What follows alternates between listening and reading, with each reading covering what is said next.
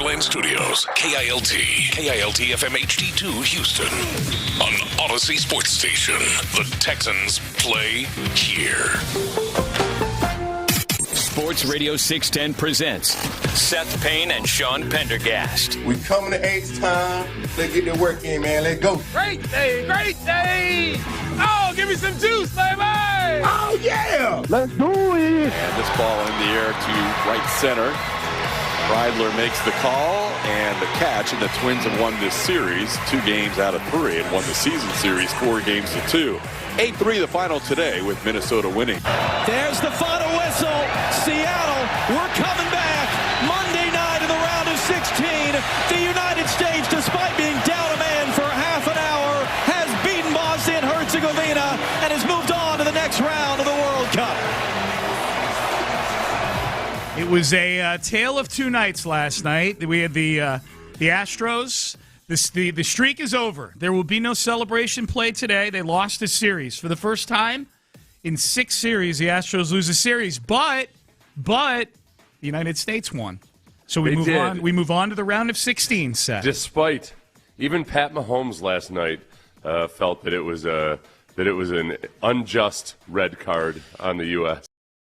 It's just because the punishment is just so severe. This is like the extreme version of now we've got all the Euros saying Americans just do not understand soccer. Yeah, a little bit. But it is honestly the red card and being down a player like for the rest of the game, just having a power play against you.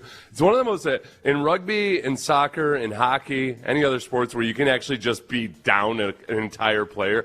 It does make me feel like American football is a little bit soft. Well, God, if you went out there with 10 defensive guys on the field for every single snap, you just concede the game. I'm not even talking about that though. I'm talking about the fact that Balogun misses the next game.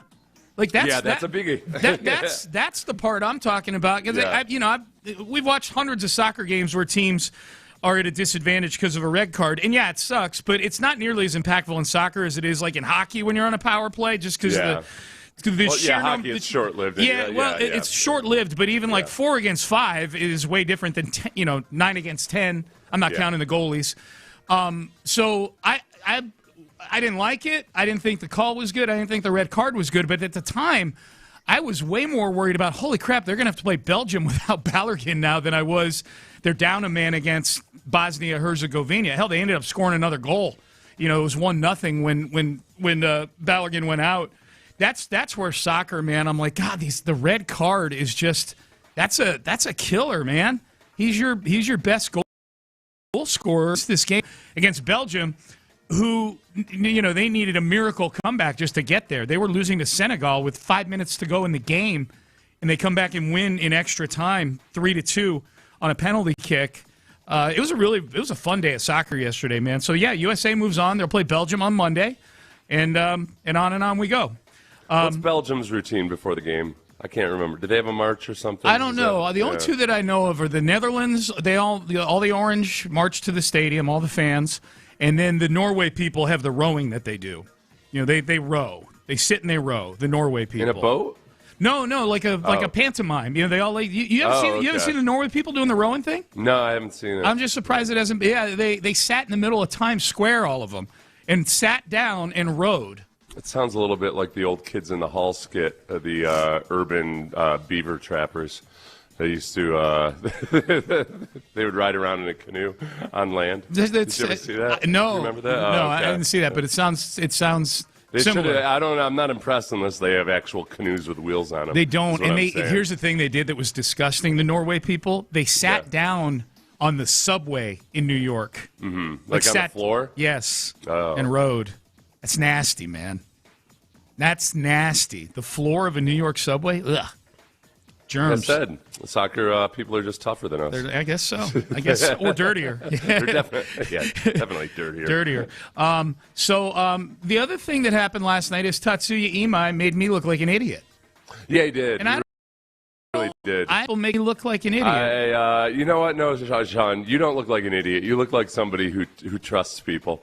And that's why you're Those so people petty. are idiots sometimes. That's why you're so petty sometimes. Yeah. It's because you get embarrassed that you trusted Imai. For those who missed it, I have been saying for the last few days that if the Astros had to play in a wild card round 2 out of 3 series tomorrow, that Hunter Brown would obviously be starting game 1. There's no argument there. Even though Hunter hasn't been like peak Hunter since he came back, there's no argument there. And then I said, looking at everybody else, Imai would go number 2 for me right now, just based on until last night, he had 5 really good performances with 1 stinker mixed in. And if you come at me and say, okay, well, there's no way it can be Imai, I'm like, well, tell me who it would be. And a lot of people said Lambert. And I think Lambert's pitching a little over his head right now, and I think we saw some of that earlier this week when he gave up the 3 home runs. Yeah. And they lost that game. Spencer Arrighetti's not pitching well at all, and it's been an extended period of time he's not pitched well. And then who else? Yeah, Burrows. Javier's not even going to be a starter when he comes back. He's going to the bullpen. You know what the pitching staff feels like right now, Sean? They feel like back in 2013 and 14. They had all these guys that were like really good AAA players, John Singleton and the like, that just then they would get up the majors and you'd realize like, oh no, these guys are quadruple A baseball players. Yeah. They do such a good job with the education and everything, with the pipeline of development and all the things they were doing back leading into the golden era that were so good. You'd get the absolute most out of these guys when they were in AAA, but then they would get to the major leagues and they're like, oh, okay, they're not really that good. And I feel like the last few years with the pitchers, we have all these guys rotating through that show you, wow, oh boy, look at this. Might be the best version we've ever seen of this guy. But at some point, it just starts to fall short. Yeah. That's what I worry about with guys like Lambert or anybody else. He's 2026 Brandon Walter. Yeah. Or Colton Gordon had a few good starts last year. Oh, who was the big one was Jason Alexander last year. Right. Jason Alexander kept the staff afloat for a while. Yeah, they give you just enough to really feel like, oh, there might be something here. Yeah. I mean, that's why Dana Brown brings in 6 guys in the offseason, and you're almost thinking like, okay, well, at least one of these guys is really going to show us something. Yeah. Plus, and then Imai. I mean, Imai, you still see, even in the midst of his bad performances, where the potential is, but he's just so damn erratic. Where now you've got, okay, Kaiwei Tung goes to the IL. When he comes back, he's going to be in the bullpen. He should be. Christian Javier comes back. He's going to be in the bullpen. Yep. Blue Ball, Christian Javier, and guys like Tung are basically just, you need as many of those guys around just in case Imai only goes 1 inning or 2 innings. They're like the Imai triage squad. Yeah. They're all on call that night, you know?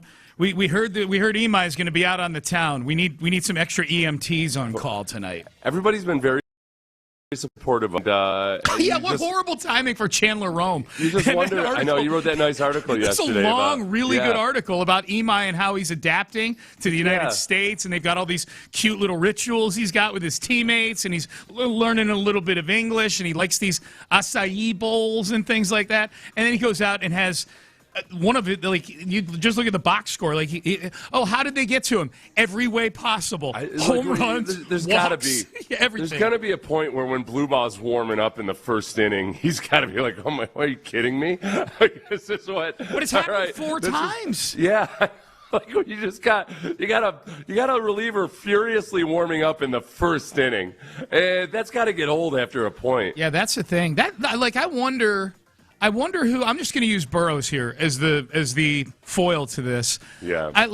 Deep down, I wonder which guy Joe Espada just likes better or feels better about when he trots out to the mound, because Burrows or Imai, because their numbers are actually pretty similar in terms of ERA. Yeah. 1-loss record. Burrows is 4-8. I don't know what Imai's actual 1-loss record is. Burrows answered the bell every time. Imai missed a month because he was getting his head right. Shoulder fatigue, Sean. No, arm fatigue, I think. Arm fatigue. Shoulder would be too specific. Whatever, yeah.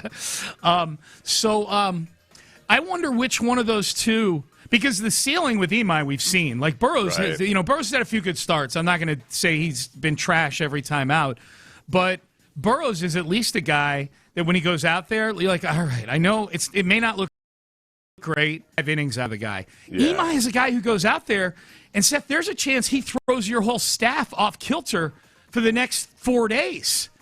When you have a starter that routinely, and it's happened, by my count, it's happened at least 4 times this year, where he hasn't made it out of the second inning. Some of them he hasn't made it out of the first inning. He hasn't. Okay, so these are the times. These are the you got the game log in front of you. These are the times when there's either a 1 or a 0 in front of his. Okay, he's in his 3rd game this year against Seattle. That was when he went for a 1/3 of an inning. Yeah. And then it was 3 games ago against the Royals that he went for 2/3 of an inning. Yep. And then this is the 3rd time that he's gone. He went 1 1/3 inning. Okay, so those are the 3 times. 3 like times. the 3 absolute disastrous. Disasters. And the first, you know what you're thinking of? His first ever, he went 2 2/3. Oh, the relative marathon for him. That's okay. Yeah, I think I was at that game. First game against the Angels. I was at that game. Yep. Yeah. So yeah, that's the problem. I mean, obviously it's a problem that you're losing these games. Except that Royals game, they actually won because he got knocked out in the first inning of a game where the team got him 9 runs in the first inning. But even in a game that you win, the point I'm about to make is valid in that game, which is you now affect the next 2 or 3 games because certain relievers aren't going to be available. You know, certain relievers are going to empty the tank just to finish that game that you're in, that he got shelled in. It's almost like you didn't have a bad opener. You know? Exactly. You couldn't even come out and give you a good opener effort. Right. Maybe if they had told him, hey, we're only expecting you to go 1 inning, then he could really. I don't know, man. Real quick, Seth. Someone just said this, and this is actually a really good point.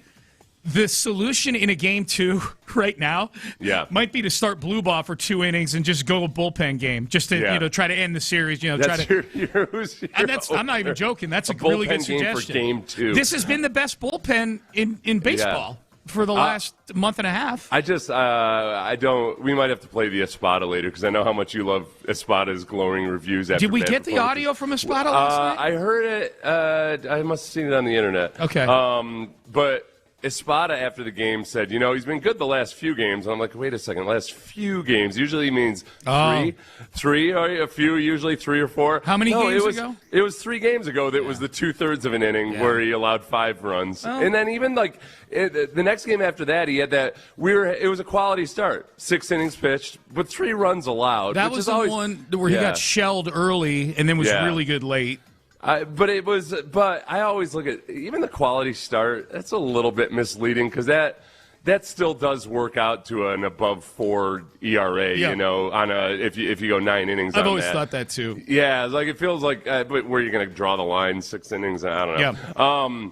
So no, it hasn't been really all that impressive for the last few starts. He was impressive in his last start. And only 3 starts ago that he went 2/3 of an inning. Well, it was good enough for me to say I'd start the guy in game 2 of a playoff series, and now I look like a dunce. Yeah, because you believe, Sean. You believe.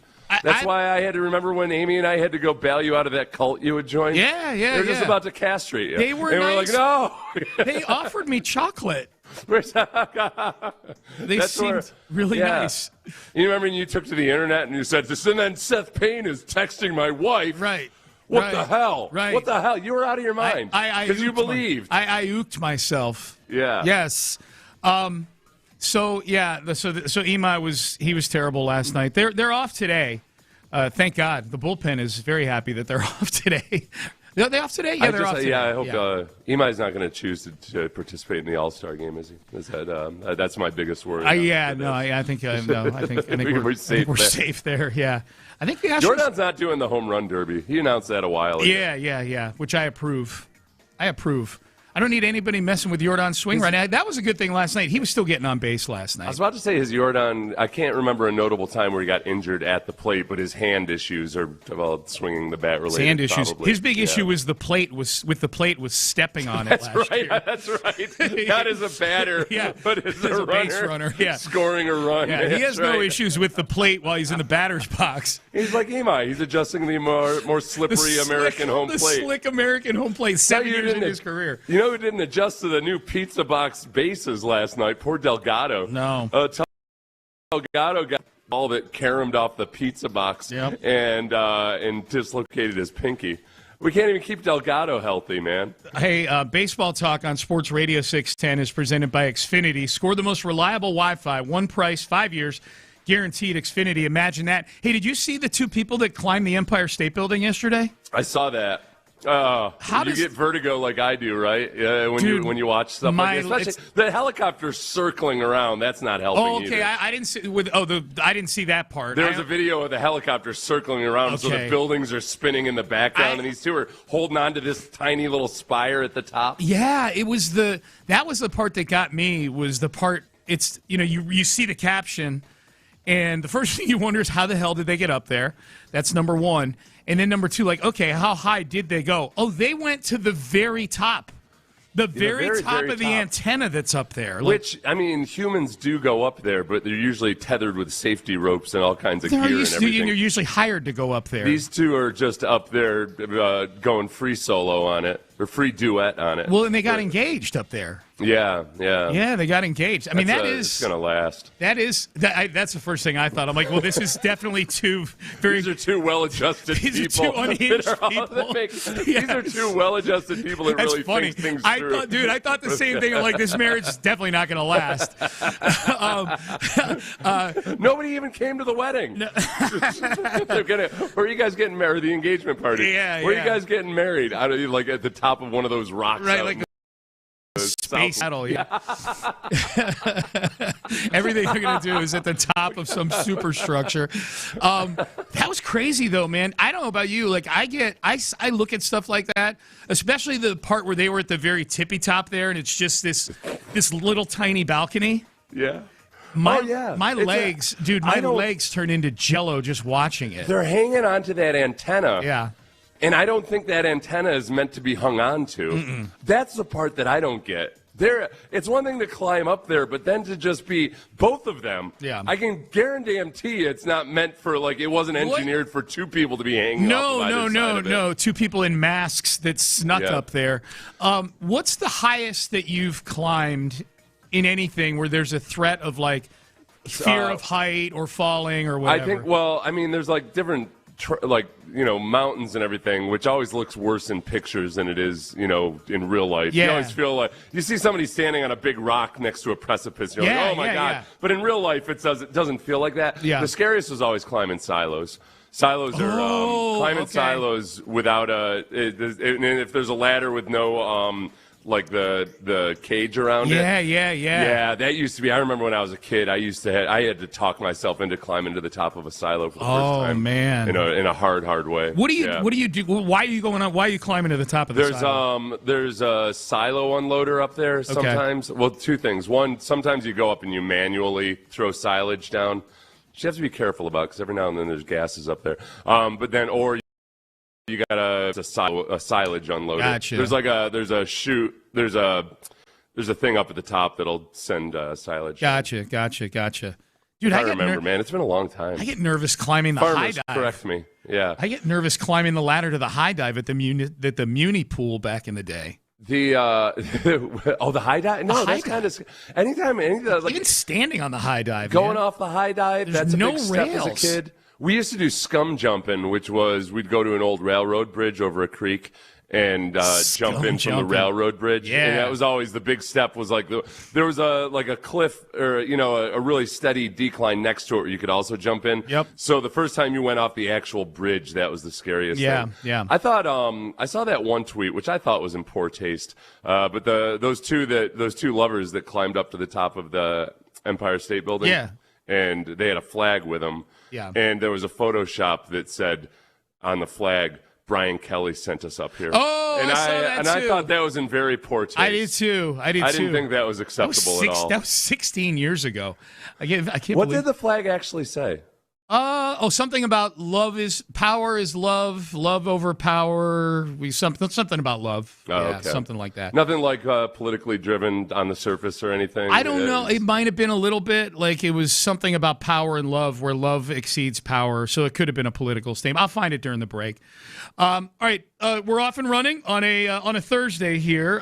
Payne and Pendergast. Hey, David Montgomery, Texans running back, was on James Harrison's podcast. Really like David Montgomery, and he hasn't even taken a snap in the regular season yet for the Texans. What's it like working for D'Amico Ryans compared to where he came from, which was Dan Campbell? And also David Montgomery on the big topic this offseason, C.J. Stroud. We've got that coming up for you next. But I can tell you right now, if you want to feel like you're at the top of the Empire State Building in the bedroom,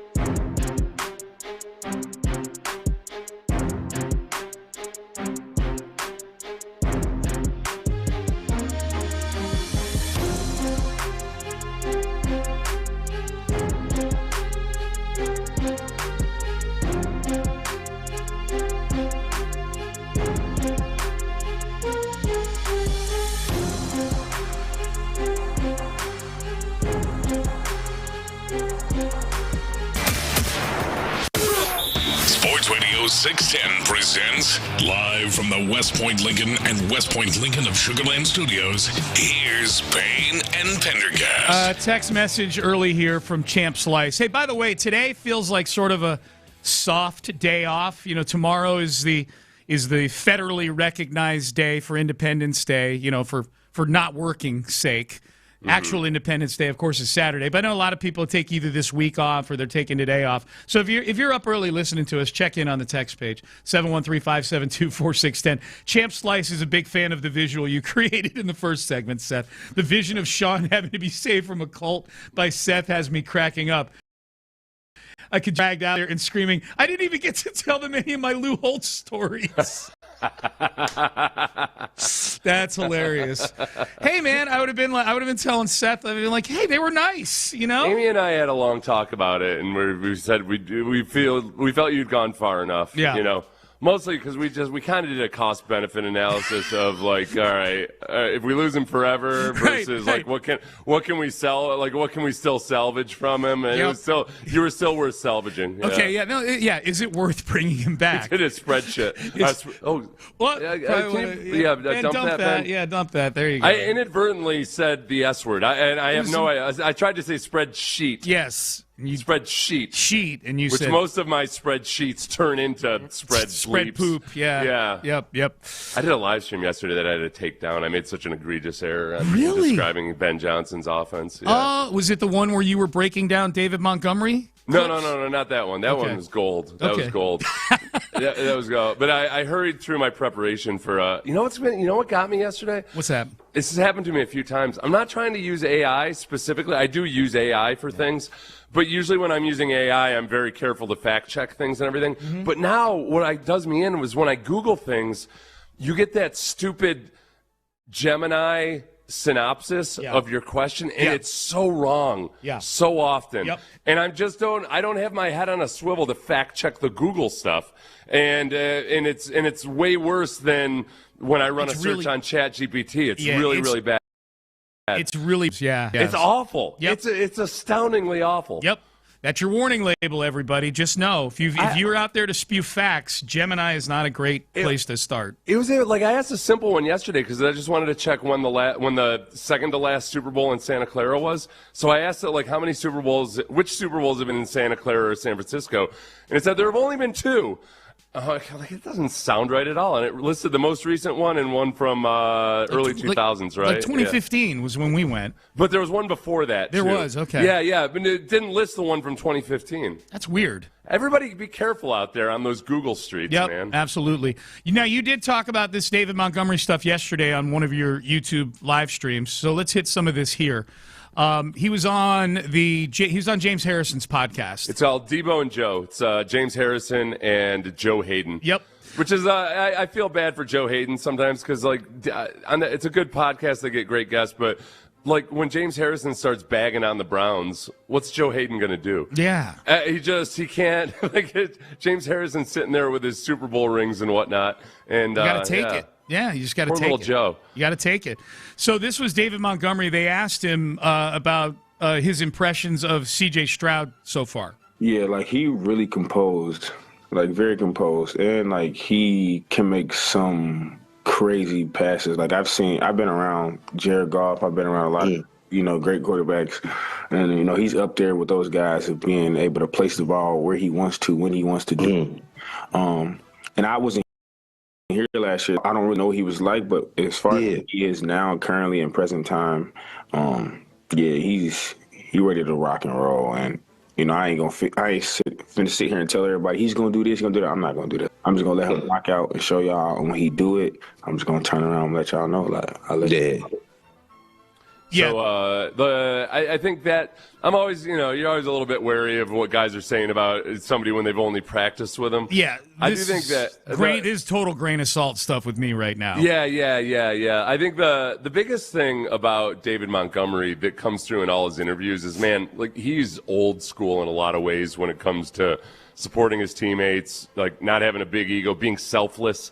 It's really cool to hear skill position players harping on being selfless, because so many things about the offense in the last couple of years we know they haven't kept pace with the defense, and not just with performance on the field, but in the way they operate. Montgomery, by virtue of just his reputation and the way he plays and practices, by the things he's saying since he's gotten here, but then also every time I either tweet or do a live stream about David Montgomery, I'm amazed by how many Lions fans are in my mentions. I like hearing that. Talking about how much they love David Montgomery, what a solid citizen he is. He's a literal Eagle Scout, I believe. He's really? Yes. At least a couple Lions fans have told me that, and I'm not going to fact check it with Gemini. I'll tell you that much. But whether you're saying it metaphorically or not, he's just kind of everything that you want in terms of the way an athlete operates on a team. It seems like people in Detroit just love him for all the, and there's no level of, let's play the next bit of audio. Yeah. They asked him about working with D'Amico, and he puts his head down, kind of in amazement of how lucky he is for this scenario. I went from going to a guy like Dan Campbell, going straight over to Coach Ryan's. Come on, bro. Literally. Go, bro, I played with D'Amico too. I was in OTAs with him for a month, and I'm like, oh yeah, he the real deal. And I see all of the similar things that I seen my first year in Detroit. I'm like, this gonna be so fun. It'll be fun. Yeah, so Dan Campbell, I guess if you're listening to that initially, it might sound like a negative on Dan Campbell, but he brings it together at the end. You love guys that buy in, and there is honestly, there's some guys, good players, that for whatever reason, like a guy like Dan Campbell or D'Amico Ryans, they don't necessarily buy in as quickly or as easily. And it doesn't mean they're bad players or anything, but they're not a good fit for the culture. So you love every time David Montgomery has talked about it since he got here. It's just he's all in on D'Amico Ryans and the way he operates. He was all in on Dan Campbell and the way he operates. And I don't know if you could all of the better players that have been on the Texans offense the last few years. Yep. David Montgomery, do you trust ChatGPT more than you do Gemini, Seth? Yeah. According to ChatGPT, David Montgomery, actual Eagle Scout. Yeah, I felt like I knew that at one point and then forgot it. 2014, he earned it with Troop 772 in the Cincinnati area. I could never get over. Well, I've told you about my objection to my scouting experience was that we never went camping. It was the only reason I signed up. Okay. I'm like, all right, that's hilarious. When are we going to get out in the woods here? I'm doing this Boxwood Derby or whatever and everything. I was going to Pinewood Derby. Yeah. I was going to ask Tiny you. Boxwoods. I was going to ask you. Good spot. I was going to ask you if you'd ever been in. I was in Cub Scouts. I was in Webelos, which is like the in-between. Yeah. And then I think I did a year of Boy Scouts. It's funny you say we never went camping. Yeah. Camping was the end of it for me. I know. You don't like bugs. I'm a creature of comfort, man. Well, no, you know what it was? They had like 2 or 3. It's not like we went camping every week. There were like 2 or 3 times a year. Call it 2 times a year you went camping. The problem was one of them was the Klondike, they called it. And it was in February. In Connecticut. Really? Oh, wow. Yeah, like you're camping you're camping in the snow. It sucked. You learned some real survival skills there. It was terrible. Wrapped up in a space blanket. You don't have to worry about bugs. That's the nice thing about winter camping. I had to worry about dying. There's nothing like being too hot and sweaty when it's also 5 degrees out. I don't know how this is going to end. Yeah. I'm sweating my butt off. That's hilarious. That's so funny. That was one of the many conversations that Amy and I have had about you when we get together and talk about your future. The one time that we were sitting outside that taco place and you'd gone inside to get drinks. Yeah. And Amy and I were sitting outside and Amy looked up and she said, is that a fly? There's like a fly on the umbrella. And I was like, yeah, I think so. She's like, Sean's not going to like that. We better go inside. It's true. I'm a creature of comfort, man. That's when we decided that we probably shouldn't try to push you towards getting your master's in etymology. No, yeah. no, definitely not. Definitely not. Yeah, according to ChatGPT, He started David Montgomery in Cub Scouts, stuck with it all the way through. He's now an official ambassador for Scouting America. Isn't the headquarters for the Boy Scouts, or at least the Houston headquarters, right there on the North Loop, right? You know, when you're going up past the gallery and you turn right, or when you make the big right turn, it's sitting right up there. I can't remember that. I think street. you're right, and I think the Girl Scouts is right near the station here because I drive by it on the feeder road every day coming to the studio. So yeah. Yeah, I go through their dumpsters a lot. That's cookies, you know. Oh yeah, it's good cheap eating right there. Absolutely. There's a lot of people there that look like they need it more than me, but like, who's to say? Right. So I bully them aside. Don't want them getting diabetes. So, You're saving them from diabetes. Yeah. All right, Payne and Pendergast with you. We'll play some more David Montgomery a little bit later. I love hearing those two. So the D'Amico Ryans one, I just love how universally liked D'Amico Ryan seems to be. You could hear James Harrison reacting to it there with Montgomery talking about it. Okay, headlines. We've got World Cup to get to. We've got Astros to get to. We've got a trade in the NBA. I think all the names are off the board now if you're looking mayhem in the NBA for an impact trade. Oh, this Check trade. on your Boston friends. Yes, big time. We'll get to that in headlines coming up next. But I want to tell you guys here early about Houston.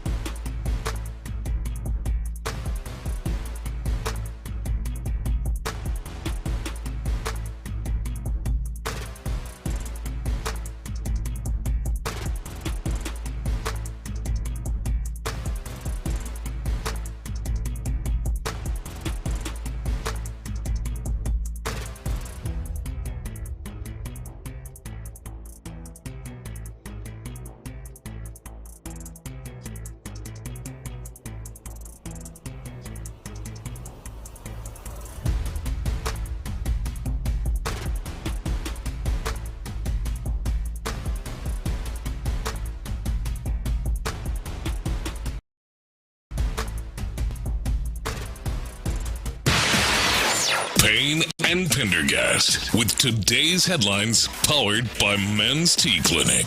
There's the final whistle. Seattle, we're coming back. Monday night in the round of 16. The United States, despite being down a man for half an hour, has beaten Bosnia and Herzegovina and has moved on to the next round of the World Cup. All right, headlines brought to you by the Men's Tea Clinic. We will start with the good news. You just heard it right there, courtesy of Fox. USA wins 2-0 over Bosnia-Herzegovina last night. They had to play the last roughly 25 or 30 minutes down a man because Flo Balogun ejected from the game with a red card for what was deemed by the referee, I guess, sort of a violent play on the ball where he stepped on the guy's the Achilles and heel. That's I'm not. I'm with you. I'm not going to step in and act like I'm an expert on red cards or anything. And yet at the same time, it does just seem ridiculously punitive that you get suspended for the next game. For the next game, yeah. That was something that it wasn't. I don't know. Like I wouldn't in basketball or something. I wouldn't call that a flagrant or anything. Like it was an unfortunate situation. I do too. Yeah, I don't think there was any intent to hurt the guy. You know, he did step on his ankle. Like the replay of just the injury itself is ugly, just because the guy's ankle turns. But I don't think there was intent with it to do that. So, but it is what it is, and here we are. And the United States will play Belgium on Monday, on the 6th of July, 16, which I think, given what the potential feels like for this U.S. team, not that they're one of the favorites, but this is probably the best team that they've had, the best chance they've had maybe to make a run past the round of 16, the United States, get to the quarterfinals, maybe make a little noise. It's a huge game on Monday for the United States and for soccer here in the United States. Yeah, that'll and look, it's there's just one more obstacle added to it. Yep. So yeah, make for a better story. The Astros, here was what some of last night sounded like.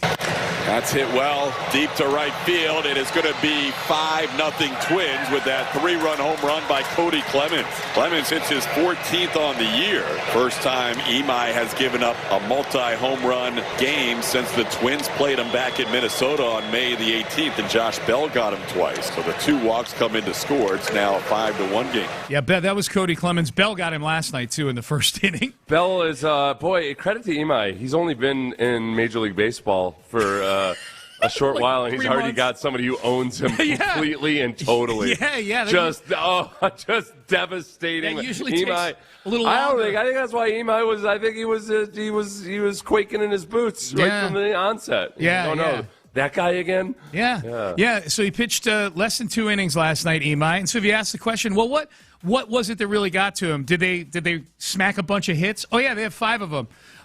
Did he walk a lot of guys? Oh yeah, 4 of them. Did he give up any home runs? 2 in an inning and a third. A lot of action on that slider, though. Yeah, he'll always have action on the slider. He'll always. The computer can't even tell you what pitch he pitched when he let up that home run. Yeah, man. Isn't it amazing? Yep. Wow.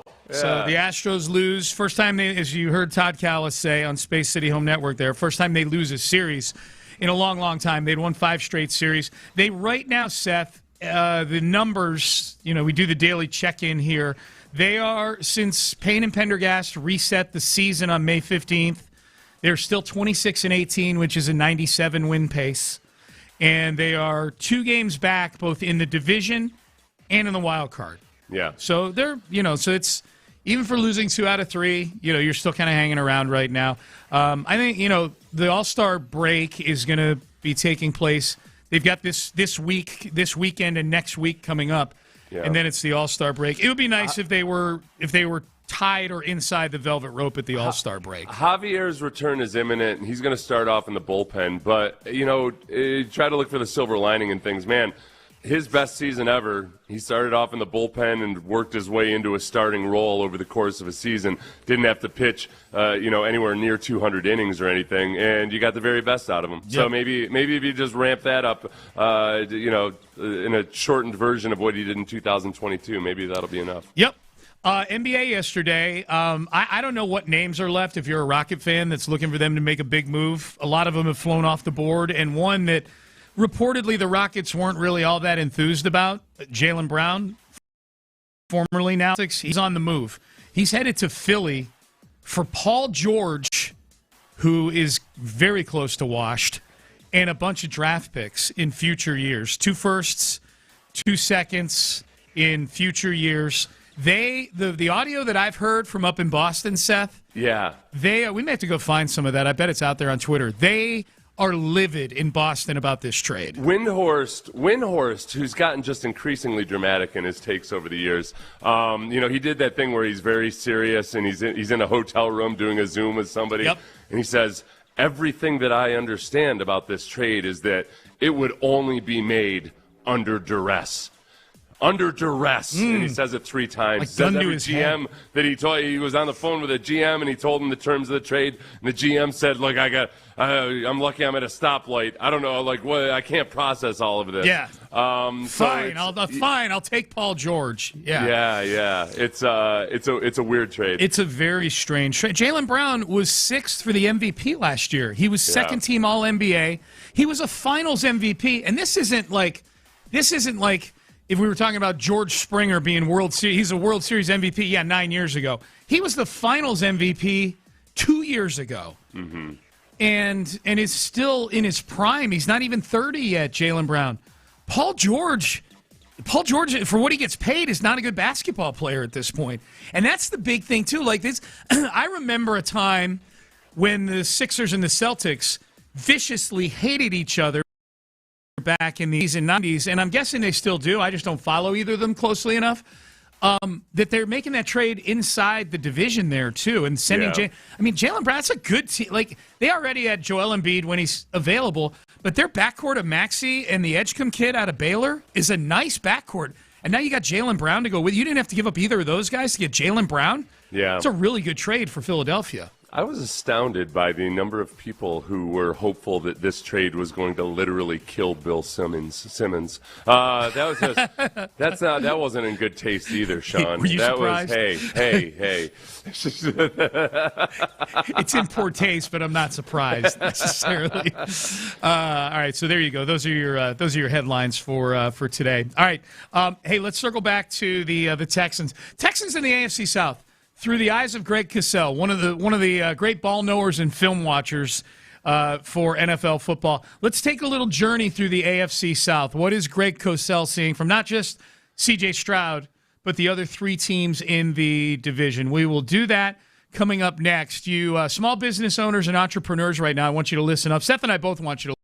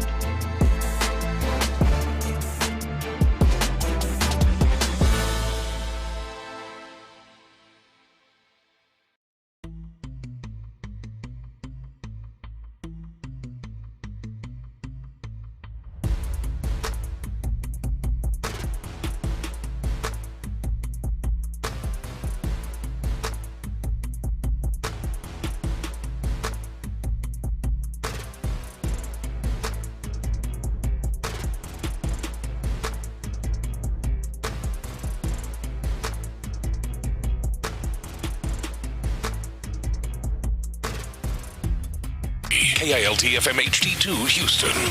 On Odyssey Sports Station, the Texans play here. Sports Radio 610 presents Payne and Pendergast. All right, into the 7 o'clock hour we go, Payne and Pendergast. We got talking about the Boy Scouts in the first hour because David Montgomery, I did not know this until you brought it up, was an Eagle Scout and is an ambassador for Scouting America. I feel like Eagle Scout probably throws you way up at D'Amico Ryan's big board, you know? Yeah. Not a lot of guys stick through all the way to do that. Well, and especially, when you're a really good football player, sometimes you get pushed along through the school system. Right. Because they need you out there on the field. Yep. The Eagle Scouts, they don't push you along just because you're a good football player. Got to earn it. They're not going to be like, they're going to be like, okay, sure. Yeah. That's not a sailor's knot, and the boat would have come unmoored and people would have died. No. But you rushed for 1,500 yards, so here you go. Yeah, no, you got to earn it. That's why I quit. Yeah. But it's funny. I was joking. I quit as soon as we had to go on campouts where the temperatures were below like 15 degrees. I'm like, nah, I'm out. See, I wish I would have been in your Boy Scout troop. They sounded like they were doing it the right way. That was my guys seemed like terrified of the outdoors. Yeah, when you said before that you dropped out of the Scouts because there wasn't enough camping. Yeah. I actually dropped out because there was too much camping. I'm like, no, I need running water. This text right here. My son was in Boy Scouts, and he was done when they said we're going to dig a hole to use the bathroom. Amen, brother. Amen. Was he cool with just pooping on the flat ground? Or was it the actual pooping into a hole that bothered him? I think it was the being outdoors and pooping thing, just... You got to ask these questions, though. You can't just assume. That's true. All right, we'll get to more of your text, 713-572-4610. Greg Cosell, was this from his hits with Ross? Yeah, this is on the Ross Tucker Football Podcast. Okay. And Greg Cosell, who, that's his thing, is he watches film, and he watches it with a very educated eye. So I like his take on some of these things. And they started off when they're going through the AFC South preview, and Ross just flat out kind of asked the open question, like, hey, Texans, go. And Cosell had this to say as he's reflecting on C.J. Stroud during this offseason. C.J. Stroud, the last couple of years, has been up and down. Now, keep in mind, his first year in the league, he was in a Kyle Shanahan-type offense with Bobby Slowick. Now, in that offense, the quarterback has nothing to do with calling protections. And then they got off to a slow start his second year, and they fired Slowick, and they made a fairly significant change in approach, which has now continued, and they went more with a New England Patriots style of offense. And in the New England style of offense, the quarterback is responsible for setting protections. That's a major, major adjustment for a quarterback. It adds to the mental part of playing the position. And I've met C.J. Stroud. He's a very intelligent young man. But when you have to make that change, and it's a process. And he'll get better and better at it. But I think it slowed down just his whole processing. And I think there were times where I thought he was indecisive playing the position, and therefore was not as anticipatory as we saw him in his rookie season. Okay, so that was just so I'm keeping track, because he talked about slowed down. That was a bad version of slowed down. A bad version of slowed down. Yeah, sometimes he says sped up and slowed down. Almost synonymously. Yeah. Which feels like, but I think that one thing is that like everything that he said, we've heard before, we've talked about before. It's always nice to hear somebody else say it. But the big thing about it is that it's one of those things where it's an explanation, but that's also not a guarantee that it will happen and that he will adapt to the offense. I think the part there where he talked about, that he's met C.J. Stroud, he's a very intelligent young man. That's reflected by what a lot of other people have said who have sat down and watched film with C.J. Stroud. But there's knowing it on the whiteboard and then doing it in person, and just a lot of it just flat out takes reps. And that's the part where, if you're on the side of like, okay, well, CJ just needed some time in the system, then yeah, you should stay on with that line of thinking. There's reasons for you to think that it should be better this year, but I also do understand that people will say, like, yeah, look, lots of quarterbacks have tried this and they've continued to struggle with it as they get into their second or third year of the system. It's not a slam dunk guarantee that just because you've got time in the system, you're going to get good at it. How much did it exacerbate things, do you think, that in combination last year with CJ being in this system for the first time, and it's not easy, as Greg Cosell just outlined, that you also had a guy who was an offensive coordinator for the first time teaching the system. Right. Well, and that's and that was actually one of my live stream listeners corrected me on this yesterday, and I'm glad he did. It was because, Drake May's done a really good job with Josh McDaniels up in New England, but one thing that Josh McDaniels did also with Drake May is he did this with Mac Jones. He knows exactly what they handle and incorporate elements of the things they did in college, and that's Josh McDaniels having a whole bunch of experience working with various quarterbacks through the years. You can say whatever you want about Josh McDaniels as a head coach. He's been a disaster, but as an offensive coordinator and as a guy who works with quarterbacks, it's not just Tom Brady that he's worked with and done a good job. And I think that's would it have looked better with Josh McDaniels as the offensive coordinator last year? I'd have a hard time arguing that it wouldn't, just because he's done it time and time and time again, and he's had a lot of experience doing it. So with Caley, I think that was part of the learning curve. Yep. And then what's getting brought up quite a bit this offseason with C.J. Stroud is the lack of a running game. That he's not just last year. That's been a theme for the entire time that C.J.'s been in the NFL. Including when Joe Mixon was here, it just wasn't It wasn't consistent. Yeah. It came in fits and starts, but the overall success rate of their run game was really bad. And it's hard for a quarterback to work with that. Yep. Here's Greg Cosell on that very topic. They could not run the ball. Now, it's always easy to say, well, Stroud's not been great because the run game's bad. And obviously there is a correlation. I'm not going to sit here and say there's no correlation. But they brought in David Montgomery, and they revamped their entire offensive line. They're going to have 3 or 4 new starters. Okay, they brought in Braden Smith to play right tackle, Wyatt Teller, who for a couple of years there in Cleveland was as good a left guard as there was in the league, particularly in the gap scheme run game as a puller. Keelan Rutledge, who played guard, the rookie out of Georgia Tech, he'll probably play center. So they're brand new offensive line, and ideally at least a serviceable run game. And David Montgomery is one of those backs. He's it's so funny. People always talk about backs being special and all that. But you know what? You don't have to have a special back to have a consistent, sustaining run game.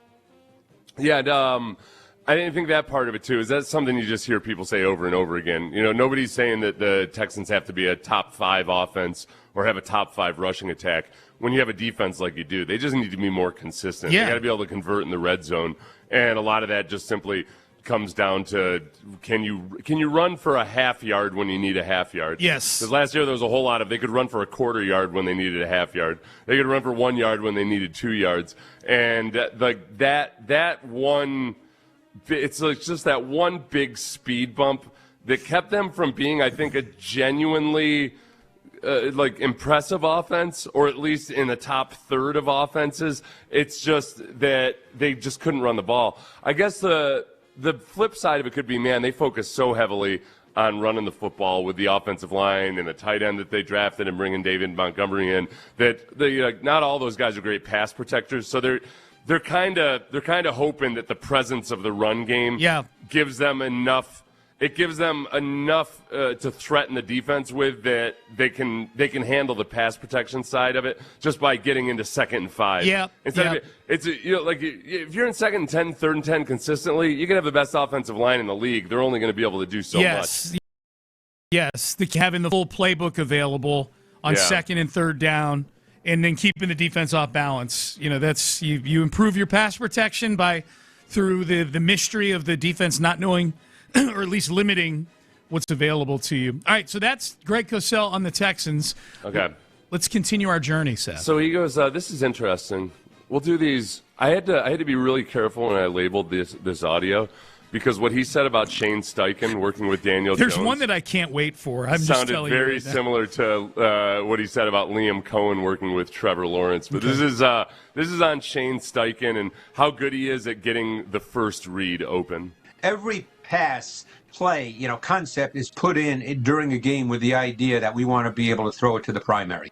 Obviously it doesn't always work out like that, but sometimes when you see some coaches and some teams, it just looks like that's the way it plays out.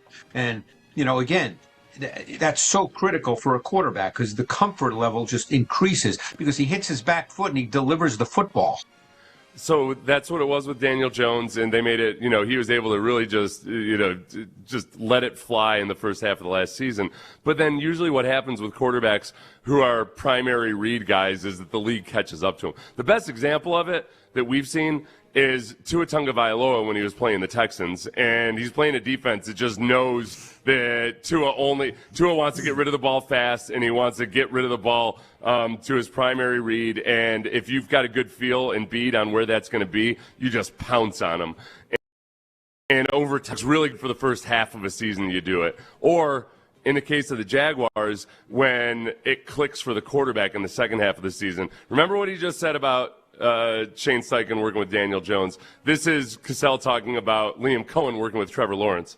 Liam Cohen got Trevor Lawrence. He became, a primary read operator a year ago and looked more comfortable than he ever has. Particularly, as he got later in the season when he got more and more comfortable within the offense. It's just a great example of that. Yeah. So remember, you know what Greg forgot? When Doug Peterson in the second half of his season got Trevor Lawrence really comfortable with his offense. Yeah. And it looked like, wow, Trevor Lawrence is finally delivering on all of those lofty things people said about him coming out of college. This feels very similar. It feels very similar to that. The difference, though, with the Jaguars this year compared to previous years is that they've decided that, look, they won the AFC South. Yeah. Why tinker with a good thing? Yeah, if it ain't broke, don't fix it. All 11, all 22 of their starters on the depth chart right now are returning starters. Okay. They, they let go of Travis Etienne because apparently they just love tooting all that much. And they let go of Devin Lloyd on the defensive side of the ball, but they're just going to run it back. They're not even running it back. They're saying running it back minus a couple of guys and our draft class. So Greg Cassell is never one to throw shade on people. No, he's not. Tell me if this is a little bit of a passive-aggressive throwing of shade. This is when asked about that strategy of just running it back. Okay. Look, I'm not one of those people, and you know me, want to rip teams. Like they know more about their players than you and I do. So, at this time of year, I'm going to assume that they know, and they're going to get the benefit of the doubt. Yeah, James Gladstone's getting the benefit of the doubt until he doesn't. By saying that I don't normally rip guys, you're I feel like it's like you'd like to rip him for this. Yeah. Like you basically what you're doing, Greg Cosell. It's a brilliant move because he still maintains his reputation of being a nice guy. Yeah. But by even acknowledging that the potential ripping of somebody for someone like that is like ripping them. Right. Yeah. That is shade. You asked me the question. Eyebrow raiser. You asked me the question. Yes, that is shade. We all love, seeing somebody that thinks they're smarter than everybody else get their comeuppance. The problem is that sometimes they don't get their comeuppance. Sometimes they genuinely were smarter than everybody else. So you got to be careful about saying, "Oh yeah, this guy thinks he's going to reinvent the wheel," because every now and then they actually do reinvent the wheel. What are the odds that Gladstone is the smartest guy in the room?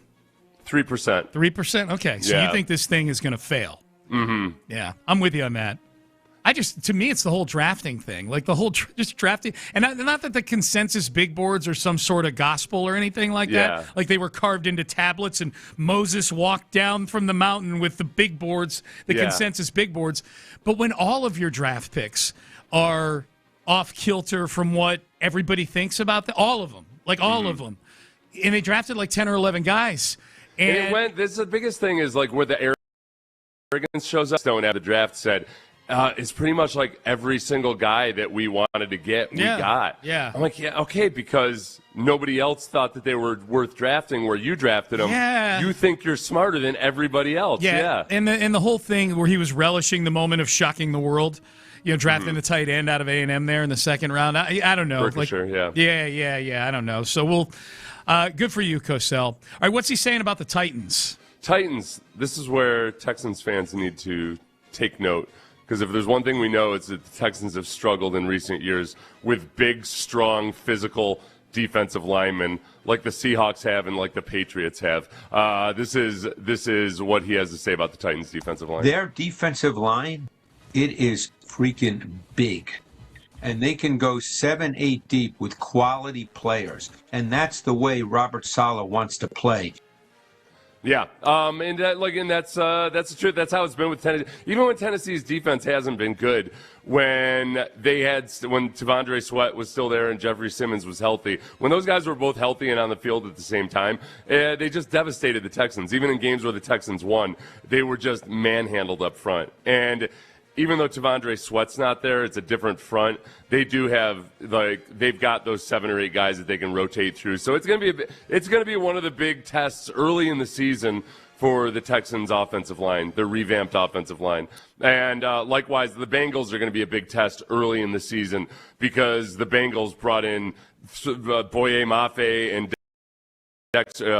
multiple guys on their defensive line. Yeah, the Texans struggled offensively against the Titans last year before Saleh even got there. Right, and even when they weren't a good defense, that was good. I remember I used to when I would do previews for those games, people would say, Seth, what the hell are you talking about? The Titans are the 28th ranked run defense or whatever. I'm watch this upcoming game and tell me how well they handle those defensive tackles. No. Styles make fights sometimes, man. That was the thing. The one thing I've noticed is I started doing my way too early previews and trying to study up on each of the Texans' opponents is that they face a slew of teams that had horrendous defenses last year who also spent very aggressively on trying to fix those defenses. Yeah. And just by EPA, I think the Titans, the Bengals, and the Cowboys were all in bottom 5. And all of those teams have at least 5 new starters. Some of them, I think the Cowboys have 6 new starters on defense. And they play all of those teams in the first 5 weeks of the season. Yeah, they play the Bengals in week 2, Cowboys in week 4, Titans on the road in week 5. And also, and I'm not saying that to say they're going to be awesome defenses because they spent heavily. No, it's going to be fun to watch to see which ones actually work out and which don't and which are improved. The Giants, I would add to that, they weren't as bad defensively, but they have 6 new starters on their defense. Okay. So there's our trip through the AFC South. How you feeling right now about the division here on July the 2nd? I feel pretty good. It all goes back to everything we've talked all offseason. But I feel like the Colts, I think they're set up for a quote-unquote fall. I think they're going to finish in last place in the division. Right, because it's not like they finished with an awesome season. They lost their quarterback midway through the season, but I don't think it's going to be anything like what it looked like in the first half of last season. Yeah. But I think the Jaguars will still be a good team. I just don't – I think it's going to be tough for them to match their record from last year. Yeah, I just think and the Texans, to your point with the Jags, okay, what did you do this offseason to get better? I think the Texans made a ton of moves to get better. They made a move to improve safety. They made moves to improve the few glitches they had on defense. On offense, as Cosell pointed out, they essentially they tore the offensive line down to the studs. Ariante Ursary is the only one that's left that's kind of guaranteed a spot right now. Other than that, the other 4 spots are probably Ed Ingram's not. And Ed Ingram. Yep, you're right. Yeah. No. So 2 of them. You're absolutely right. But yeah. So that's still 60% of the offensive line because I think in their heart of hearts, I don't think they want Jake Andrews to be the starting center. I think they want Keelan Rutledge. Unless, you know what? I don't know. I would frame it differently in that I think that if Jake Andrews proves that, wow, look he took a great leap forward, they're cool with him starting if he beats out Keelan Rutledge. Yeah. They're not going to turn their nose down at it. But they also hope that Keelan Rutledge is going to be a formidable force. Yeah. I think the biggest difference between this year and the last couple of years is that you've got bona fide starters for those spots. They're competing with other bona fide starters. Yep. And or a first round draft pick. Yep. And it's a more legitimately competitive situation where sometimes in the past couple years it's either been, all right, a guy who's sucked his whole career is written in pen as the starter on the depth chart, or it's a competition between 2 guys that would be backups on a lot of other teams to be the starter. It just doesn't feel that way this year. It's definitely a deeper room. I actually feel okay about the backups right now if the depth chart played out the way that we think it's going to. And that's not been the case the last few years. Text messages, 713-572-4610. We're getting a lot of texts on the Astros and that Jaylen Brown trade. We'll just, as long as we're on football here, a couple football texts. I think the Jags are more likely to win 9 or 10 games than winning 13 again. Yeah, I'm with you. They're not winning 13 games again. they got worse, in my opinion, this offseason. I don't think they got better. And I don't think that – I think they're reading way too much into that second half surge on offense, and that they kind of forgot that, hey, we couldn't actually run the ball even though they were passing the ball really well. And that, all right, teams are going to look at you, and they figured out exactly what you can and cannot do with Trevor Lawrence. And I think people still look at Trevor Lawrence as a first-read quarterback, like other defenders have said about Trevor Lawrence in the past. Yeah. And that this will be a real big test for Liam Cohen this year. Text message: Texans would be. I agree with this text message. To be fools to start the season with the running back room they have right now. Sign Najee Harris now because Montgomery has not carried a, quote, full-time load, and Marks should stay third down and change of pace. He, being Najee Harris, won't cost more than $2 to $3 million. I am with this texter in that if something were to happen to David Montgomery, we're right back to where we were the second half of last season. We are. I mean, Najee Harris is coming off an Achilles tendon tear. Which was early last year, or am I? I don't remember the time. It was last year for sure. Yeah. I when I say I agree with it, not necessarily the Najee Harris part, but I do think a veteran running back in that room. Yeah. That is trustworthy. That and I don't know what names are out there right now. As of March, he's been doing straight line sprinting on a treadmill. So well, you do that as a running back sometimes. That's good news. Yeah. I but do.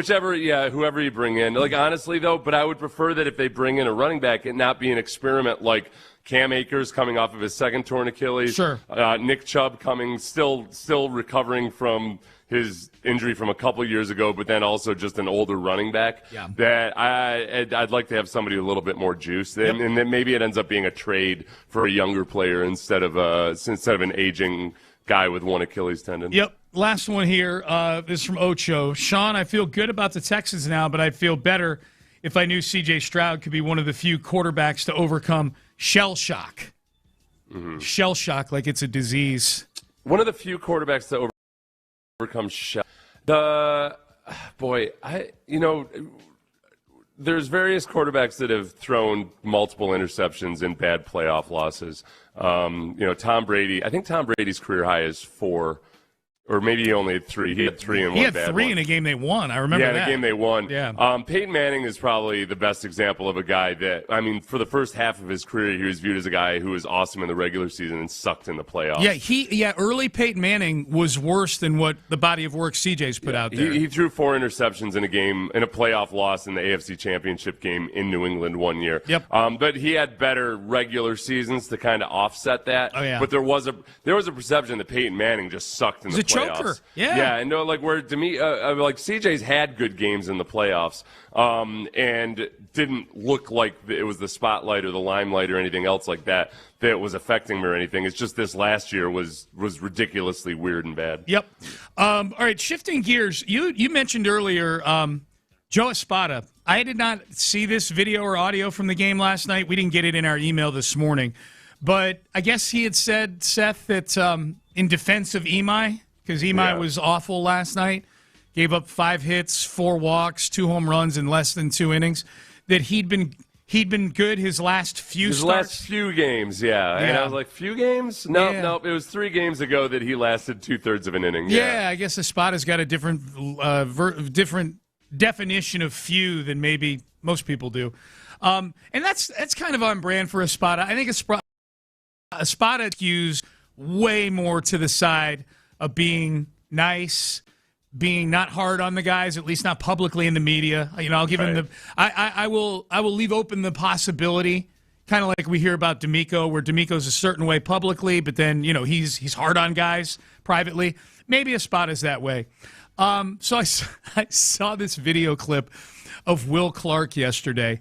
Will Clark, former All-Star first baseman, noted bitterman. He is very get off my lawn, old school baseball guy. Mm-hmm. Okay, so Will Clark, the question came up on his podcast, like, hey, do you think you could manage or do you want to manage? And Will Clark lays out why he couldn't be a manager. And I got thinking, I'm like, do the Astros maybe need some of this, like what Will Clark's bringing to the table? Hate to say it, but I said it in my Jersey retirement speech. You were right there. It's a fucking participation trophy game now. You know? So you think we're making it too easy for the players? Oh, hell yeah, you're making it too easy. For sure. Too much coddling going on. Oh. And that's why people have asked me why I don't get into coaching and why I don't get into managing and all that. I am not going to pat you on the back and tell you you're doing a good job when you're hitting 220 and you fucking strike out 100 times. All right? You actually suck. All right? I'm going to tell you suck. I'm going to tell you to make a fucking adjustment. And if you don't make an adjustment, you're going into minor leagues and somebody else is going to take your spot. Sorry. That's the way the fucking game goes. This is a big boy game. It's not a little boy game. And you have to have fucking thick skin. Get out the way because I'm going to fucking steamroll you. I want at least one season of Will Clark as the Astros manager. I love it. Will Clark, though. I feel like his perception of what managers used to be like is still way more extreme than the most extreme of managers that used to operate. Yeah, things have gotten kinder and gentler over the years. Yes. I'll definitely concede that. But I feel like Will Clark might have been labeled like kind of an a-hole manager in any era if he were to just put his full board personality into it. I will steamroll you. If you're hitting 220, I'm going to tell you suck. I'm like, you know what? We may need a couple months of this guy. You know, just if you end up firing a spot in August, let's just experiment with Will Clark coming in and telling everybody except Yordan Alvarez that they suck. You know, I'm going to tell you, Will Clark is funny, man. He is he's a piece of work. Who's the grumpiest recent manager? Like Terry Francona? No, Francona I think is I don't think he's grumpy. I think he's gruff at times. He's older. Yeah, he's not he's not. I'm trying to think like who is the. I'll tell you the one who when I was early in my radio career I would go to a lot of Astros games and go to the clubhouse afterwards. You know, I would just I was in my formative years, and I wanted to do everything. And so I went, the biggest jerk that I was part of a media scrum with after a game was when the Astros were playing the Brewers, and the local media typically did their media like from the little office they had right there, like sitting at his desk. Ned Yost was an a-hole. He was just a flat-out jerk. If he didn't like the question, he would talk about what a stupid question it was. Like he was, that was, and I was probably on the other end of one of that. The reason I probably feel bitter about it is the reason I probably feel bitter about that is the same reason like when I saw yesterday that Warren Sapp was being investigated over an alleged battery at a senior home in Florida. Oh, yeah. That I was rooting for. When I saw that no charges were brought, I was like, damn, I really wanted him to be charged. Warren Sapp's a big jerk. I've told that story before at Radio Row, just like what a jerk he was. No, he's not known for having pleasant interactions. No, I even asked ChatGPT just to make sure I was going to check myself. Am I being unfair to Warren Sapp? And I asked ChatGPT, does Warren Sapp have the reputation of being a jerk? And ChatGPT was like, oh, yeah. I had one teammate that went to the Raiders while he was there that said, man, I met the first guy who's going to hell. He'll be first in the door. Yeah. like the bad guy, person. He gets zoomed right up to the front. Yeah, he's a bad person. That's why I couldn't believe. Those are his words, not mine. Yeah, no, you're just conveying the story. Yeah. I couldn't believe that I couldn't believe they hired him at Colorado, that Dion hired Warren Sapp to be the defensive line coach there. He's not there anymore. He resigned. There's a lot of people that are there's a lot of people that try to, they're jerks in any generation. The people that love to act like, oh, it's only modern society that can't handle me. Yeah. Like he would have been the most popular dude in town back in the day, like in the 1950s or something. No, I think you're just kind of a jerk. Yeah. They had jerks back then too. Yep. A couple texters saying, hey, if Jaylen Brown went to the Sixers for such an underwhelming package, and if you missed it, Jaylen Brown last night sent to the Philadelphia 76ers from the Celtics. Celtics get Paul George, who's aging and not nearly the player he used to be, and then a bunch of draft picks, couple firsts, couple seconds in future seasons. And so we have some people asking, like, hey, could the Rockets have done that to you? Like, if he went for such an underwhelming package, like if the Rocket, and there's a couple people, Seth, wanting to say, well, why didn't we do Kevin Durant and a couple first-round picks for Jaylen Brown? Yeah, because it does seem, this seems like one of those classic scenarios, kind of like with the James Harden trade, where it might have just been, a matter of who was around and available and listening, because the Celtics just had to do something for whatever reason. Brian Windhorst said it's the kind of deal that you only do if you're under duress. So I don't know what that duress necessarily is, or what the speculation is on all of that. But I don't what are the barriers to the Rockets having made that deal? Well, I think maybe the Rockets. I mean, all the talk with the Rockets and Jaylen Brown have been they're just not in on it. They weren't interested. But maybe they thought it was going to be a much higher price. Maybe. I mean, Ime coached Jaylen Brown, so he's got that intel on what makes Jaylen Brown tick. So many number things. This is where it's going to get maybe awkward in Philadelphia. This was Jaylen Brown, if you remember, the day after the Sixers knocked the Celtics out of the playoffs this year, Jaylen Brown at his press conference after the elimination game, and then the next day on his Twitch stream, was adamant that Joel Embiid is one of the worst floppers in the NBA. I mean, this is my personal opinion on basketball. Some of y'all might disagree. You know what I mean? But argue with your grandma. Flopping has ruined our game. Joel Embiid is a great player, one of the best bigs in basketball history. Flops. He know it. This ain't breaking news. This ain't, you know what I mean? It is what it is. I can clip it up, like I said, and post it on these paid accounts that y'all, these bot, whatever. That's just my opinion. Yeah, and he's your teammate now. Yeah. You're pretty frank about it. You just got to own that when you talk to Jaylen over your Shirley Temples or whatever when you first get together. Embiid seems like an easygoing enough guy where he'd be like, nah, I flop. Yeah. I'm also injured all the time. That's the bigger issue with me, is I'm just not available all the time. Some of those flops are actually his designed tuck and roll that he uses to keep from getting injured so much. Yep. That's what he would tell you. That's right. So now if you're Jaylen Brown, now you're benefiting from Embiid being a flop. I'm Jaylen Brown. I was like, I don't need a burner account. I speak my truth. That's true. Out in the wide open. Yes. For everybody to hear. Yes. We are also being told, Seth, that you guys are underplaying the Eagle Scout thing. Crazy amount of hours to become an Eagle Scout. Yeah. Did we underplay it? We said it was a really big deal. Yeah, we said it was a big deal. What do you want me to do? Go through like a 10-point dissertation about exactly how hard it is to become an Eagle Scout? Hey, what do you think about... Listen, little Eagle Scout dude. I appreciate that you put that effort in, okay? Now get to work. Did you just pat him on the head and call him little Eagle Scout? I guess some 37-year-old want me to give him extra credit for his Eagle Scout. I know. At a certain point, you got to move on, man. Crazy amount of hours. Yeah. No, I know it's a big deal. Yeah. No, of course. That's why we talked about it.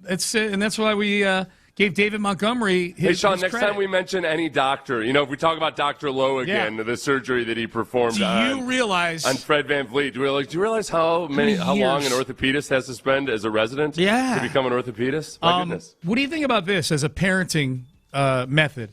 Yeah. My discipline motivation for getting my Eagle Scout was the rule from my parents that I couldn't get my driver's license unless I got my Eagle Scout. Oh, I like that. That's good. Pretty good. That's a good carrot on a stick. That's deal a good carrot on a stick back in the days when kids actually wanted to get when their they driver's wanted license. their driver's license, yeah. Nowadays you got like, why would I expose myself to harm and liability when I could be on my phone in my bedroom? That might be one of my biggest disconnects between the current generation and our generation, is that it seems like, not everybody, but by and large, the younger generation has kind of done a 180 on the desire to get a driver's license. Yeah. That was a huge deal. Like, we days to get it back. Part of it is that the part of it, though, too, is that this is a generation that's accustomed to their parents actually wanting them around.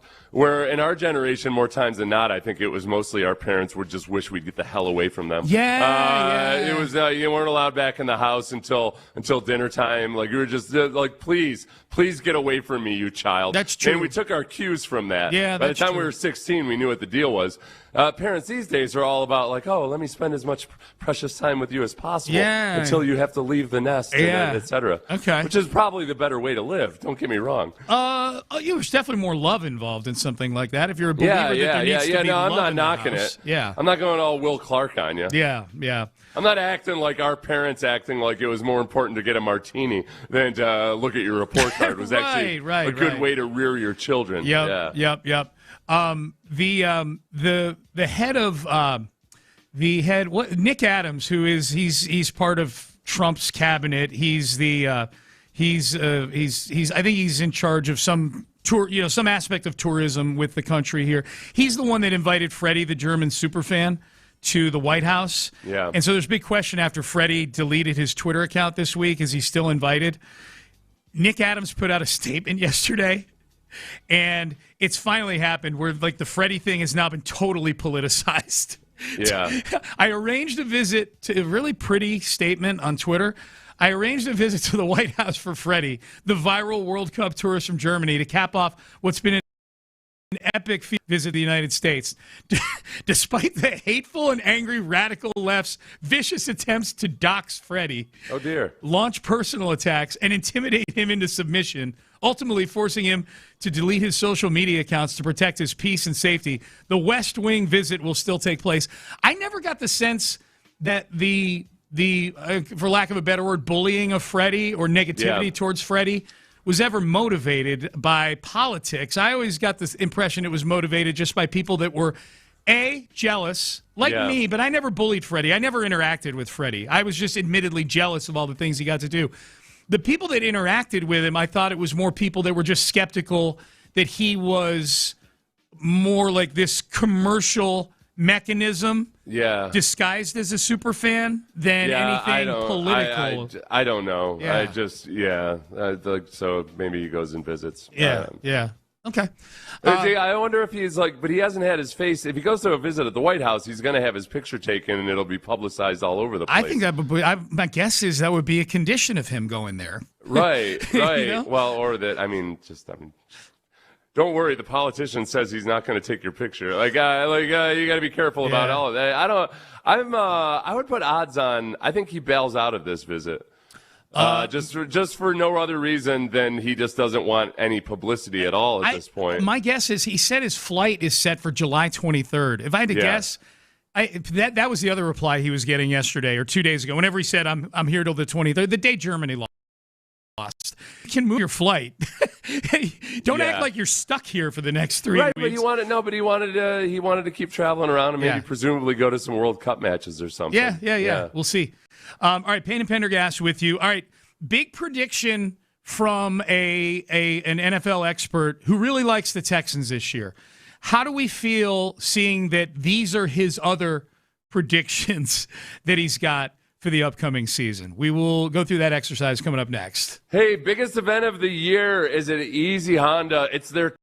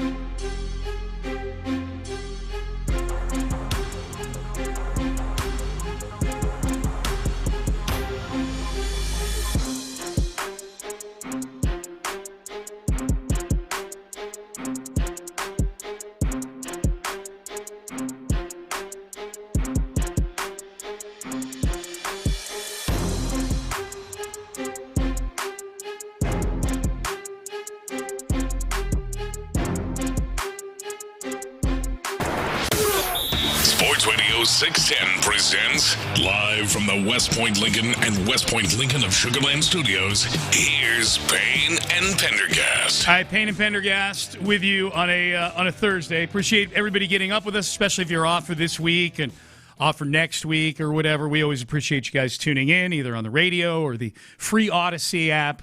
We thank you for that. So Benjamin Solak, who we played some audio from on the show earlier this week, he was a guest on Garrett, Houston Stressen's YouTube stream a few days ago. He's a big fan of the Texans. He likes the team. He thinks they're going to be good this year.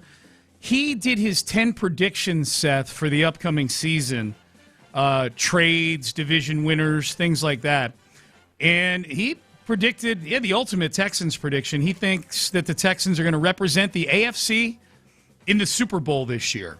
The Texans will win the AFC. He has a disclaimer. He said, I reserve change this prediction before week 1 as we get more news about Bo Nix's ankle and his health, because he really likes the Broncos' overall roster. But obviously Bo Nix is dealing with some fallout from his injury he suffered in the playoffs last year. But we know that Benjamin Solak's still a C.J. Stroud believer. It sounds like he believes in the Broncos more than the Texans. He just wants to be double sure about Bo Nix's health before they enter the season. Yep. But that's neither here nor there. Yeah, he's. I think he's one of the guys that I saw somebody on Twitter yesterday say that, man, like Texans are in two camps. In the national media, there's people that are swayed completely by the playoffs and they think he's trash, and then there's another set of national media people who just feel like anybody who doubts C.J. Stroud is an idiot and doesn't know ball. Mm-hmm. When in reality, I think there's room in the middle ground somewhere. But I think Solak's one of those people that thinks that the people who doubt C.J. just don't know ball. That's what, in my opinion, makes C.J. one of, if not the most intriguing players in training camp this year around the league, is his contract situation and just the divergent opinions out there about him. There are very few people hanging out in the middle ground with him. Right it is interesting though, because like people rightfully point out that the run game's been atrocious. They don't even really talk about the pass blocking as much as they should, but it's like the pass blocking wasn't great last year either. But the lack of a run game is what really is just holding the entire offense back. So I think they finally, because I've been kind of annoyed that a lot of the people that really liked his rookie, like the people that. The real, like, the guys that watch film of all 22 teams and everything, they've really been holding it in reserve with C.J. Stroud the last couple of years, almost to where they're tabling their opinion until they see everything that they want and need to see. And I think this year, if the run game is there for the Texans, that's kind of the corner everybody's painted themselves into. It's that, all right, like he's had rookie offensive coordinators, he's had bad offensive lines, he's had this, he's had that. If they actually have a good rushing attack and the offensive line performs okay, then they're either going to be proven correct or incorrect on just what the upside is for C.J. Stroud. So this year, and I think the Texans might be looking at it that way too. They'd prefer to wait and pay C.J. Stroud possibly until after they see exactly what he looks like with better surroundings. Yep. Okay, so that's. I always like seeing positive predictions from people who follow the game closely about our team. That's always nice to see. And then I read the rest of the article, and I'm like, okay, I would like for the person making the prediction about the Texans, I would like for most of their other predictions to make sense to me. So there's 5 in this article where I was like, I don't know, man. And I'm guessing part of this is you're making bold predictions to get eyeballs on it, and there's that aspect of it. So there's a few of these here, Seth, I want to run by you. And do these predictions make you feel better or worse about the Texans prediction that Solak has? The Chiefs will miss the playoffs again. Are you simpatico with Ben Solak on the Chiefs missing the playoffs in the upcoming season? I think we've seen in the last kind of the steady drain and the effect of just trying to maintain all of these players on our roster and them doing a really impressive job of getting by without, losing, their best defensive backs at various times. Rashee Rice going to jail, all of those various things. And yet they haven't been a genuinely impressive offense for a couple of years now. And I just don't know how much just Kenneth Walker III, who I really like Kenneth Walker III, and I would have loved to having him as somebody to try to build an actual credible rushing attack and everything. But he's going to a team that still has some of the same concerns with their receiving core and their offensive, not their offensive line as long as they're healthy, I guess. But I don't think it's with a coach that's just, in his entire career, has never really cared about using the run game all that much. Mm-hmm. Even when they're capable of running the ball, he goes away from it. So, no, I think if I had to flip a coin right now, I would. I think I would have a weighted coin that would say no playoffs. No playoffs. You agree with him on that? Yeah. I don't think it's the craziest prediction in the world. You know the world I live in. I live in the world with the odds boards and things like that. And that's driven a lot by public perception. And as long as you got Andy Reid and Mahomes, that will always be perceived to be a team that can compete for a championship.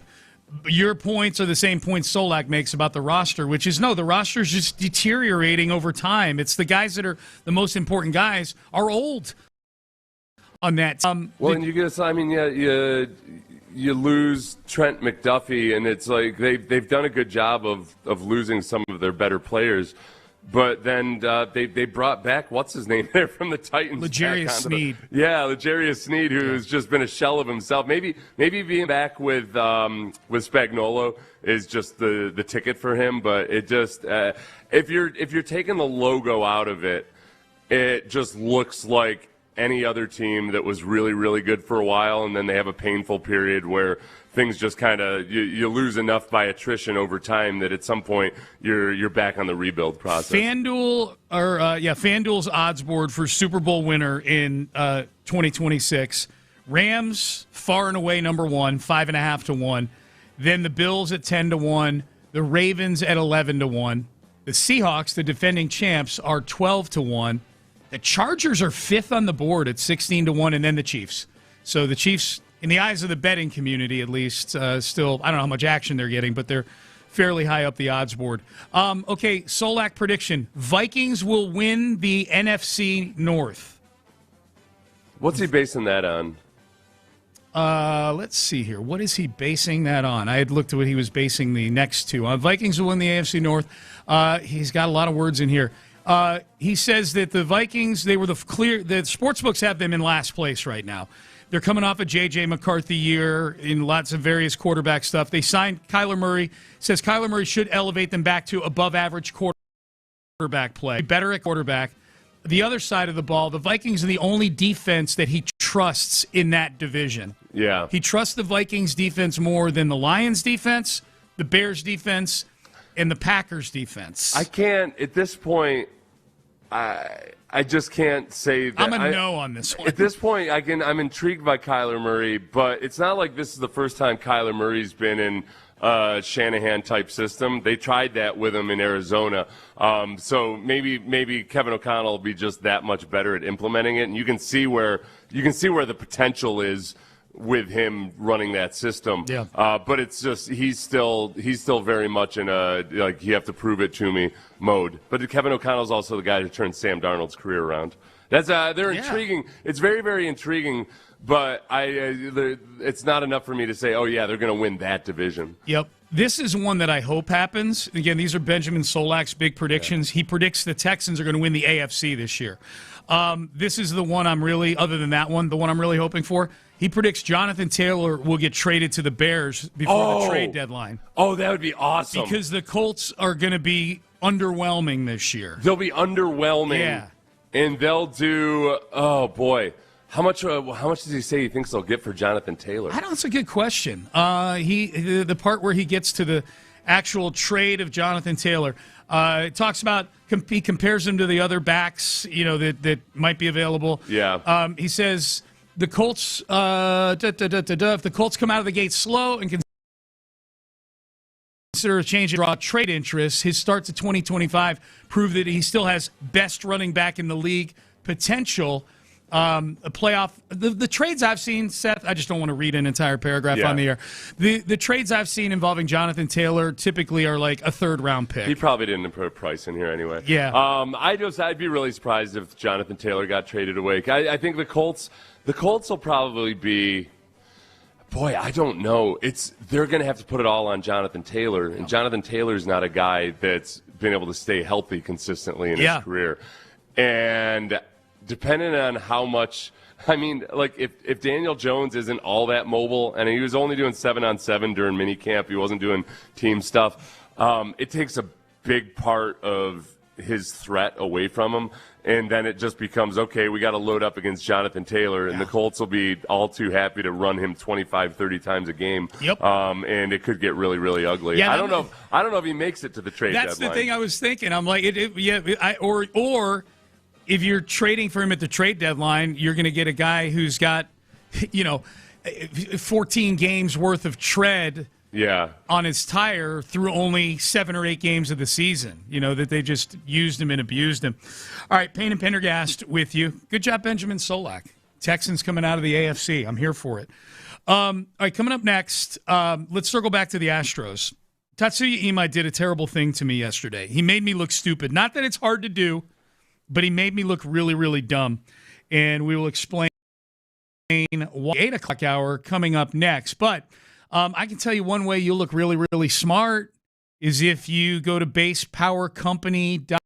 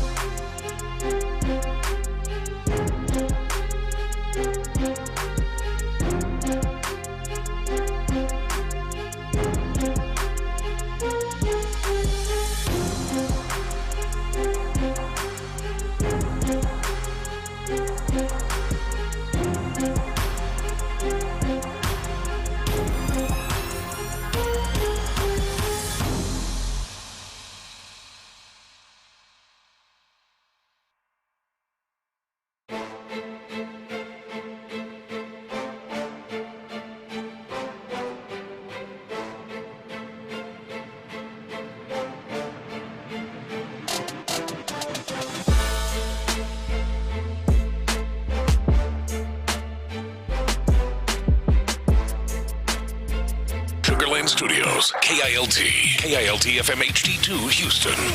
On Odyssey Sports Station, the Texans play here. Sports Radio 610 presents Payne and Pendergast. All right, Payne. This ball in the air to right center. Kreidler makes the call and the catch, and the Twins have won this series 2 games out of 3 and won the season series 4 games to 2. 8-3 the final today with Minnesota winning. We haven't heard Todd Callis say that in like a month, thereabouts, a few weeks at least. Twins win the series. We haven't heard an opposing team. I didn't know it was possible to either. I had started to think like this is just what happens now. They just win series, but obviously not. They lose this series. They lose 8-3 last night. Tatsuya Imai did not do a good job of keeping them in the game early. He got shelled, didn't make it out of the second inning.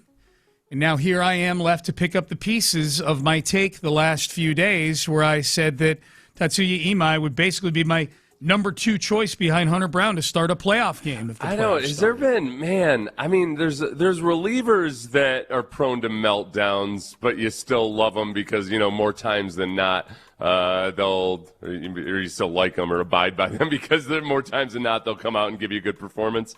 But this is so much worse.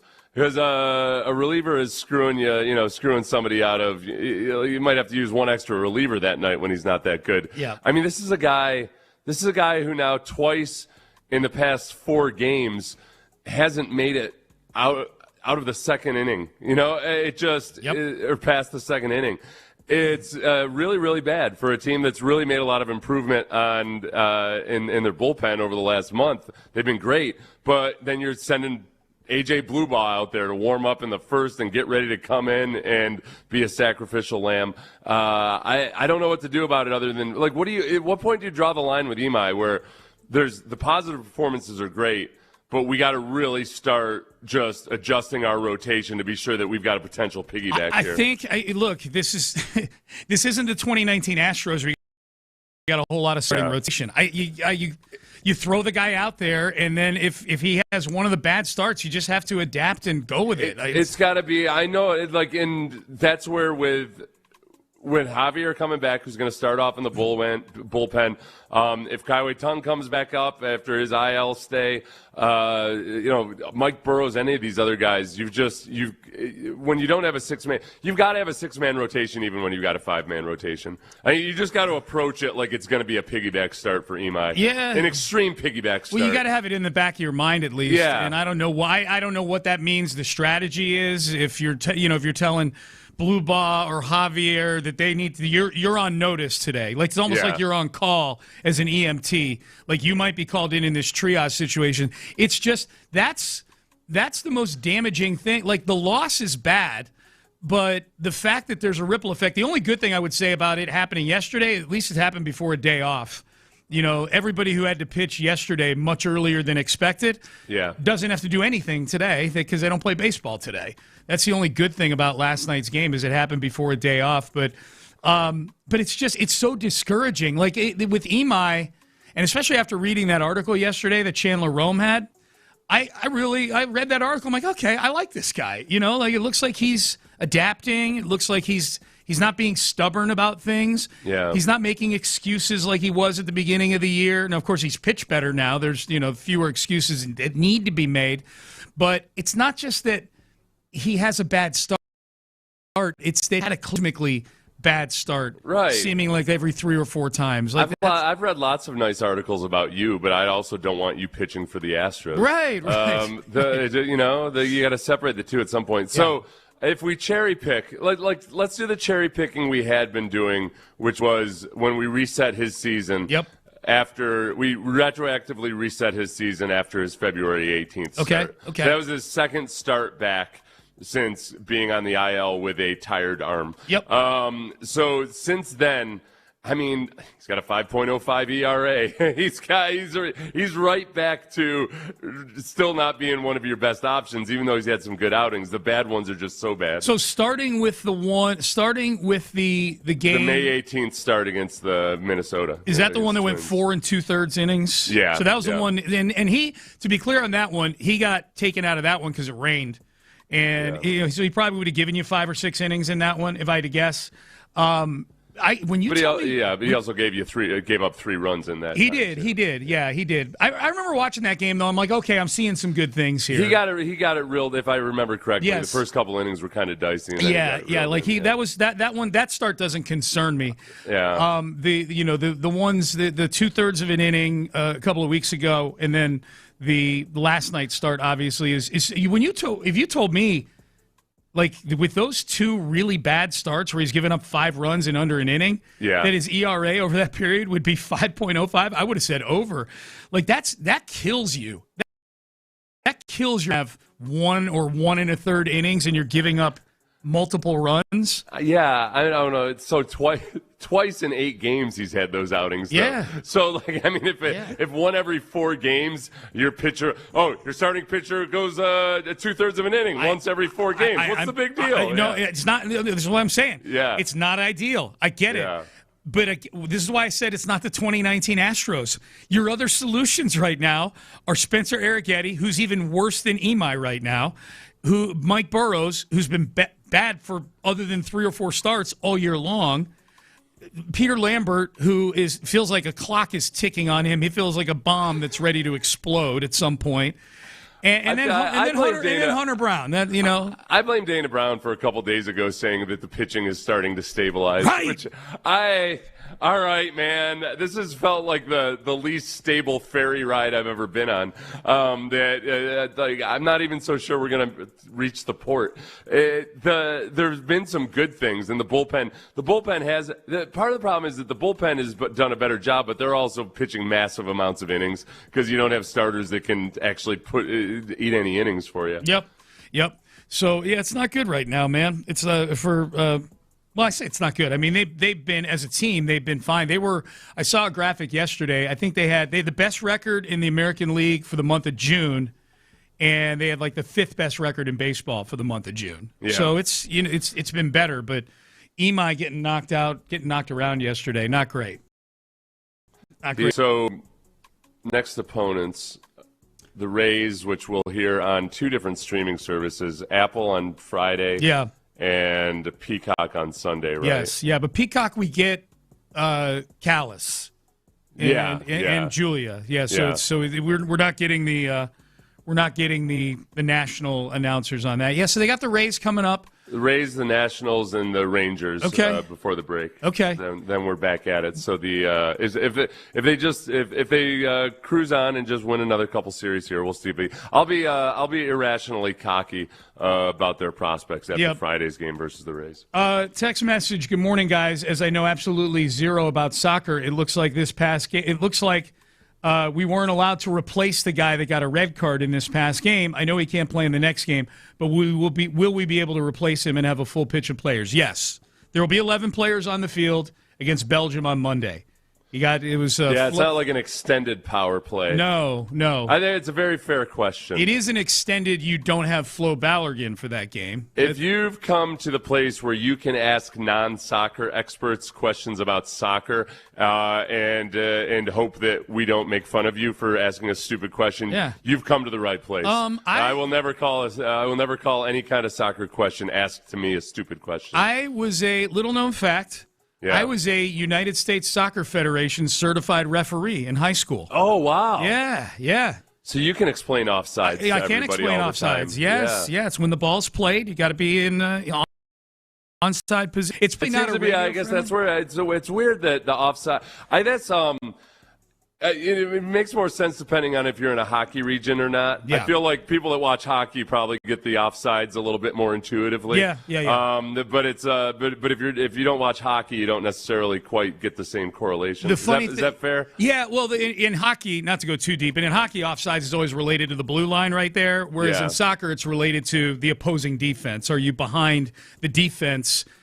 Is it only you and the goalie when the ball is played to you, when the ball is passed to you? So, the funniest thing I've seen about that is when they look at the VAR, the replay, and a player's offside by a fraction of a millimeter, and to the letter of the law they call it like he is offsides by his sleeve is past the defender, and they it's to the millimeter, and.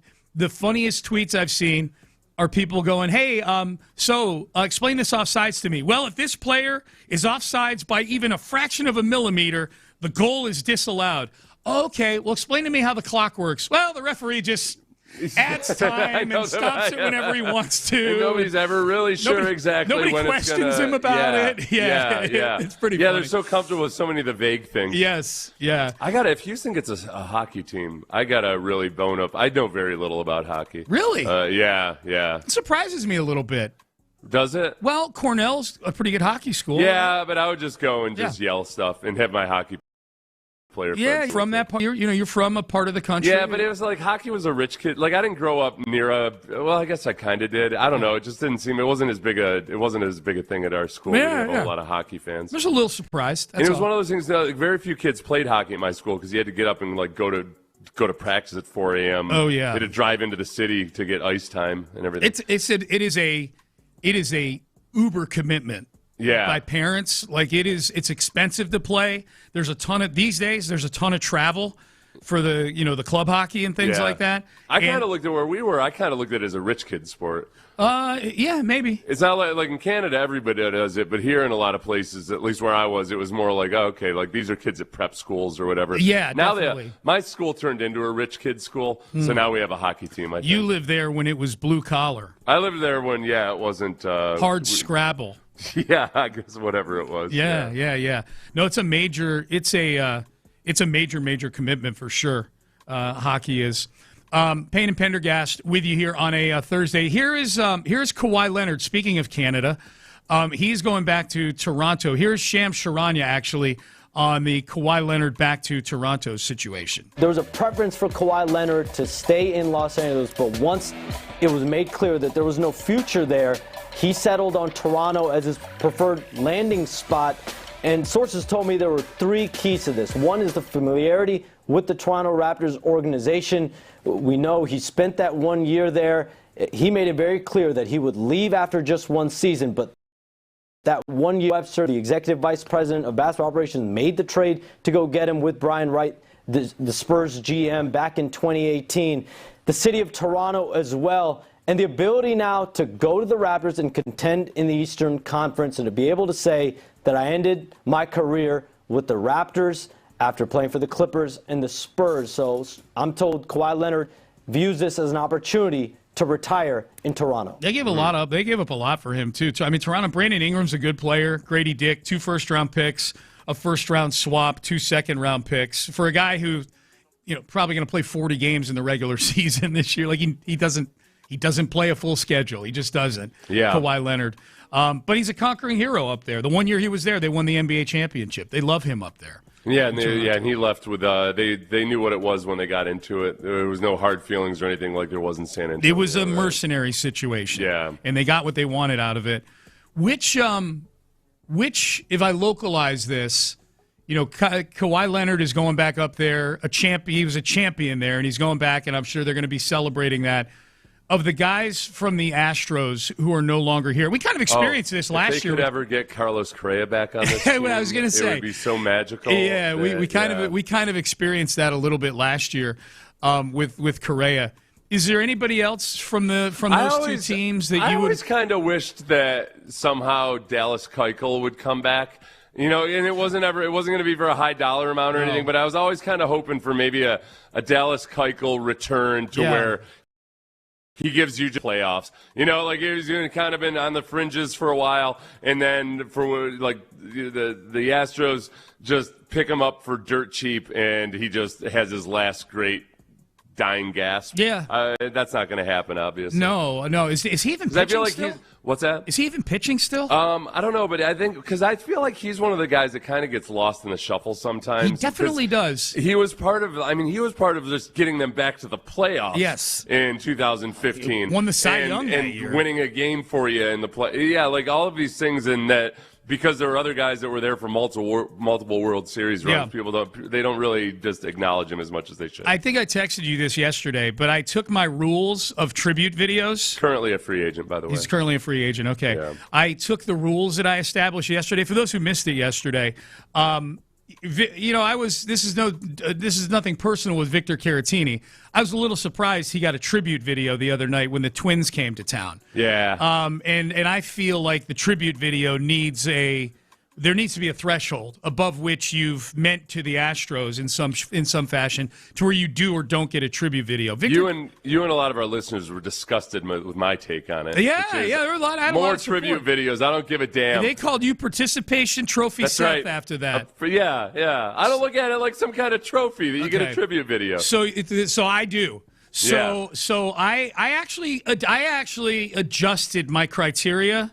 I became a little looser yesterday with it, Seth. But I said the criteria, the initial cover charge is you must one of the following on your Astro resume to get a tribute video: an All-Star season, a top 5 MVP, top 3 Cy Young, top 3 Rookie of the Year, or a Gold Glove. Any of those during the period, the 20, and I expanded it to 2015.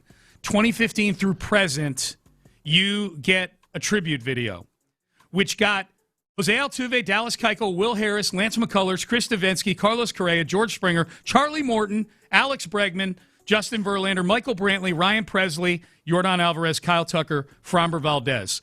All of them made all-star teams as Houston Astros. They will get tribute videos someday. Okay. Top 5 MVP, top 3 Cy Young, top 3 Rookie of the Year, and Gold Gloves. Guys who weren't on that previous list. Yeah. Garrett Cole, Hunter Brown, Christian Javier, Luis Garcia, Yuli Gurriel, Jeremy Pena, Mauricio Dubon. I feel like just on those 2 lists alone, I pretty much got everybody that deserves one. Yeah. I don't. And there was nobody on that list where I felt like it would be excessive. Right. To get a tribute video. Right. Yeah. Now, the ones that I added based on I'll call it the World Series set of rules. Yeah. Where if you weren't a big award winner or an all-star, but you have that sort of kitschy cult hero, we'll call it, kind of vibe, is if you did something significant in the World Series, a game-saving play, an iconic individual performance, maybe a memorable performance on the way to a World Series. So the ones that I added, almost like at-large tribute videos. Yeah. Marwin Gonzalez, based on his World Series.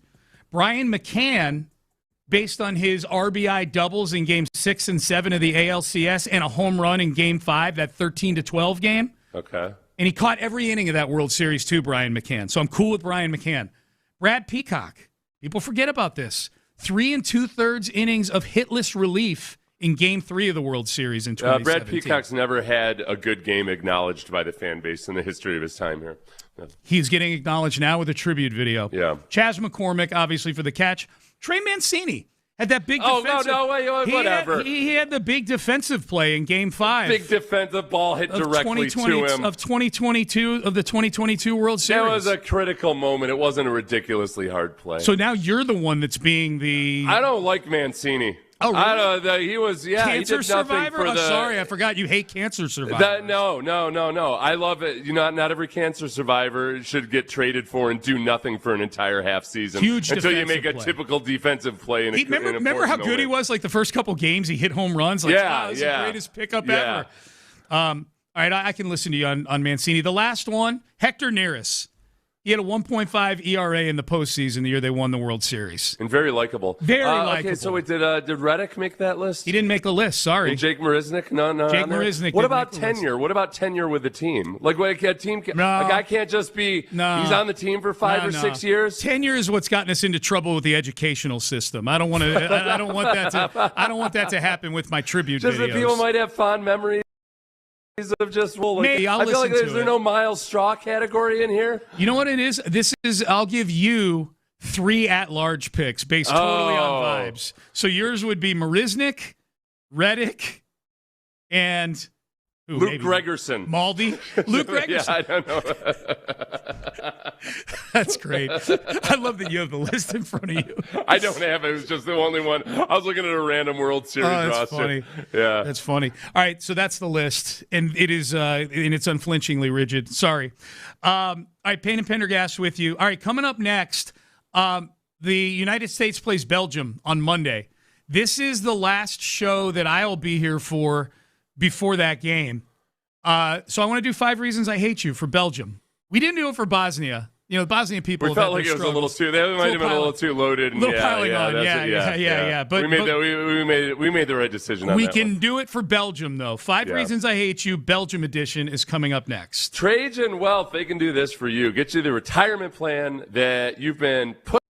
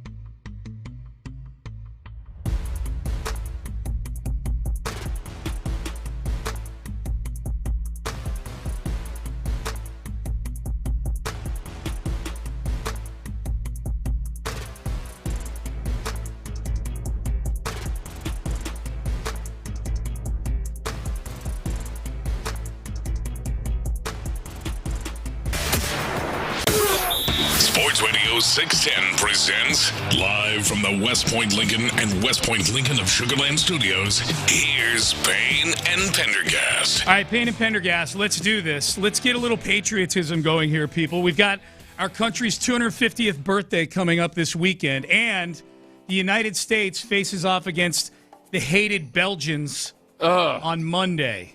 And if you hate them already, you're going to hate them 7-8 minutes, I tells you. Bunch of, you know what? One thing they hate? They hate when you confuse them with the Netherlands and the Dutch. And I say, okay, be bigger. Yeah. Do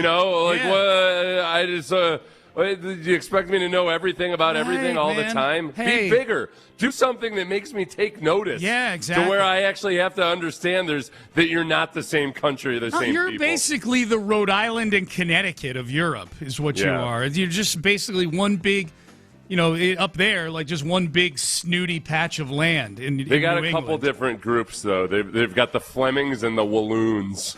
Oh, yeah? Those are different groups, yeah. Is that like the Hatfields? Different languages and okay, so it's a culture and everything. Oh, okay. Yeah. It's not like the Hatfields and the McCoys. It's not two actual families that are fighting each other all the time. I don't know. I just know that if I had to choose sides, I would definitely side with the Walloons. Okay. Because of their stupid name. Okay, here we go. 5 Reasons I Hate You, Belgian edition, in honor of Monday's game between Belgium and the United States. Number 5, this is actually a revenge game. There's an actual soccer reason to hate Belgium. Seth, in 2014, Belgium knocked the United States out in this very round of the tournament. The round of 16, 2-1 was the final score. Tim Howard, the goalkeeper for the U.S., was amazing in that game. He had 15 saves. That's a lot of saves in a soccer game. He was standing on his head, as they like to say in hockey. Was there any controvery, as they like to say in the U.K.? Not that I recall aware of. I've heard they got screwed over. Yeah, those officials they screwed them over. It's a revenge game. Yep, revenge game. That's reason number 5. Reason number 4. They have a city named Brussels, and it just reminds me of Brussels sprouts, which are the worst smelling food of all time. They named their city after a vegetable. After a vegetable that smells like. Can you believe that, people? After a vegetable that smells like farts when you heat them up. They do. You know what happened though, Sean? Yeah. They made kind of a renaissance this century. Brussels sprouts did, and I'm aware. My wife. They made them a little less bitter. They bred them a little bit less bitter. Really? But I call those American sprouts. Those are my American GMO sprouts. Yeah, okay? we're taking those over. You can't even get these over there because of your strict anti-GMO laws. Yes. Not over here. We let science make your. The silence helps us take your toilet vegetable and turn it into something edible. That's exactly right. We are taking your stinky fart vegetable, making it edible and smellable, and we're going to bee slap you on Monday in this soccer game. So, but for now, I think Brussels sprouts are still the scourge of the culinary world. Brussels sprouts. Brussels sprouts. That's another reason to hate Brussels sprouts. Yeah. Why the S at the end? All right. Sticking with food, number 3, Belgian waffle, a little overrated. Belgian waffle overrated. I know I may get pushback from you on this. I'm guessing you're a fan of the Belgian waffle. I don't know. I'm a fan of waffles of all sorts. Yeah, I'm just not a fan of sweets for breakfast. So you don't like waffles from Waffle House? I don't like. No, I don't. I don't eat waffles. I don't eat waffles. I don't eat French toast.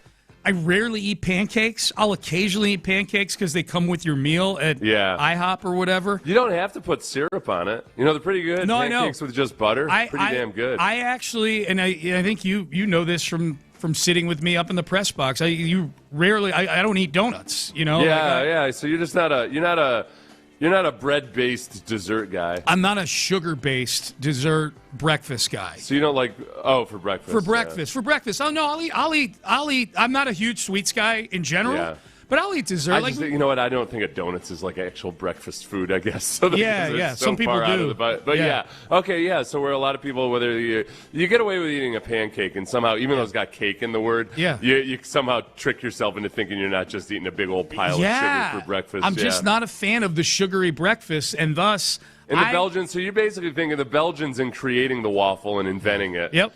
Are to blame for our obesity epidemic. I think they are they certainly, we can point the finger at them. I know in this segment, 5 Reasons I Hate You, that I like it when the two of us, both collectively, really hate on whatever the reasons are that we've got here. I knew going into this one, I understood that I was not going to expect you to climb on board the Belgian waffle overrated take that I Sean, had. do you know the immense sense of pride you have at a hotel breakfast get up when you're eating the very sophisticated continental breakfast? Oh yeah. When you make your waffle, that's cool, actually. Yeah. I would say I manufacture my own Belgian waffle. I know how to work the app. Sometimes you got to help somebody in there. Be like, well, this is like you actually have to flip it over. Yeah. And they'll be like, why? Because idiot, stupid American. It's in the instructions. Yeah. This is what the Belgians do. Stupid American. Stupid American asking why you have to flip the Belgian waffle maker over. No, I do. I like the process and watching. Like if you got like a waffle bar there where you got a chef that's putting all the little fixins in and stuff like that. Listen, they don't have that at the Marriott variety the of Fairfield hotels Inn with continental breakfast. Okay, we don't have an omelet. It's DIY. Yeah, all right. It's DIY. You can leave your stories about the plaza at home. All right, number 2. All right, so number 5, this is a revenge game. 5 Reasons I Hate You, Belgium edition. Number 4, they have a city named Brussels, which reminds me of the stinkiest, fartiest food in the world, Brussels sprouts. Belgian waffle, overrated, which I know a lot of people will disagree with, and I get it. Number 2, Jean-Claude Van Damme. He was Dutch? Belgian. Yes. He's GMO Dutch. That's what I call Belgians. They're pretenders. Also overrated. Because every Gen X guy, when he was making all his movies back in the day, he would do. Remember his big move was the splits? Yeah. He'd drop into the splits. Yeah. Man, there were so many groins that got ripped because of Jean-Claude Van Damme back in the day. Did you see all the guys at parties trying to do the Jean-Claude Van Damme? Yeah, dude, it was a Gen X staple back in the day. So crazy. Those are some of those Jean-Claude Van Damme movies. You didn't realize how much of a B movie they were at the time. Yeah. Oh, and it was like, I don't know, man. He was like, he might as well have been a porn actor. Like, he didn't have any. He was a horrible, horrible actor. Yeah, all those like action, like the Steven Seagal movies. Yeah, oh yeah. They're all super. Those might be. Those types of movies might be the biggest category of movies from when we were younger, where my kids are like, "What did you see in this?" Yeah, like, what did you? Because whenever you think about something that's stupid that kids like these days, you got to remember, me and my buddies thought that and including some of the early Schwarzenegger ones were just stupid trash. 100%. So that's reason number 2. Jean-Claude Van Damme and all the groins that got ripped back in the 80s and 90s because of him. I had no idea he was Belgian. It all makes sense now. Belgian, yep. Is he going to be at this game? Oh, I hope so. I will sweep him so hard. Are they going to flash up to Jean-Claude? How old is he now? He's got to be... It's like 94. Yeah, he's got to be super old, yeah. No, he's not that much older than us. All right, number 1 reason. This is a collective of several smaller reasons. You know I like to gather the weird laws from places that we hate on. These are actual laws in the country of Belgium. You must have an ID on you at all times starting at age 15. Like, you can get carded, apparently, for being a human being at any time, and if you don't have your ID with you, you get fined. You get fined. I don't know if they just do these random, you have to have that on you at all times. Just the side that's closest to Germany there that does that? I don't know. I'm not sure. No nighttime raids on places, like law enforcement raids. Yeah, no law enforcement raids from 9 p.m. to 5 a.m. Shut up! What? Just telling you what. Wait. So they're not allowed to. If there's like a drug operation or something, they're not allowed to raid it. With some exceptions. During normal drug dealer hours. Generally speaking, you cannot raid. You must do it in broad daylight. Yeah. When should we go after noon, of course. The drug trades? Yeah. Lunchtime, of course. They probably 8:30 a.m. when they show up for work. They show up for their Belgian waffles. Yes. Voting is required in Belgium. Now I'm what? Yeah. You must vote in Belgium. Here you have your option of voting. Right. Yeah. Which is and that's I'd have to. You know what? I'm going to sit down and read somebody's essay on this Because, there is that sense that, like, you would like the people who are voting to really care about voting and everything. But I wonder what the last one. I was only a political science major for 7 days, so I don't feel like I don't even have an opinion on this other than because this is what we're doing. I'm going to say that's stupid. That's fair. You're just like, oh, great. You just want everybody that doesn't even want to vote to go in and press a button. Yeah. This one, this is a little nitpicky when I was pulling up the, Google, give me some stupid laws, but apparently they tout their colors in Belgium and yellow and black in that order. And the order on the flag is black, yellow, and red. It's out of order, I guess. How's that work? I don't know. It's just that they say we're the red, yellow, and black. Yeah, we're the red, yellow, and black. It's built into their stupid Dutch songs and everything, the constitution of their country. I don't know. People disgust me. Yep. Never going to Luxembourg. Yeah, ever. Luxembourg. I like that you're naming every country other than Belgium. Every tiny country that I couldn't point at. Yep. So those are the 5 reasons. I think the biggest one, though, revenge game. Got to get revenge for 2014, man. Been 12 long years. I've been stewing over that. For 12 long years. Either that or I was just reminded of it when I put this segment together earlier. All right, that's 5 reasons I hate you, Belgium edition. All right, we've got some great names on here, Seth, that people want us to put through the tribute video filter from the Astros over the last decade. Mm-hmm. There's some good ones. I think you're going to get sentimental about some of these. Oh. Yeah. Good. Yeah, we'll do that. We'll do that in the next. I haven't cried in front of a man in a long time. We'll do that in the next. Switch over YouTube, everybody. But also coming up next, this is how not to handle being a bust in the NFL. We will have that for you coming up next. This is how you handle this upcoming birthday of our country. We just got done feeling.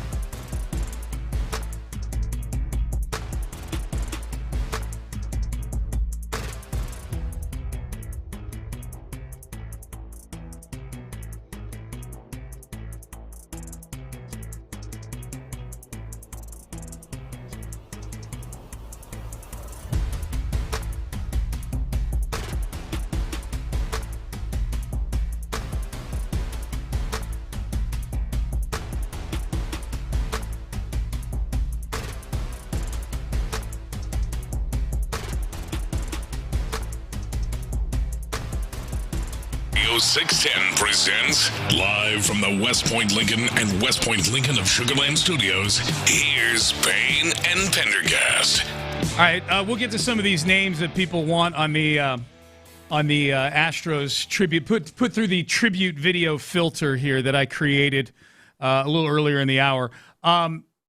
Before we do that, also people pointing out one thing, Seth. We just did 5 reasons I edition. Yeah. And I didn't realize this, I guess because I don't mind it, but apparently it is a Belgian thing to have mayonnaise with your French fries. Yeah.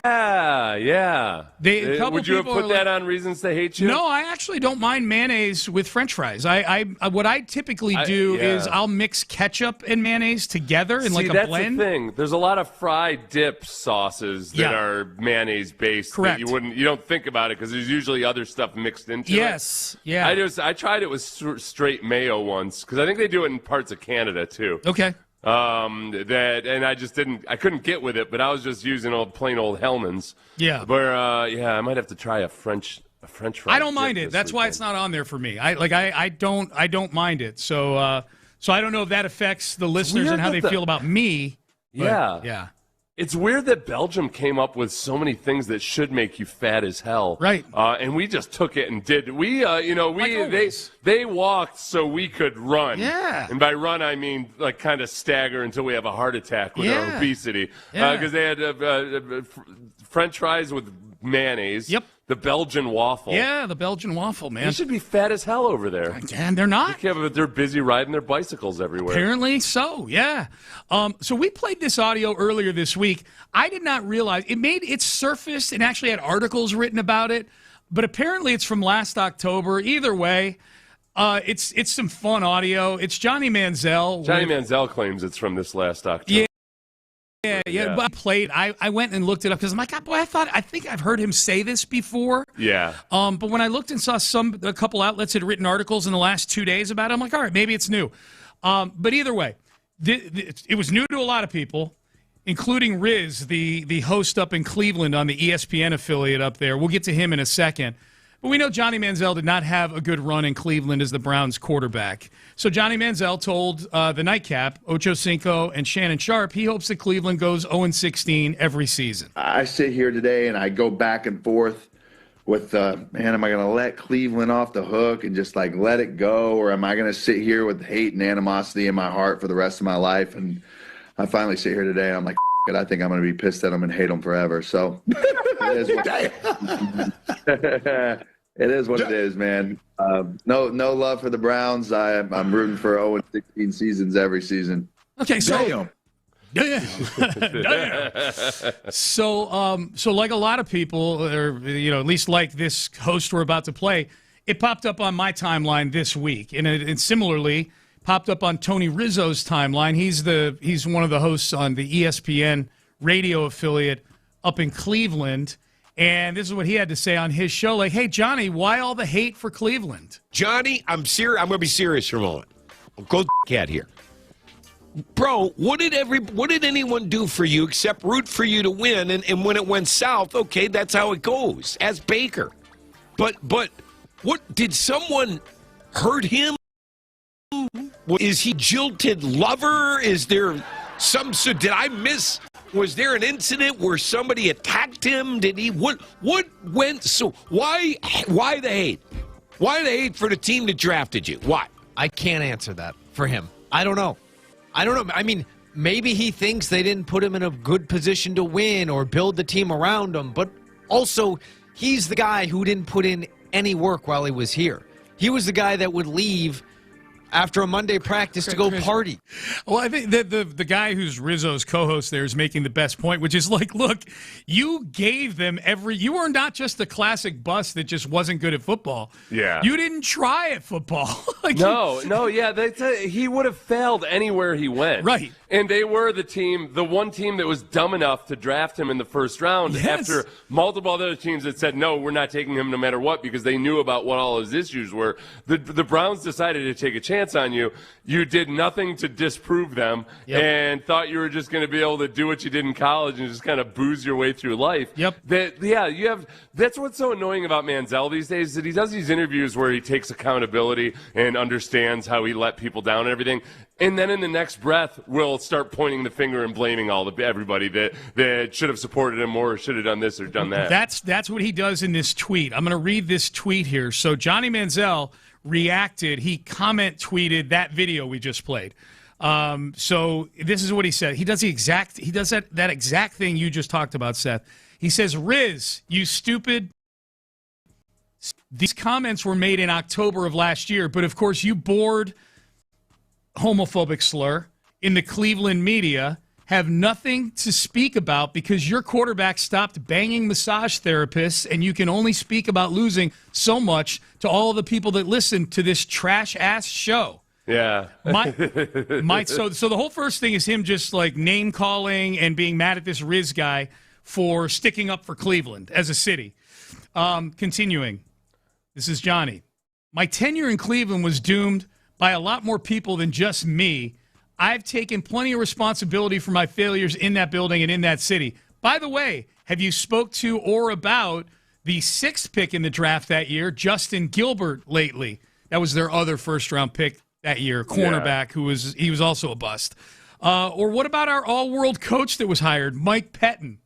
Sarcasm, obviously. Tom Brady couldn't have won with our roster from 2015. Just move on. F off and leave me out of this BS. Okay, yeah, leave me out of this BS is like, all right, well, he's responding to something you said on a pretty large podcast, The Nightcap, which, by the way, I mean, honestly, Johnny, like, who makes his living by staying relevant somewhat, I'm guessing, but whatever trust fund he has and then whatever he makes from his social media, I was kind of surprised that, Johnny Manziel saying what he said back in late September or early October last year, That episode or that clip on the Nightcap's YouTube channel only got 146,000 views. Oh. Which for a channel that size and with a name like Johnny Manziel, I'm surprised at the time. I'm guessing it was just because the NFL season had kicked off and was in gear. Yeah. As opposed to like if he had said it or if it resurfaced in July, then this is the kind of stuff that gets traction. But he said it.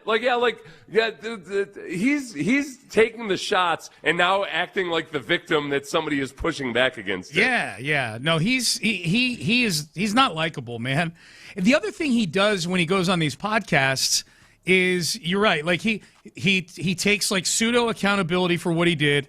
He starts pointing fingers, and then he starts bragging about all the partying he was doing back then. Like that part is very frat boyish to me too. He leans into like how out of control he was and everything, and yet at the same time blames the people who couldn't rein him in for them being the issue. Like despite him not spending one single minute on his iPad or anything else like that it's got to be somebody else's fault. Yeah, he's a warped individual, man. Like his version of accountability is just like twisted. It's so anyways, I'm Team Riz on this one.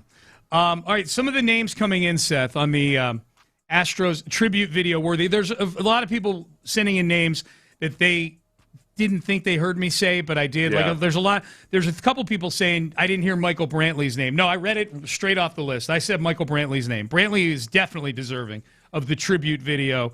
Or I'm sure got one back in the day. Dallas Keuchel and Charlie Morton both were on the list. Okay, here we go. Now we're getting some. I did say Chaz Match. Yes, I did. Marwin, I said. Okay, here we go. Colby Rasmus. Oh. Remember Colby Rasmus was like a folk hero. He was the one guy that I can remember, and I'm sure there's been other players. Yeah. He became a free agent.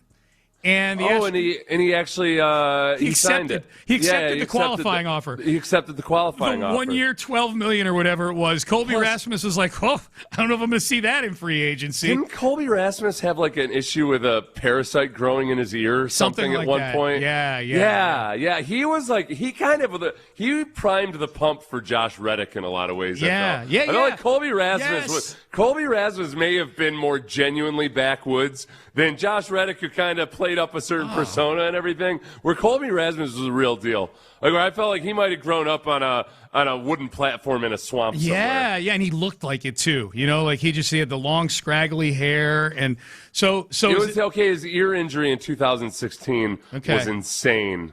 Okay, so that was the year that he was playing under the qualifying offer. That contract, yeah. Is you know what, Colby Rasmus? You know what, I'm putting him in. He played through that ear injury that caused like vertigo and stuff. Yes. He was just like he was out there. He didn't know which way was up, literally, and he's out there gutting it out. If I'm recalling correctly, also Seth, and I know that season in 2015 didn't end in the World Series, but it was the first season that the Astros were back on the map. Colby Rasmus hit the home run that gave the Astros the lead game against the Yankees that year. Yeah. The Dallas Keuchel game. Keuchel pitched that game. Colby Rasmus hit a big home run in that game. That's right. He's in. Yeah, he gets a tribute video. He gets a tribute video for that and dealing with the vertigo. He had a cyst that required surgery. Oh, he's in. Where blood regularly seeped out of his ear. Yep. Something that Rasmus unwisely downplayed in 2016. Yeah. But he had vertigo when he stepped up to the plate. He had just all these issues, and he just played right through it without ever saying a peep about it. He required full reconstructive surgery for his inner ear. Tribute-worthy? I'm not a monster, Seth. She's tribute-worthy. He had the surgery performed by an alligator. In the woods, in the swamps. Text message, I'll never forget Brad Peacock. I was coming home, didn't want to wake my girlfriend, so I drove around listening to that Game 3 you were talking about on the radio and screaming about Peacock. That's awesome. I love stories like that. And then I'm getting a lot of shut your whore mouth about Belgian waffles being overrated. Yeah, you're pissed off a lot of people with that. I think I did, yeah. We might as well just get political instead of talking about you hating Belgian waffles. That is probably more polarizing, the Belgian. I don't hate them. I just think they're overrated. That's all. I don't hate them. You don't like waffles in general, though. So you hating the Belgian waffles is like... That's true. It is. It was 5 reasons I hate you, so you're right. Yeah. It's like saying, I hate white people, especially the Welsh. Yep. This list doesn't include... if this list doesn't include... Okay, this is before we went through the list. Someone said if this list doesn't include Jean out of here. It did. I love that. Well, the list of... maybe that's a list of somebody who should get a tribute video, though, too. Oh, the list of Jean-Claude Van Damme. You know what? As far as being like an 80s cheeseball sort of icon, I'm here for that. I bet he's in really good shape. Yeah. He was very pliable, which Tom Brady will tell you is the most important thing in life. Yep. I'm going to see how old he is and where he is right now. Okay, check it out, and then we'll come back with that information. He doesn't look like he's in the shape I expect him to be. What's he look like? 65. Okay. He's not like he's in pretty good shape. Never mind. He's only 65. Actually, yeah, he's in really good shape. Yeah. Wow. Okay. So he was in his early 20s when he was doing all that stuff. Okay. Yeah. I knew he wasn't that much older. You remember, you were 13. Yeah. So people that are 23, it feels like they're old. They're way older than you. No doubt. Yep. All right. Into the 9 o'clock hour we go. Hey, let's circle back to the Texans. The one big question remaining for both the Texans and their key opponents coming up this year. What are the most interesting ones? The one big question. We've got that coming up next. Oh, one big question. If you've been involved in an accident, and this time of year it can be scary out there on the roads.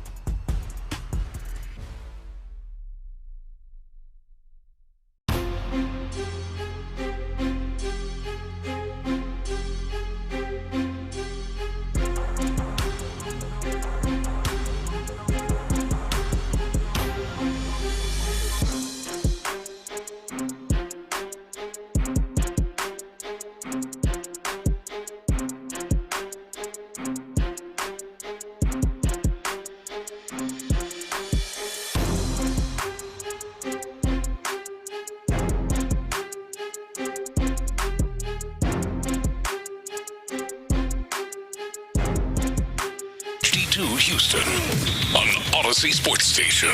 The Texans play here. Sports Radio 610 presents Payne and Pendergast. All right, into the 9 o'clock hour we go. Payne and Pendergast with you. Good to be with you on a what's a getaway day for a lot of folks. What did I say? I don't know. I didn't know if you were struggling. No, I definitely said Thursday. Yeah, no, I feel like I'm having a good day, man. So the Athletic has the biggest one outstanding remaining question for each NFL team as summer break begins. This is from the Athletic staff. Usually I really enjoy these exercises leading into the season, except for this year. Anytime there's any kind of title like this, I know exactly what the item is going to be for the Texans, and it's something about C.J. Stroud. C.J. Stroud, yeah, C.J. Stroud. Have they done enough, and Mike Jones is the one who provides the answer to this, he writes for The Athletic, have they, the Texans, done enough to help C.J. Stroud take the next step? Yeah. So I guess it's C.J. Stroud related, but it's more about the offensive line, the running back, the wide receivers, all of that. Yeah, it is. Do you think they've done enough to help C.J. Stroud take the next step? I think they could have done more. I mean, like, honestly, the Bears last year were just so incredibly aggressive at going out and fixing the offensive line. Yeah, and then the center went and retired after the year that they signed. Yeah. But they still haven't shown that level of aggression. But over the course of 2 years, I can kind of appreciate, Casario's almost taken like the Dana Brown's approach. Caserio with the offensive line has taken Dana Brown's approach with the pitchers, which he's become a volume shooter. Where, all right, we're not necessarily going to blow you away with any of these acquisitions, but hopefully a few of them work out. And I think that's what happening with Ingram, but also Cam Robinson was part of that strategy. Yeah. And they brought in Trent Brown last year, and look, hey, that was a very low-level signing. He was making not much more than the veteran minimum, but he ended up being a big part of that win streak. But this year they upped that a notch, but it still wasn't like they were going off after the top-tier free agents. But just by addressing it with so many numbers, I'm cool with it right now. Is there any connection? Because look, the thing C.J. Stroud is getting criticized the most for this offseason is the postseason last year. More so the Patriots game, obviously, because they lost that game, and it was 4 interceptions in the first half. But the Steeler game wasn't great either. But the Patriots game specifically, it hurt not having Nico Collins. But there wasn't part of me watching that game going, boy, C.J. Stroud's throwing 4 interceptions because they haven't done enough for him. I'm watching it going, C.J. Stroud's throwing 4 interceptions because either he's just making silly decisions or the moment's too big for him. So much of it felt... And they couldn't run the football, I guess, to be fair. No, I know, and I think that's the thing is that I thought he had done a good job all year of managing that there were things that the offense could and could not do. And I think in the regular season, when you're racking up wins and you're seeing where you are in the division, maybe it was an easier challenge psychologically. But I think when you get into single elimination, maybe that's where just that feeling of this game really, really matters. And we're not doing anything offensively. If it was without thinking about the concussion or anything else, it's like if him just pushing too hard. Yeah. Knowing that, all right, this time we're in the playoffs and that we got to make something happen. Like maybe his faith in the process flagged or whatever it might be. Yeah. Because even though, people point out that he made some nice plays in the Steelers game, there were at least some positive things to point out, too. Oh, yeah, Christian Kirk had 150 yards in that game. Right, and that is true, but he also had some really bad – the flea flicker was one that you just got to eat it on that play. Yep. He airmailed the pass to wide-open Nico Collins. Like, there were some things that happened in that game that were still just really, really bad and atypical for CJ. Yeah, and the weird thing, too, about that, and we'll get to some of the other teams here in a second, because there are some interesting questions heading into the summer break here for a few of the Texans' opponents this year. The other thing that people might say is, with respect to the New England game as well, Nico Collins missed that game also, and he's clearly their A1 number 1 guy. The weird thing about that is that Nico Collins missed the San Francisco game in the regular season, and I think that game has an argument as CJ's one of like his 3 or 4 best games as a pro. Yeah. That San Francisco game. There was no Nico Collins in that game. CJ was like 30 for 38 for over 300 yards, and they won the game. The tough thing about that, though, is that the 49ers were missing half their starters on defense, and they ended up being one of the worst defenses in the league. You guys know I gush about Robert Saleh, but it was bad last year with how many injuries they had to their starters. Yeah. So, it was playing the Patriots at home and with Nico Collins is a lot different than playing the 49ers at home in good weather. Yeah, for sure. All right, let's get to some of the other teams here with the burning questions for summer break. As I get back to the article here, let's get to the Jacksonville Jaguars. The Jacksonville Jaguars. One outstanding question for them is, can they replace Travis Etienne Jr.? They really just kind of chose not to. They just let him walk. Right. As they did they let Devin Lloyd walk on the defensive side of the ball. Yeah. They are, like, the guys that they have returning as starters largely are guys who are already on the team. Yeah. So including guys who are backups to Etienne, where they like Tootin. I like Tootin. I think Tootin's a good player. Tootin's an interesting one. They do have a lot of guys on their roster where you wonder, okay, you remember Parker Washington? Parker Washington is a guy the last couple of years, he'll make a big play against the Texans, and I'll feel like, oh, boy, he's really coming along. And then you look at his season totals, and he's got like 400, 500 yards receiving. But he's a good player, man. I know. Like, no, you feel like he's the guy that might really all of a sudden kind of click for them.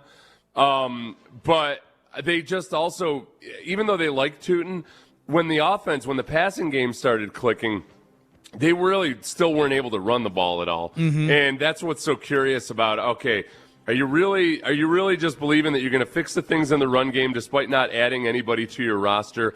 Or are you and on Tootin or just improving the scheme? Or are you just feeling like you're going to be able to just do it all with Trevor Lawrence's arm? Because I'd be really nervous going into a season thinking, oh, they can do it all with Trevor Lawrence's arm. I would too if I were a Jags fan. As a Texan fan, I hope they do that. I hope they lean heavily on him.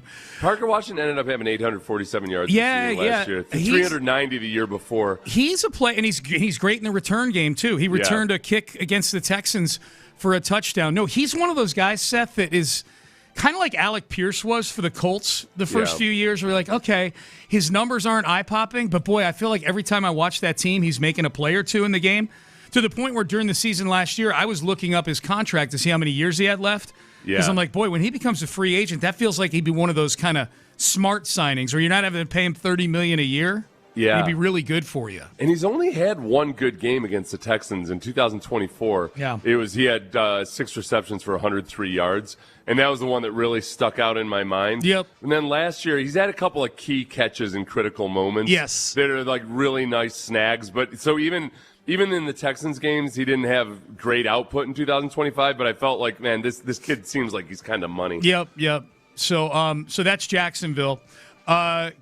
Cleveland Browns, they are on the Texans schedule, and of course their situation still includes Deshaun Watson, and that's their big question. Who's going to be the quarterback of this football team? I had a question for you because you listen to a lot more Browns radio. Yep. But the quote that caught my eye on this one was, Watson's one opening to win the job is wanting a mobile quarterback. Yeah. But Watson, through the spring, looked like the same inconsistent player he was through the first 3 seasons in Cleveland. Yeah. Is he still mobile after coming off of those 2? He tore the same Achilles tendon twice. Yeah. Is he still looked at as a mobile quarterback? You know what? As much as I listen in on Cleveland radio, I don't recall listening to them talking about his mobility, mostly because the 2 hosts that I listen to probably aren't out at camp. They're not watching him. And I don't know how big a topic that's been. I just know from watching what I've watched, and again, this is like the Tank Dell thing. Like, boy, you watch him doing these cone drills, and he looks great. Same thing with Deshaun. Like, boy, that guy had 2 Achilles tears. He sure is moving well with no other human beings to compare him to in this video that he's running around doing. So I don't know, Seth. It's a good question. And you know that he hasn't had his season high anytime since 2020 is 1,148 yards. Season high for what? For passing. Over Pat? Oh, wow. 1,148 yards. Yeah. Did you think that was rushing? Sorry. Well, that's why I thought you might be going, just because we were talking about his mobility. Yeah. No. I was just looking this way. He threw for 4,800 yards in 2020. Yeah, he led the league. Since then, he's got a combined about 3,400 yards passing total since then. Seth, he's played in 19 football games since that season. I was being too generous. He's got 3,010 yards passing since then. Total. Oh, no. That's right. Yeah, 3,010 yards passing. Total, yeah. He's played games since he was a Houston Texan. Yeah. He has made nearly $200 million, and he's going to make another 40 this year. Yeah, 3,365 yards. Total? No, I know. It's been 200, and the guaranteed money is still nobody's ever had $240 million totally guaranteed. Right. Without any all the other options you see, or all the other guarantee numbers you see, there's a player, there's a team option here or there or whatever. And so they consider them practical guarantees. Nobody's had $240 million 100% guaranteed. Here you go. Yeah. Here you go. Here's matter what. Here's your money. This is your money. 19 games. Since 2020, missing all of 2021. I don't know if he was injured or maybe something going on in his personal life. And then all of 2025. Yeah. So over the course of 5 seasons, 19 games. God, man. 19 games. Yeah. 3,365 yards. Here's what Zach Jackson, who covers the Browns, says about that particular quarterback battle. You mentioned the one opening to win the job is Monken wanting a mobile quarterback, but Watson through the spring looked like the same inconsistent player he'd been in Cleveland. Shedeur Sanders finished the spring strong, but didn't thoroughly outplay Watson. So the battle will resume in late July and continue into August. That was actually the big topic up there, Seth, as this was all playing out in OTAs and minicamp, is that Todd Monken wanted to pick somebody heading into summer break that was QB1. Yeah. And he wasn't able to. And it's not because both guys were amazing and just throwing haymakers at each other. It's that both guys Nobody's wildly choosing inconsistent. To win it at this point. Yeah. So that's Cleveland. Other Texans opponents and the big questions. How about the Eagles? The opponent that they play on Christmas Eve. The Eagles are another team, because we always watch this with a little bit of extra interest when somebody who's in the Kubiak Shanahan type of tree wants to do what Coobs and Shanahan is that done. What Mannion is? Their new OC? Mannion's going to be running mostly a West Coast style, a lot of QB under center, doing a lot of stuff that's different from the way they've operated. I mean, they're under center in the tush push all the time, but I like that. If Jalen Hurts adapts to it, it could end up being one of these every other year where all of a sudden Jalen Hurts, did I say Jaden Daniels? Jalen Hurts, looks like one of the best quarterbacks in the league. Yep. I'm intrigued by it. I'm not going to believe in Mannion until he proves it. Yeah, and that's the question that's being asked for this. And it's Brooks Cabina who has the answer. Shout out Brooks Cabina.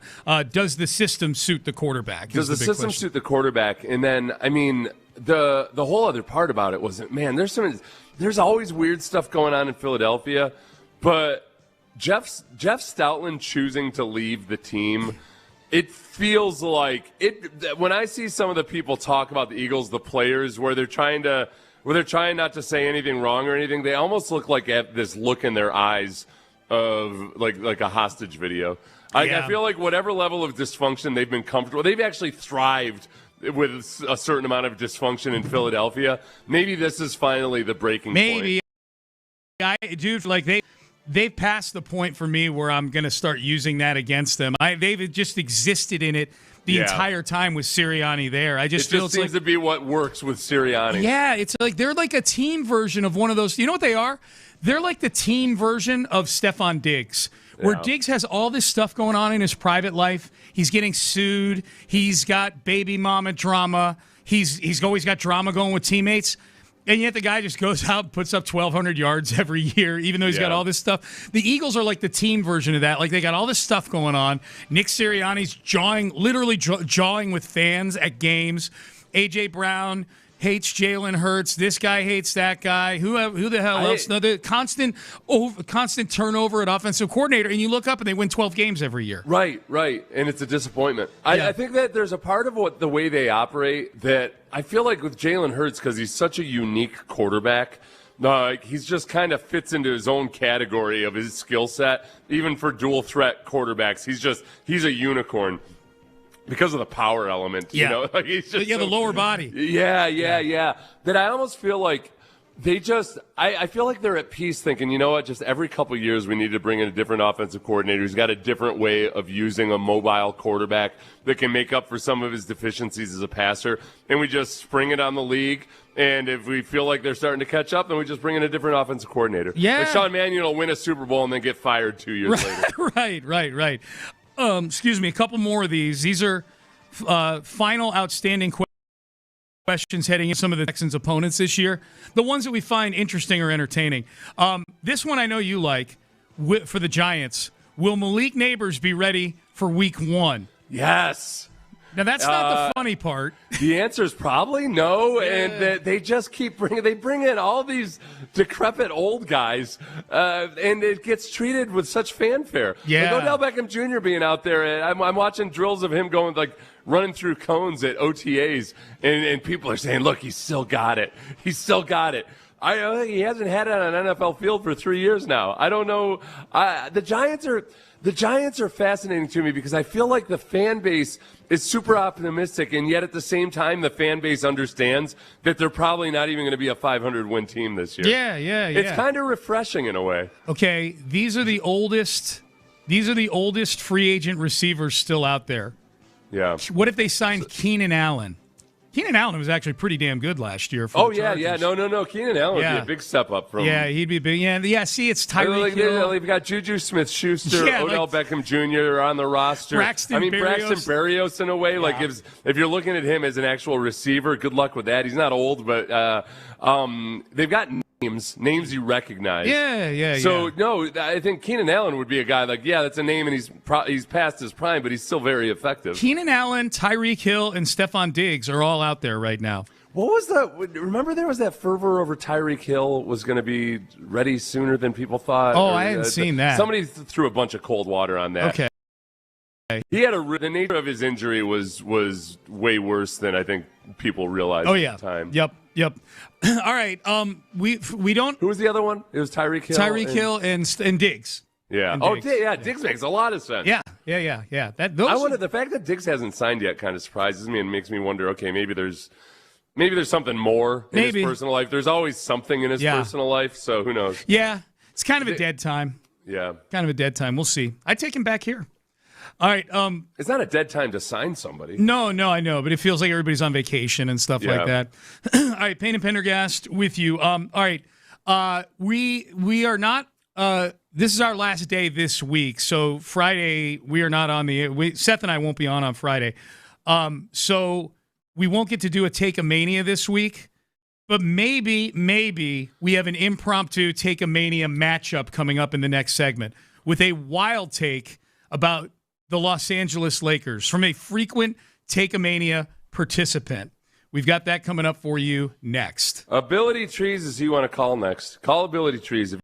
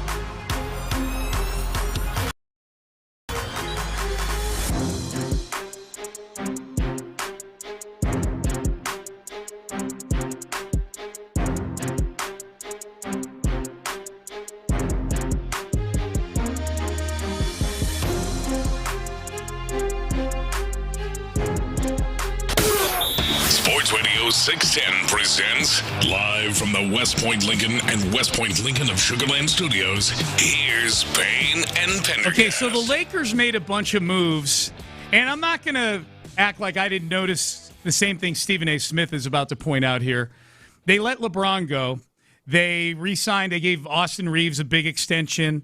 They brought in Walker Kessler. They made a couple other moves that, by and large, all involved white dudes. Yeah. the graphics that were being put up yesterday were hilarious of all the white dudes the Lakers have been signing and re-signing. Now, that doesn't affect my handicap on what I think the Lakers are going to be this season. They've got one of the 5 best players in the sport when he's healthy. Happens to be white. It's Luka Doncic. Austin Reeves is a good player. We'll see. I mean, they're not on OKC's level or San Antonio's level in the Western Conference, but they're a good basketball team. Stephen A. Smith, I think, took it a step further here. This was Stephen A. Smith yesterday. Not a fan of the Lakers gather up all the white dudes strategy. Where the hell the Los Angeles Lakers think they going with a bunch of white dudes? Your 3 top players are white? Really? This ain't golf. This ain't baseball. Hell, it ain't even soccer. What y'all think this is? It's basketball. In NBA history, when have you seen your 3 most prominent players on a basketball team all be white? And that takes you to the promised land. Somebody got to say it, so I'm saying it. This is basketball. I'm not complaining. I'm simply making the point. The Los Angeles Lakers, you ain't going anywhere being led by 3 white dudes in today's generation of basketball. I'm letting you know right now, it ain't happening. And Luka's a bad brother. And Austin Reeves is no scrub. And they both have earned what they have earned. And then with LeBron James or some other brothers I get. But those 2 and Walker Kessler, you ain't scaring anybody with that. And Rob Pelinka has done made this white dude central. No wonder LeBron James walked out the door. Okay.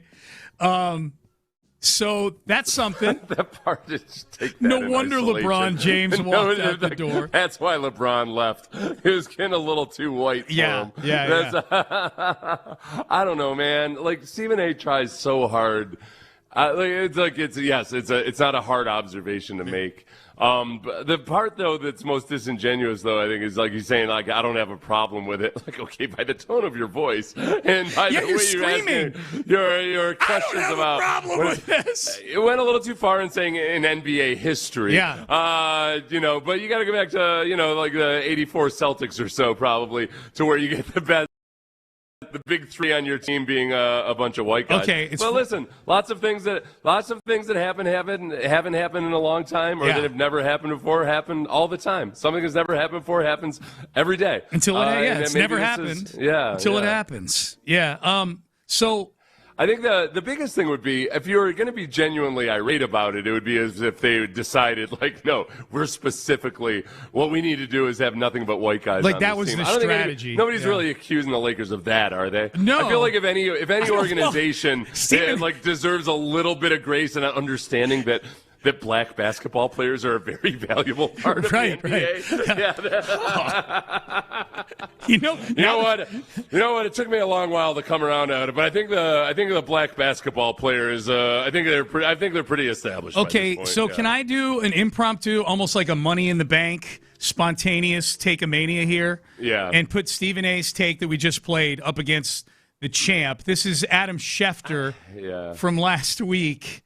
Talking about the Brendan Sorsby situation. NFL essentially sent him a letter, and the NFL is declining to hold a supplemental draft. And honestly, something was amiss with this all along, because every time you spoke to people around the league about when the supplemental draft would be and whether or not there would be a supplemental draft, I always got pauses, and there were never clear-cut answers. And like, the commissioner's got to decide to have it. I'm like, what is the issue? Well, the issue is that the league, despite any gambling partnerships, the league really does not want any part of gambling, no matter how serious there we go. The league, despite the gambling partnerships, doesn't want anything at all. Anything with gambling. Despite making a boatload of money from it. They want nothing to do with it. So is Stephen A's bewilderment with the Lakers seemingly going with some sort of all-white direction with their roster a worse take than Adam Schefter. I just, you know what? Honestly, when it comes to stuff like this with Stephen A., I just don't feel like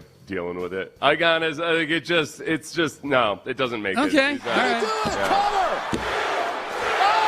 I don't want this in my life. Yeah. Okay. I mean, it's not the best reason in the world to pick a winner, but you're the judge and jury. Hell I want. No, I know. That's what I said. You're the judge and jury. Yeah. Like it's it's funny. I asked ChatGPT, has there? Because I want to fact check Stephen A. on this. Has there ever been an NBA title team whose 3 best players were white? And I see it. I'm kind of glancing down while I'm looking at you, and I'm seeing it start to spit out a few teams. I'm like, oh, take this, Stephen A. The 1957-58 St. Louis Hawks. Yeah, take that. Yeah, Bob Pettit, Cliff Hagan, and Jack Coleman. 1956-57 Philadelphia Warriors. Paul Arizin, Tom Gola, Neil Johnston. And then, of course, the early George Mikan-led Minneapolis Lakers. Mm-hmm. Now, Chat does say in the modern NBA, which they count as roughly like the merger with the ABA in the 70s, these are the teams that have come close. The Dallas Mavericks in 2011, Dirk Nowitzki, Jason Kidd, plus Peja Stojakovic had a supporting role on the team. That's number one. A supporting role. A supporting role. The Denver Nuggets, Nikola Jokic. And then says, and Aaron Gordon, not white. Okay, so basically they had Jokic, so they wind up on the list because he's a gigantic white guy. Yeah. He counts as 2 white guys. And then they do bring up the Celtics were the first one I thought of. Danny Ainge, Larry Bird, and then Kevin McHale. That's the closest, because I think you could argue, well, Bird was the best player in the league at the time. And McHale, I think, was definitely one of their 3 best players. McHale was unstoppable in the low post.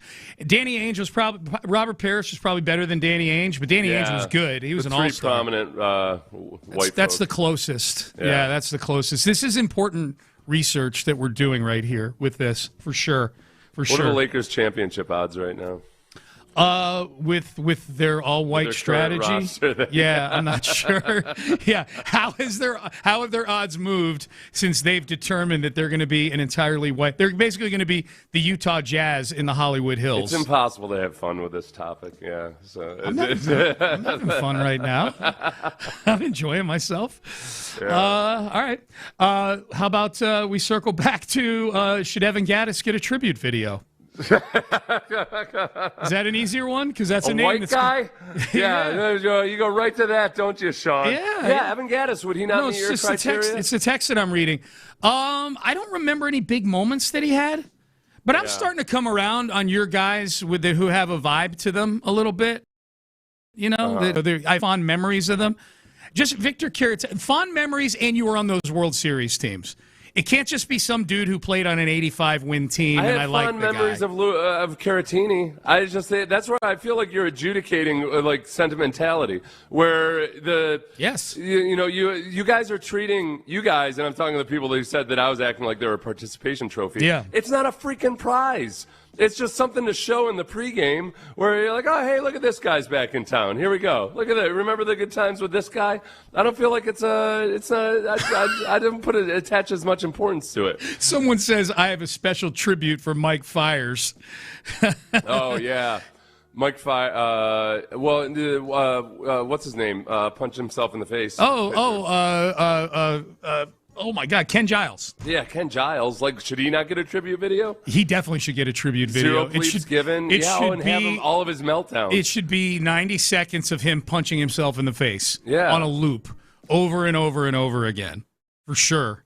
Mike Fiers, Evan Gaddis, getting some love on here. Trey Mancini, someone says, for that play at first base in the World Series. You were adamant against Trey Mancini. He didn't. They traded for him, and he didn't do anything other than make that nice play, which it wasn't like an incredible play or anything. It was one. It wouldn't have been an error if he missed it. Yeah, but it wasn't like the most ridiculously impossible catch to make. But he had just come in because remember Hughley he came in cold off the bench because Hughley had hurt his ankle or something like that. Hughley didn't play in that World Series clincher back in the day. Smothered a blistering ground ball. That's what it was. Yes, Schwarber. That's what it was. Smothered the blistering Did he have to ground ball. dive for it? Let me. I'm watching it right now. I haven't watched it. I've just been going in my mind. Okay, so you're reacting to it right now. You're looking at it. He did have to go to the turf for it. Yep. I'm about to watch the replay because you didn't see it in real time. And I just remember at the time being like, all right, seriously, are we really making I mean, he had to step to his left, and he stopped it, with his body. What? Yeah. This is where I'm going to get nerdy. Do we know what the exit velo was off the bat? It was pretty hard hit. Yeah. I don't know what the exit If velo was. it was on it wasn't on the Astros broadcast because it was a World Series game. But if it were, Blum would have given us the exit velo a second after that play was made. Yeah. He'd be like, 111 off the bat. And look at Mancini making the play. It looked like it skipped a frame or two on his way to Mancini. Yep.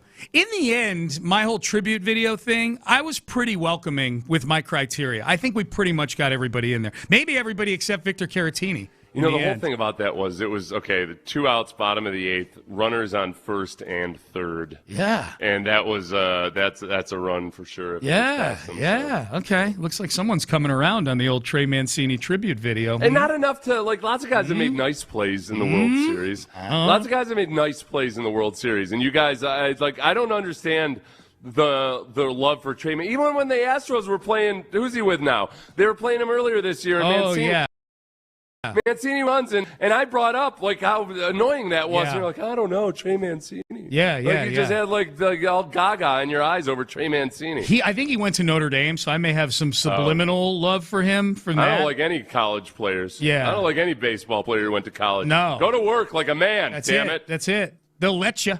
Yeah, the Angels. That's right. He's with the Angels. The Angels. Yeah. Whatever happened to Kyle Tucker's brother? That would be Preston Tucker. He was part of the Astros when they were really, really bad. I don't know whatever happened to him. He did not make as much money as his younger brother, Kyle. All right, Payne and Pendergast with you. Who was the guy that was always pudgy when he was here and then he left and he got all slimmed up? Somebody that you didn't like. The listeners will remember exactly who I'm talking about. Okay, text in. Was he a pitcher or was he an everyday player? I'm not remembering anything more than the pudginess right now. Okay. Let's talk about the Astros. We got the final segment coming up. We'll find out what the guys got going on In the Loop. Look, I'm going to be gone for the full week next week. So by the time I get back, it'll be the All-Star break. The Astros. Tyler White. That's right. It was Tyler White. Tyler White. He got skinny? Yeah, he got real skinny because people were like, what the hell's going on with him? We went out to L.A., probably, back before Ozempic was widespread, I'm guessing. And he saw that, they got all these actors. They're those dirty doctors out there in L.A. that work with the celebrities. Tyler White, that's right. Was it a... No, he actually, if I remember correctly, it was they discovered he had some kind of a thyroid problem or something. Oh, really? They fixed it, and he ended up being a little... And then I felt bad for getting frustrated with Tyler White at times. Yeah. With his pudginess. A little chunky, dude, too. I didn't realize about the thyroid thing. All right, final segment coming up. The Astros are 3 games under 500 right now. I'm gone till after the All-Star break. What is an acceptable record for me by the time I get back? We'll talk about that, what the Astros got coming up. We'll talk to the guys on In the Loop as well and see what they've got going on In the Loop today, question of the day and so forth. We'll do that coming up next, but let's get you guys paying less on your electricity. The important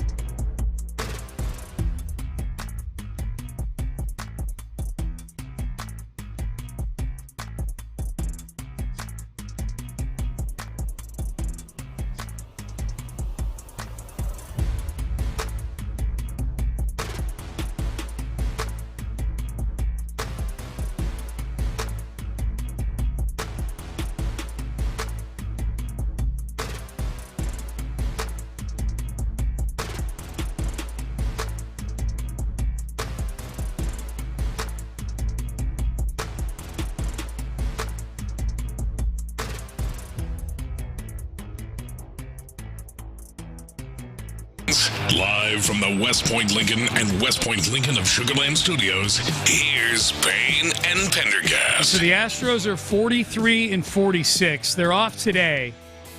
They've got Tampa Bay coming to town for 3. Then they travel to Washington for 3, and then a big series. I tell you what, for a series in the middle of July, that 3-game series with the Texas Rangers up in Arlington, Seth, is going to be. That's a big one for the Astros. Yeah, this is who you're chasing now. Yeah, and times she's a winding down, Sean. Yep. In the back half of the season here, the Rangers are the least awful team in this division. Yep. For the That's a good moment, way to put it. A Yes, chance to gain some ground on the least awful team in the division. Yeah. So is it reasonable? They're 3 games under 500, so they've got 9 games between now and the All-Star break. Is it reasonable for me to expect to come in on Monday the 12th, I guess it would be, and have the Astros sitting there at the All-Star break with a 500 record? They, Sean, they have 3 games against the Rays, who currently have the best. Is it 3 or 4 games against the Rays? It's 3 games against the Rays. Yep. Currently have the best record in the AL. Yeah. Pacing everybody else. The Yankees have been disgusting the last. They've been 2-8 in the last 10, and it's even worse than that. I think. Whereas the Rays have gone on a stretch where they're 8-2 now over the last 10 games. So it's going to be dicey. It's going to be dicey. And the Nationals aren't a bad team. The Nationals, the Nationals would fit right in the AL. Yeah. Yeah, that's right. They would fit right in the AL, and that's on the road. They might be leading a division or 2 in the AL. Yeah, that's on the road. Texas is on the road. I'm anxious to see this with Javier coming back. They're going to use him in the bullpen. Yeah, we'll see. They'd have to go 6-3 over these. Well, that's all they do though was winning series for a while. I don't think it's unreasonable. They'd have to go. The Rangers could go on you're going to be dealing a blow to the Rangers. When you come back. Yep. So that's it's doable. Okay, it's doable. Okay. Yeah. Here, let me ask you: is this doable? Do you think that tomorrow, like last year in the Reggie and Ron radiothon? Yeah. For the Houston Food Bank, do you think that Payne and Pendergast will fetch the most in the auctions for the dinners, the listener dinners? I don't see how anything else could be the case. This is us appealing to you, the listener, to make sure that we can still flex on our coworkers. Yeah. That we generated the most money. That we helped the most people. Yes. And that's what matters the most. We really care. It's not about the ego or the pride or the ability to say that we did it for 2 years in a row because obviously we're superior to everybody else. Yeah. It's about none of those things. It's about helping people. And the best way people can help people is to pay whatever you and I are worth, which is a lot more than anybody else. In this environment. Because the people spoke last year. I might humbly say. The people spoke last year. We ended up doing 2 of them last year, you and I. Yeah. This one, we are it was made official yesterday. Big shout-out to Johnny Caraba, who confirmed it with me, that you and I are going to do our listener dinner with an auction winner and a friend of their choice at the OG original Carrabba's on Kirby over there. Oh, we love that spot. Nice. Yeah, we love that spot. You like the dessert rosa at that spot. I like the dessert rosa. It's like a cake. Do they have with that at that one? They don't always have it. They've had it the last couple times I've been. Okay. Sometimes there's things that they don't have everything on the menu over there. I was looking at the cannoli cake for 2. That's what if you buy the dinner with us, you have to share a piece of cannoli. Yep. So somebody has to, and we have to share a fork. That's the other part too. And the part where it gets really uncomfortable is when Seth says we've got to reenact Lady and the Tramp with whoever orders spaghetti. And Seth's at one end, and the auction winner's at the other, and the auction winner's like, I can't believe I paid $5,000 for this. Yeah, this experience. That was one of the first places Brandy and I started eating when we first got to Houston. Was the Carrabba's right there on Kirby? It's a good spot. I remember we had a couple of meals there early on. Yeah, it's kind of it's the closest thing in town that I've experienced to like you go there and there's like a 60% chance you see somebody famous there. Yeah, a lot of famous people go there. Rusty Harton is there all the time. He's famous. Andre Johnson. Not a crime. Andre Johnson was there the other night when we took my son Sammy there for his birthday. What are you putting his business out there for, man? What was he doing? Who's he there with? He was just put eating. other people's business out He there. was just eating. Yeah, he was just eating. I mean, he was walked through the restaurant. So that's where, if you win that auction, that's where you're going with us. So if you like good Italian food, good stories, because we will tell stories that we can't tell on the radio. Mm-hmm. That'll be fun. So that bidding is tomorrow. I'll tell you the story about the funniest thing that ever happened to me at Carrabba's Grill. Okay. When we do that, yeah, I'll tell that story. If we with whoever gets whoever purchases that dinner, I'll tell you the story. We might be sitting right near where it happened. Yep. Sean, this is a text. Sean, get over the Astros going to the playoffs, dude. Even if they go to the playoffs, they're going to get their asses spanked. What? Hey, okay, I said no Belgians allowed on that text line. What the hell, I don't man? need some defeatist attitude from some damn Belgian. Yeah. Take you and your stupid mayonnaise French fries on top of Belgian waffles and get off my text line with that loser Belgian attitude. I don't get over them going to the playoffs, even if they go there. So I'm not supposed to root for them to go to the playoffs. Lopez did that last year. Lopez did that thing where, I'm not even rooting for them to go. I don't even want them to go to the playoffs. And that just doesn't compute to me that I don't want my team to go to the playoffs. Yeah, do I think they're going to win the World Series, Texter? No. Is that how I sound? Do I sound like I think they're going to go on this tear in the playoffs? No. But you know what I like, Seth? As someone who likes sports, you know what I like? More sports. More sports. Yeah. Now, this is the difference, though, too. It's that I can look and see where I'm open at this point to the Astros continuing to be a different team as the season progresses. First, they were an awful baseball team. Then they started actually playing credible baseball. And then their bullpen actually got solid and good and impressive. And there's still parts of this team where because of either injury or, mostly because of injury, that offensively and defensively, there's still a lot of time for them to be a completely different team in the second half of the season than they are in the first. Yeah. Am I going to be over the moon with the playoff possibilities if they squeak into the playoffs with a 500 record? No, most likely not. But I think there's a chance that they go on a run a couple of times with Javier coming back, Blanco coming back, Wisniewski possibly, and then Pena, et cetera, et cetera. Et cetera. You might feel differently in September than you do right now when you say, okay, well, why bother even if they make the playoffs? So Ken Rosenthal did his selections for the All-Star team out of both leagues. The only Astro he has, not surprisingly, the only Astro he has making the All-Star team is the only one that's probably going to make it, which is Yordan Alvarez. If you had to pick, and I think it goes without saying, Seth, they're going to need Yordan, A, to be healthy, and B, to be playing like this to make a run at anything, playoffs, run in the playoffs, whatever. I mean, that's undebatable. You need Yordan Alvarez to be Yordan if you're gonna win enough games to get to and maybe make some noise in the postseason. If you had to pick one other guy on the Astros, you get your genie has come down and given you a wish, and you can pick one other Astro to play at an all-star level the rest of the season after the all-star break. Who would it be? I mean, that's a little. You pick one. I guess. Okay, so do I go with the guy who, if he's playing at an all-star level, it's the very best? I mean, like Hunter Brown. I guess. Is he in the category there? Yeah. No, I think that's the interesting debate, actually. Is it someone like Jeremy Pena, or is it a pitcher like Hunter Brown who only pitches every 5 days? Yeah, I guess it's hard with Hunter Brown because we just don't even know how he's actually pitching this year necessarily. Right. So I guess, let's leave Hunter Brown out of it. And, let's assume, okay, you're going to get an all-star caliber performance out of Hunter Brown, hopefully. Okay. I would say it might be. No, I don't want it to be Imai. We're stuck in that bind now where we want Imai to look incredible the second half of the season, which also means that there's not a chance in hell Imai is going to be here next year. Yep. That we lived through the hard part and then that he went off and I don't did know. what he did.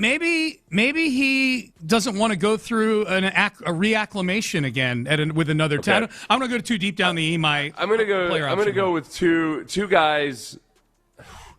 Cam Smith. Cam Smith. Cam Smith. Okay. Because that would then that would portend great things for the future. That is I wasn't even thinking of Cam Smith, but that is a great answer for that very reason. Yeah, you didn't ask me who's been playing like close to an all-star or anything. No. Just they're going to play like an all-star. Yeah. Because that would mean that there's potentially we're going to get that moving forward. That is a wish for this season and beyond is what that is. Because my first thought is someone like Altuve, because I don't like – as long as they trot out – Altuve's never going to be batting 8th in the lineup or anything like that. Like he's going to trot Altuve out there every day. So as long as Altuve's going to be out there every day, then we may as well get the all-star version of Jose Altuve. So I thought about that one. Cam Smith's a great one. That's better than any that I had in mind. Good job, Seth. He's still at a 684 OPS on the year. I know, and he's hit a lot of home runs lately, it feels like. Yeah. You know? Cam I'll cherry pick Cam Smith. Cam Smith's a good one. If he keeps up the level of play that he's had in the last few games. Make sure to include the game that he hit 2 home runs in. I'm going to cherry extreme, Sean. Okay. You don't even want to know. No, I won't cherry pick to the extreme. I'll go, All right, I'm going to try to somewhat fair and go back to June 23rd. Okay, a week ago. So where over the course of 8 games, he's got a 945 OPS. Yeah, he's hit a bunch of home runs lately. Yeah. That was with a stretch. That was with a stretch of no hits in there for a few games too. Yeah, all right. That goes to show you what kind of hole he dug for himself. Yeah, dude's had a 9-something OPS for the last 8 or 9 games, whatever it is. He's still 685. Ay. All right, Payne and Pendergast with you here on a Thursday. John Lopez, Reggie Atatula are here. Gentlemen, it's great to see you. It is fantastic to see you. Reggie, you and Ron are doing the Radiothon. That's tomorrow, right. And we can't wait. We're talking to the audience about the auction item that Seth and I have. I heard y'all selling it. Honestly, it's a good sell. Yeah. It really and truly is. Yeah. The storytelling, the food, the environment, the atmosphere, and we're competitive. I think our auction got the most last year. If I'm not mistaken. I believe it did. So we need to defend our title. Yeah. You have to. You do. You do. Because it's for the kids, man. It is. It's for the kids. Also, we can drive some competition here. 100%. Yeah. I will say, I just got news. Now, here's the thing. We're getting in under the buzzer again. The Radiothon is tomorrow. Yeah. If something makes the cut, right? If the NFL allows this Brendan Sorsby to come in on the supplemental draft that is the auction, there is a really tempting auction item out the way. Really? Is it an item or is it experiential? It's an experience. Okay. It's an experience. But again, I can't say that it's definitively going to hit. But just from trending. It's trending in the right direction. Look, it is day to day. All right. It is questionable, but it better not be many more days. Game time decision. It's day till it is tomorrow. a game time decision. Yeah. But it might look, if this comes through, I'm telling you, y'all are going to have a hard time competing. Is it going to be? It's going to beat me and Seth, you think? I think so. So you've got to hope against your charitable instincts that this one doesn't get in. So does it involve anybody amongst the staff at the station here? It does. It does. Is this some streamer that we've never heard of? No, I can tell you that's not the case. Is it someone coming for our jobs? Yeah. Maybe. Okay. Those guys only make money when they get 20,000 teenagers to spend $1 a piece on that. And then they make millions doing that. Yes. But for an auction item like this, I don't think their fan base is necessarily going to No. There's some really cool things coming. You guys were talking about baseball, and I'm going to be real indelicate in doing this. Seth, you're my favorite leadoff hitter. Would you be willing to do that tomorrow and jump on with us for the first couple hours of the show? Oh, yeah. Like right at 6 a.m.? Yes, sir. Oh, sure. And I enjoyed that so much, getting to have the energy of Payne and Pendergast with Seth. Yeah. Jumping in. Yeah. I mean, obviously. I was afraid I don't want to take over the show or anything. Buddy. We love it. Yeah, they got 12 hours. I will not be on that early because I will be on the West Coast. Yeah, I got to figure out.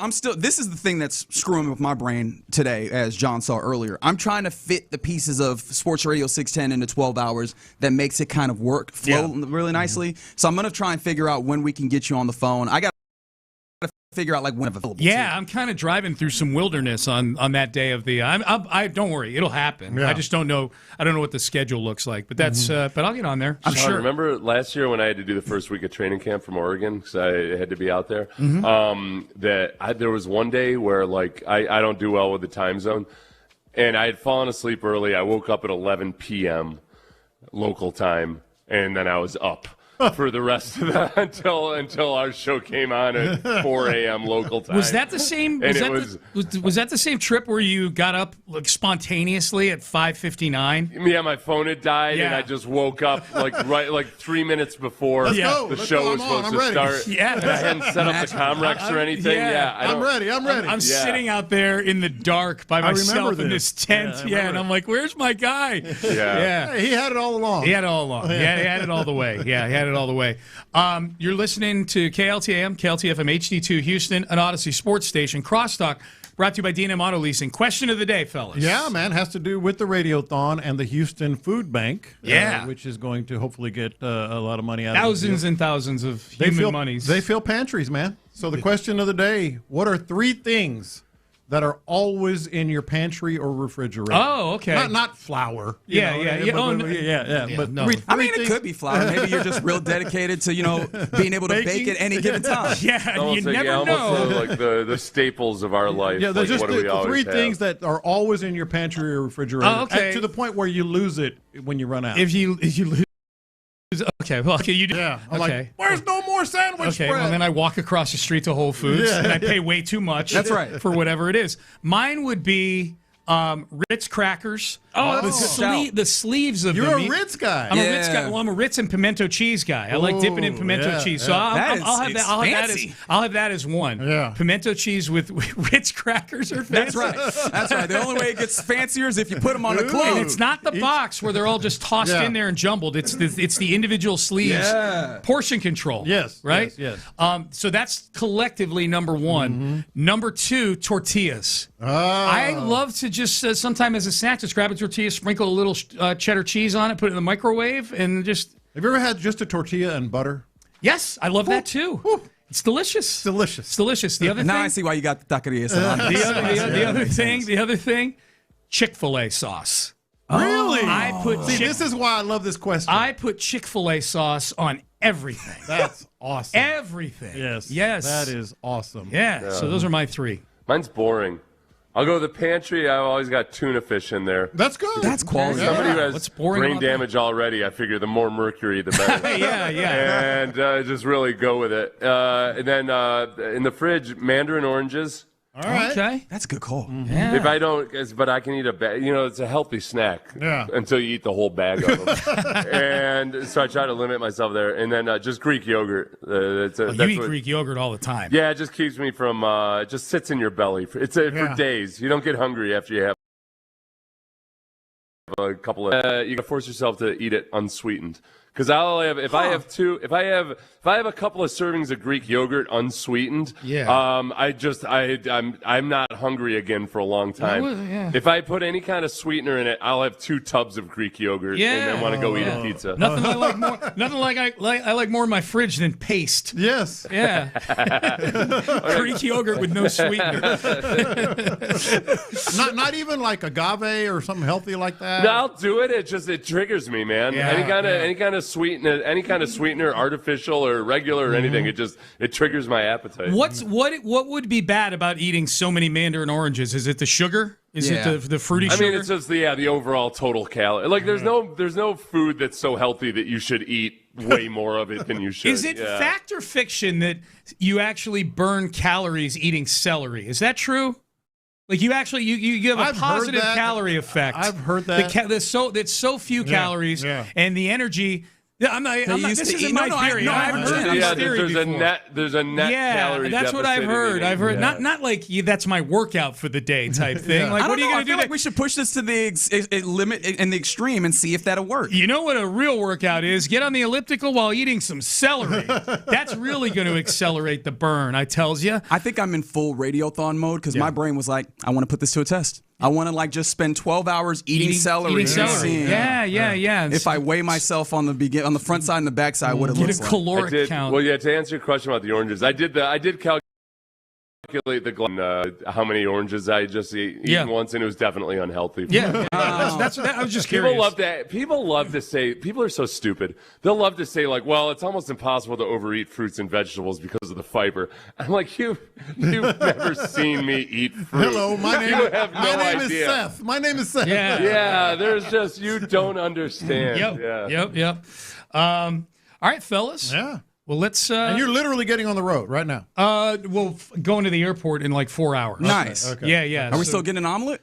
No, don't have time. Damn. Yeah, I still got to pack. Still got to pack. So tortilla it is then. Tortilla with some cheese on it, and I got to get a little workout in before then. I may just eat some celery if I'm being honest. That's a great point. There we go. Yep. Yeah, so flying up to Oregon, headed to a lake in Idaho, and a lake in Montana. All right. Yeah, should be good. And that crosses off those states for Amy. And how many would you Are those have? the last two? She's down to Alaska. I've been at Alaska for 20 years. I've been to all the other states. We've been chipping them off for her with our summer trips every year. Those are her these are her last 3 continental U.S. states. So we have Hawaii and Alaska. And then are we spreading the territories after that? I don't know, something. The Puerto Rico action, man. Guam. Yeah, got to see what Guam's going for. She's going to agitate for a trip to Europe, guaranteed, because that's where we were supposed to go for our honeymoon. Oh, yeah. But we got COVIDed. We got married the week before. Go to Puerto Rico. I'll happily go to Puerto Rico. Yeah. All right, fellas, have a great show. Thanks, buddy. Have a great radiothon tomorrow. Thank you. I will get with you on when I'll be checking in with you guys, so looking forward to that. Seth? Antibodies, and just so you don't overeat and get fat on celery. Yeah. It's it's a myth that celery is a negative calorie food. Yeah. What if I put peanut butter on it? It's more fiber. Does that help? It's impossible to overeat. That's right. A lot more 2 protein. tubs of peanut butter. Good snack. Love that fiber. Hell of a good snack. Love that fiber. Yeah. All right. Well, listen, everybody have a great week. Reggie Atatula, John Lopez, Figgy Fig. They are in the loop, and they start now. That's right. Happy Thursday to you. You are indeed in the loop right here on Sports Radio 610. John, the OG John Lopez across from me. I'm Reginald Atatula. Figgy Fig also across from me. And shout out to Bryson, who's been holding down the fort on the ones too. No, don't worry about it. Sorry, Bryson. Hey, Sean, can you stay by the microphone real quick? I just want to get your natural reaction. Okay. I learned this morning Bryson's last name. Let me see your natural, just visceral reaction to finding out that Bryson, his surname is Scruggs. Oh, really? Yeah. Okay. I wanted to see if there was anything that came of that. His nickname is not Juice. No, it is not. No. 8 sacks. Bryson is his nickname. Yes. You had 8 sacks? Yeah, man. Playing next to Caden McDonald back in Georgia. In the game. Okay.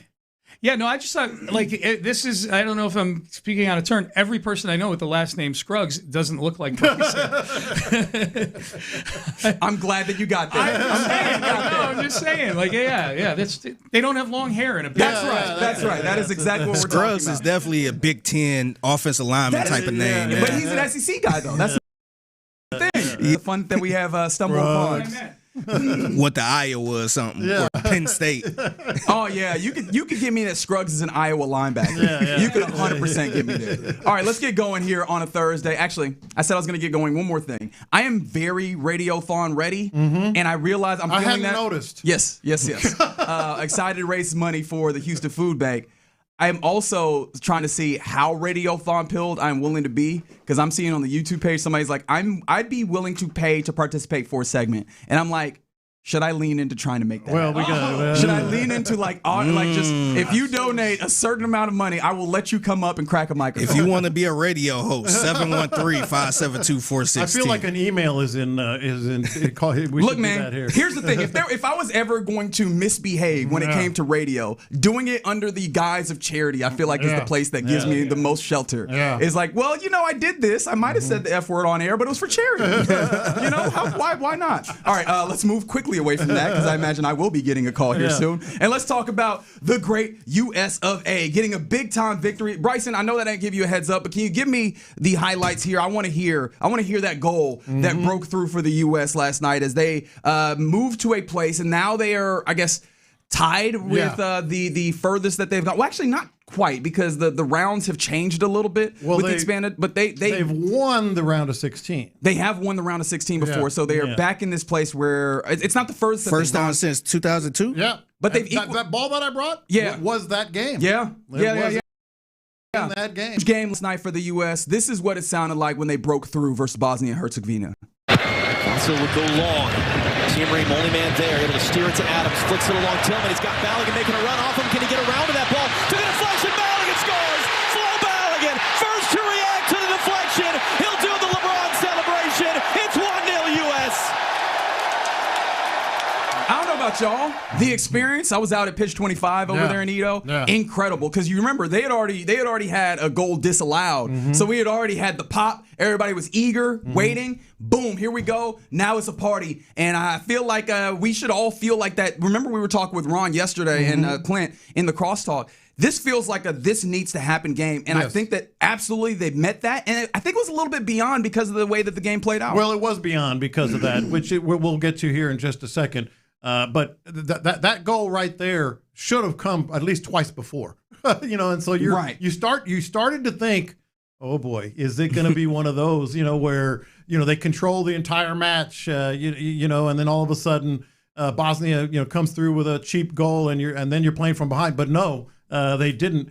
Here's the thing: in terms of magnitude, I'm going to say clearly, there's more. It's a bigger win than the one in 2002, just because of where we are in society and social media and everybody, and it's playing here and all. Like keep in mind, South Korea was, I want to say, like 9-10 hours ahead. At that time. Yeah, that's a great point. Just the timing of everybody being able to enjoy it. It was enormous and all that, and it was a clear win. Got them to the quarterfinals. But this is the biggest win in U.S. World Cup soccer history, simply because of where it was and the environment. 100%. Yeah. And I think for me, the style and the way that you get things done is something that you have to talk about, right? We've talked about this with the Texans last year, where it was, hey, you're getting some of these wins, but sometimes it doesn't look convincing, right? Those are things that I like taking into account. And it wasn't just that they won this game; they won it in a way where they continued to push the effort. They were clearly the better side up until a moment that could have been something that shifted the game entirely. And it did to some degree, which is that same man, Folarin Balogun, the goal scorer for the U.S. He's been one of the stars of this team. He gets sent off for a red card. And I want to talk about that a little bit more, but I just wanted to take a second to appreciate the fact that they go down a man, right, as happens in soccer. 10 men on the field for the U.S., 11 for Bosnia and Herzegovina. And they obviously end up being a little bit more defensive, but they still have that bravery. They still have the aggression. They're still pushing forward. And that is something that the better teams do, right? Even if we go down a man, it still feels like we very much have a stake in this game, and we're not just, grasping and clawing for the end of the game. We are still actively in the game, even though we're at disadvantage. That feels like something that maybe speaks to the U.S. making that step up to the next stage of competition when it comes to the greats in world soccer. I said this yesterday during Cross with the Drive. This is a really good team. It's not a fluke. It's not one of those things where, hey, they happen to win. They're on home soil, big crowd, all that. No, they are really good. And that is they didn't go into a shell. Yep. They didn't go just completely defense, six men on the back line, just trying to hold on for dear life. They played defensively and then attacked. That's what a really talented team can do. And they are this is legit, ladies and gentlemen. I mean, this is a legit squad, to put it in football parlance or basketball parlance. They are really good. And then we have to, before we get to the just awful red card that was given to Balogun, Malik Tillman's free kick, it's about as good a goal as you will see. Tough. It's about as good a goal as you'll see in your life. Yeah, that kid, man. Yeah. Like, that kid is he's really nice, right? No need to make this more difficult than it is. Dude is nice. Yeah. And that's something where, again, we're finding more and more of that, where in other eras of the U.S. team, it'd be like, all right, the big name, either Clint Dempsey, Landon Donovan, and then they got a whole bunch of dudes that are cool. Nah, man, you might know Christian Pulisic, but do you know about Weston McKennie? Do you know about Malik Tillman? Do you know about some of these other cats that are also very nice in this? And that's what makes this more of a squad. But yeah, man, we got to talk about this, because that red card is a red card that was heard all the way across the world, obviously, definitely all the way across America. What was your thought seeing Folarin Balogun get sent off? Because there are bigger stakes to go from it, but just here, seeing him get sent off, what was your reaction? Well, the first reaction was just a horrible call to go with the red card on that, simply because he never really. There has to be some sort of. It's like all the others, the big penalties we see in football or basketball. Where was the intent to? And we've seen a lot of people talking about this as well. Lionel Messi had more intent. Stepping on the back leg of an opponent, like Algeria earlier in this, and didn't even get a yellow, nothing. So the intent was not there. It should have been a yellow. It absolutely should have been a yellow, even if it was just accidental. His foot has to land somewhere. And he was playing the ball, trying to get an angle, trying to wedge his way, in front of the guy, and he stepped down. The guy's leg was there. This was not a red card at all. I'm rooting for the U.S. Mm-hmm. That one's red. Like when it comes to soccer, man, like when you get that studs on the back of a heel, right? Yeah. They talk about this as player safety. No, there has to be intent. That wasn't a red. That was a yellow. That was a yellow because red, you did man. step on him. And here's the thing. I think I very much hear you and I feel you on the intent. Man, we get into a real dangerous place trying to start and judging intent, right? Like that obviously and often gets us tied up in knots. This is the thing that I will say, because I do very much agree with the idea of, hey, man, where the hell is the consistency? Because as you mentioned, Lionel Messi ends up having the studs almost exactly looking the same on an Algerian player in their match earlier on in the tournament. This is what I would say to that. And listen closely, because it is a very deep and well thought out response to that. Yeah, when I watched this in real speed, I didn't think it was much. I thought it was just a coming together of two players. And what you do see is that Balogun's challenge does catch his opponent on the back of the leg, and then when it comes down, it catches his ankle, and that's when the Bosnia hits Nagovia player's foot, twists underneath him. The problem you've got is, to reach a criteria of the red card, it has to be some speed, there has to be some force, and there has to be some malice. This lacked that. But what it does have, which is what the element of the VAR is hiding behind, is it endangers the safety of the opponent because of that foot-on-foot challenge, which could have acted and ended with a broken ankle. So what they've done is they've looked at the consequence of the challenge. However, in my opinion, this didn't endanger the safety of the opponent. Balogun doesn't even look for the foul. It's one of them where it happens in a split second. He puts his foot down and catches the opponent. It was an accidental challenge, and for me, this did not reach the criteria of a red card, and it shouldn't have been a VAR intervention. That's where I am. That's Mark Clattenburg. Mark Clattenburg, a FIFA official, and now working as a analyst. The thing that I will say is, right, with the Messi thing, he's messy. Like, it's not fair. That's not the way this should work. But we know, man, FIFA ends up leaning, and really a lot of sports that we see end up leaning in a way where they get advantageous calls especially if you're like one of the greatest that we've ever seen, if not the greatest.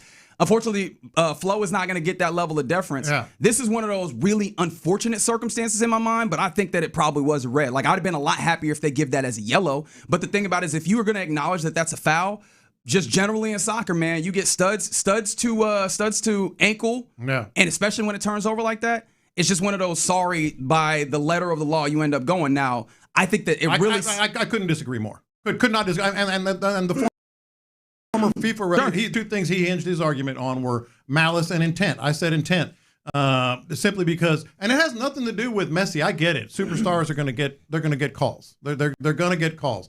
Just eliminate Messi. Just listen to what he said there. It was one of the things. Absolutely should have been a yellow because he did step on him. He got the studs on the leg, but that was not a red card. Now here's the thing: there's been a lot of people talking about. I've always understood studs up challenge, man, and you're gonna send off all that. But here's the thing: if you're going to people are talking about they should appeal, they should go to the FIFA board. Yeah. You can't do it. However, and this will not happen. Spoiler alert: the FIFA can step in. FIFA itself can step in and say and kind of reverse the call, or at least lower the penalty to a yellow card. So I don't expect that to happen, but it is still an outside especially since it went to VAR. Yeah, right. Yeah. So it's already been kind of technically reviewed. I think that they lean away from doing this. So like, there's a big outcome on the backside of this, whether you agree it's a red or not. Right? Is with this the red. Balogun is suspended for the next match. So now you get Belgium. This is where we were talking about, hey, this is the real test of, are you of this level, right? You're getting a team that is ranked higher than you in the FIFA rankings. This is one of the top 10 teams in the world. Like, now is the place where it's a challenge, and this is where the U.S. is going to be tested, because the dude who has been like a fantastic goal scorer for you is not available, right? He's suspended. Do you have the depth? Do you have the capability and the temerity to bring up the same level of performance that you had, or a similar level, and to be able to compete with Belgium? This is where you get to show your mettle as we're them. Because, like, great nations in the world, go deep, can put together performances without their best players, even if, obviously, you want your best players for the best moments. This is where you got to show your mettle. But honestly, I was very impressed by the fact that They lose Balogun, and they still look like that impressive of a side. Can they look like that in about a week's time? I don't know if they can look exactly like that, but I'll go back to my very first point. This is not a fluke. This is a very talented team. It is not the deepest team by any stretch. Shout out to France and Spain in the World Cup. But it is a deeper team than we've ever had in the World Cup. They can not even get by. They can play well and beat Belgium without Balogun. But you kind of wish that you had him, of course, because he has been outstanding. The other part of this that is really interesting to me is, how are you going to even play? Because are you still going to be able to attack the way you want? And that leads to one person. That's Pulisic. Pulisic has to. He's been good, but he hasn't been great. He's been solid. The first game was probably his best game. Yeah. He needs to be a superstar. He didn't play the second game, and the third game he came in late. Yeah. So, but you're right. This is where the great players need to be able to step up. I'm saying I was down in Ito, and I'm not gonna lie, I was a little disappointed for a second because literally it's coming off of the night before where Mexico was all out there. I feel like as we continue to get further, I think it might get even more hype for these U.S. matches now, especially as it feels like you're definitely reaching uncharted territory. Hyped, man. It's going to be crazy, man. I can't wait. Yeah. I can't wait. But honestly, I have a hot take that comes with that I realized and I learned being out that I'll get to at some point later in the program. But we're getting going here on this Thursday here in the Loop on Sports Radio 610. Coming up next, if you were like us, tapped into the USA match, it might have taken you away from the Astros game, which I don't know if you wanted to watch. Let's talk about that because there was a very particular awful timing performance that we want to talk about next. Sports Radio 610 listeners, we need you.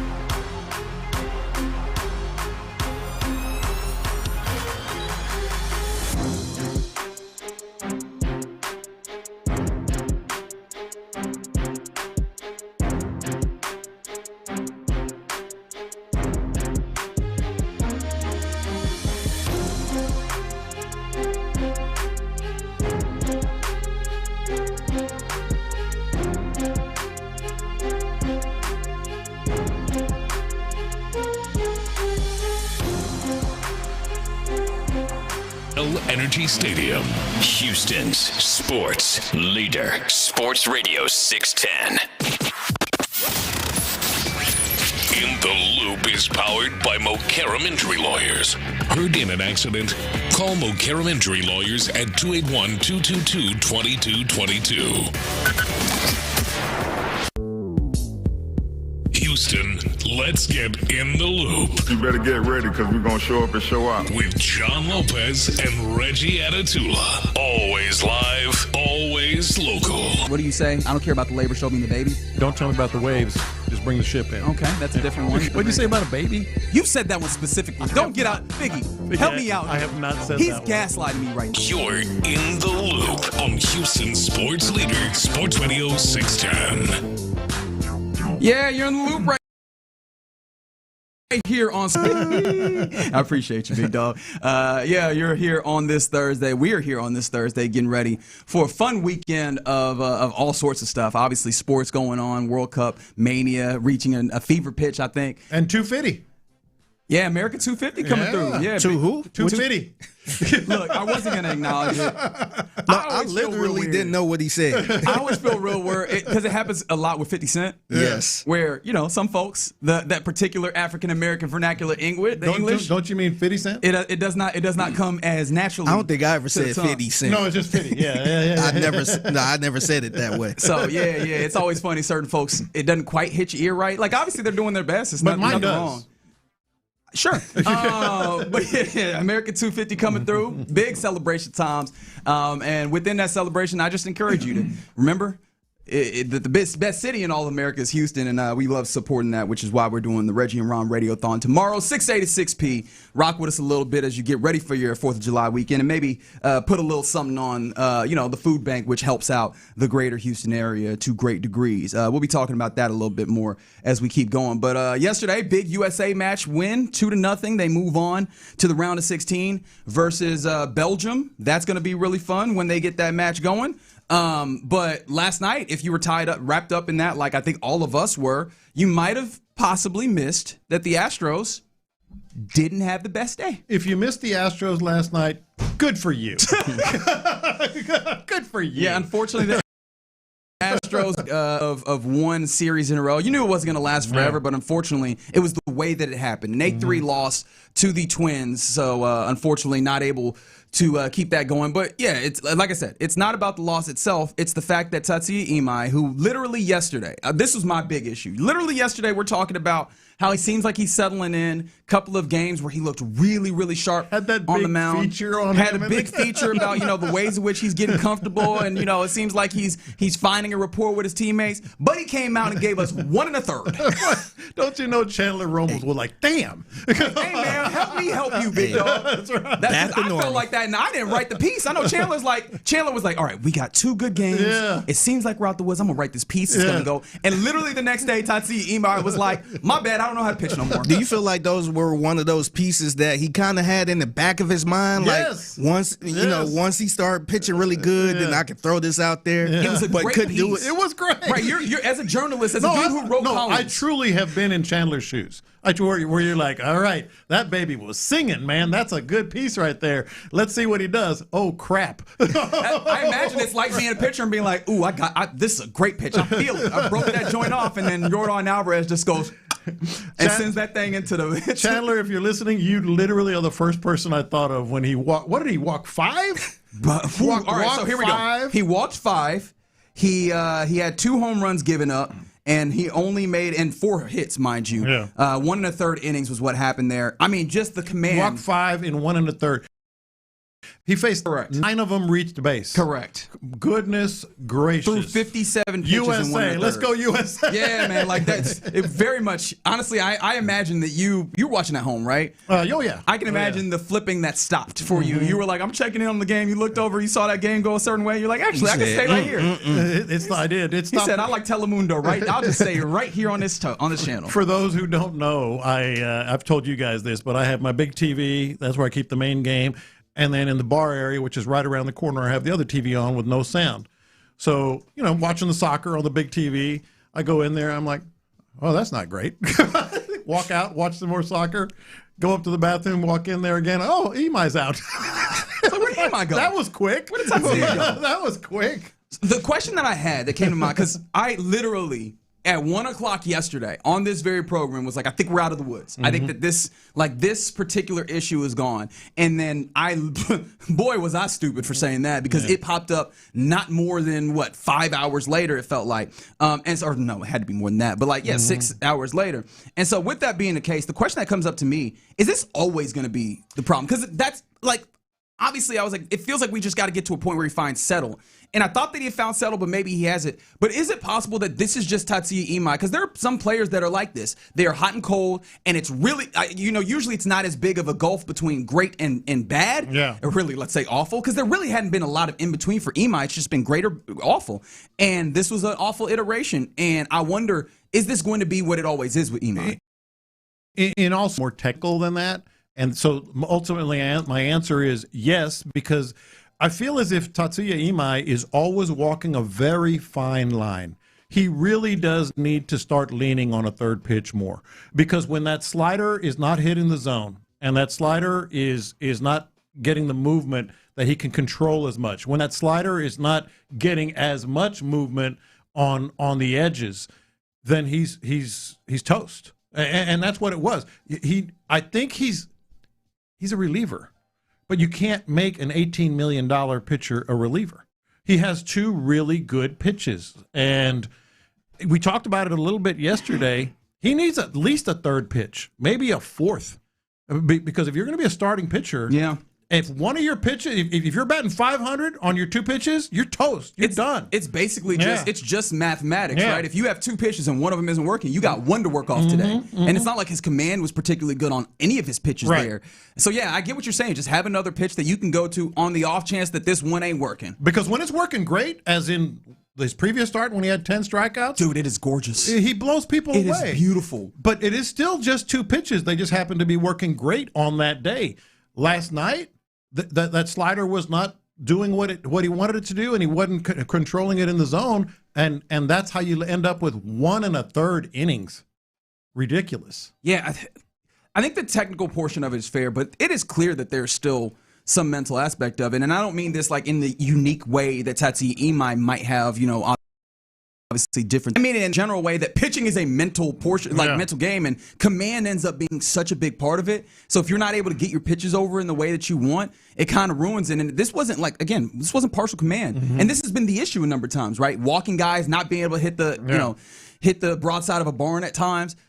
And that feels like something that takes a good long time for you to find and get figured out. Guys who don't have, comfort issues in the MLB have these things that they have to figure out. So I got to imagine that God willing, his career is long enough that he finds that it can't be this all the time. But I think for the foreseeable future, it's just going to be a coin flip. Yeah, it really is because of that and the technical part that I talked about. That's what I walked away with. Oh, by the way, Christian Javier is back in the bullpen. I found that to be fascinating. I don't have a lot of time to talk about it, but let's kind of get into it a little bit. Is that the right decision for Joe Espada and Dana Brown? Christian Javier coming back. Admittedly, you've seen the return of Christian Javier, and again, that speaking of things that have been hot and cold, that hasn't been just like gangbusters. I can understand the desire to not upset the apple cart per se. Yeah. I just wonder especially if, the problem is Imai has the upside. Mike Burrows, he's sitting right there. Burrows is always going to give you 6 though, right? Or 5 or 6. I think that's what it is. They value the 6 innings. Right. I think that's the value that they have. And maybe this ends up being a Christian Javier comes into the pen and you see if, him as long reliever or maybe the first guy out the pen, if that works so well, you might end up doing a little swap-a-rooney and then having him start again. I actually think this is probably a good idea. It just feels weird to hear that you got a starter coming back. It's an idea is where I would leave it. I see what they're doing, just not sure about it. It might also open some possibilities. As I saw Chandler Rome talk about the idea that AJ Blueball is pretty in demand, and that feels like one where I actually jumped up and I was like, actually, I think I'd be good with pulling the trigger there, which is crazy because he's been really important for you to be able to get through 9 innings a number of times. Yeah, I don't know how I feel about that. He's 25, man. It's not gutting the farm system or anything, or the young players as I've been worried about. But he's still, he's a piece that could come in handy down the road. He could. The question I ask, and this is one of the things where I don't want to end up too much with blinders on to right now. What do you think is the ultimate upside for AJ Blueball? Do you think he's that a he ends reliever? up? No, he's a reliever. He's a good reliever. And the ultimate upside might be, a very reliable reliever that gets into the 7th and 8th innings. But right now, he's your guy when Imai goes. Yeah, bulk reliever. Yeah. And I mean, I'm leaning too heavily on kind of the easy go-to rules of thumb. I just don't want to be too precious about relievers, especially ones that are not back end of your back end of your bullpen. But that's why I could easily be wrong at 25. Sure. Yeah, I kind of would like to have him, but I get it. Yeah, I see somebody that wouldn't be okay with the blue ball trade. Okay. We'll talk more about that as we keep going. But yeah, unfortunately, an Astros loss there. But more importantly, a day off. Finally, an opportunity to breathe. And honestly, getting through the 13 games in 13 days was not as difficult as I imagined it would be, considering the ways in which coming into this month, right, or at least before the last couple of weeks, getting deep into games, having length from your starter, what team had wasn't quite the issue, except for the final game with Tatsuya Imai. So, all right, you're in the loop right here on Sports Radio 610. Coming up next, let's get into the question of the day. Inspired by the Reggie and Ron Radiothon to benefit the Houston Food Bank, what are 3 things that you always have to have in your pantry or refrigerator? 713-572-4610. Let's talk about it next. The Drive.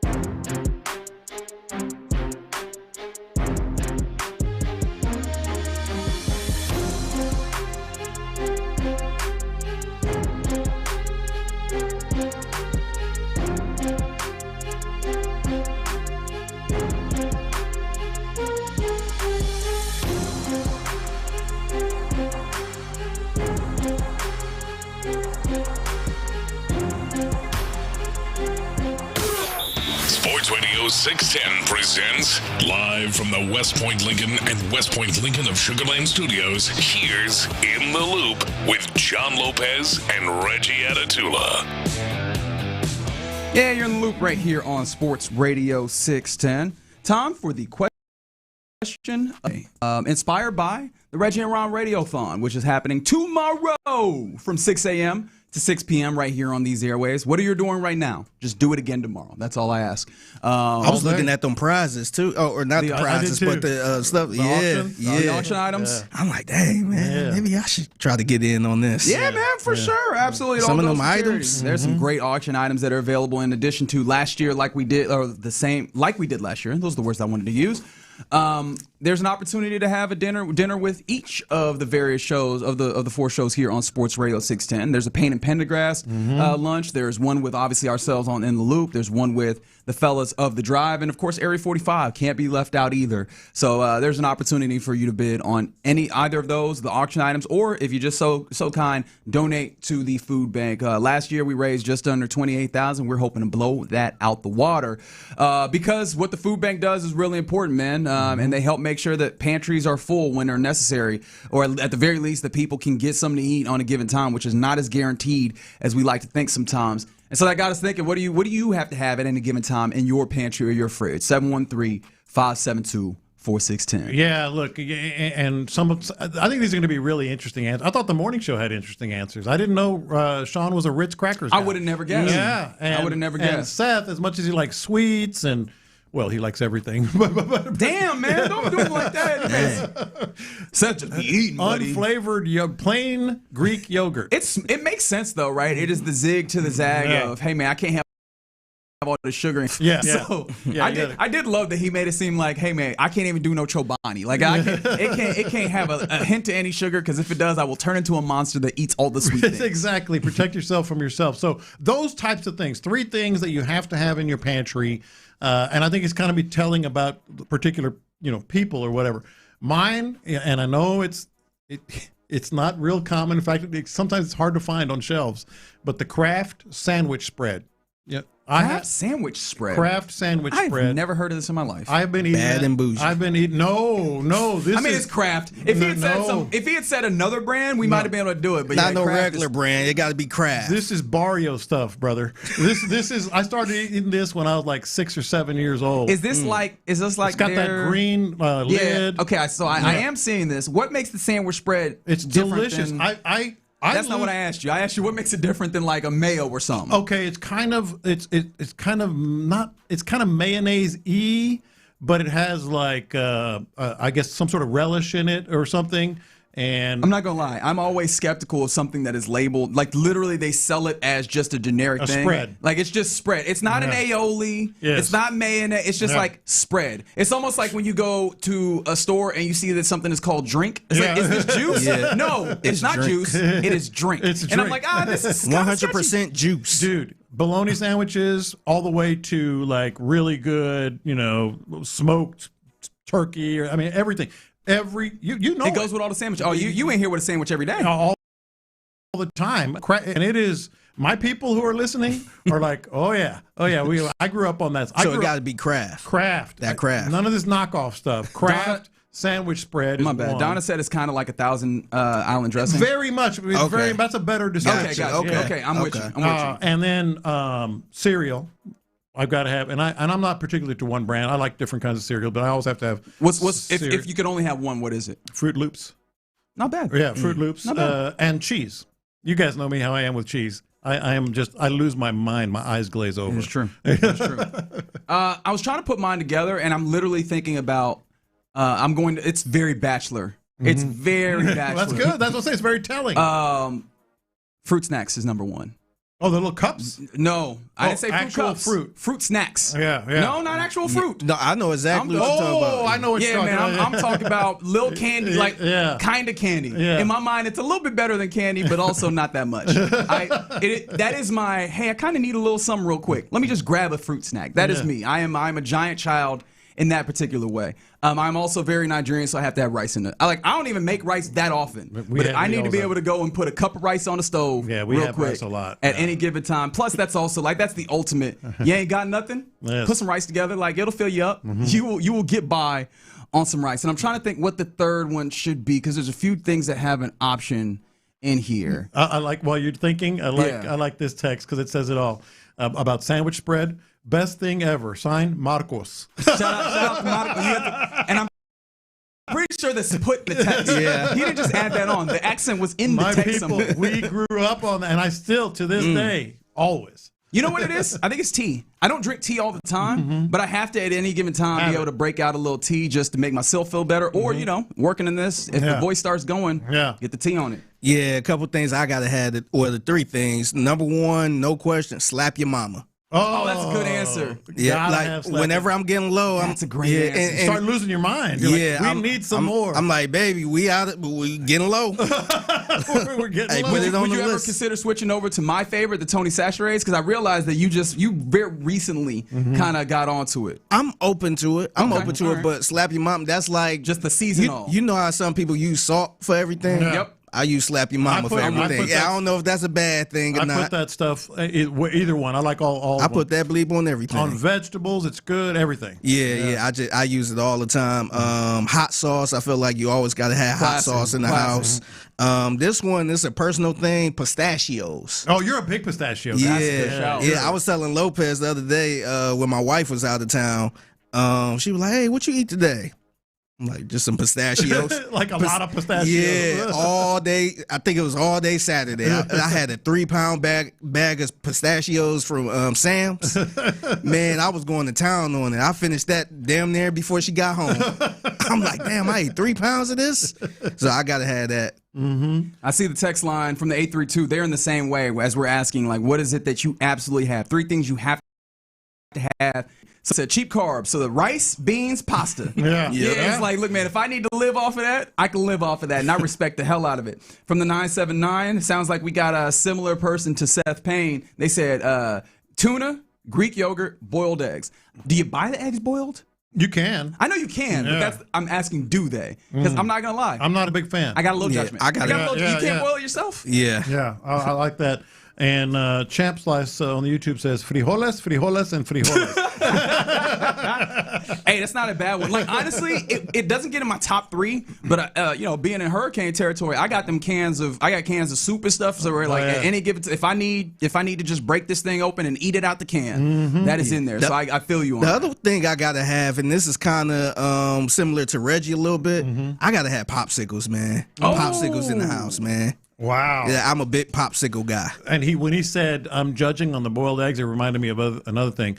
Like, occasionally, I'll do the microwave popcorn if I'm just whatever, it's in a pinch. But I like pop. I mean, you have to pop the popcorn. Really? So do you buy the oil and the you can't do the bag, microwave? No, I do. I have one of those little silicone bucket things. You put a little oil and butter down on the bottom, then the kernels, and then put it in the microwave, and it's just fresher. Oh, okay. It's really good. It's got to be bad and bougie. I'm sitting here like, I ain't doing all that. Oh, I can't have. I mean, I do it, but it's so much. I'm judging a little. How long do that take? Oh, it's like 3 minutes. Really? Yeah. Okay. Yeah. Well, after you put the stuff in there, but yeah. Okay. Yeah, it's about 3 minutes. That's not bad. That's exactly in the microwave. But we bring all this to the fore. I was literally talking to someone yesterday who, reminded me that, like, in their work with the food bank, people always think of, like, our people who are just absolute destitute, going to the food bank. No, not at all. It really is just, you get caught on a hard time and there's a particular bill and you look up and you go, am I going to eat on this Wednesday or am I going to pay this particular bill? And that stopgap is so rarely there, and the food bank is often that, for a number of people who you wouldn't think of. Like, you see them every day, you're like, they're doing probably pretty well, and it's just, all it takes is one little bad circumstance, or sometimes just on a period where you lose look up your and job, trying to look for another one. Food bank is there to obviously help with the big situations or the little ones. So it's one of the reasons why, as Houstonians, I am very proud, and I know that everybody around the station is very proud to be able to support them and their mission. Tomorrow, 6A to 6P, we are rocking out. Myself, Ron, A number of other folks from the station are going to be involved with it. I've already roped John Harris into it. Andre Ware is going to jump on with us. Like, we're doing this as big as we possibly can to try and raise money for the food bank. And there's going to be some really fun things that you can bid on as well. But our dinner is going to be the best. Yeah, 100%. Yeah. So prepare accordingly. How do we like sweeten the pot for folks? Because obviously you get to hang out with us. That's clear. I'm bringing a case of OG sauce. Ooh, okay, there we go. Is always in my refrigerator. I also try and keep that's always in my refrigerator. That was a given. We didn't need to say that part. Yeah, all right, you got a case of OG sauce. So you can get a case of OG sauce with this. That is just the way that on In the Loop dinner. And how about Bite Me podcast fishing shirt? Okay, there we go. Like you guys I feel like Lopez is putting all the sweeteners. We got to figure out how we can sweeten the pot. I need to see what I can do. So you got that Bite Me. It's the dry fit. You guys have them. Great shirt, by the way. It is a very comfortable shirt. Dry fit hoodie with the Bite Me logo and a case of OG sauce. Yeah, it seems like people want to know about my love life, so we could do that as well if we sit down. If we sit down at the dinner, We're gonna sit down for dinner, and then the first question is gonna be like, "Why, Reggie? Why?" And I will allow that to happen for charity. Twice, Reggie. I will lean all the way in on all of your questions for charity, 100%. No, but we love the food bank, and obviously it's gonna be awesome to be able to do that tomorrow, 6 a to 6 p. The Reggie and Ron Radiothon benefiting the Houston Food Bank. All right, that's a little question of the day here in the Loop on Sports Radio 610. Coming up next, we'll go around the NFL where this wide receiver in the league did a really cool thing I wanted you to hear. Plus, we've got a power rank. It happens every year, a worst to first. In the division, we've got a power rank. Who has the best chance of anybody in the NFL to go worst to first? We'll do that next. Yeah, we will. I know you were in on that soccer game last night, and right now,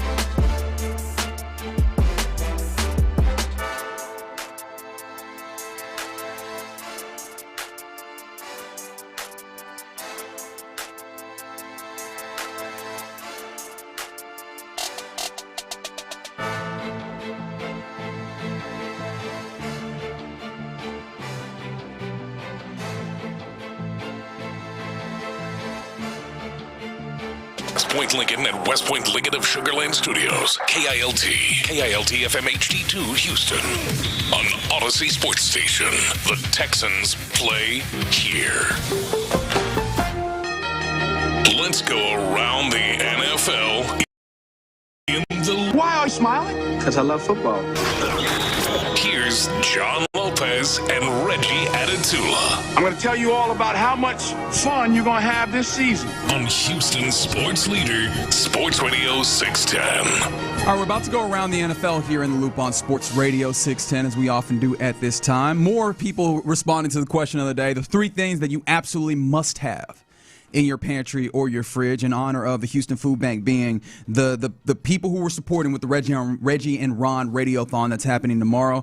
Shout out to the 281. Churro beans, Million barbecue seasonings, and beer in my fridge. Yeah, there was like 3 or 4 people that I saw text in with beer, and I forgot to get to that. But like, hey, I can't blame you, right? That drink of choice when you get back home from work, where you can just crack that thing open, take a sip. Yeah, yeah, man, that means something. And I like this one, Reggie and Figgy. I need y'all's card back. Sandwich spread is a country hood thing. Hey, my bad. My bad, fam. See, we used to use just, was it like salad dressing? Yeah. It used to be a jar of Miracle Whip? It wasn't Miracle Whip because like my parents did not like that. They rather salad dressing. I didn't know the difference, but maybe because it cost too much money and all that. But it was just generic ass salad dressing. Hey man, I ain't do all that much dressing up my sandwiches when I was younger. It was either doing a PB&J or you just put a little bit of that deli meat and cheese on there. And it was straight up bologna and salad dressing on the sandwich. Mine was bologna and sandwich spread. You might get some cheese. You might get some cheese. Sandwich spread, baby. And on the auction of our dinner, I'm going to bring a case of OG sauce and a couple of Bite Me shirts. Somebody said Reggie should volunteer to sweeten the deal to be a wingman for someone, which you're really good at that. You don't want that. You're really good at that. I mean, look, I will if you need. I actually am a lot better at that. I'm not gonna lie. And Figgy needs to be put together an old school mixtape for someone, or bring them in for the mixtape. Okay, look, we could negotiate. Yeah. Let's raise the most money, and then we can negotiate on how we make this happen. But please know, we're invested in making sure that the In the Loop dinner or lunch or however you want to call it goes the best. Appreciate you guys rocking with us there. Let's now go around the NFL, and I forgot to ask for this audio, so I don't know if you could search this up for me. Because DJ Moore, wide receiver for the Buffalo Bills, I think that he's going to make a big difference. It's one of the things that's going to be interesting about Week 1 for the Texans is last year when we were looking at this game, one of the things you could say was, hey, man, that wide receiver core isn't that strong. Plus, they didn't have Khalil Shakir, if you remember. Right.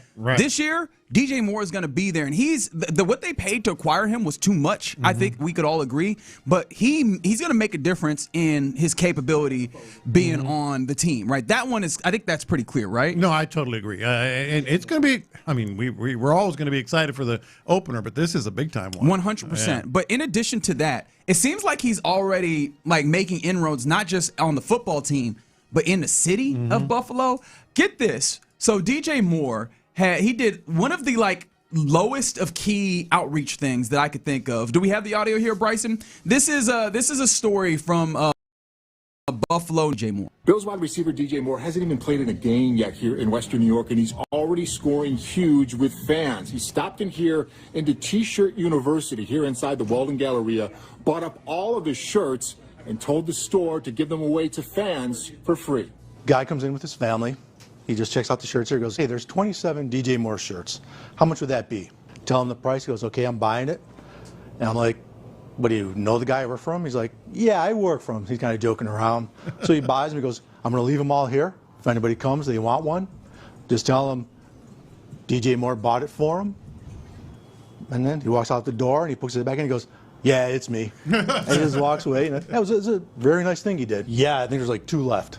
So if they came down, they wanted a shirt, it's here. It's got the little sticker here. It says this shirt was paid for by DJ Moore. And just, and they love it. Very J.J. Watt-like. J.J. did almost the exact same thing several times over. Not the shirts, but he would take care of people and just do things like that. That's how you get there, man. That's how you get the fans. Yeah. instant fan favorite, right? Like this is instant. This is how this goes. I just like how humble he was when it came to, hey, I know him. Yeah, I know him. I work with him. Yeah. Have you ever did that before? I kind of did that before. I was in the Uber and somebody was listening to Sports Radio 610 and they start kind of talking about the station a little bit in a good way. Yeah. I'm like, it's a pretty good station. I listen from time to time. I don't think the guy ever realized it was, it was me, but he was breaking down all the shows. He like, Payne and Pendergast, the drive. He was just breaking it all down. Have y'all ever had someone talking about your show to you and not knowing that you were on it? I've had that 2 or 3 times. It probably has happened. I just can't recall in this moment. But that's kind of funny though, because it does make you think. Well, how much do you listen if you can't pick up that I'm right here? But some people still old school app or radio. Yeah. I'm not even talking about the face, but just the voice. And maybe this is unfair, but I've had people that like literally just heard my voice and were like, "Wait, are you just picking up mine is your my voice?" laugh. Yeah, that was easy. I could be. They couldn't even. Sometimes I've been in a grocery store or something.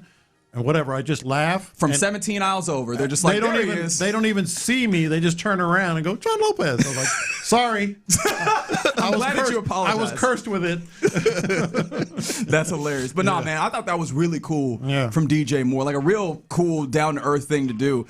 I feel like he just didn't nail the dismount. Coming back and being like, yeah, it's me. You did it. You did the thing. You had it. You walked out. I feel like you coming back. You undercut it just a little bit. I think it enhances the giveaway for the store. Like, hey, so DJ Moore bought this. You know what I mean? Like, rather than some dude came in and bought them. You know, it kind of gave the owner a story to tell, too. Yeah, and he did. Yeah, he sure did. I do love that. He's like, there's 2 more. I'm like, no, there's not. By the time that this gets up on the air, they are gone. Yeah. Who on the Texans is most likely right now to do that? Right now? Yeah, because this is the thing. I feel like in some places you go, who is the guy? In this one, I think you go, there's about 13 guys that I can see doing That's why I'm trying to because everybody got their money and everybody. Yeah. I'm going to go, I mean, it's not real creative. I could see Aziz doing this. Yeah, 100%. I could see Petrie doing this. Petrie is another Petrie one. would hometown guy. Yeah. No, Petrie would absolutely. But in terms of like new acquisitions, I'm going to go with Demo? Reed Blankenship. I can see Reed doing that. That's fair. Demo was my first guess as well. But I mean, that's the thing is that again speaks to the type of guys that this team has put together. They very much want those kind of guys, and I could easily see them doing. In fact, now, and I can tell you this. Henry To'oTo'o will join us tomorrow. I'm going to make him do this. I'm going to challenge him to do this. I'm like, hey, you see what DJ Moore did? You got to do this for the people. That's probably unfair, but I'm going to do it anyway. I'll do it anyway. That's right. All right, we continue around the NFL here. I told you that we were going to do this, and I feel like it's necessary because every season you have somebody go from worst to first in their division. It's kind of amazing. Honestly, it speaks to why we like football so damn much, is that you could come into a year and think that you know everything, and all of a sudden you will still be kind of surprised with the way that this goes. And so I kind of want to power rank in this way, or see if at least if you agree with this for NFL.com, Kevin Patra. Who is the most likely to go worst to first? Let's do ours and then we'll compare. I'm looking at it right now. Let's do ours and we'll compare who ours to what NFL.com had. So obviously there's 8 divisions in all of football, and of the 8 divisions, the teams that finished last in no particular order: the New York Jets finished last in the AFC East, the Cleveland Browns finished last in the AFC, Titans finished last here in the AFC South, the Raiders last in the AFC West. In the NFC side, Giants were last, the Detroit Lions were last, the New Orleans Saints were last, and the Arizona Cardinals were last. Yeah, look, the easy one is the Detroit Lions, just because they were 9-8 and in last place. So they were just 3 games from first place last year, something like that. I'm just doing it. Yeah, no, division. Thereabouts. Yeah, thereabouts. 2 games, in fact, because the Bears were 1-11. So there was literally 3 teams in that division that won 9 games. So I'm going to eliminate the Lions. They're like a legit. You think that's the top? Because that's an easy one. Can I make an argument here? Yeah. I think that's a great point. I think the Lions are good. I think that there are better teams at the top, and you're going from 9 to maybe like 10, 11 wins is difficult. Can I interest you in the New Orleans Saints here? The New Orleans Saints is where I was leaning as well, and that's in the NFC.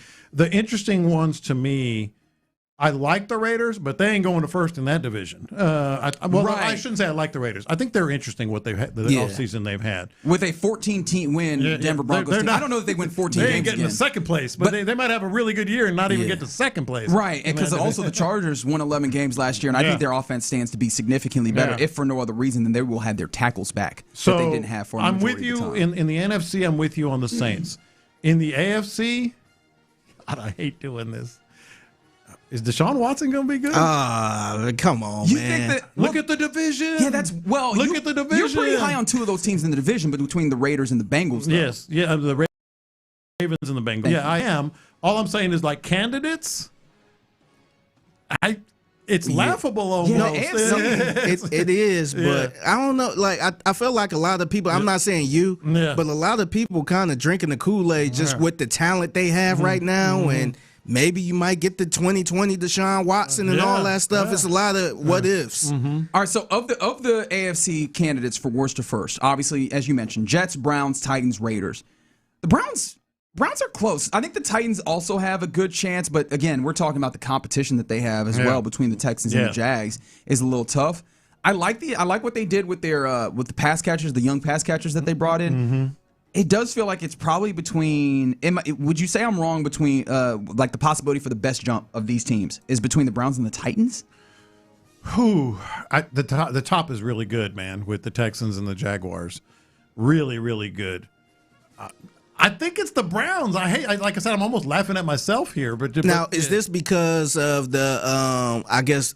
We don't know what the Ravens going to be, and we don't know what the Pittsburgh probably not going to be the best team. I'm looking at the top Cincinnati, that's kind of. I mean, injuries, I know injuries. Defense. You have no idea what they're going to really be the whole year. Is there a chance? No, there's not. I'm not even going to bring. Ask the question. There's not. Giants, NFC East, Eagles. Who knows? I think Cowboys are going to be really good. Yeah, but they were 7-9, and people always say they're going to be really good. That is honestly the best sell. Is that how many years in the last 10 have you? I think it might be 9 of the last 10. Someone comes into the season and goes, "Hey, they might be doing something here." And the one that it wasn't was that they literally traded their best player. Get some injury, guys that were injured back. At the top. With the maybe the Giants. Yeah, I think that the Giants are interesting there just because of a new coaching staff. But if I was looking at any of these teams where the coaching changes my view on them drastically, it is the Tennessee Titans. It is because they went from what felt like patent incompetence to a lot of dudes who look competent with Robert Saleh, with Brian Dable. And there's a lot of dudes who have been head coaches there as well, which seems like it should very quickly at least turn them from a team where, with all due respect to the dudes that are there, it didn't feel like there was a lot of professionals to a team that operates like a professional football team. And I think that's good for like 2 wins. Yeah, could be. Now they were starting at 3. So maybe that's not fair. Who are the absolutely nots? Absolute Jets. Yeah. Okay. Quarterback situation, I imagine. Raiders. Even like I said, to me, they're an interesting team to watch. But you got the Broncos, Chargers, and Chiefs, man. The Cardinals, I imagine, also in this absolutely not circumstance. Yeah. From the 8-3-2, I think it's the Saints. Their division always stinks. Yeah, that's the thing. I think the Saints have an opportunity to get better. They got the easiest path. And then just the NFC South, I'll run through the teams. You know who they are. But just quickly. The Panthers won the division at 8 wins. And I don't know. I feel solid about the way that they're building. I just don't know how good I think they could possibly be this year. Falcons are interesting. The Falcons are always interesting, though. They play in Atlanta. It is Atlanta sports. Who's their starting quarterback? So we don't know. He's going to throw with his left-handed one. Yeah, he's going to throw with his left hand. I know that for sure. And then the Tampa Bay Buccaneers, they have a lot of talent. It feels like they might be coming to the end of their rope, And so that one feels like a division that's absolutely very easily winnable for the New Orleans Saints if they come out and, progress on that offense. Tyler Shuck, year 2, maybe a more progressive running game with Travis Etienne. Hey, man, it looks like that could possibly be the way that this goes. But, yeah, I honestly, if I was a gambling man, I don't know that I'd bet on a single worst to first of any of these. It's going to happen, though. It feels like it will. Yeah. It feels like it will. But I probably would go elsewhere on most of these. But we'll see. Obviously, when the season gets to going. Real condolences on what is a crazy circumstance with a NFL star, probably one of the best that there's been. Calais Campbell, one of just no matter who you talk to that has been in and around the league, They talk about Calais Campbell as like one of the salt of the earth type dudes, big, almost sounds like a monster, but one of the friendliest, nicest dudes. And he is just in a very, very sad situation as his brother is facing a murder charge and aggravated assault after the body of his wife was discovered on Tuesday. So it seems like just within his family, his brother is alleged to have killed his wife, and I just can't imagine the world of hurt that he's living in right now. It's just exactly what you said. One of these guys that I actually met him a couple of times. I don't know if it was, I can't remember exactly, Radio Row. It might have been the Lombardi Award back in the day. I think he was up for that, or maybe both. You're right. Like, that guy is going places, and he has. And now what? Now you're living that. Yeah. I mean, I have no idea what to even say. Obviously, condolences are very much in order, and thoughts of prayer. But it's just that's also, I can't imagine having what I imagine are parts of your support system. I don't know what his relationship is with his brother. Obviously, his wife no longer there.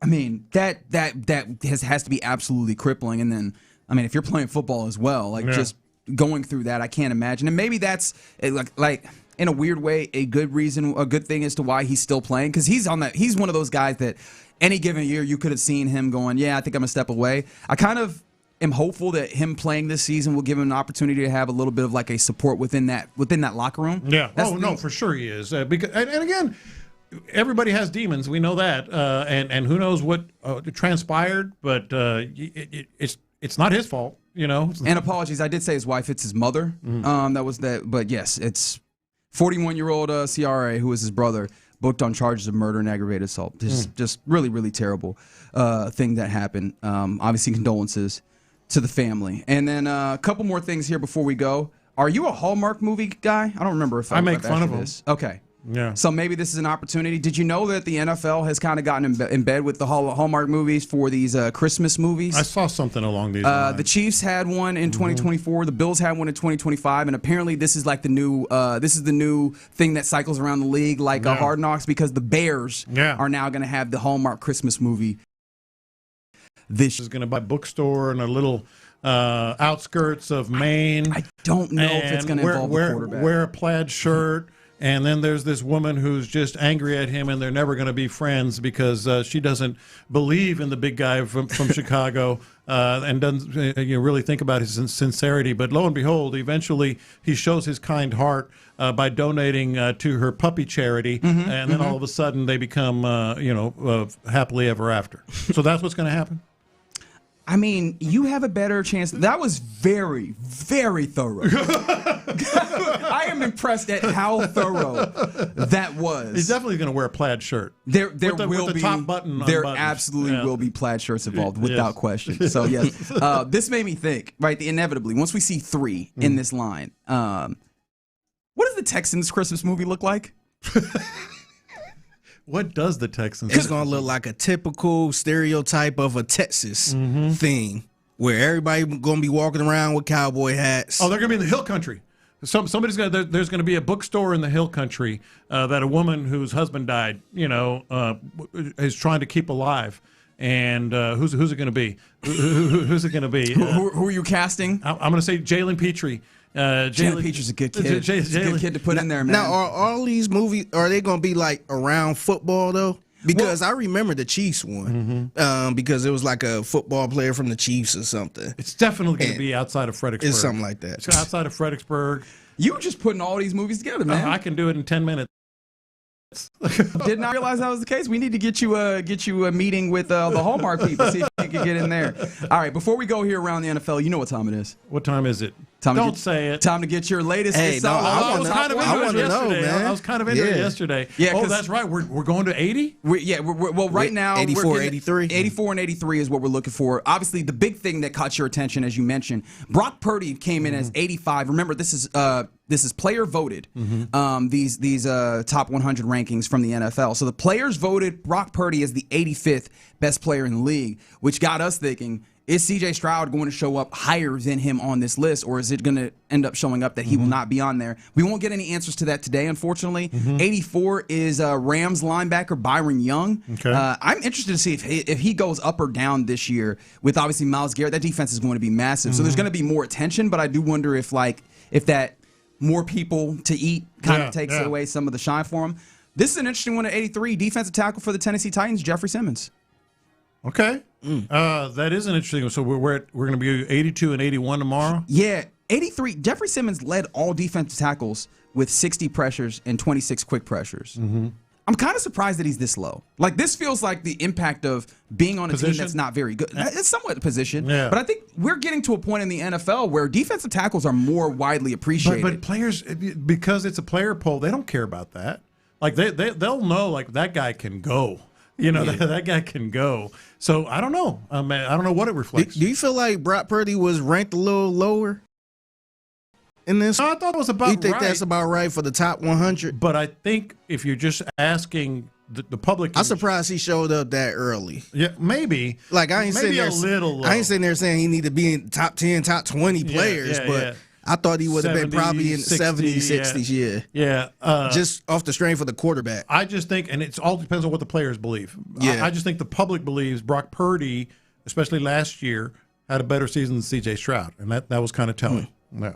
All right, that's Around the NFL here in the Loop on Sports Radio 610. All right, coming up next, Warren Sharp of Sharp Analysis put out a kind of, was it a projection or was it a ranking? Oh, it was a ranking of the various different running back rooms, and he had the Texans pretty low for a very particular reason. I went and did a little research on it. I'll give you what I found next.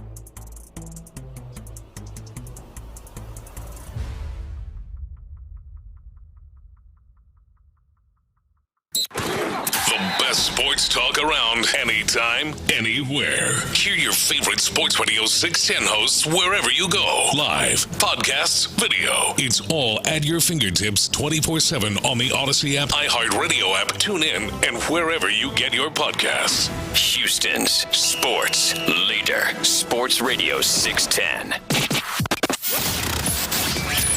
In the Loop is powered by Mokaram Injury Lawyers. Heard in an accident? Call Mokaram Injury Lawyers at 281-222-2222. Yeah, you're in the Loop right here on Sports Radio 610. Appreciate you rocking with us on this Thursday. The whole crew is here. That's the OG John Lopez. I'm Reginald Atatula. Figgy Figs on the ones and twos. And we got Gruggs on the helping us keep ourselves clean, those types of things, something to that effect. I don't know. I'm a little distracted though because we were doing we were going around the NFL, and I gave you the latest in the NFL Top 100. But I did remind you, Brock Purdy came in at 85, and we were talking about that within the context of where does C.J. Stroud fall. A great text that came in that somehow I had forgotten is Brock Purdy only played 9 games last year. And I guess I had completely forgotten the Mac Jones circumstance and everything. It just completely slipped my mind. Do you think that's a good enough reason for like players, assuming that is what was part of their thought process, to kind of move him down? Because it did make sense when you say that. I'm like, okay, because I was wondering why Brock Purdy was there. It feels like he's played solid enough to get the respect of his peers above being like 85th. I actually, overall, maybe in some instances, but overall, I don't think it does. I think his body of work is enough now. But Brock Purdy. And obviously, we were talking Patrick Mahomes missed games too, and it ain't going to affect him at all because he's Patrick Mahomes. Brock Purdy isn't to that level, but I think his body of work's pretty strong. Yeah, that'll be a real interesting. And how many games he played last year? 9. Yeah. And San Francisco was 12-5. Yeah.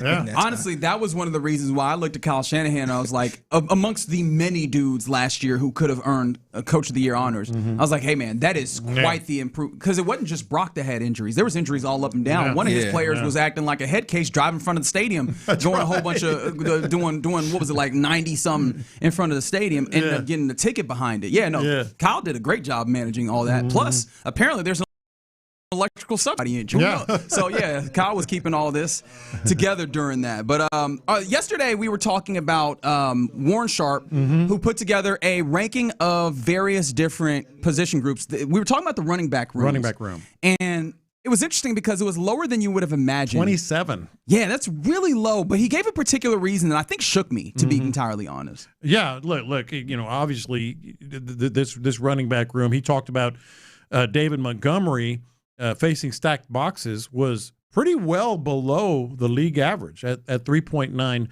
yards a carry. And, of course, we discussed it yesterday, and you said you were going to dig in.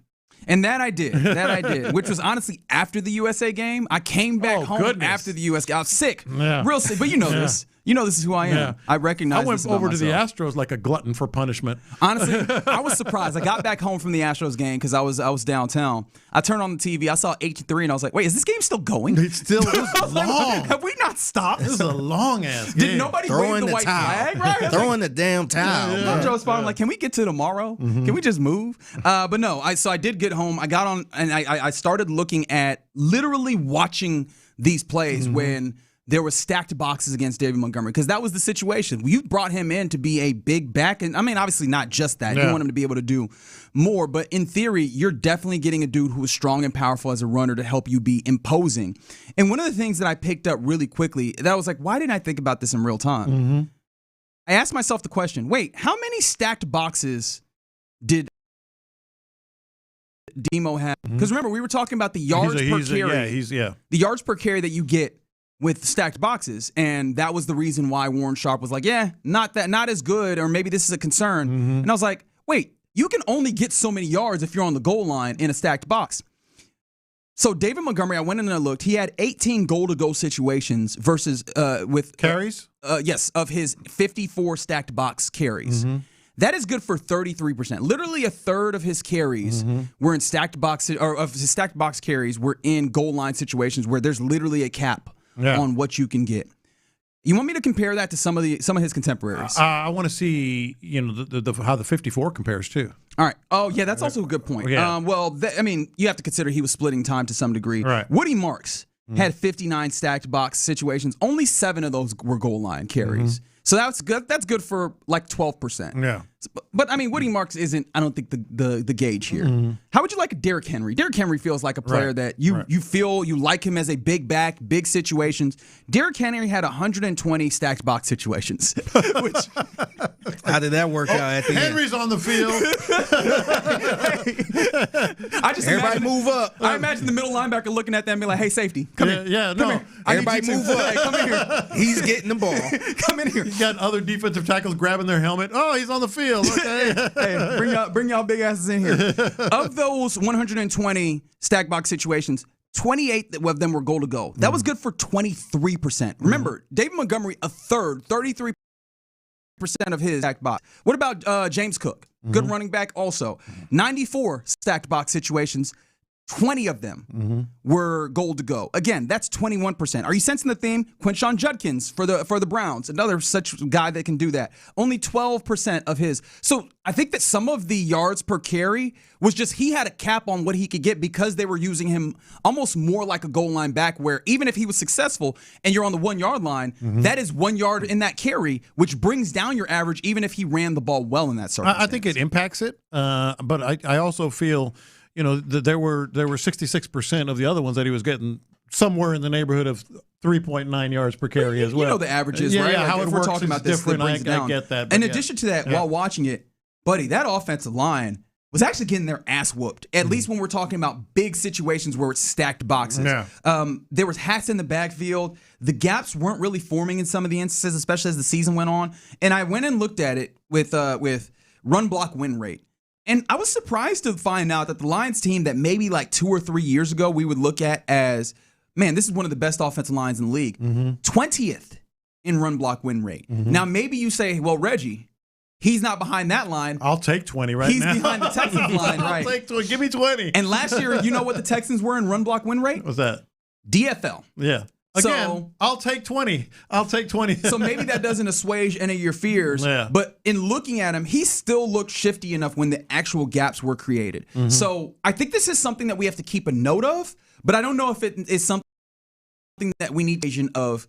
This is a genuine fear and that this is going to be a bad thing. So I appreciate Warren Sharp making this note and like making me more alert to it. But I think this is something that, one, assuming that you did what you were supposed to do and that Cole Popovich gets the line moving the way that they need to, that they're able to actually create gaps, that you have hopefully Keelan Rutledge at center and you have big physical imposing dudes that not only want to get blocks, but they want to get pancakes and drive guys into the turf. If that happens, I firmly believe, even though in stacked box situations last year, David Montgomery averaged lower than you would expect, I think that he's still going to take advantage of them. I think that's a great stat. But I also stack boxes come in short yardage situations and not necessarily just on the goal line.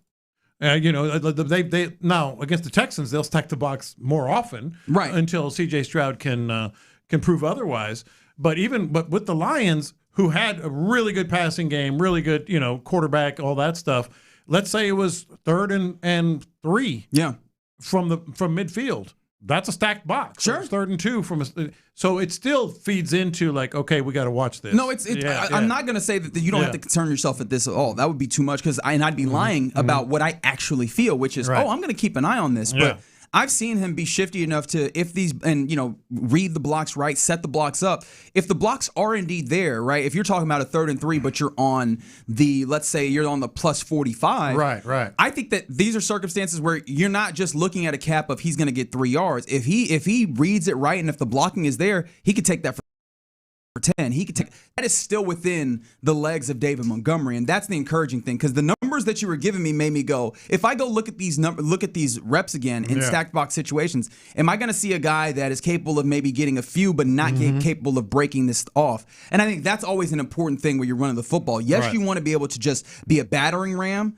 and get 4 yards in a cloud of dust this. But I think what is super important in any time in football is being able to get chunk yardage. Sure. And I think he's still capable of that, even in stack box situations, assuming that you get your hats on your hats and that you get the blocks. Yeah. And so that's, again, it comes back to the success of this team is going to be based so much on whether this offensive line actually delivers on the promises that we're believing.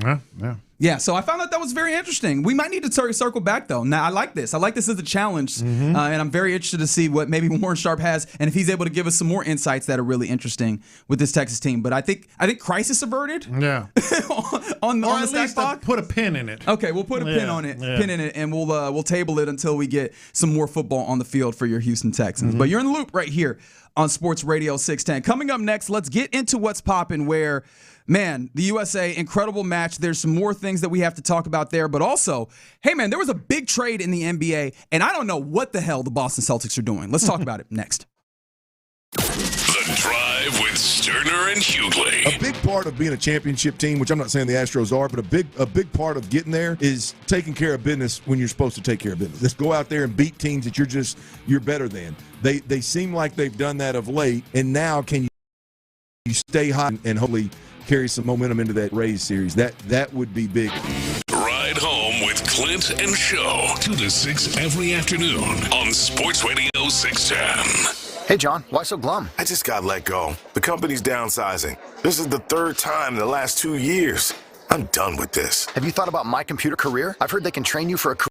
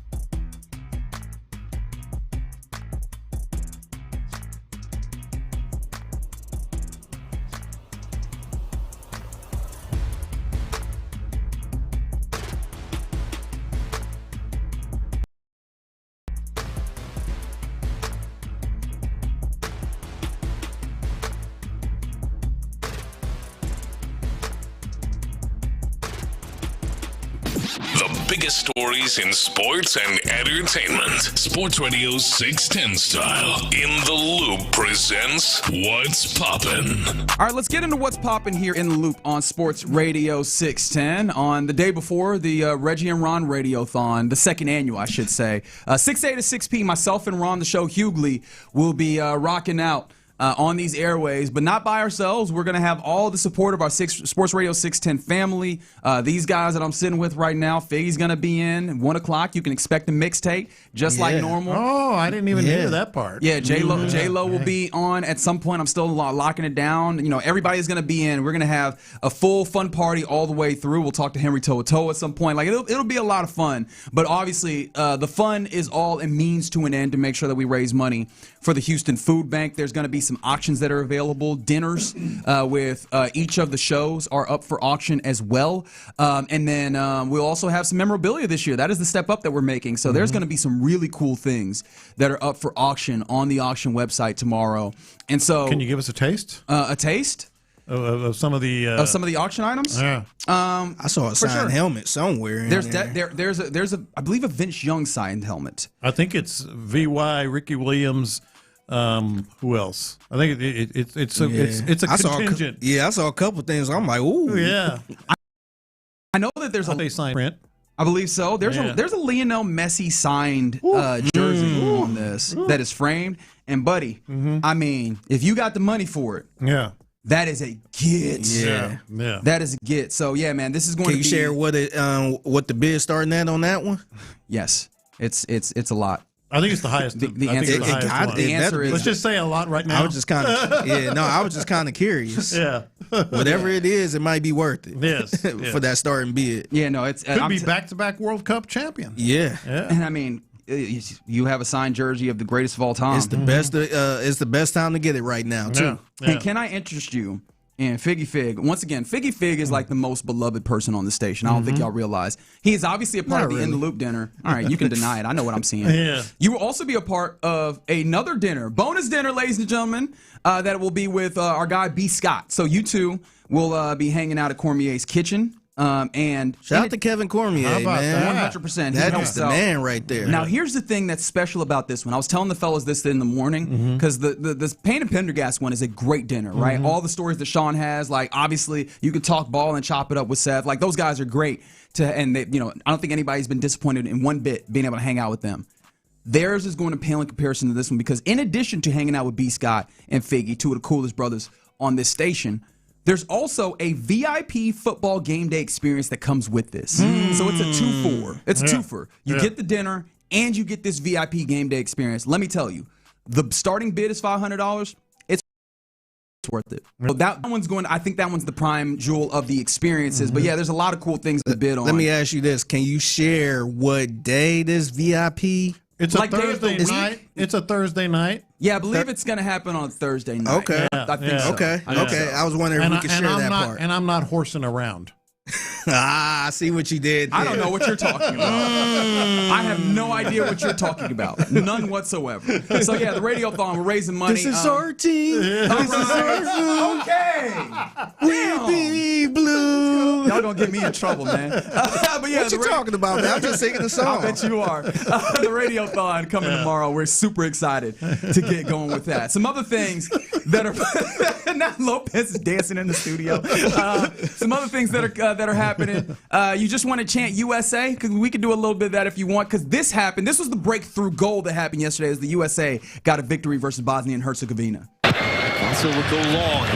Team Ream, only man there, able to steer it to Adams, flicks it along Tillman. He's got Balogun making a run off him. Can he get around to that ball? To the deflection, Balogun scores! Flo Balogun, first to react to the deflection. He'll do the LeBron celebration. It's 1-0 U.S. I love this moment because we were starting to kind of get blue balls in this place that we were at because you had already had a goal that looked like, hey, the U.S. got their breakthrough, people celebrating. It was funny to watch the wave of reaction of people because obviously you have people of various different like sports, or rather, I shouldn't say sport. Well, yeah, sports knowledge, but particularly soccer knowledge. So you saw the goal, everybody celebrating, high-fiving, chugging beers, and then realizing, oh, that's offsides. Yeah. Oh, they're disallowing that. Yeah. And so having that happen already, when you see the Balogun goal, Everybody loses their mind. USA able to get a 2-0 victory versus Bosnia and Herzegovina. The real crazy thing about this though is, yes, they move on. This is only the second time that they've gotten a knockout stage win. Mm-hmm. So like this is unique for the U.S. men's national team as they're getting further and further. They're not like the women who win all the damn time. Four championships for them. So this is special, but also they're gonna move on to this place where they have the possibility to do something that they've never done, which is get 2 victories in the knockout rounds in the same year. And get to the quarterfinals. Get to the quarterfinals, but they're going to have to do it without their striker because Folarin Balogun, the man who you heard described in that clip, he got a red card and he was sent off. They had to play with 10 men for the remainder of the game. For that game itself, sucked, but you managed to play pretty well through it. Yeah. It's going to be really smelly to have to play against Belgium without that dude. It is. Again, I think it kind of highlighted just the depth of this team when he got the red card, because you're playing 10 on 11, and the talent, because you had guys coming in and making, no play bigger than Malik Tillman's free kick for the second goal, which was just a thing of beauty. It's about as good a goal as you'll ever see. But beyond that, they still were confident enough to not just pack it in and play nothing but defense and hope for the best. That they actually counterattacked a lot. They made some big plays. This is a very talented team, but you are going to miss him incredibly. And actually, we'll talk about that red card a little more to Jamie Watson, our Odyssey World Cup insider, at 12:40. But if they can get to the quarterfinals on their home turf, last night was the biggest win, I feel, in U.S. soccer history, even though they went further in 2002. With maybe the greatest strike that we've seen. Exactly. And that says a lot, because there's been some really cool ones. Simply because it's on home turf. You had that goal. Clearly, I think more and more people are buying in now because it's all in front of us, and everybody. It's not just social media; it's everywhere. Yeah, the one thing I will say, because we disagree a little bit on whether or not that should have been a red card. There is grounds, I think, to challenge it. Now, by all experts' opinions, this is not going to be an easy challenge, if at all, right? Because FIFA. One, we kind of know that these leagues and just generally these overarching bodies don't love going against their referees. Right. But with the VAR that they had, it's been reviewed, so you don't know if they would want to go against that, right? Like they would be setting a different precedent. However, there is something to be said that when VAR, which is obviously their equivalent of replay, when it is used, it's supposed to be used largely in real time. It's not supposed to use slow down. And it was clear. They did a lot of slow motion VAR for this particular thing. Do you think that's enough to challenge? Yeah, they did a lot of slow motion and still images. If it weren't for slow motion and the still image, because if you just looked at the still image, or even slow motion for that matter, of what he did, you're like, wow, he must have just stomped on that guy's leg. I mean, dang near broke his ankle. Right. Nah, man, in real time, and by the way, the referee did grab a yellow card in real time. Yeah, and then they upgraded it to a red card. It was not something merit much more than a yellow by any stretch until they put the still image down. I think that really hurt him. Yeah, it definitely did. We'll see if there's anything that comes of that for the U.S. men's national team. Either way, I think I'm just interested to see Ricardo Pepi. I think that he's the sub, but he didn't look great in that third match that they had. No. But we'll see how that goes when we continue. There's 3 matches again today. Spain and Austria at 2 p.m. I think it should be an interesting game at 6 p.m. between Portugal and Croatia. And then don't sleep on the night game, literally, at 10 p.m. Switzerland and Algeria. I think that one could be the underrated game of the day. But and there is an American USA kind of element here, because Spain and Portugal, you have to figure are the favorites here, and the USA eventually, if they do advance past 16, could be playing one of those teams. 100%. Yeah. Some other things that are popping. Yesterday, a big trade happened in the NBA that shook the NBA world, and I still haven't wrapped my head fully around it. Well, I've wrapped my head around it.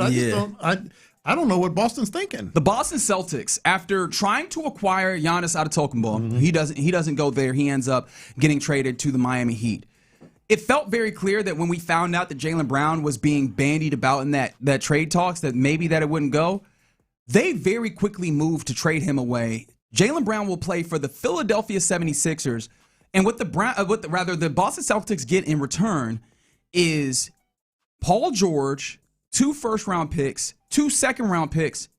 That's it. That's it. Like that is. Wait a minute. I thought they got a ham sandwich for Jaylen Brown. You're right. I think they got a ham sandwich, and I think they actually had that crab chips. I think they have theirs. Yeah. So it's not. It's a little bit better than the regular sandwich. Yeah. What is happening here? Because I mean, Paul George is an older player. I do want to say though, when Paul George played last year, he was a lot better than I think you might recall.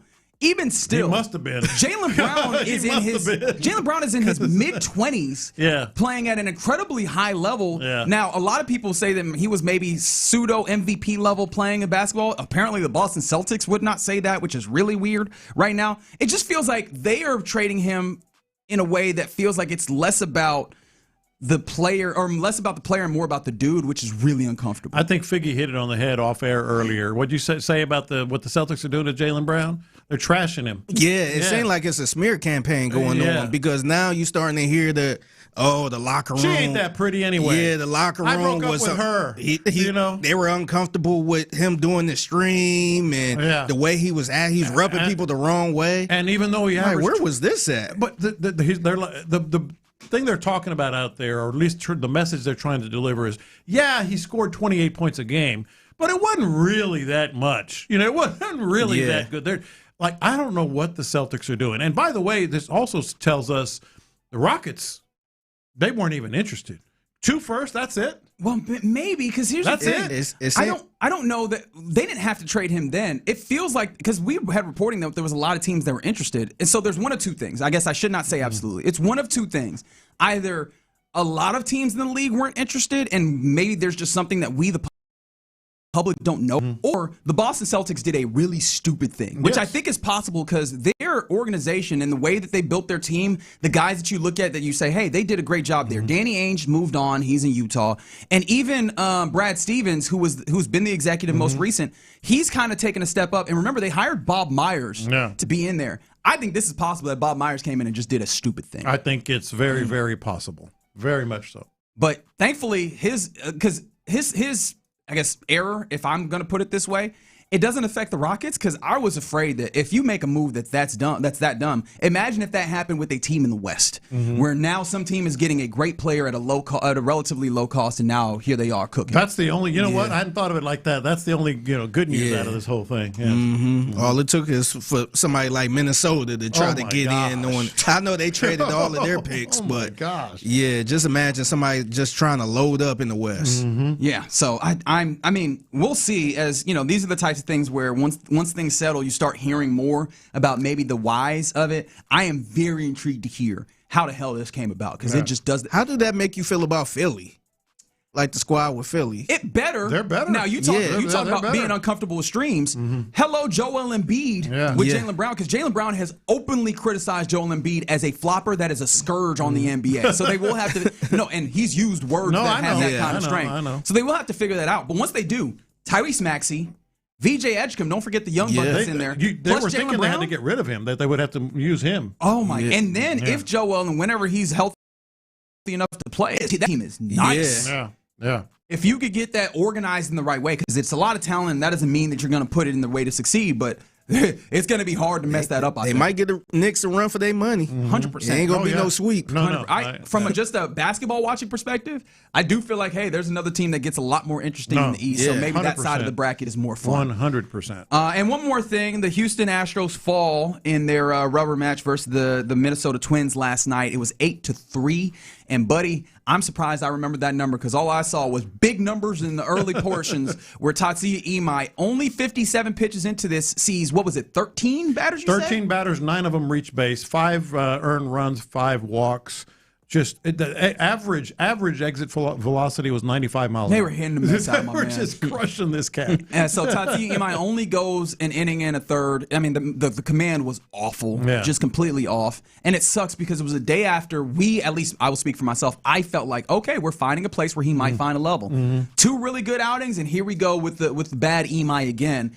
Man, this is a real concern for me, because it felt like, oh man, if you can get Imai stable, that's a rotation that you can say, we can build on that. It's not an incredible rotation. I don't think anybody would be looking at this rotation and saying that it is the best in the league, but it is one you could absolutely build on to try and win games. If you're going to have even 1 out of the 5 give you that type of performance, talk less of what Mike Burrows might do, even if he's giving you 5.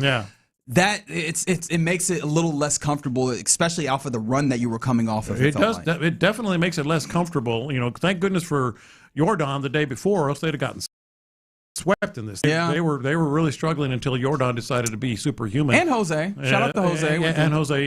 Good eye. Oh, we often say that he has a good eye. We always talk about that. You know what's funny about him? And he did yesterday. He'll swing at a pitch or day before yesterday, that's a foot outside the zone. That's right. And then take one that misses the strike zone by a quarter inch. I don't understand it at all. And he's right. I would love. There's a lot of times in sports where I just like, is there a possibility that we could implant a chip? I understand. I get it. Like, this is really invasive. But can we implant the chip into that dude's brain and just get I would like to know what you're thinking in this moment. Yes. And Jose Altuve is high on the power rankings. I just want to see what he is thinking when he's at the plate, or even more so, when he decides to run on a base pass. I want to know what's going on in Definitely there. that. I want to know, and if there's something going on. I don't know what he's thinking about, but it in the base pass. But also a couple of injury notes from yesterday. Christian Walker. Lower back pain, but that's always good. Downplayed it and said he'll play tomorrow. The Astros are off today. And Reynel Delgado dislocated a finger. Yeah. No, that sucks because he's been a nice little addition that they've had. It feels, and especially with Jeremy Pena on a hopefully short IL stint.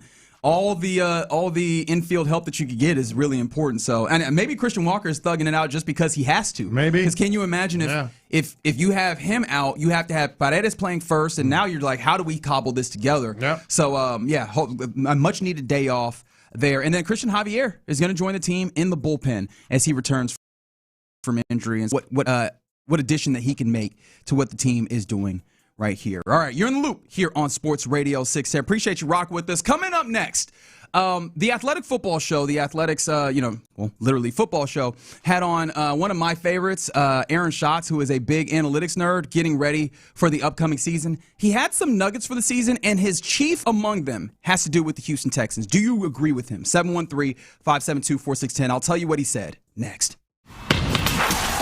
The Rockets are making some early free agency moves. Bogdan Bogdanović.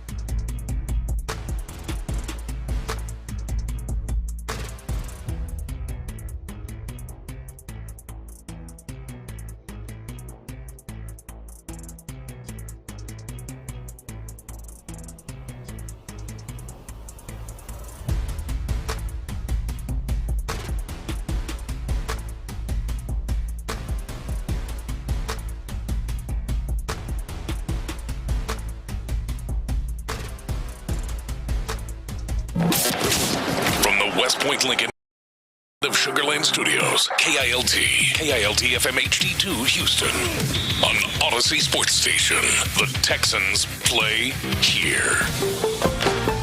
Sports Radio 610 presents In the Loop with John Lopez and Reggie Atatula. All right, ladies and gentlemen, I got to do something here, if you don't mind. We've been telling you about the Reggie and Ron Radiothon between myself and Ron the Show Hughley. We're going to spend 12 hours on these airwaves tomorrow to raise money for the Houston Food Bank. And honestly, I just want to raise as much money as possible. Plus, I'm so excited about the capabilities that we have. So let me tell you something. The auction is technically already started. Mm-hmm. So if you want to go to sportsradio610.com, right on the landing page, you'll see the link to click, and it will send you to the auction site where, I mean, you can kind of start. You know, you can just look around. Set the bar, man. You could talk to your significant other, everything's all cool, or you can just make a decision and then have her find out later. You know, I don't advise that. However, it is for charity, so that should help you out a little bit. But yeah, the auction is up right now. Go to sportsradio610.com and you'll be able to find that there. So I did want to let people know because there's some really, really cool stuff on there. All right. You want a helpful hint real quick? Yes. If you're gonna, this is just us talking, right? Yeah. It's a sidebar. Close your ears, Bryson. You can't hear this. If you really want to just listener, close your ears. If there's something that really grabs you right there, don't tell anybody. Okay. Just go ahead and buy it now. There's a buy it now option. You eliminate it for tomorrow. It's yours. Done. Done. Okay. Yeah. All right. Interesting. All right. Let's keep going here in the loop on Sports Radio 610. Yeah, I didn't have a transition out of it. I didn't. I'm getting worse at this somehow. I don't know how that's happened. But yes, I was listening to the Athletic Football Show, which is the NFL podcast from The Athletic. They do some good work there. And they had on, my favorite, Aaron Schatz. Yeah, you're a groupie. He's the chief analytics officer at FTN Fantasy, which I know made you roll your eyes very hard. But I think that, he does a really good job. You threw your underwear on stage. Why would I do that? I pay good money for this underwear, man. I wouldn't do that. Yeah. Anyway, go ahead. That's right. But no, he jumped on the podcast, kind of getting ready for the almanac that they put out every year. So I think it's a good resource, at least for me personally. And one of the things that when you're going through all these teams and going through everything that they have, there's some nuggets that kind of come up that, you're like, hey, I want to share. And obviously he's using this to promote. So if you can have cut one ready for me, Bryson. He started with some of his nuggets. And the nugget that he had first was that he thinks that the Houston Texans, and not just him, their analytics and their analysis, the Houston Texans is their favorite to come out of the AFC and represent the AFC in the Super Bowl. I saw the tweet. I didn't go dig in like you did. And so I will allow Aaron Schatz in his own words to lay out the case. This was Schatz on the Athletic Football Show. Yeah, I think, first of all, that we all think too much about those playoff games and not about the regular season. In the regular season, C.J. Stroud was an average quarterback on a team that had no running game. Now they should have improved the offensive line.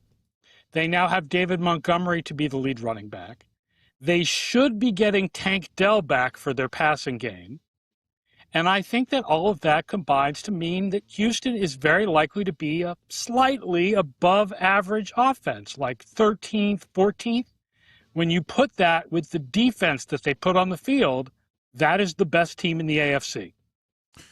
Interestingly, on his comments, it's just a nerdier way of saying what we've said. Right. Still comes down to the run game. Still comes down to the offensive line. Still comes down to C.J. Stroud, being able to be more than average. And oh, by the way, and I like him. I'm giving you a hard time. No, I know. I like what he does, and I trust him a lot. But the one thing that really stood out on this whole comment is all we're looking at is the playoffs. Yeah. Regular season C.J. Stroud is exactly that. Regular season. Playoff C.J. Stroud is where he kind of lost his mind and lost his discipline, if you will, with this offense. In front of the whole world. Yes. And so while the numbers, like, hey, look at the numbers in the regular season, he was average, and if he just improves a little bit with David Montgomery, you just heard the clip. Yeah, you're right. But it was still, we know what we saw in the playoffs. I don't think it is too much focusing on the playoffs. I really don't. I thought it was very interesting, though, because obviously that one is the very obvious first thing that he said. I thought it was interesting that, one, he put in Tank Dell and Tank Dell's return as part of the come. And I think that we are operating from a place of a lot more optimistic or cautious optimism when it comes to Tank Dell and his return. And I found it interesting that he's just like, with Tank Dell returning to the offense, like this is absolutely going to be the case. Now, of course, it's a platform where you want to move through this, but I found that to be fascinating. And then two, did you hear what he said about the offense? He thinks that the offense overall should be somewhere like 13th or 14th in the league. Yeah. And I found that fascinating because I wonder how many people within the Houston Texans sphere have that as where they believe that the Texans offense should be. That part I didn't blink. If they can get there. Sure. Yeah, if they're 16, 15, if they're smack in the middle and just of the NFL in terms of offense, I mean I believe it. I believe just an average offense. Super Bowl. The thing that just jumped out at me is like, you know what? The whole thing other than that, Mrs. Lincoln, it was a complete meltdown in the postseason. And I know those numbers in the regular season were legitimately, average, as he said, but that's the regular season. We know that there's a different game. It's a different world in the postseason. So actually, I'm glad that you brought this up. So I'd like to jump to this portion of the conversation that they had about the Texans and the possibility that they are indeed the team that represents the AFC in the Super Bowl this year. This was Aaron Schatz talking about, and I think he asked the question here as well. Did CJ just have some bad games, or is this the genuine struggle for him? Did CJ Stroud have a couple of bad games, or does he have something that he struggles in the playoffs against? I wouldn't say better defenses because the Patriots are not a better defense, right? They were like an average defense last year when you correct for the quality of the quarterbacks that they played all year. So I know it feels like, there's guys who have never gotten over the hump until the year that they finally get over the hump. I think when you look at Stroud's performance overall, he is a above average quarterback. And that if you can give him an average offensive line, and we know Nico Collins is great and there's good receivers there, and if Tank Dell comes back and everything, that can be an above average offense. Not a really good offense, but at least above average. And kind of hard to disagree. Right. Yeah. I just love the note that he makes in there that there's been guys in the history of the NFL and really just sports are that he's never going to do it until he kind of does it. Hell, I very much engaged in one of those in a different sport in basketball with the Jaylen Brunson where, hey, man, a guy of that stature just not going to do it, and then here you go all of a sudden. Yeah. And maybe that's a little bit too far of a reach in this conversation, but I did appreciate just like, even if you look at CJ Stroud and you think that this is genuinely like a problem that he has, is it possible that you're looking at a guy who is, headed into year 4 and maybe dismissing the possibility that even growth is possible within this, right? Because I know that the conversation has been that this is a make or break year to decide whether or not he is the guy that can do it. But for quarterbacks in the league, especially ones that that have some sort of it, especially the type of it that it feels like we already know CJ Stroud has, you're talking about a career that probably lasts anywhere from 10 to 14 years. Less than half of that is going to be the determination that he can never get over that wall. Right.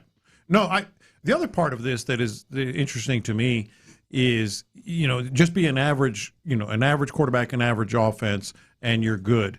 I agree. I just said it a second ago. I think they can win the Super Bowl if that's the case. But with this offense, we talk about Tom Brady's superpower, and it's not as definable, it's not as recognizable because it's between the ears. That is what you really need in the postseason.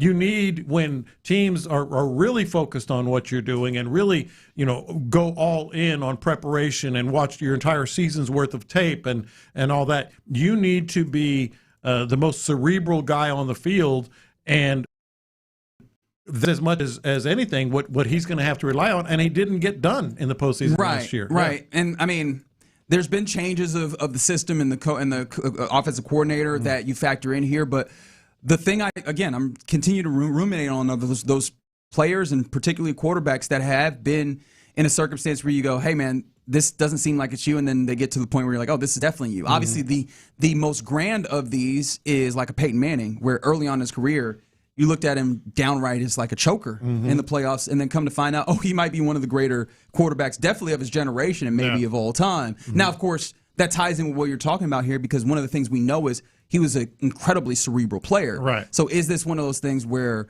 the cerebral aspect of it ends up being the barometer or the defining factor on whether he's going to cross that level? The question I have is, how much do you where do you feel, or where do you sit on like the CJ Stroud, like the mental aspect of it? Because we hear so many people. In fact, David Montgomery on a podcast, I'll play that audio here later on in the program, talked about like working with him even in this short period of time and seeing that type of stuff within his game. Well, he said he's going to show you, and I'm not going to say it right now. Is what I'm paraphrasing what David Montgomery said. He'll show the world. And here's the thing that we gloss over a lot.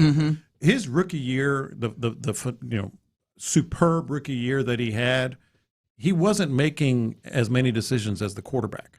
Now it failed him in the second year, but now that he has to make a lot of quarterback decisions, he hasn't been a good quarterback. Hadn't reached what we thought he would reach. So clearly a smart guy. We know he's a smart guy. We've talked with him. We hear him. We understand that he's smart. But the football cerebral nature, as I mentioned, when he had his fantastic year, MVP caliber, rookie of the year, he wasn't thinking as much. Now in this offense, there's more on him, and hopefully they're going to put more on the center. It seems like they will as well, but there's more on him, and he's not getting it done. So that's the part of the playoff game, the playoff experiences that he's had that just flat out has to improve. Doesn't matter what his numbers are in the regular season. Yeah. I found this to be interesting within the conversation as well. As again, we're listening to Aaron Schatz on a podcast talking about his almanac that he has. He's an analytical guy. And in previewing this season, they have the Texans as their AFC representative in the Super Bowl. And so, I thought this question was a good one asked of him. Does that say more about the Texans in the AFC, or does that say more about the other teams that we think about as stalwarts in the AFC? I mean, I think it says more about the defensive players on the Texans. Obviously we have the Rams and Seahawks as our two best projected teams. They were our two best teams last year. NFC, right? The better teams are there. But the Texans defense, we talk a lot in our books about defense being harder to predict than offense. And the way we show that is that our projections are really the average of a range of possibilities, and the projections for defense are all closer to average than the ones for offense are, because you could feel better that a good offense is going to be good. That being said, you can feel about as good that the Houston Texans defense is going to be good as you can about any defense in the league in any year. I mean, they're just consistently good. It's not built on turnovers. It's not built on third downs. It's just built on stopping the other team. We know the talent is good. They didn't lose anybody. The defense just looks fantastic, like it should be really good again this year. So if you have an improved offense with that, you're talking about a serious Super Bowl contender. Yeah, look, you can't disagree with any of that. It's the defense. We know it. We talk about it. Everything that he said, I couldn't put better myself. And so I think it just, because of the defense, you're almost, how many Super Bowl contenders over the years, like legit preseason contenders, have people said, the offense just needs to be average? No, not many. Right. Not many. And so that might make you go, well, then that's just not the way that this goes. But you know what's interesting? And now I'm going to use DVOA, which is kind of an all-encompassing stat on one side. Like it just kind of tries to negate, it talks about efficiency, but tries to negate like the imbalance of who you played against. The last 2 years, the Super Bowl champions were both first in defense in DVOA, the Seahawks and the Eagles, and then on offense they were 10th and 13th respectively. Yeah, and so you look at it and you go, is this kind of the new way of the league where it's actually going back to the old mantra: defense wins championship, having an elite, literally the best defense in the league, and it's solid enough within that range that won the last 2 Super Bowls. And honestly, if you put this in the context, I think out of the 10 Super Bowl contenders over the last 5 years, fitting in a somewhat similar makeup of that is 5 of them, because obviously you have the Eagles, the Eagles, the Seahawks. The Eagles in 2022 were first in defense and third in offense, And then the Rams in 2021 were 3rd in defense, 8th in offense. Like you get relatively close on really great defense, pretty solid offense. I think that's more than solid. Wins you a championship. I think you said 10th, 8th, 3rd. That's pretty good offense. That's pretty good. That's more than 15, 16. Well, the Eagles were 13th in offense last year. So I'm like, you get to that place, and obviously 15, 16 is one thing. If they can get to 12, 13th, of course. You're cooking with grease. Absolutely. And so that's a big if. If they can get to 12, 13. Apparently, like we're talking about this, and the actual analysis and the analytics of this pull you to the idea that then not only do they feel like that's feasible, they think that's what happens. Yeah, and that's without us having seen how this team operates in the training camp and preseason in the early portions of the season. I found it to be very interesting to have like the numbers, the cold-hearted numbers kind of looking at this Texans team and going, they should win the AFC. Yeah. I think it's defense and just anything on offense. Yeah. All right, you're in the loop right here on Sports Radio 610. Coming up next, let's get to our lunchtime confessions. Sports.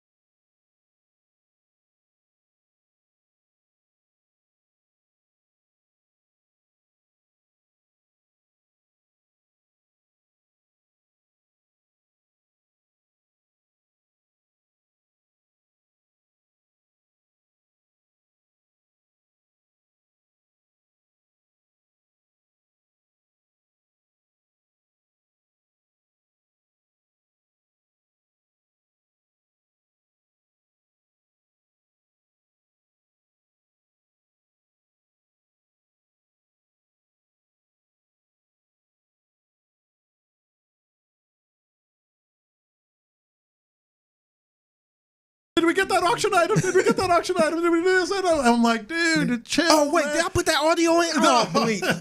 It's just. And he likes to talk fast, which is one of the more endearing characteristics, and certainly good for radio. Is it endearing, dude? There was a sequence before the show where he said something, and I just went, yeah. All right, see, what I need you to do in those moments is to let me know that it's happening. Because I'm living inside of it, so it seems normal. I need you to be like, hey, Reggie, nobody understood any of that. Next time, we need to be like, Reggie, shut the bleep up. Yes. Honestly, really helpful if you can do it. Really helpful if you do it. Between this morning and tomorrow, he was talking about, I wish I could put that chip in Jose Altuve's head to see what's going on in there. You couldn't pay me enough. You couldn't pay me enough to see what's in the chip between Reggie's ears right now.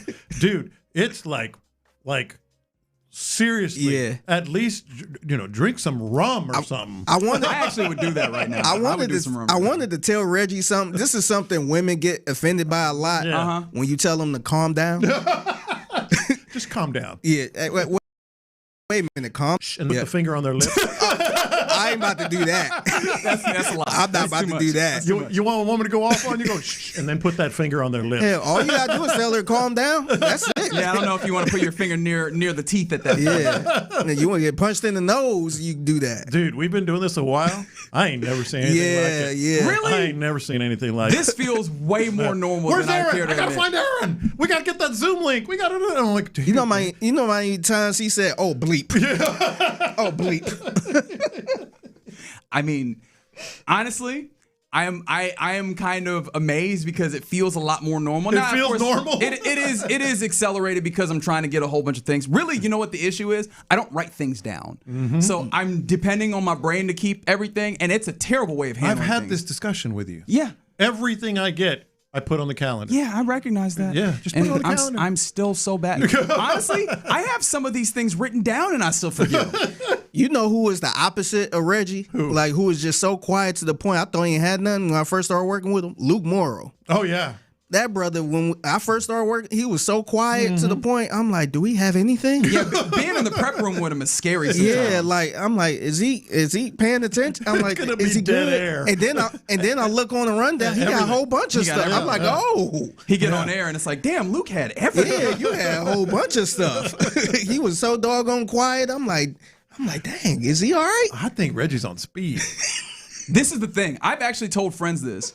The reason why I do not do recreational, imagine what it would be. You know what I mean? Like, can you imagine what it looks like afterwards? Have you thought about, and look, I'm not being funny with this. Have you thought about taking like a gummy that calm you down a little bit? Like just kind of relax you a little bit?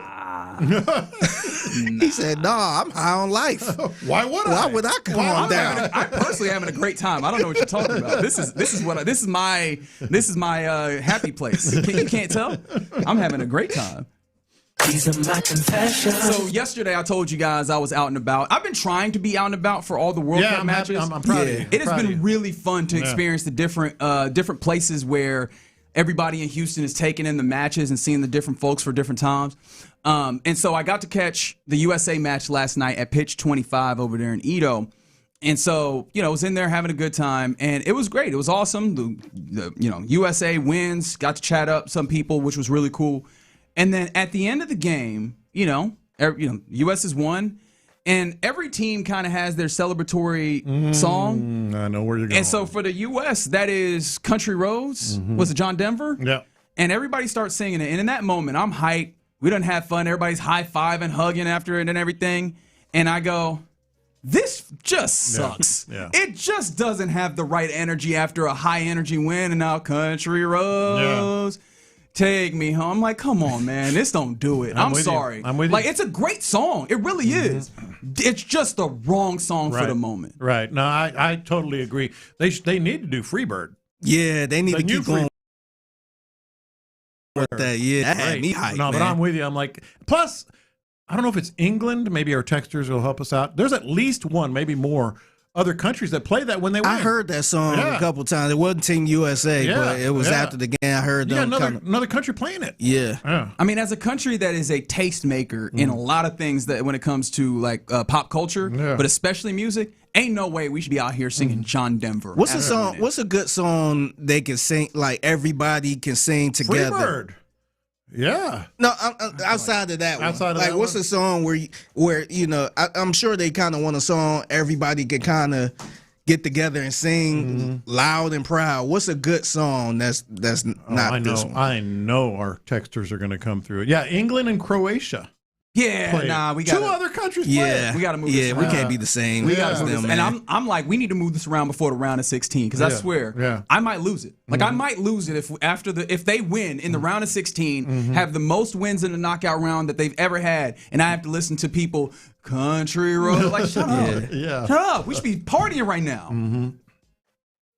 These are my confessions. So also I was watching the game last night. I was at the crib. I wasn't outside. How many people were there? Just two or three if you want to count Jackson the dog, which we do. Yep. So I was watching the game, and I was watching that moment when the red card happened and all that stuff. And I gotta confess, sometimes I feel a little intimidated when y'all be getting in the sticks with soccer. And so from this moment, from that moment happened, and I saw that U.S. only had 10 players on the field. I was so confused, man, because I'm sitting there watching the whole. Someone in. I'm like, how long are they going to have to keep playing with 10 players? Yeah. Because I kind of got an idea I know with hockey you got the whatever that is where the penalty box and all that. Yeah. So I'm thinking somebody gonna come in after 10 minutes. Nope. I'm like, man, what is going on? And so I ended up Googling it. Yeah. And I'm like, oh, ain't nobody coming in. They got to play with 10 for the rest of the match. Yeah. So I do feel better that other people was having the same questions I was having. So I was looking on social media and I seen some people that, a couple sports guys. Like, wait a minute, how did this happen? Or they can't play with they can't bring another player in. Or, that's good. You're learning. Man. So I felt good. I got to confess, I didn't feel intimidated with that because I felt like everybody was kind of side with me a little bit. They kind of had the same questions I had. Should we kill the interview with the soccer expert and just talk to you next? I feel like you got it now. Nah. Hell no, I ain't got it, man. I still be having some damn questions. And I realized too, when they say it's onside and not onsides. Or offside. That's one of those. That's one of those where I try not to get on people's cases about it. Like that's one of those. They get the point. They're largely there. You don't need to. But it is technically offside. I kept seeing a couple people say it's not all sides. It's offside. That's the snooty. That's the reason why people hate like the niche sports fan. Like it happens to me a lot with hockey fans. You're so bad to like their sport, and then you get there and they're like, "Why don't you know everything?" Because I just got here. I just got here, man. Don't tell me how the movie is. I just got here. Yeah, exactly. I'm watching it for the first time. These are my confessions. I absolutely love what they're doing in NBA Summer League. Did you see this? No. What they doing? On any foul during Summer League. So, which of course means that they're going to have to, I mean, this is kind of a trial balloon. It's going to be a lot of fouls in Summer League too. Yeah, on any foul that involves shooting, you get one free throw. Make or miss, that's it. Whether it's an and one, obviously. Every foul. So 3-pointer, you get one free throw attempt. What? Oh, for three. 1 for 3. 1 for 3. Oh. 1 for 2. We've done this before. It's happened before. So are they trying to cut down on the baiting? I think when it comes to 3-pointers, I think it moves the game along. I also think, and this is what I love the most about it. I mean, you talk about pressure shots all game long. You do a 3 and it might affect some of the ways that you get fouled on a 3-point shot. You get one free throw for all 3 points. That's some pressure, man.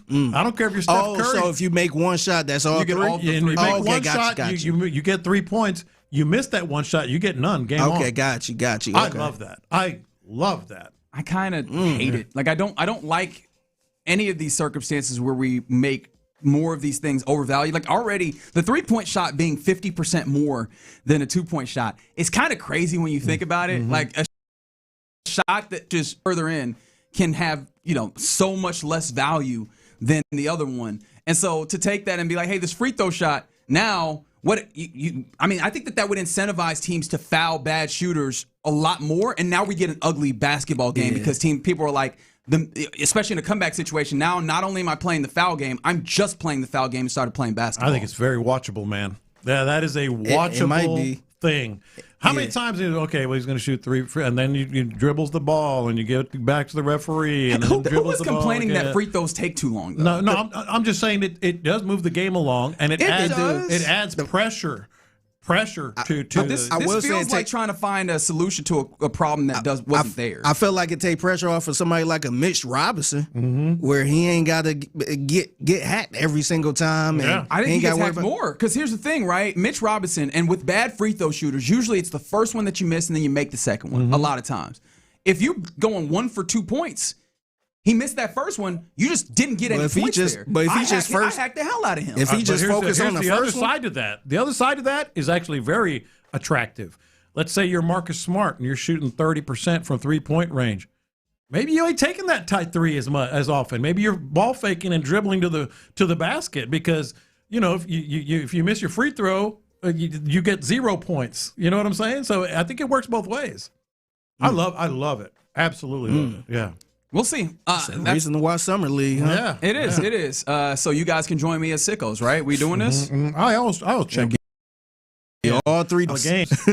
Not all 3, maybe 2. I'll save one for something else. Somebody said Montel Jordan's "This is how we do it." I love that. There's some answers on here that are fair. Living in America, I appreciate what we're doing here. I like both of them. The more insane responses that you give me, the more happy I personally will be. 713-572-4610. But those are our lunchtime confessions here in the Loop on Sports Radio 610. Coming up next, let's talk more about the World Cup as the U.S. now seems to be looking towards doing something incredible and maybe something that they haven't done before. So let's talk to our Odyssey World Cup insider, Jamie Watson. We'll do that next. The Drive with Stoerner and Hughley. A big part of being a championship team, which I'm not saying the Astros are, but a big part.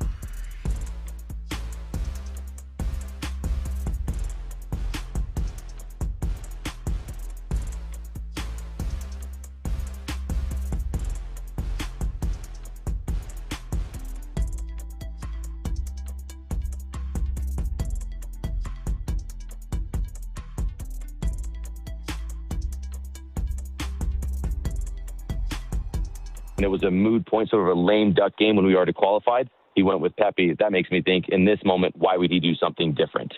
What about the Pulisic factor here? As much as you don't want to necessarily sacrifice a lot of what he does on the outside, he is number 10. And then Reggie and I were talking about this off air. I said, it is time to be that number 10. Could happen. I think that you also minimize his ability to create while facing against defenders. If you ask him to come inside and play a little bit more back to goal in the middle of the park, I think you can get him isolated and creating. We've scored so many goals from those wide areas when he's been on the field by creating with his 1v1 ability and his movement and his runs off the ball. I would prefer to keep him out wide, but I would understand it if he moved inside. And I think Pochettino has deserved our trust in his decision-making with what he's done with the group, because I think he has got a lot of decisions spot on, regardless of what I think with the Pepe versus Wright. That's just a preference of what I see from the outside. So I think that decision will be the most informed decision, and we just have to trust it. And hopefully when it's all said and done, whichever position Pulisic plays in, centrally or stays out wide, we just have to trust that's going to be the right decision, and hopefully it all pans out the way we all hope it does. We're talking to our Odyssey Sports insider, Jamie Watson, who is brought to you by Lowe's. Find what you need to get projects done from brands you trust at prices you'll love. Lowe's, we help you save. And I don't know if it's surprising or not to hear, but the city of Houston, when Mexico plays, is almost crazy. Not almost. It's definitely crazier than when U.S. is going. And it felt like their knockout, their round of 32 match was impressive, even more so than their group stage matches. Like, I mean, how well situated are they going forward, especially as they have England coming into the Estadio Ciudad de Mexico? So based on what I saw from Mexico versus Ecuador and what I saw England versus DR Congo, the fact that this is at Mexico City Stadium, the Azteca as it's known normally, Mexico wins this match. Mm-hmm. Mexico looked too good. That is such a daunting place to play against. I think they have one loss since like 2013 in that stadium. It is as intimidating of a place to play as there is in the world. And with Mexico playing the way that they are, they've looked really good. This looks like a really solid team. I would feel more confident in Mexico advancing than England. And, man, Houston, what a beautiful place it is because of the people. I've gotten a chance to live there when I was younger, see the show off and the way that they've been incredible hosts. I mean, there's an awesome game coming up in the round of 16. Is it the Canada-Morocco game? I'm so happy that on the field, Houston has been showing off the field with the fan fest and all the things that you've seen on social media from Houston. I'm glad the city's been shown to be this wonderful, incredible, diverse city. It's so cool to see all the images from it. And I think everybody in Houston that's helping put this on, whether that's the staffers or volunteers, should be really proud of what they've been able to do. And the people of Houston have shown what hospitality is and why Houston is a wonderful city.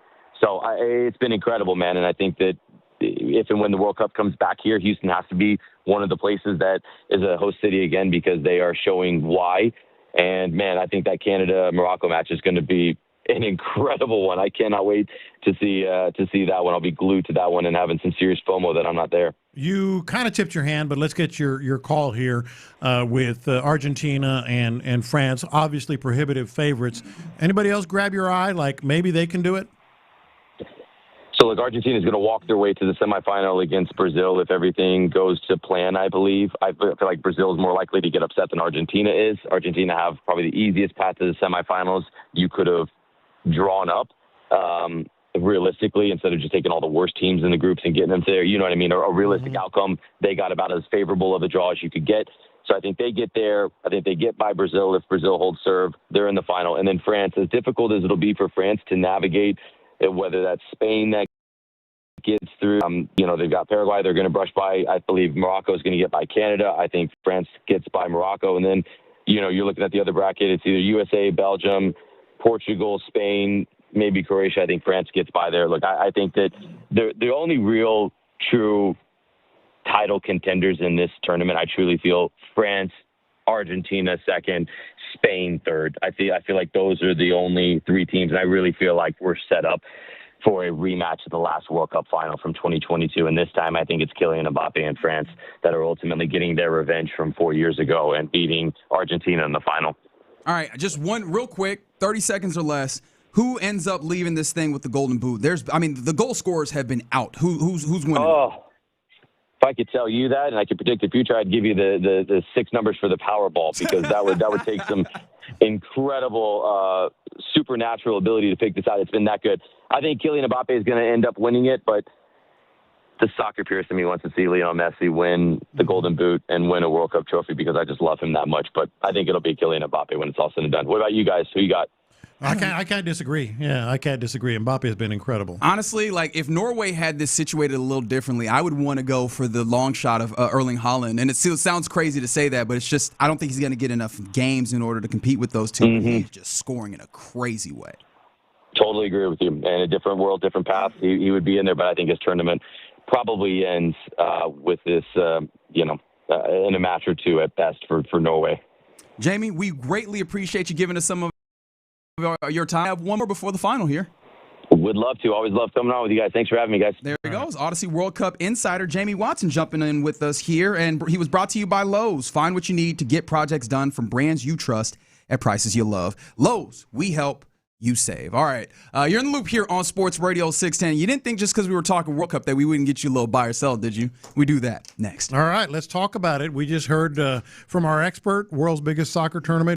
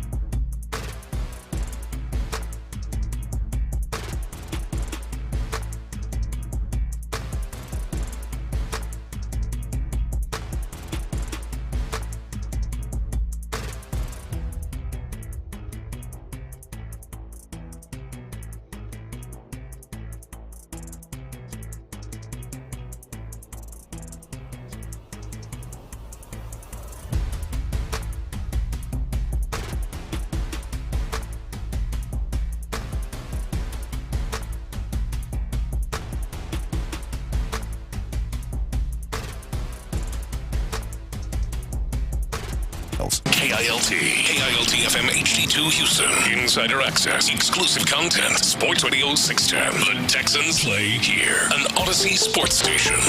Sports Radio 610 presents In the Loop with John Lopez and Reggie Atatula. Yep, you're in the loop right here on Sports Radio 610. Appreciate you rocking with us on this Thursday. As I'm not going to lie, I already feel the energy and the vibes for the Reggie and Ron Radiothon, the second annual of it. Yeah, I know. I think you just feel the energy, period. Maybe so. Yeah. I'm a man. When I go and play basketball tonight, it's going to be great. He's going to dunk. I might. I ain't dunked in a very long time, but I might. You're going to try to dunk from the three-point line. Actually, now that I think about it, this is the way that you hurt yourself. Where you get all real hype, then you go out here doing this activity. I roll up in here in a scooter tomorrow for the Radiothon because you're going to be playing Pat Beverly defense. I pity whoever has to play against me and to pick up hoop tomorrow. But I definitely don't pity the Houston Food Bank. Hopefully we can do something incredible. And right now, we have already started the auction. It's already up there. If you go to sportsradio610.com, you'll find the landing page. You'll be able to get there and see the really cool items that are already there. And obviously the dinners or the lunches, whatever we want to call them, that you can experience with one of or each of the Sports Radio 610 shows. So help us out. We need your help. We can't do it without you. Y'all showed up for us strong last year. I can only hope that you do it again and help us really support the city of Houston through the food bank. But I'm going to keep. I have plenty of hours tomorrow to get on my soapbox. Right now, John, I want to do a little buy or sell. Are you buying what these folks in sports are trying to sell you? 713-572-4610 is the number to play along. So do that. What you got? All right, let's. You guys buying or selling this? I like to start local if I can, and this one, well, I won't contaminate your opinions here. Joe Espada said that Jeremy Pena's stint on the IL will be, quote, a minimum stint. I will buy it. Calf injury? Yeah, I will buy it. I don't recall the last time that they had to do this, especially in a circumstance like this. I know that we have a history with the Astros and it going south a number of times. I'm trying to give them a little benefit of the doubt because this year it has not been nearly in the same way, right? They've been pretty spot on when guys are making recovery starts and coming back. And so I will give them the benefit of the doubt, especially since they were so strong about it. Now it could go the other way where they're going really strong about it. You know that person, that friend of yours that lies, and then they're really strong about no, but I really mean it this time, and they use that to cover the fact that they're lying. Maybe it's that, but I don't think that that's the case in this instance. So I'll buy it. I'm gonna sell it, man. I'm still a little iffy about the whole injury thing, man. And it's not just the whole. I know we talked about the training staff and all, or the medical staff and all that stuff. But I'm just talking about, and who said that? Joe Espada. Joe Espada said this. Yeah. Okay. And Jeremy Pena himself kind of pointed to this as well. Yeah, so I'm a little I'm still not sold on that. You say, the minimum stint, and they haven't done it much. I don't recall the last time there was a minimum stint. Remember, Josh Hader said, along with the management, that he wasn't going to be gone too long. Yeah. And he was gone for a while. That's a fair point. I am selling this one as well. All right, so are you buying or selling this? We had a lot of fun with the Mexican fans outside the hotel of the Ecuador team before their round of 32 knockout game. Well, predictably, the Ecuadorian Football Association condemned it. This, however, is the Mexican Sporting Fair Play Society. I don't know what that is. I guess it's their equivalent of that. A Mexican today I learned. Sporting Fair Play Society issued this statement. We, all caps, condemn in the all caps strongest terms all fan groups that organized launch fireworks all night from 11 p.m. at the Westin Santa Fe Hotel, blah, blah, blah, with the aim of preventing the Ecuador national team from resting the night before their match against Mexico. Are you buying that? Oh, yeah, I buy it. When is them condemning anything with Mexican fans actually done anything? The Mexican fans do this thing where when the opposing goalkeeper is doing a goal kick, they go, and then they yell out, I guess we could call it a slur. Is that the best way of saying it in Spanish? Well, yeah, it's a bad word. It's a bad word at the very least. That For literal decades, CONCACAF and Mexican authorities have been trying to get them to stop. They was doing it at the fan watch party 2 nights ago. You're not stopping the Mexican fans from doing anything. I believe that they condemn it, but they recognize we can't do nothing about that. Yeah, I'm rolling with Reggie on that one, yeah. I am selling like a mofo. I can just see him. Oh, make it all caps. That'll sound better. Make it all caps. We strongly condemn. So condemn all caps, right? Yeah, and strongest, too. Let's make strongest all caps, too. Yeah, we condemn it. Come on, man. This is Mexico soccer. Have you seen, not just in Houston, like literally across the country, the biggest fan, I guess watch parties have been from Mexico, and they don't care. They would have been at that hotel. I think some of the people from the Sporting Fair Play Society were out there, were hungover when they wrote this thing. Make it all caps. That'll sound better. Make it all caps. That's hilarious.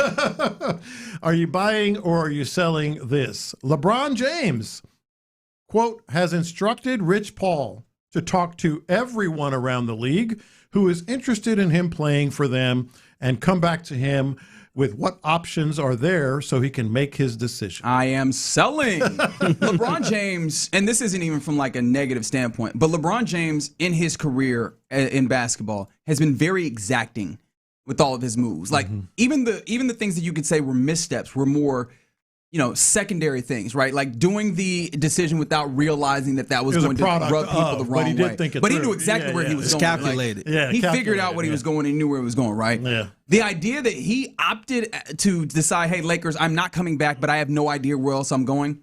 I'm calling shenanigans on that. I do wonder, though, if like the decision at all factors in here where it makes him, I don't know if it makes him look better, but maybe the idea is it makes him look better too. I'm not going back to the Lakers, but I'm going to figure this out and take my time. Like maybe it makes it feel better to the Lakers fans or whoever, I don't know, that it's not like this wasn't a plan that I had for a long time that I'm leaving the Lakers to go somewhere to feel like he's abandoning because that's something that people hit him for. But nah, man, I feel like he kind of knows where he's going. I don't think that he's the type of dude that steps out. He's not the guy who quits his job without having a next one, per se. Yeah, I'm selling it too. I think he got a plan. I don't think he won even during the Lakers season. It seemed like that it was a really big disconnect with him and management. Yeah. So I think he is trying to make it seem like, oh, you know what? I'm very open. Yeah. Like I know I'm not the same LeBron James I was 10 years ago, but I'm very open to going anywhere. But I think in his heart, I think he probably want to end this story the right way and probably go back home. I think we all love LeBron James, but I think we also all realize LeBron James' very high priority is legacy and reputation, and he wants to come across as a guy that thoughtful, certainly be able to make the right decisions in the right way, etc. Yeah, I'm selling this as well. Is there a little bit of look at me to this maybe? Like, hey, and that's a part of him too. Hey guys, that's a part of it too. I am thinking so hard, and I could maybe come to play for your team. Yeah. Let's see. Maybe you make some noise about it, and we can. And by the way, I feel like social media been having a blast, like the team accounts for social media just having a blast. Oh, with and it. other places as well. I think, the Houston maybe Texans. The Texans. Yeah, I think love the Texans. I think I saw the Texans. I saw. Like, you know where we are. Yeah, which is funny because Nick Haley, you can't be that. You got 5 tight ends. You want another one? Come on, Nick, calm down. He'd probably start. Calm down. Whoa. He'd probably start. In 12 personnel? Hey, he was a good tight end in high school. He was. He better be a 12. Hey, Dalton, step aside. Wow, you got him as tight end 1. Come on. 850, 60, whatever. Well, actually, I said tight end. I feel like, would I rather have him as defensive end 3? No, tight end, rotate in? Yeah, tight end. I kind of feel like I might want to go ahead and rotate into defensive end 3. We're looking for that depth anyways, All right, are you buying or selling this? Terry and Arnold, we know the story. Bad story. The Detroit Lions already cut him. This is an interesting one for me. Because this isn't just a quote. This is a quote that was submitted to the court by his attorney, Harvey Steinberg. Quote, although Mr. Arnold has been released by the Detroit Lions organization, He already has been contacted by 3 other NFL clubs regarding his services. This is tough. I'm going to sell this. I don't think that the sentiment is wrong. Mm-hmm. This just feels like one of those, I think this is like the agent trying to, he's still in desire. Like, he is good. Don't forget that. Could well have been his agent. Yeah. Well, I think that there's a play there, right? I think that if it comes from his agent, it's very obvious that this is like, you know. But I think this is, hey, he can still play football, and don't forget that he, like, this is something that's out there. He submitted it to court. Yeah. That 3 teams. That's why I was, at first I was like, sell, and then like, oh, maybe 3 teams called, and then plausibly, you know. Are you thinking because, like, it runs the risk of perjury? Yes. When has that stopped anybody nowadays? No, people be lying in the court all the time. No, I agree. I mean, people do lie in court all the time, but that's a big risk for an attorney. Attorney to do that? Yeah, this feels like just, I know y'all are going to forget. People out here want me. I'm desirable. And he is as a cornerback if he gets this squared away. I wouldn't doubt that there would be people there. I just think, imagine being the general manager who takes the risk of inquiring about him, and then that gets out. It gets out that your team was actively, as he's in the midst of dealing with these legal issues, was actively sniffing around trying to get him. So you're selling. So I'm selling that it actually happened already. I think that the desire's probably there, though. I'm buying it. I think I'm gonna buy it. I think I think a couple teams probably did contact. That's where I am figuring. Yeah, like I'm not saying, hey, what's going on really? Yeah, and then they're taking it as a contact could be, hey, what's the situation looking like? Yeah, type of thing, and not necessarily, hey, we want to sign you right away. But I think a couple teams probably did check in, contact him on the situation. I think this is if fun. we're being technical. I think this is fun with legal matters, legalese, whatever you want to call it. I think 3 teams probably said, hey, what's going on? Like you said. And the attorney is using it as, hey, they're inquiring, which I guess technically they are. So I will buy this one. One more for you guys here. Fox Sports CEO Eric Shanks, when asked about some of the criticism that Alexi Lalas has been getting as the World Cup, one of the World Cup analysts, quote, Lex has been the cornerstone of our soccer coverage for as long as I can remember. He's the straw that stirs the drink, and he'll be the cornerstone for many years to come. I mean, I buy it because if they ain't gotten rid of him yet, why would they? Like, no, he's been on all of this, and that's kind of the issue, big dog. Like, that is the issue. I believe they've demonstrated that. They have not wavered. They got him sitting next to Zlatan and Thierry Henry, which is things that if you had any shame, you would not do. Here they are doing it. Yeah, no, they're going to keep doing it. Yeah, I'm buying it too. I'm buying it too because I think the Fox CEO, Eric Shanks, loves that he's hated. Or at least criticized. You made people feel something. Yeah. You did make people feel something. They're feeling something. They talking about it. He said his cornerstone. He didn't say it was great. Yeah. He's like, the foundation might be crumbling, but he's in there. He is in there for sure. That's hilarious. That's a little buy or sell here in the Loop on Sports Radio 610. Coming up next, about that time where we hand things over to Figgy Fig for the mixtape. What you got, man? Yeah, so a man in L.A. was charged with assault of a deadly weapon. I want to know the naked truth behind this. Plus, we still got Battle of the World Cup goals on. Yes, let's do that next. Sports.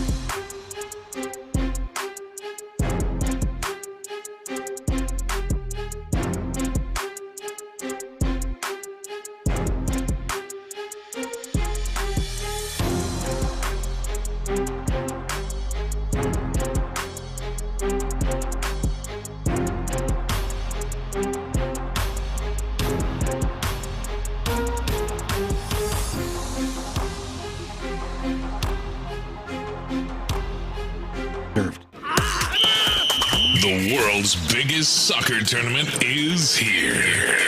And the Dynamo Soccer Celebration presented by Kroger is your destination for live viewings of U.S. and Mexico games, concerts, and more as soccer in Houston hits the world stage. Stop in and join the party with us all tournament long at Shell Energy Stadium.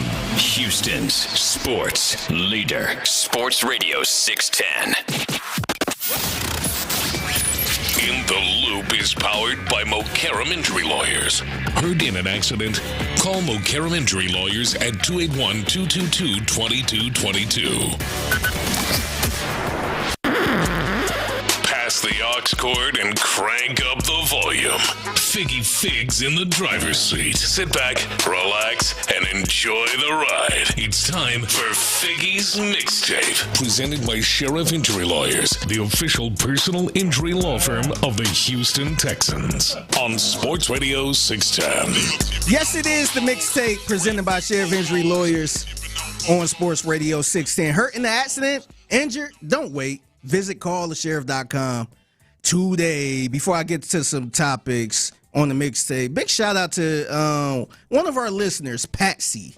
So shout out to Patsy. So I was talking to her daughter Holly, and I was talking about stopping by Spanky's. Yeah. And she said her mom is a huge fan of In the Loop. Oh, nice. So I want us to look in the camera and say, hi, Patsy. What's hi, happening, Patsy. Good How's seeing you. life? Yeah, so You know she can't talk back, right? Yeah. Okay, I just want to make sure. she probably talking back to the radio right now. But he can't hear it. Like he asked that question like he was about to start a I conversation. guarantee you she said life is good. She just said, what's up? That'd be great if that's actually what she said. Or actually, it'd be even better if she said something completely different. Yeah. So shout out to Patsy, and appreciate you listening. And just for listening, the OG gonna pay for your dinner. There you go. So dinner on the OG, man. It's so generous. Salute to the OG, awesome. man. Wow. Steak 48 on the OG. You know what? Yeah. Darn it. Darn it, I'm leaving town. Steak 48. Shout out to Patsy. But anywho, it's Mixtape in the Loop, Sports Radio 610. So a man in L.A. is being charged with assault with a deadly weapon. And I really want to know his reasoning behind this.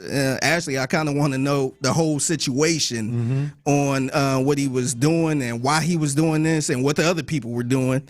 So here's ABC 7 in L.A. with the story. Charges after allegedly shooting two people with a BB gun at a naked bike riding event in downtown L.A. This happened around 11 this morning near the intersection of Temple Street and North Alameda Street. Police say a male suspect dressed in all black and riding a scooter fired the BB gun at the nude cyclist. Two victims were treated for lacerations at the scene. The suspect will be charged with assault of a deadly weapon, and more charges are pending. I wonder what he was doing. Like, I really want to know his reasoning. We need to get to the naked truth of this. Yes, we do. I see what you did there. A BB gun, I guess, is a deadly weapon, right? I mean, it could be. You shoot it at the Them things hurt, man. Yeah, no, they hurt. They hurt. But are they a deadly weapon? Especially when there's no layers. Yeah, and there's no clothes. That might help. That BB could go anywhere. I mean, yes. I mean, front or back.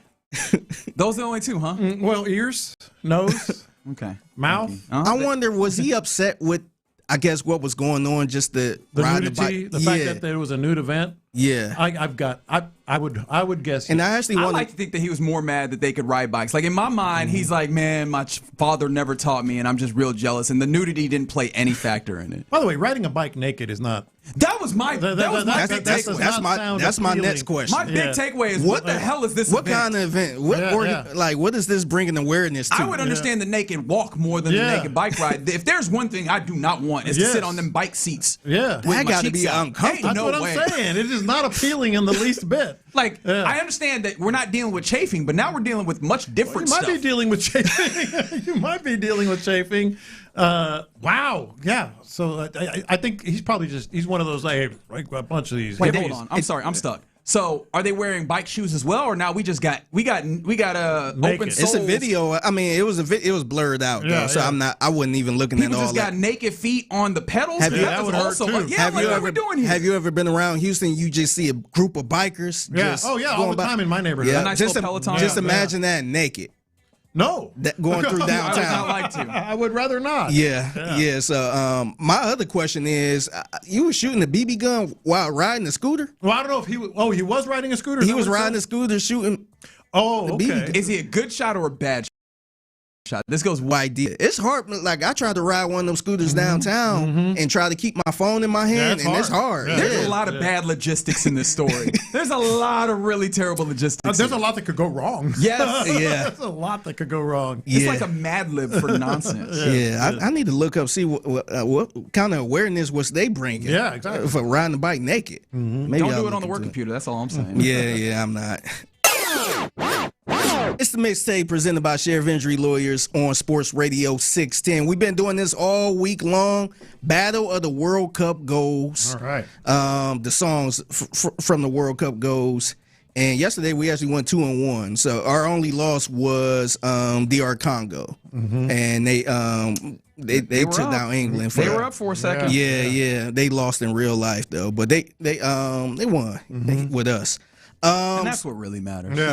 Yeah. So right now, today we got Spain versus Austria. Yes. So I'm gonna play. I'm gonna kind of do this a little bit back to back, and I want you to react to which song is the best. This is their goals song. Yeah, this is the song. They score the goal. Yeah, whenever they score the goal, this is the song they play. Here is Spain. Here's what Spain picked for their song. Dime quién fue ese loquito que te dejó rota y el corazón en pedacito por culpa de ese maldito.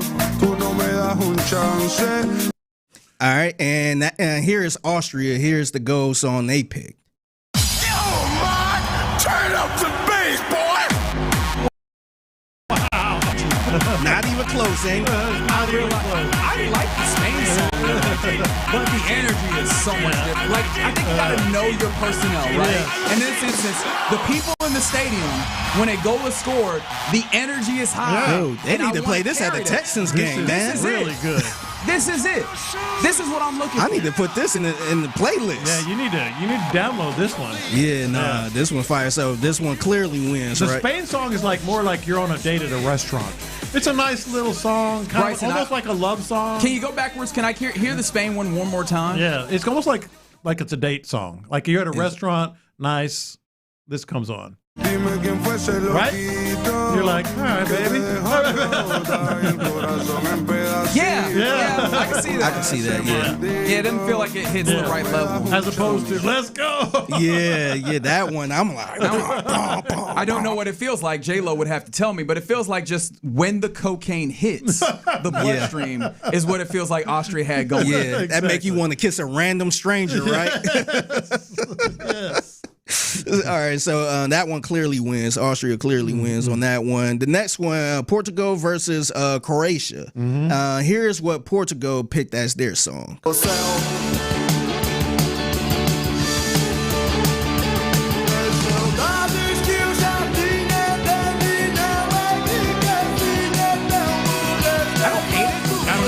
all right. It's good. There's an opportunity to get it. Yeah, it's good. All right, now here's the go song they picked for their song.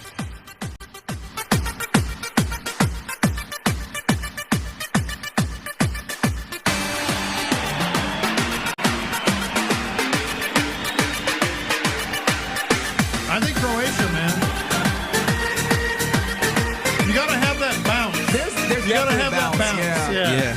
For some reason, this doesn't hit me as strong as the Austrian one. No, I don't think so. I'm trying to. But as long as you have that bounce, you can just see the people in the stands is kind of going with it. So we're going with Croatia on this one. Yeah. All right. And then last but not least, Switzerland take on Algeria. And here's what Switzerland picked for their song. Yo, baby. I like this one a lot, man. It's a sing-along. You don't gotta know no words. You barely have to have any tone. It doesn't have words yet. I feel like I'm in H&M shopping right now. Yeah, but have you been amongst a whole bunch of Europeans now singing this and jumping? Oh, yeah. It's a different level. This is a club right here. 100%. Yeah, 100%. Honestly, it feels like every action movie that happened from 2002 to 2007 had some version of that song in the first part of it. That's Sweden? No, this is Switzerland. Switzerland. Yep. So I'm down with that. And now here's Algeria. Here's the song they picked for their goal. It's good. It's good. Like a syncopated rhythm too. It's good.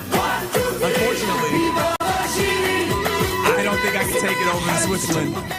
Yeah. You know what it has that the Switzerland doesn't? Viva Algeria. I mean, it's a fight song. Yeah. It's an actual, and I don't speak the language, but it was pretty clear what they were saying there. Viva Algeria is how they put it. It's close, man. I'm voting Switzerland here. Yeah. I'm going to roll with Switzerland too, man. All right, I'm going to go with Algeria to give them some love. Okay. I think well-deserved love right there. Okay. But clearly the team of the day was... I want to hear it again. For Austria? Yeah, I want to hear Can you play Austria one more time? Yeah, let's go, Austria. Yeah, no, that one. Instant. We're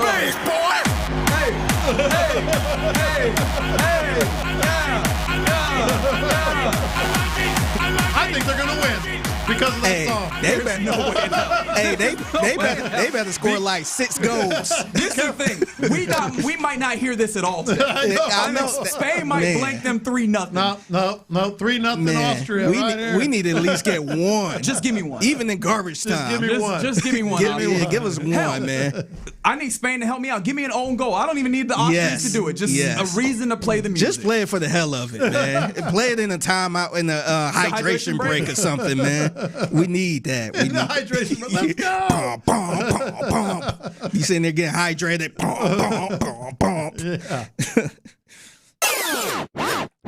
All right, I'll get y'all out of here on this. It's the Mixtape in the Loose Sports Radio. To our friend Nikki from Red Circle Ice Cream in Chinatown. Remember she came with the crawfish ice cream? Yeah. I'm still thinking about it. Yeah, it wasn't bad, man. It was good, man. It was pretty good. So she's doing something super cool for the community with a current Houston Texan, and here's her message.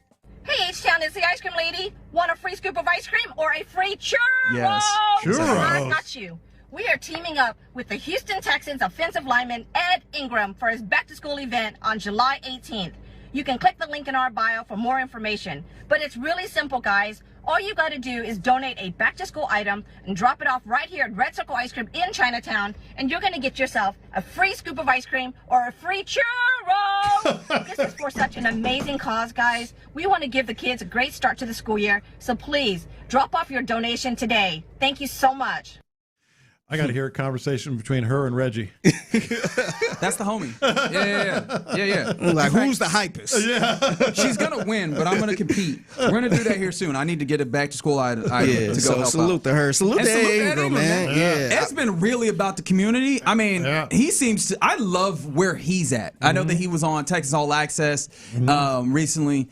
And he was talking about, how life is kind of settled for him. Like, obviously, he got his contract. He got paid, married. And it seems like he is really in a great place. And, I mean, it's a stretch in analysis, but I hope that makes him an even better football player. Yeah. Sometimes your life together, it gets together, and everything kind of it gets easier on the work front. So if that's the case as well. Yeah, he's much more comfortable, it seems like. Yeah, for sure. Yeah, I'm going to actually link up with him. We was talking a little bit. I'm going to link up with him and maybe do something with the back-to-school thing and all that stuff. So salute to him. And real quick, salute the Killings, man. They so they officially closing down their location in the Heights. Yeah. Is that considered the Heights? I know it's on. Yeah, it's just off. I think it's called the Heights. It's right off of Heights Boulevard. Yeah. And they're officially closing on July 19th.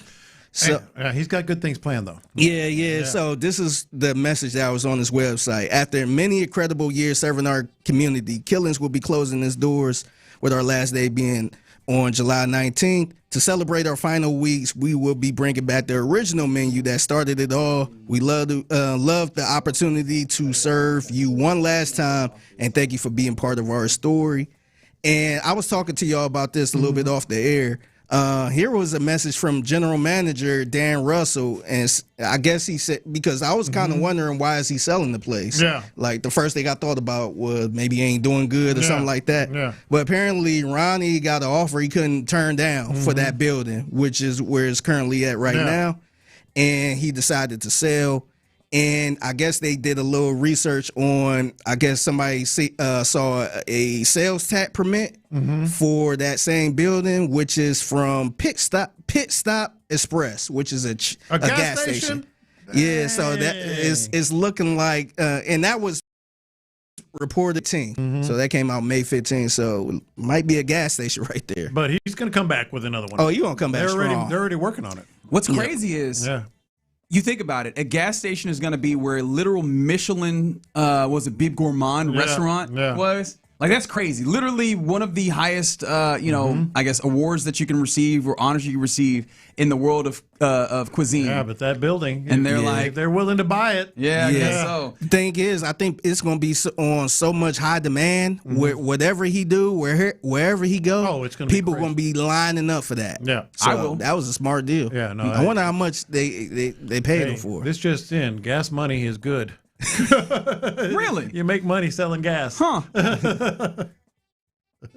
All right, there you go. That's the mixtape here in the loop right here on Sports Radio 610. Some would say that was a goal, and if that was a goal, then I feel like this should be the in the loop celebration here. Churro!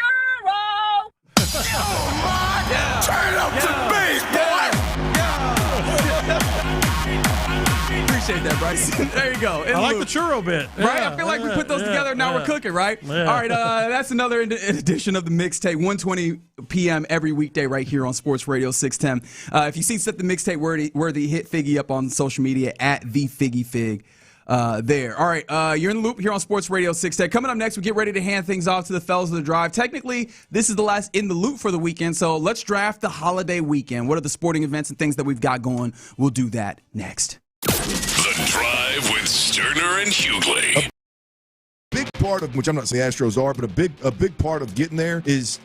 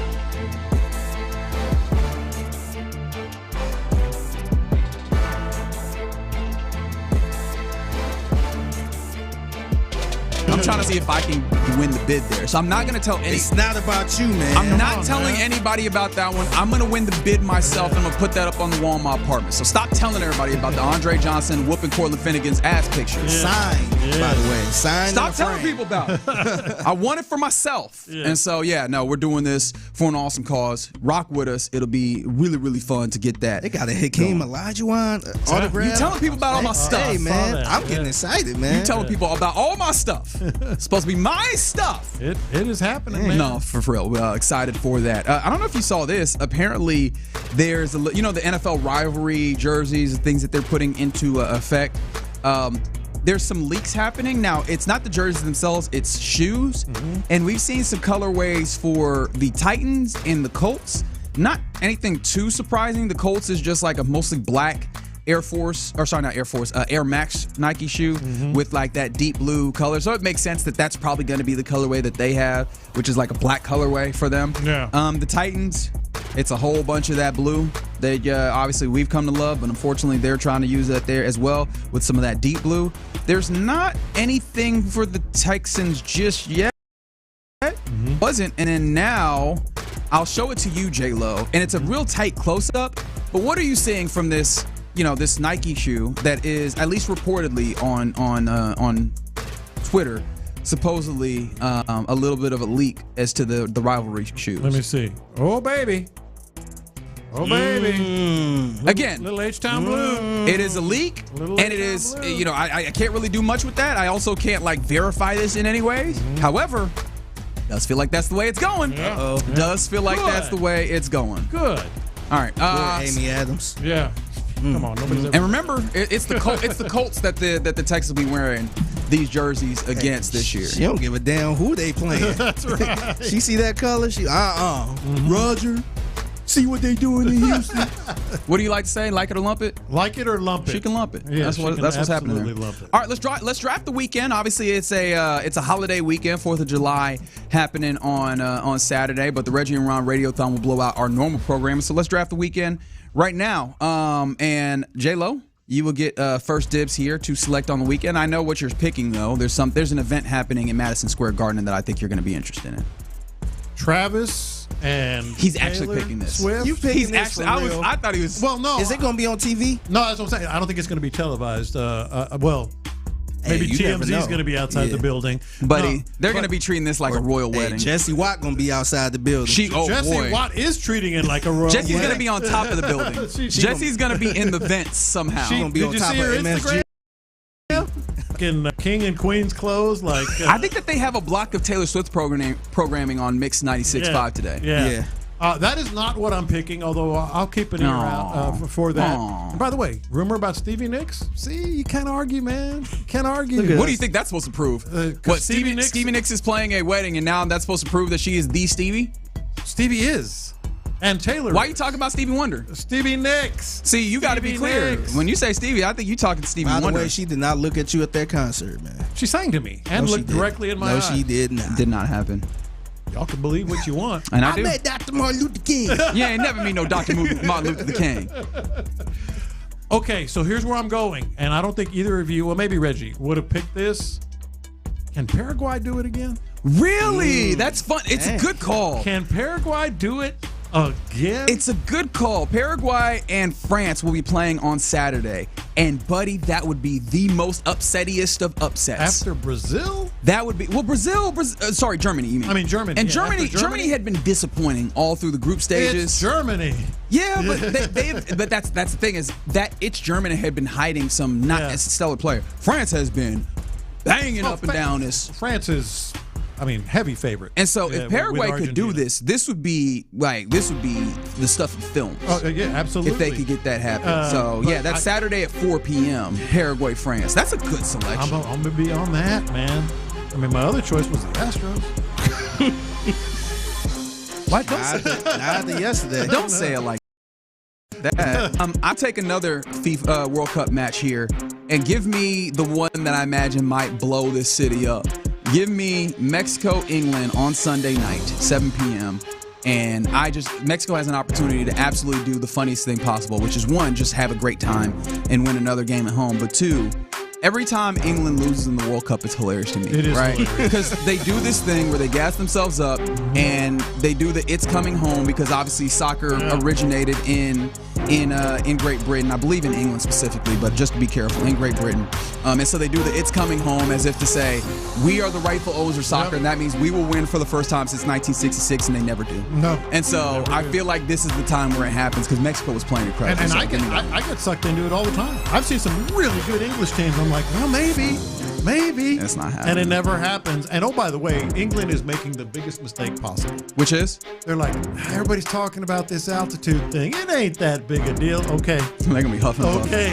Especially because Mexico's playing fast, too. Let's see how you are, if you still believe that in the second half or late. I hadn't thought enough about the altitude. Oh. You can see the way that the Mexican fellas were getting up and down. Yeah. I hadn't thought about how that was probably whooping the Ecuadorians' ass. I've seen a couple of stories, including one quoting the coach, saying, yeah, it's altitude, but we'll be ready. I'm like, altitude okay. is stupid. Okay. Those pasty English are going to be huffing and puffing. All right. So I got to go with game that's starting in 4 minutes. A little under 3 minutes. I know why. You know why. You know why. Turn up the bass, boy. Y'all know who I'm rooting for. Just give me one goal.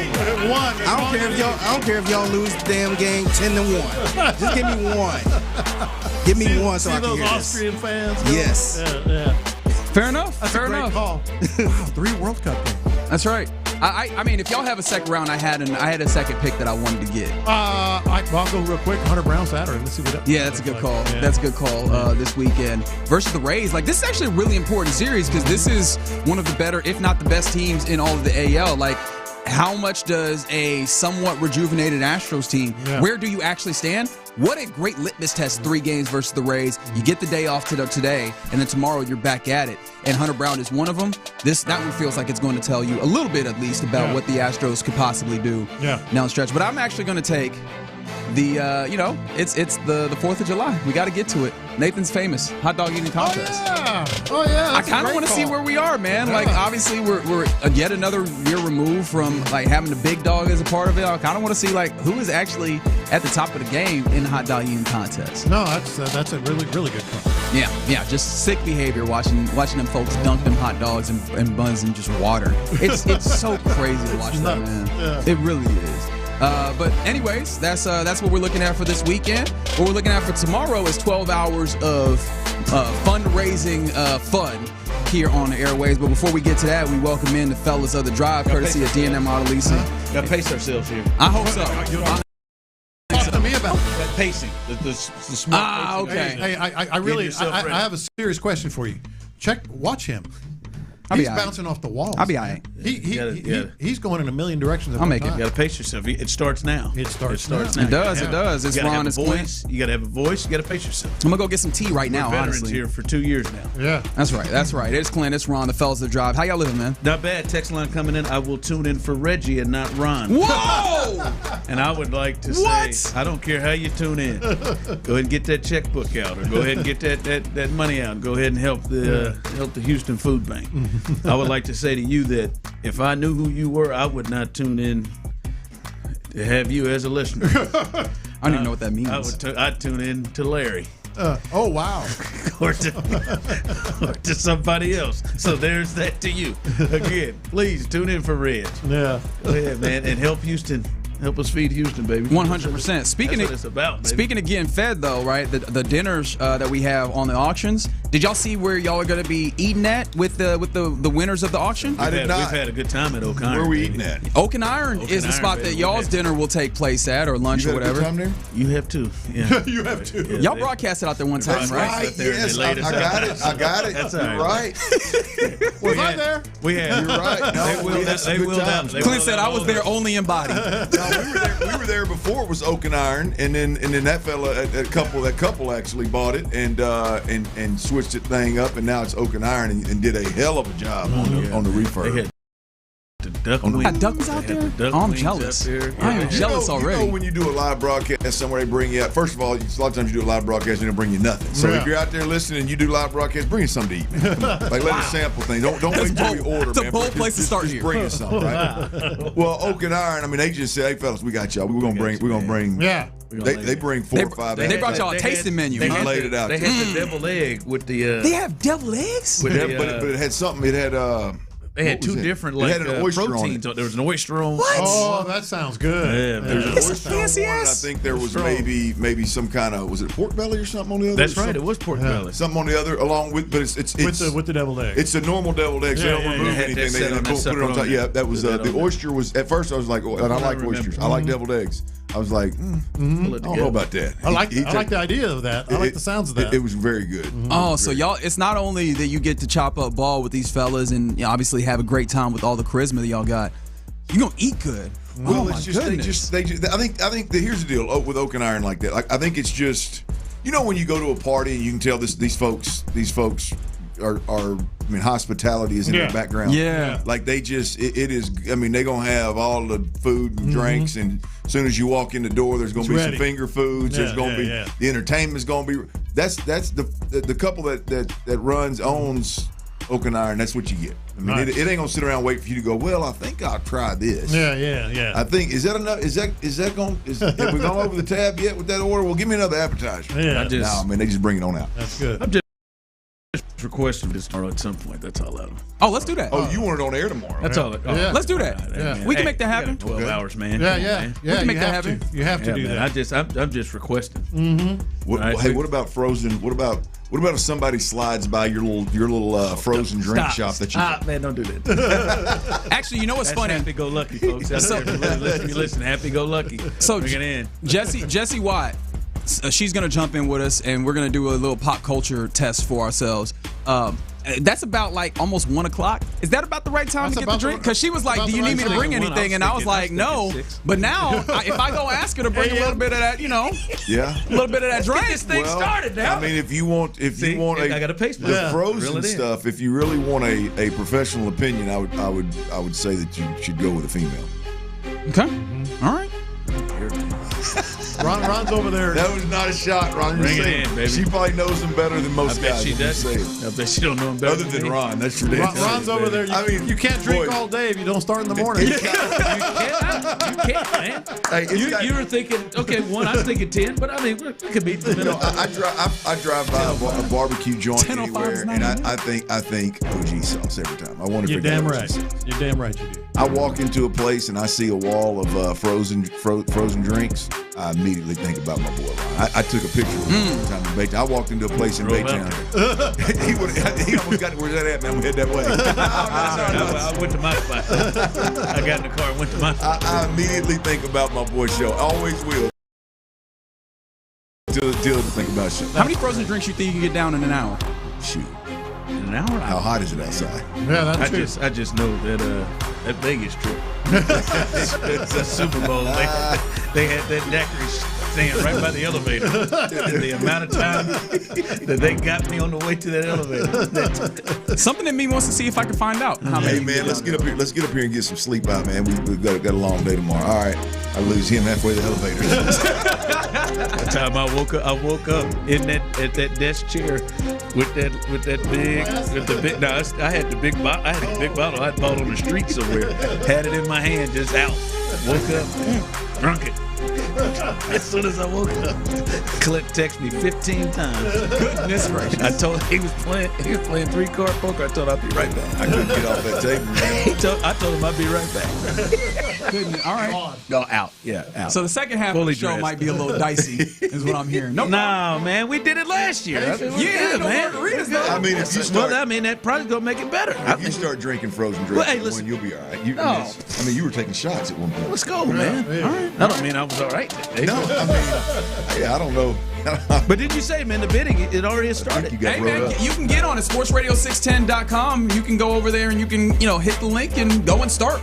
See what's on the auction page. Get the bidding going. Honestly, I know you fellas who are going to try and win as well. I'm just saying we're going to be at Federal Grill, and OG's already putting OG sauce up as well in addition. So I'm going to bring a case. Y'all going to Federal Grill? yeah, we got Federal Grill. Yeah. Well, it's Tyler. Hey, Tyler. You kidding me? Oak and Iron Federal. These guys going to Federal Grill? That's right. I was just telling these guys in here, I haven't been to Federal Grill in forever. But I've not been to it. Well, you need to take your bride to Federal Grill. Yeah. It is. I tell you what, Federal's great spots, by the way. Oh man, we're doing it for Houston, man. We got to do it. Yeah, I mean, look, if you guys can't get these things pushed north of last year, something's wrong. We're gonna have to figure out what y'all are doing. Oh, it's on us. Okay. I mean, Federal's a great spot. You get about, ideally, you need 3 couples that like to cut up a little bit, that can dress right, that can, I'm not saying you got to be, but just put something on, something you can button all the way up to your neck, Ron. Just that's all, and like, hey man, I'm a button to the top. Don't misinterpret. I don't mean you got to like dress to the nines, but just I know when Ron feels good about his look that day, he's usually got that button all the way. He feels really good about it. That's Federal, and get three couples. You need 3 couples, and I mean, it's what a time. Okay, I've had some really, really good times. There you go. At the one right up here, closest to you, J-Lo.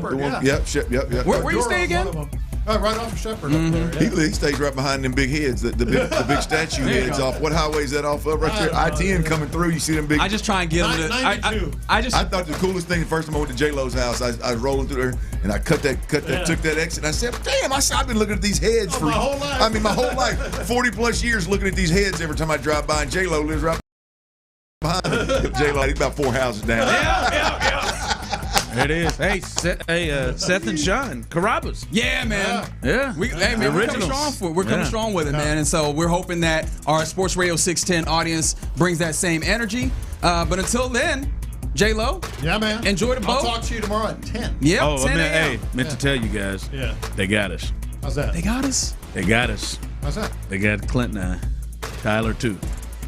If we weren't completely into the World Cup, they got you when you come in and you're pissed off and you're arguing about stuff that you really don't know a lot about. I can't wait. Awesome. Like we got in there and it turned into that was not a Ohio State should be in. No, it turned into and they got us again.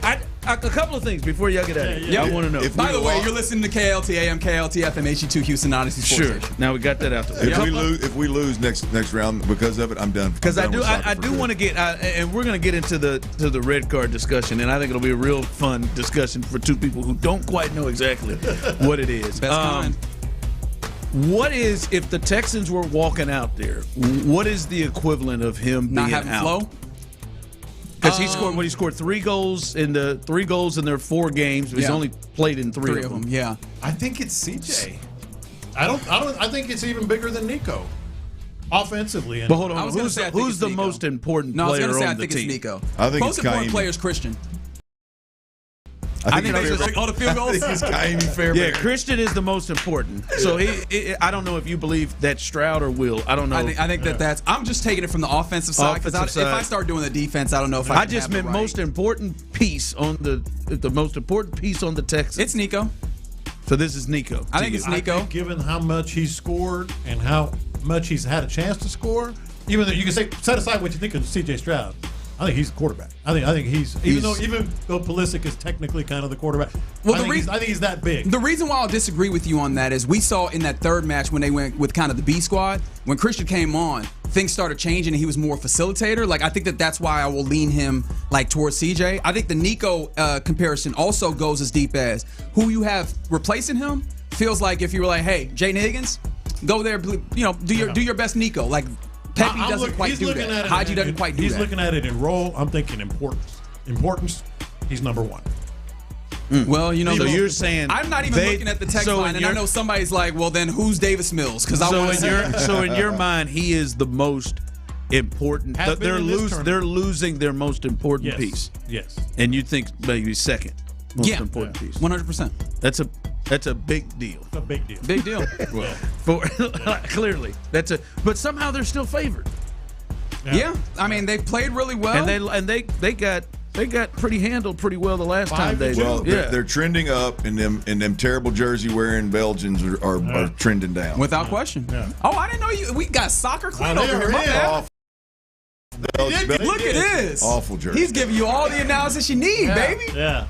Quickly. I feel you guys disagreed. Did you think it was a red card? I thought it was a red card. Absolutely not. 100% no. He doesn't know what he's talking about. This is and you guys and listen. You guys can stay or not. It's to me it was very much like college football targeting, and I think in those two, except the penalties, even worse. Right? You gotta play with down a man the whole way, rest of the way. So you miss the rest of that game, and then you miss the entirety of the next, not just a half. Yeah. Like in college football. But those two sports, to me, you can have plays that you can see are not intentional, and still not intentional that lead to just penalties that would compare to I just knocked a guy out. But that's one of the reasons I think it's 100% not a red card, because in college football you're out. No matter what, you're out, like what you just said. In FIFA, the World Cup, malice is one of the words they use. Yeah, there was no malice. I mean, your foot has to land somewhere. It says, for me, red card, obviously we understand what the results are, but violent conduct or serious foul play using excessive force, biting or spitting, dangerous tackles with malice. Luis Suarez? Yeah. No, so to me, that was the key thing. Yes, it was a yellow card. Yes, he stepped on his foot. But first of all, he was facing the other way. They were both playing the ball. He stepped on his leg. Absolute hard. Where was the malice? I agree with you, Lo, but I just don't know. I just casually watching. These guys are constantly sliding in front of each other and under each other's foot. Yeah. How do you get ejected for a game and a half for stepping on somebody's ankle or it's definitely a card because they put the studs on a leg. You're going to get a card. Cool. I get that.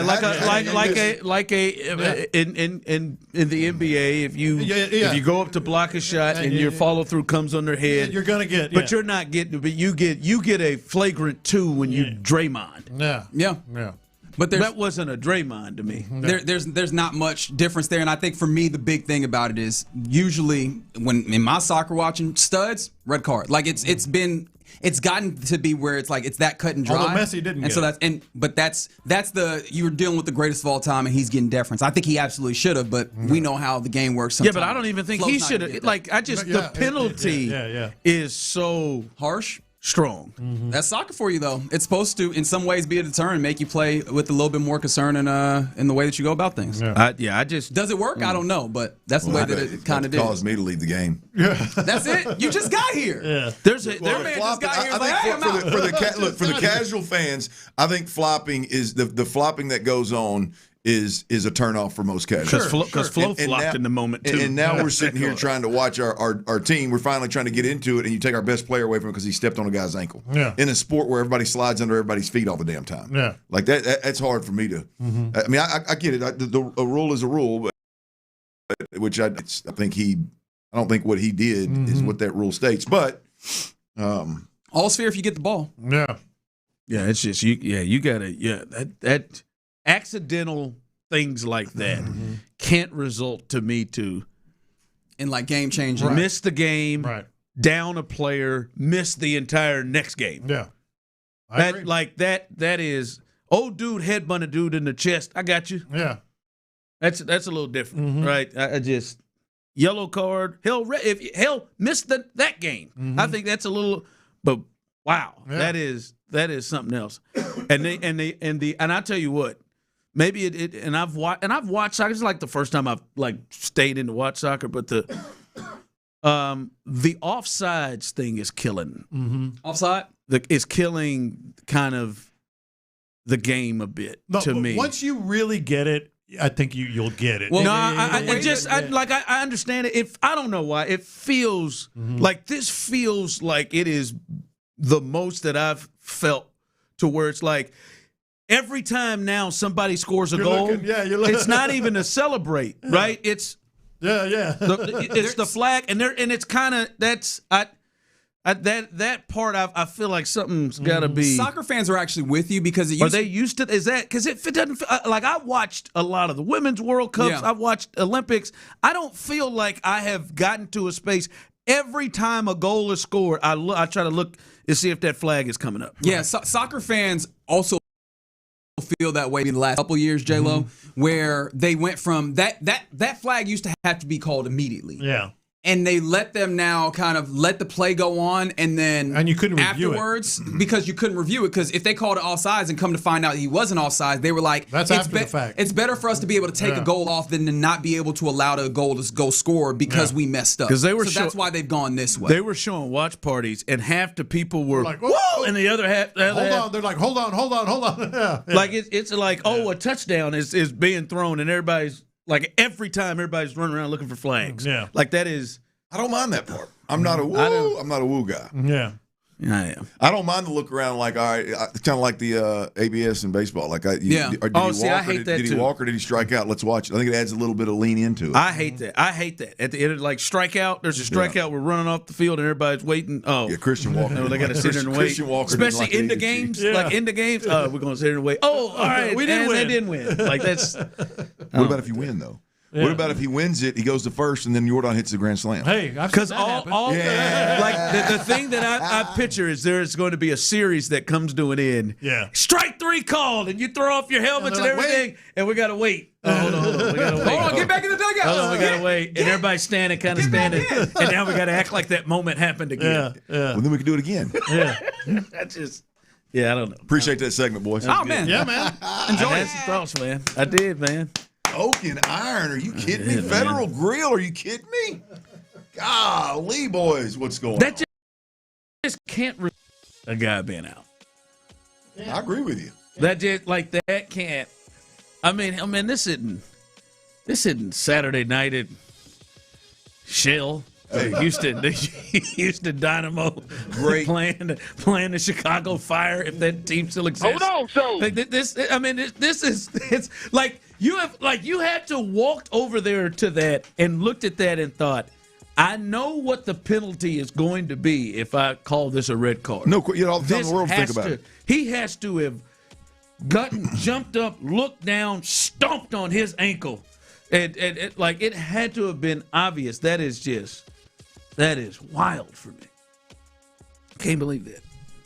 And I halfway don't know what the hell I'm talking about. I 75% of the way don't know what the hell I'm talking about, and I don't like it. And it's just I don't know. We talked about it before the show, Tyler. When you watch that, there was nothing about that act that if I just pulled you out and I said, hey, guess what? That guy's going to miss the rest of this game, and they're going to have to play with one less guy, and he's going to miss the next game for that. Like, whoa. That's what? the part that got me last night, because like you've been saying, and I said a lot yesterday, I'm learning this game. Like, I don't know a lot about soccer, but I'm enjoying it. I'm learning it. Whenever I found out that this dude's going to miss the entirety of the round of 16, I was like, holy hell. I thought it was just the remainder of that current game. I didn't know what went into the next action. But that's how they know they got you. And we care. I was at a Stomp's Burger. Just what is going on? I've watched it way too many times. Like I've watched like somebody's feet in bounds, or I watched Wemby just mush Jaylen Brunson. I've watched it way too many times, but they got us. I went back. I was trying because of my ignorance. I went back and watched it multiple times. I was thinking, like, what? I saw the red card, and I saw him walking off the field, and I was like, what happened? What's going on here? Is that a draw for I literally had to Google it. When I searched for it, it spit it out real quick. I just said, what the hell? I said, damn. And I'm thinking to myself, damn, they got to play with – I knew they had to play with 10. I was like, damn, I don't know if they're going to be able to hold on if they got 30 minutes to try to hold on to this thing. The only part I disagree with some of the different analysis that I've heard, I felt like the USA dominated that game. On the defensive end, it seemed like every one of those balls that got hit in there that is usually like a header into the shot or – where everybody jumped, like whether it was a goalie or a defender for the USA, they just snatched it out of the air. It wasn't even close. And even down a man, they still were able to put pressure offensively, which led to that last goal. So bring your ass, Belgium. We'll see. What do you call Belgians? What do you call people from Belgium? I don't know. What are they referred to as, Tyler? I don't know. Belgians? What are Belgian people referred to? Belgians? That's what that's. I don't know. I mean, it sounds like a great. Yeah, I'm pretty sure. You go straight to it. Right. Sounded good. That felt right. Yeah, they make great waffles. Coming up, this from an anonymous. anonymous fans. Doesn't it end with an M? Yes. So you drop the M and put an N? Yeah, it adds up. Makes sense in Europe. Okay. Coming up next from a anonymous Astros fan. Imai's clown ass faced 13 twin batters. He allowed 9 of 13 to reach base. Dude sucks ass. We'll discuss that guy coming up next. Jesus, guys. The Rockets are making some early free agency moves. Bogdan Bogdanović and Marcus Smart are both reportedly coming to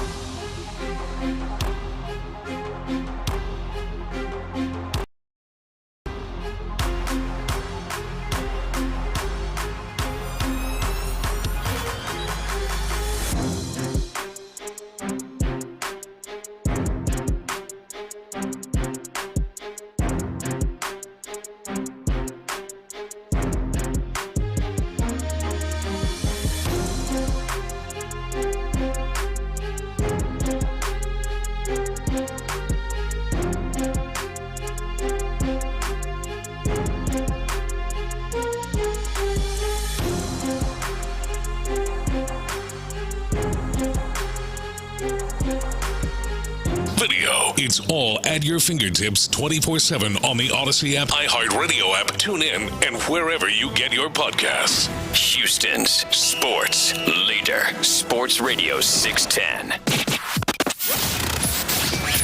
The Drive is powered by Mokaram Injury Lawyers. Heard in an accident?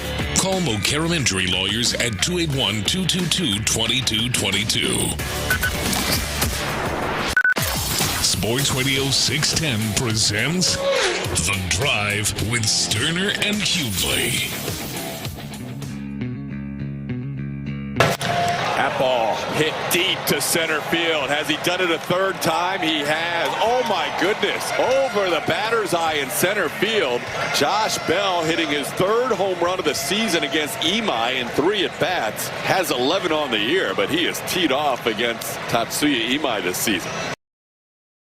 Yeah, a damn bomb. I don't know how many we see that go over the batter's eye. I mean, it cleared it. And his parents were there. Josh Bell, he's a Dallas kid. His parents came down for the game. His mom was out there just taking pictures. She was so happy right behind the dugout. But, I mean, he absolutely clobbered that ball. Holy mother of God. Well. Oh, no. We suck again. We're back at it with Oimai. Yeah, I'm about over it. I mean, he just had double-digit strikeouts his last 2 starts. Now, I know this is the third time in as many, I don't know, I think 5 starts that he hasn't been able to clear the second inning. But, bro, like Boss Man was just in here and he was like, yeah, it feels like lately it's either 7 innings from Imai or 7 outs. Like, that's the way it is. You can't have it. Yeah, it's about six innings. But, I mean, I want to be fair to him. I don't think he's pushed past 6 yet. But they ain't lucky 7s, that's for sure. Listen, the story of the game, obviously the Astros, they dropped the series. That's the first time in 5 series they dropped one. They lost a series for the first time on June 10th to Anaheim, or I don't know if they're still called Anaheim, the Los Angeles Angels of Anaheim, the Mike Trouts. That's the last time they lost a series. Oh, he's not out there, but I get your point. And obviously this was one of those, we don't have a chance right off the bat. Imai is able to grab 4 outs last night and 4 hits, 5 earned, 5 walks, hit some folks, 2 strikeouts, and but those strikeouts were nice, and 57 pitches. That was that line he had in Corpus, I believe. It was very similar to that, where he just didn't do well at all. And Clint, to me, he's the story, and it is why they just cannot have him and Homer Mike in this rotation. I mean, you cannot have – they only got room in their rotation for one guy that, all right, man, it's probably up in the air if there's going to be a piggyback tonight. They only got one room for a guy that you look at. Because literally with those 2 guys, you're like, I think they'll get out of the first. I think. But is there a guarantee that they're going to get through 3? No. And they just can't have those 2. It's a hell of a predicament to be in because, again, outside of Josh Hader, I believe he's the highest paid pitcher on the squad. But I know as the starter. But at the end of the day, you don't want to give up on a kid because obviously you feel like the potential is through the roof given how you pursued him and paid him. But the reality of it is that, boy, you kind of like we've talked about with resting the players, the position players, is that the others are so suspect, whether it be injuries or just lack of sample size or just aren't ready to produce that way yet. It's hard to not move with a sense of urgency. Like this last night made it even significant years going to the bullpen. Yeah, it just can't happen. Agreed. Like you can't. I mean, you can't. One of those guys has to come out. At least Burrow. Here's the deal with Burrow. I know. I'm coming over to your way of thinking with Burrow. Like the thing with Burrow is hell. You've said it a million times. I mean, he gonna get you 5 or 6. I mean, hell, he might not get out of the first, or he might strike out 11. Yeah, right. Yes, but here's where I'm at. I don't know, boys, that it's not time to put MI in the bullpen, and for him to get some run as you might completely lose him. Well, that's fine. He's got to toughen up.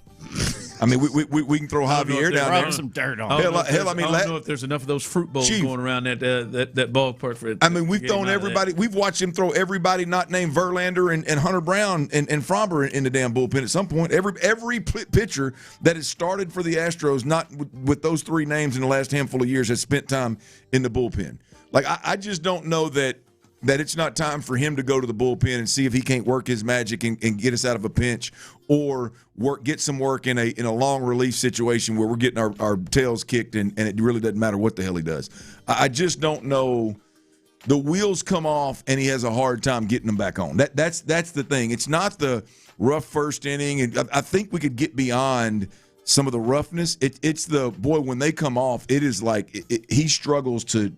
It's either penthouse or outhouse. Yeah, but 713-572-4610, YouTube and Twitch, jump into this. To me, I come away for the last two. Those who cannot be pitching every five, like they can't both have spots in the rotation with Christian Javier out there.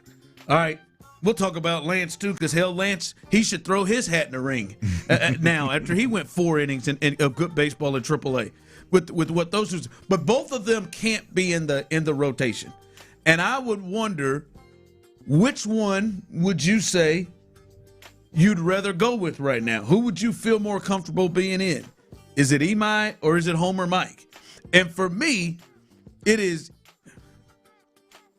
Imai, because at least, like, I get your point.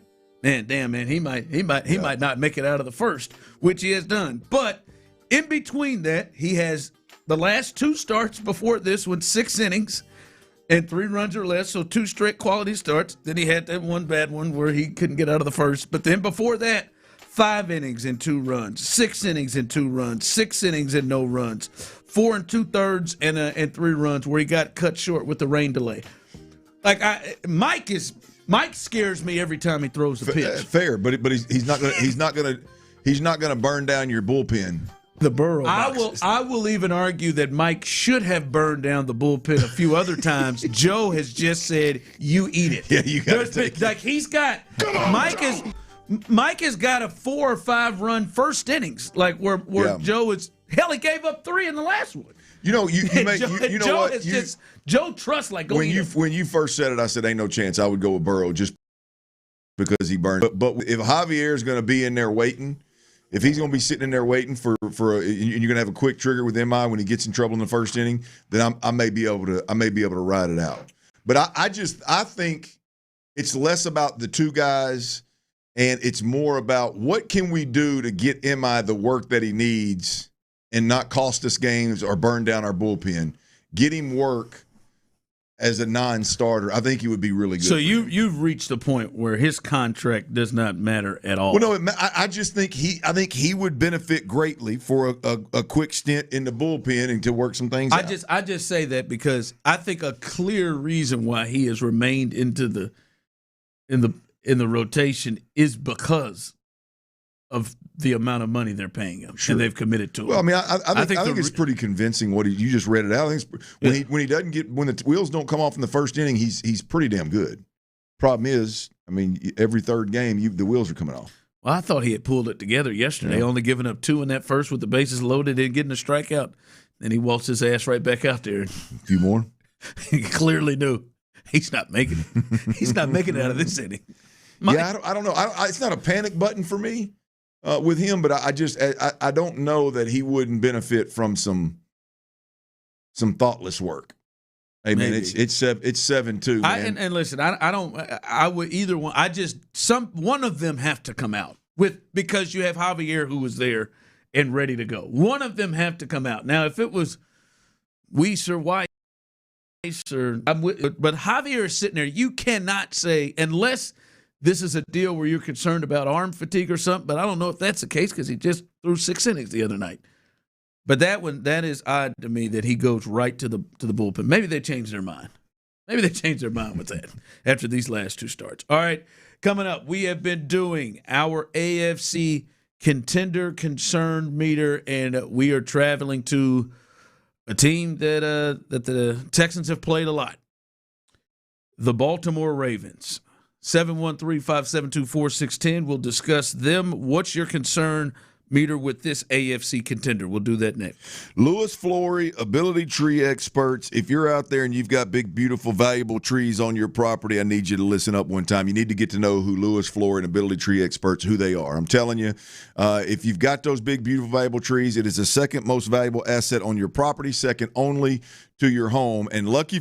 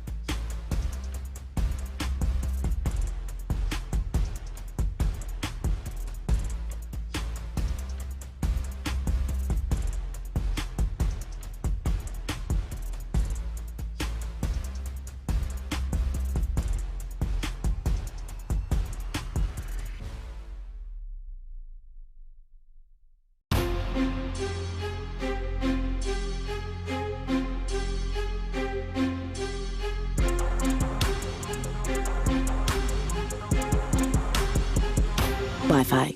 While the world watches the stars at the FIFA World Cup this summer, Hyundai has its eyes on the next generation of talent. The future stars who are already turning heads at age 14. Because next doesn't wait for an invitation, and neither do we. Hyundai has always moved the future within reach. We did it when we made advanced safety standard, engineered EVs with ultra-fast charging capability. Because the future isn't some far-off concept. It's already here.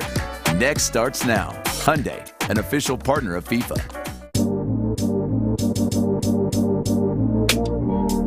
Sports Radio 610 presents The Drive with Stoerner and Hughley.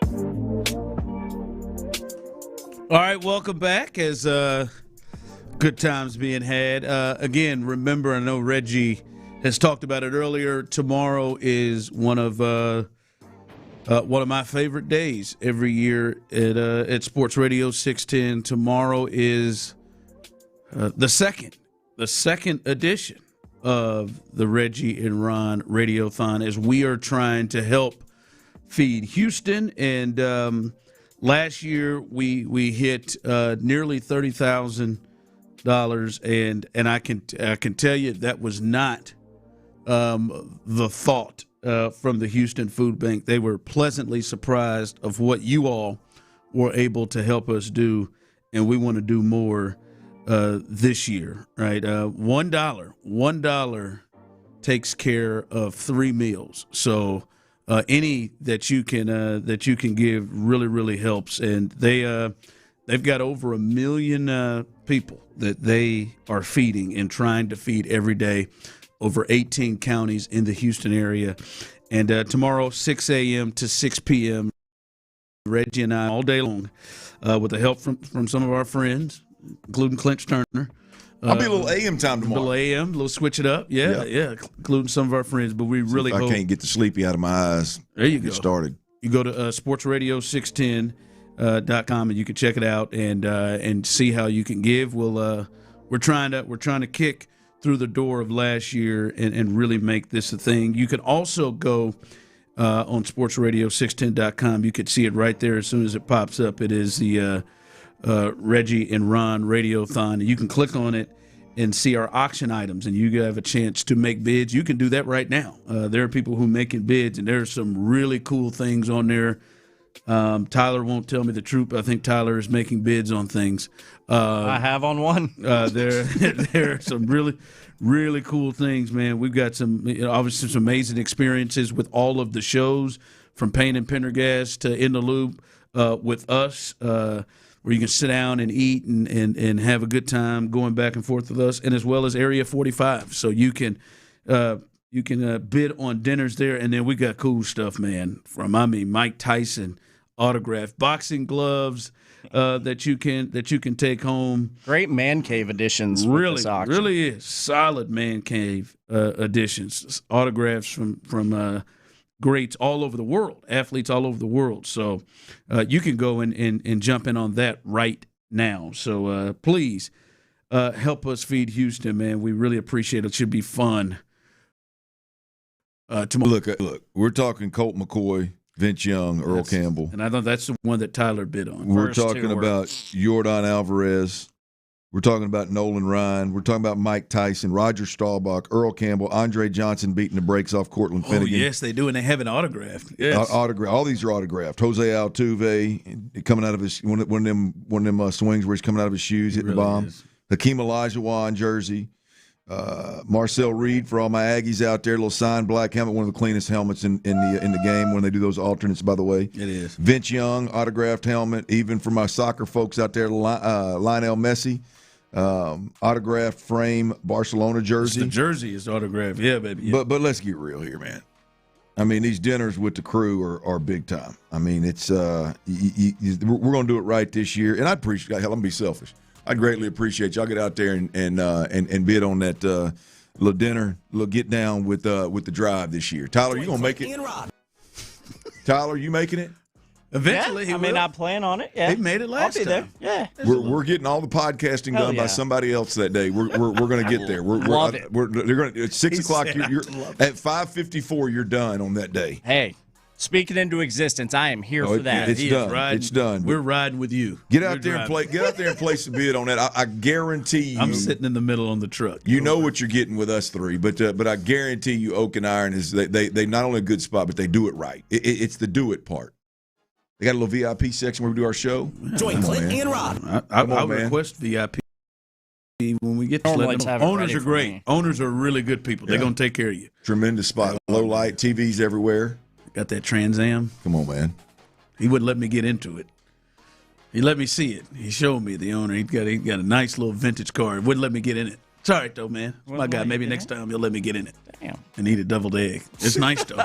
It's nice. All right, Clint. We've been doing this. Leading up to training camp. These AFC contenders at 713-572-4610.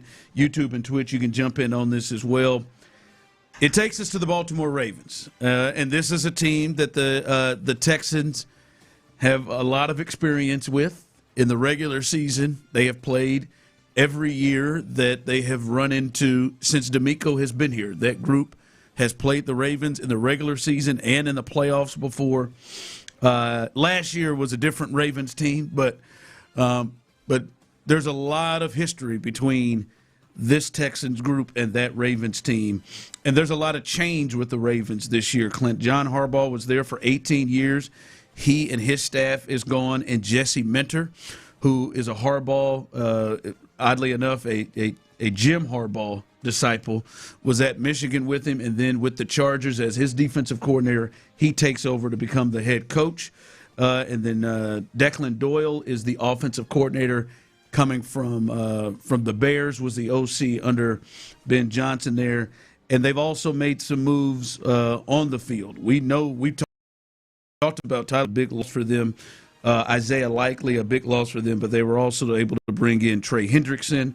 We remember the Max Crosby situation. Trey Hendrickson is who they ended up going with. And then they've really strengthened their offensive line, both in the draft and in free agency.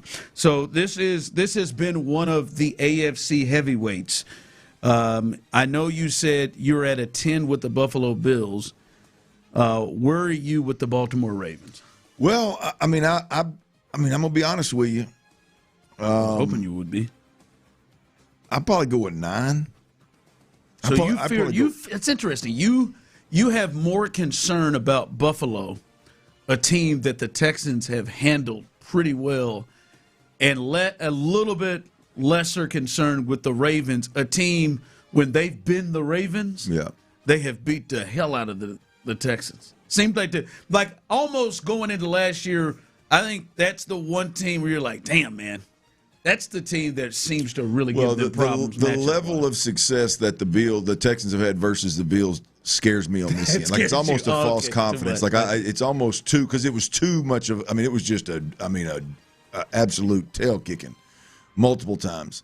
But yeah, look, I would say a 9 with Baltimore. Look, I do wonder how much of how far gone was the team with John Harbaugh? Was this just the defense had a bunch of injuries and kind of fell off, or was this a culture collapse? Was this hung around 2 years too long? Guys tuned him out, so the culture started to slide the other direction. There's that piece, and there's also the piece of a new offensive coordinator with Lamar Jackson. Although he's fared well in these situations previously. I don't. That's always new head coach, new offensive play caller. There's a lot of new there that just look. I said a 9. It just keeps me from. I'm explaining why it's not a 10. I guess that's just the difference in Buffalo. Look, I just said that because this is a team that has given. I would say the Ravens, again, when they've been the real Ravens, that's probably the team that has given the Texans the most problems. When it's been John Harbaugh's Ravens, yes. Yeah. When it's been Lamar Jackson's Ravens, yes. But look, you've got Lamar Jackson, so a lot like Buffalo, you got a dude that I think you're crazy if you ever underestimate, and it's not a concern. I do believe that defense gets significantly better. Anthony Weaver, by the way, old Texan coach here, is the DC there. I believe they're significantly better just because they're healthier and more together. Nnamdi Matabuke potentially back with Hendrickson. Obviously, Kyle Hamilton's over there. Yeah, so I think the defense is significantly better, and they've still got Lamar and the history you spoke of.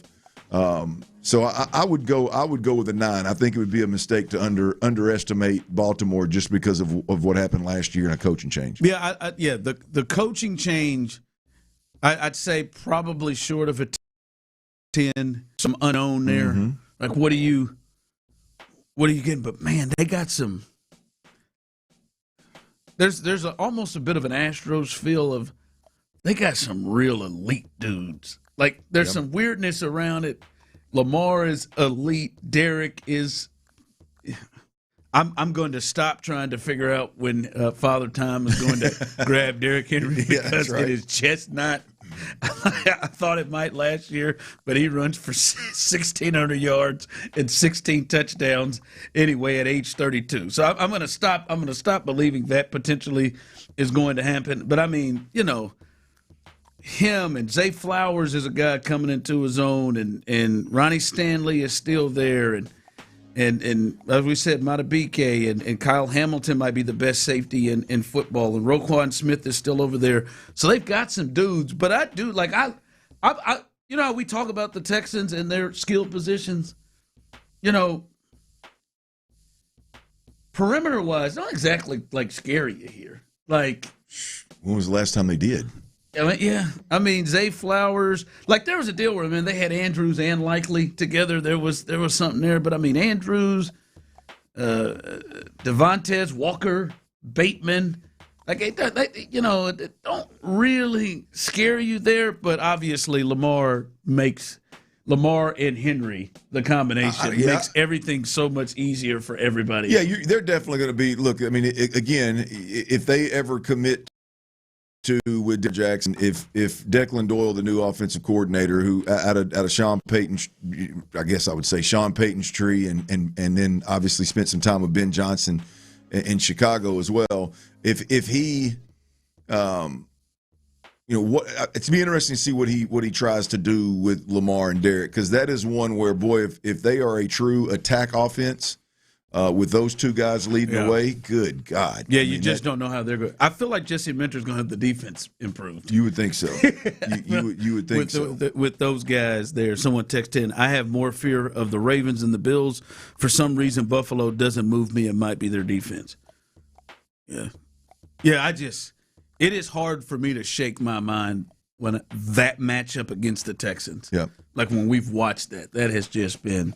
Well, you're talking about the Buffalo Bills and Baltimore Ravens also are two teams that I would say have the ability to run the ball on anybody, and running the ball on the Texans kind of take some of their sting away defensively. And so, no pun intended there, Stingley. But you do that, and you can neutralize the strongest point. Plus, you've got one of the best quarterbacks. Both teams obviously have one of the best quarterbacks in the game, so that's an advantage. So, yeah, both of those teams being able to run the football, I just think it'd be a major mistake. Like the Buffalo thing. Now, I got the Texans beating Buffalo, so I know I'm not saying that I'm above it, but I'm really uncomfortable with the whole. Boy, they've really had Buffalo and Josh Allen's number the last couple of years. Yeah. That really, for some reason. Really did. All right. Clint has questioned the polos on the sideline for the Texans, but I think this may be one of the biggest jobs that they have going into the season with their quarterback. We'll discuss that coming up next. All right, y'all. Look, if you're looking to sell your home, you damn sure don't want to have a problem with your quarterback. Your quarterback is Orchard.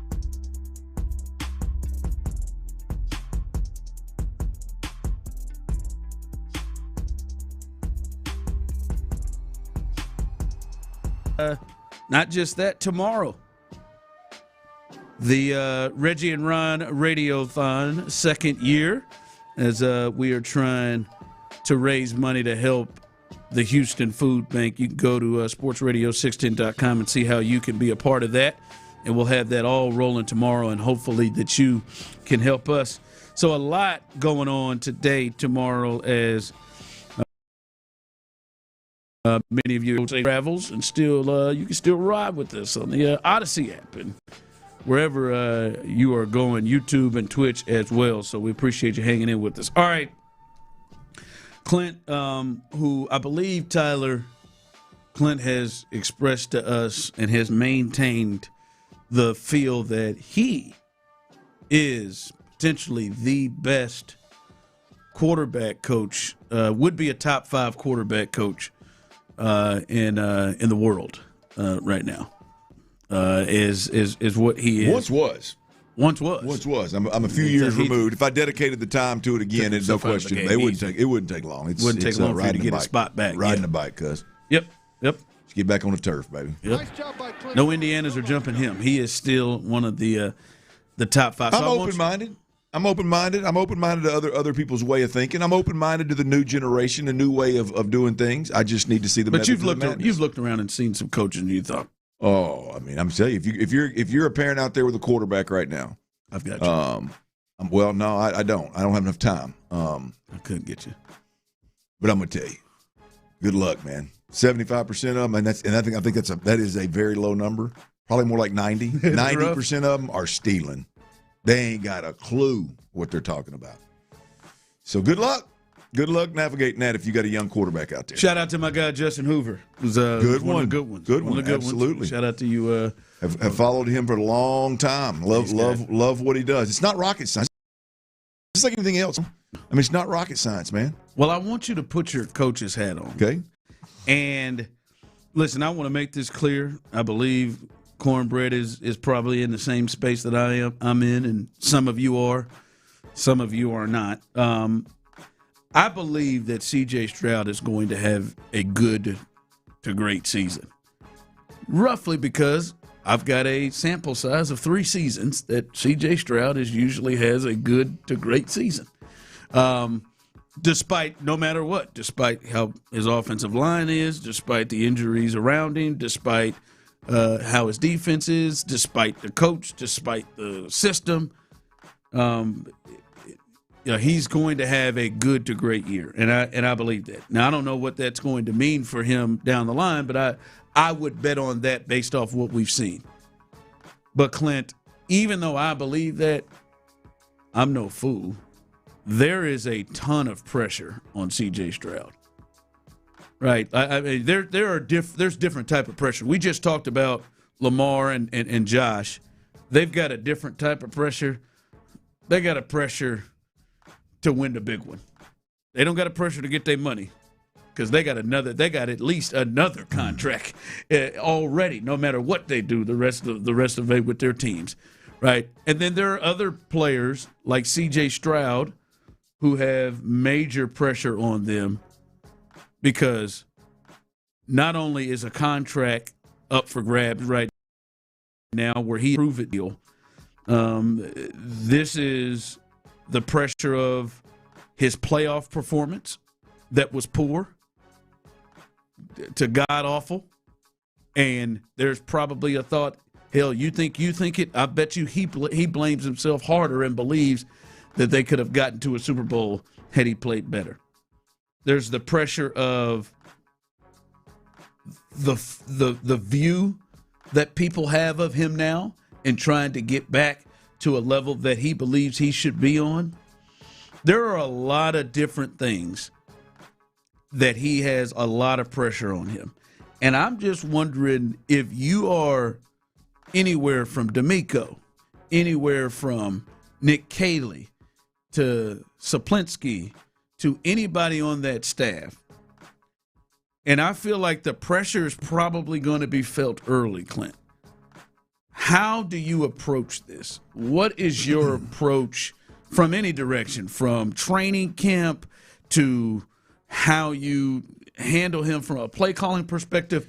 What is your approach, and what do you think should be the approach from the Texans, how they handle this potential pressure that C.J. Stroud is probably under? I hope you're listening. I hope you're listening. I'm going to take my glasses off for this. I hope you're listening over there at NRG Stadium. This is not rocket science with C.J. Stroud.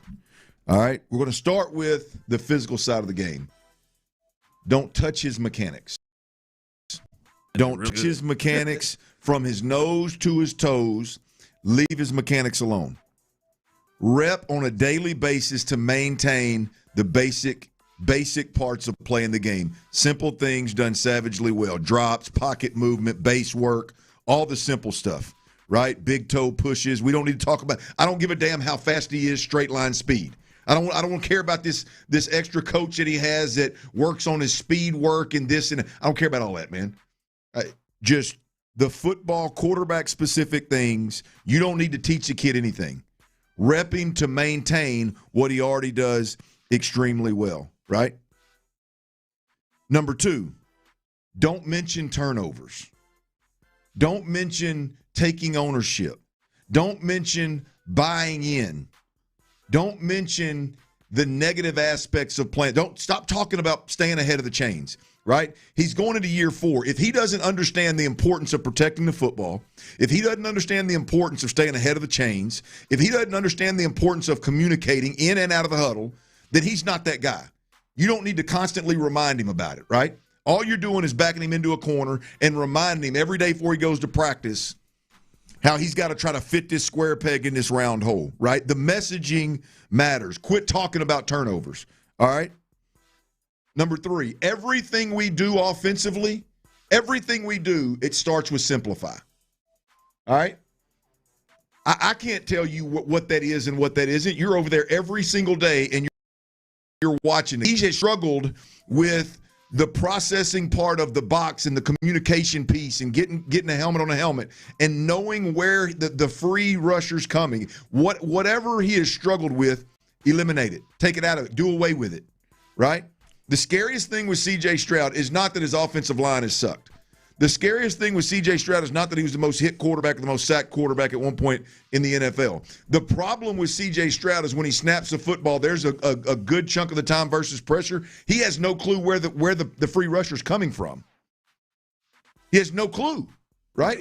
There's a big difference between snapping the football, and I know that guy coming off my left end right there, he's free. I can set him up to make him miss.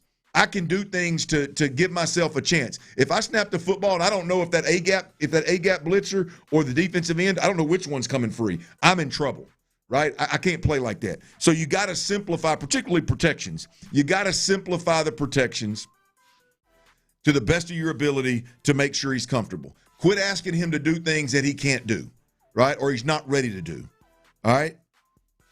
And then I think you got to use the basic weapons in offensive football.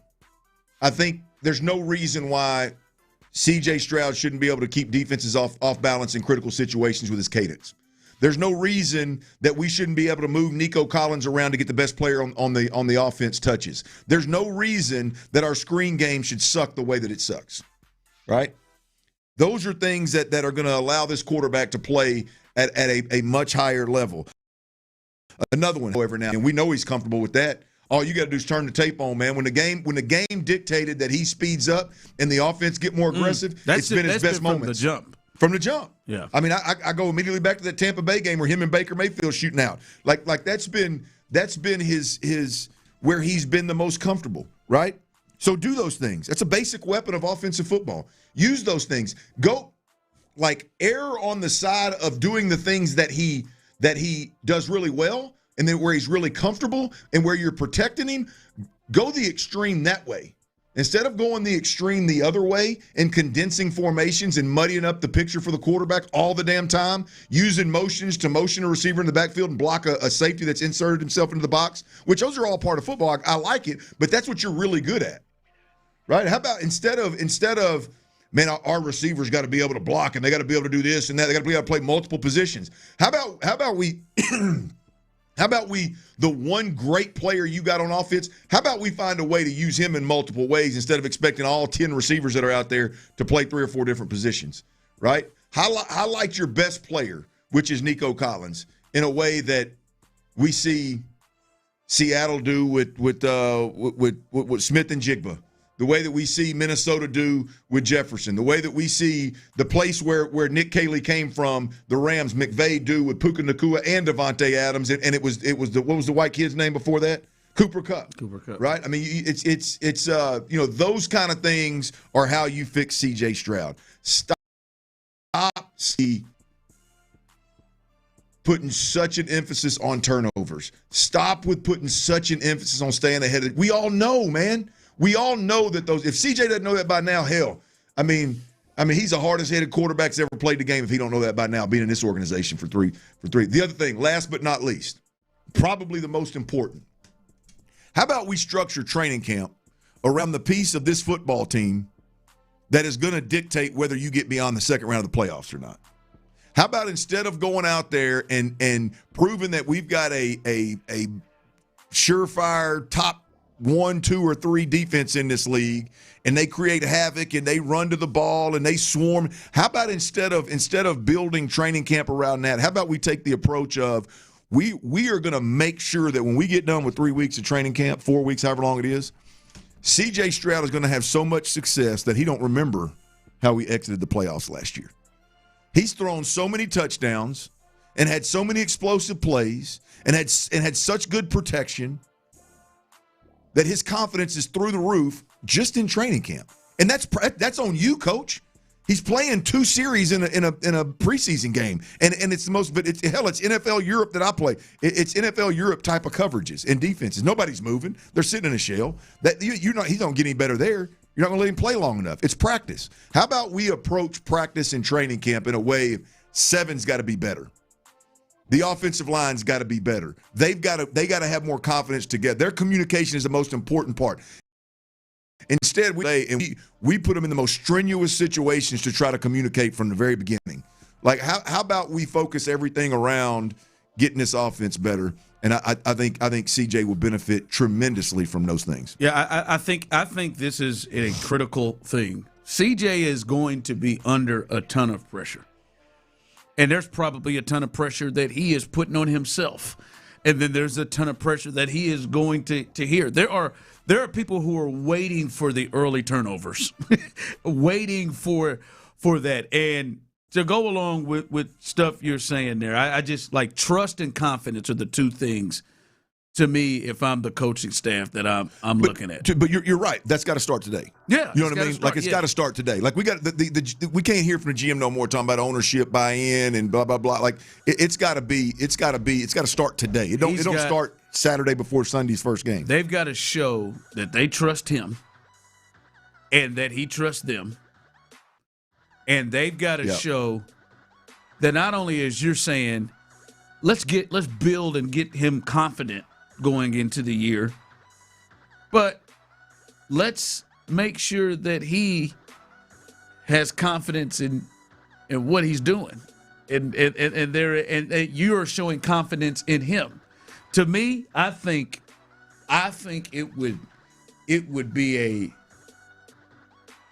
a mistake if you treated him like, hey man, we're gonna run like safe ball, all that. Like, that's what we're going to do. Buffalo, we're going to give you a heavy diet of run the football, and treat him like he is, a passenger rider.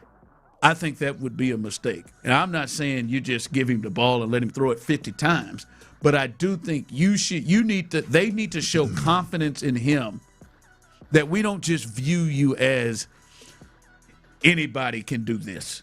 We view you as somebody that you're the reason, because he can be that. And I think the trust and the confidence in him, just because you went and got David Montgomery in that offensive line, don't mean that we're all of a sudden just going to run the football and not use him the way that they can. Yeah, look, to me, this, regardless of what you want to do offensively, I don't care if you want to be a 60% run team and a 40% pass team. I don't care if you want to be a great play action team, and I don't care how you go about it.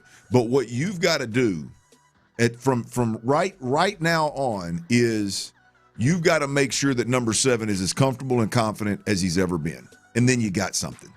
If you look, Ron, to your point, even if you do want to go out there and just run the hell out of the ball, okay, the 20 times he throws it, you got a confident sucker out there, and hopefully you're running it well enough, and so he don't mind throwing it 20 times. He's going to throw it over the top 3 times because the safeties are in the box, right? But either way it goes, even if you don't run the football well, and you figure out, hey man, we got to gear this thing a little bit more towards passing the passing game. Okay, you've got a much more confident quarterback, right?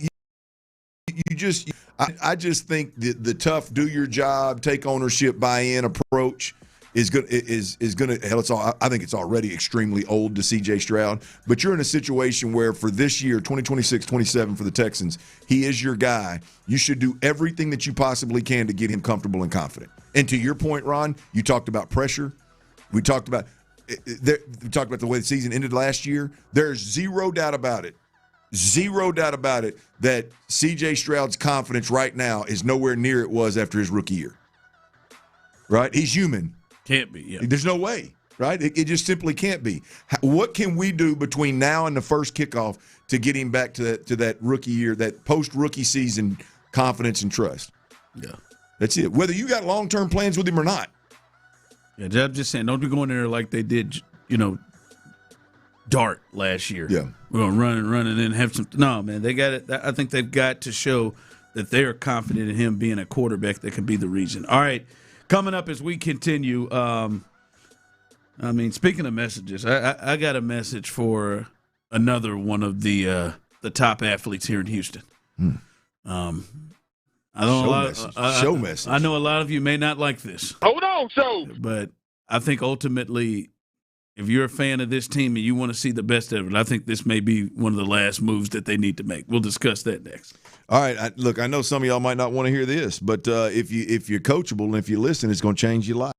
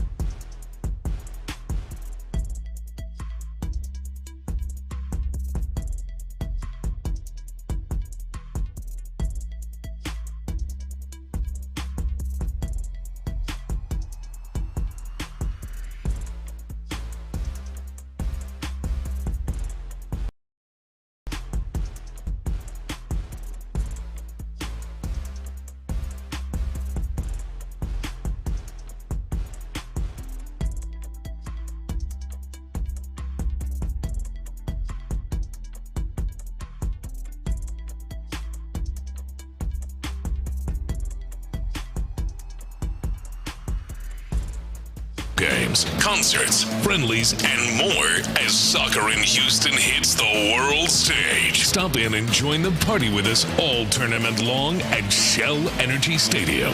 Houston's sports leader. Sports Radio 610.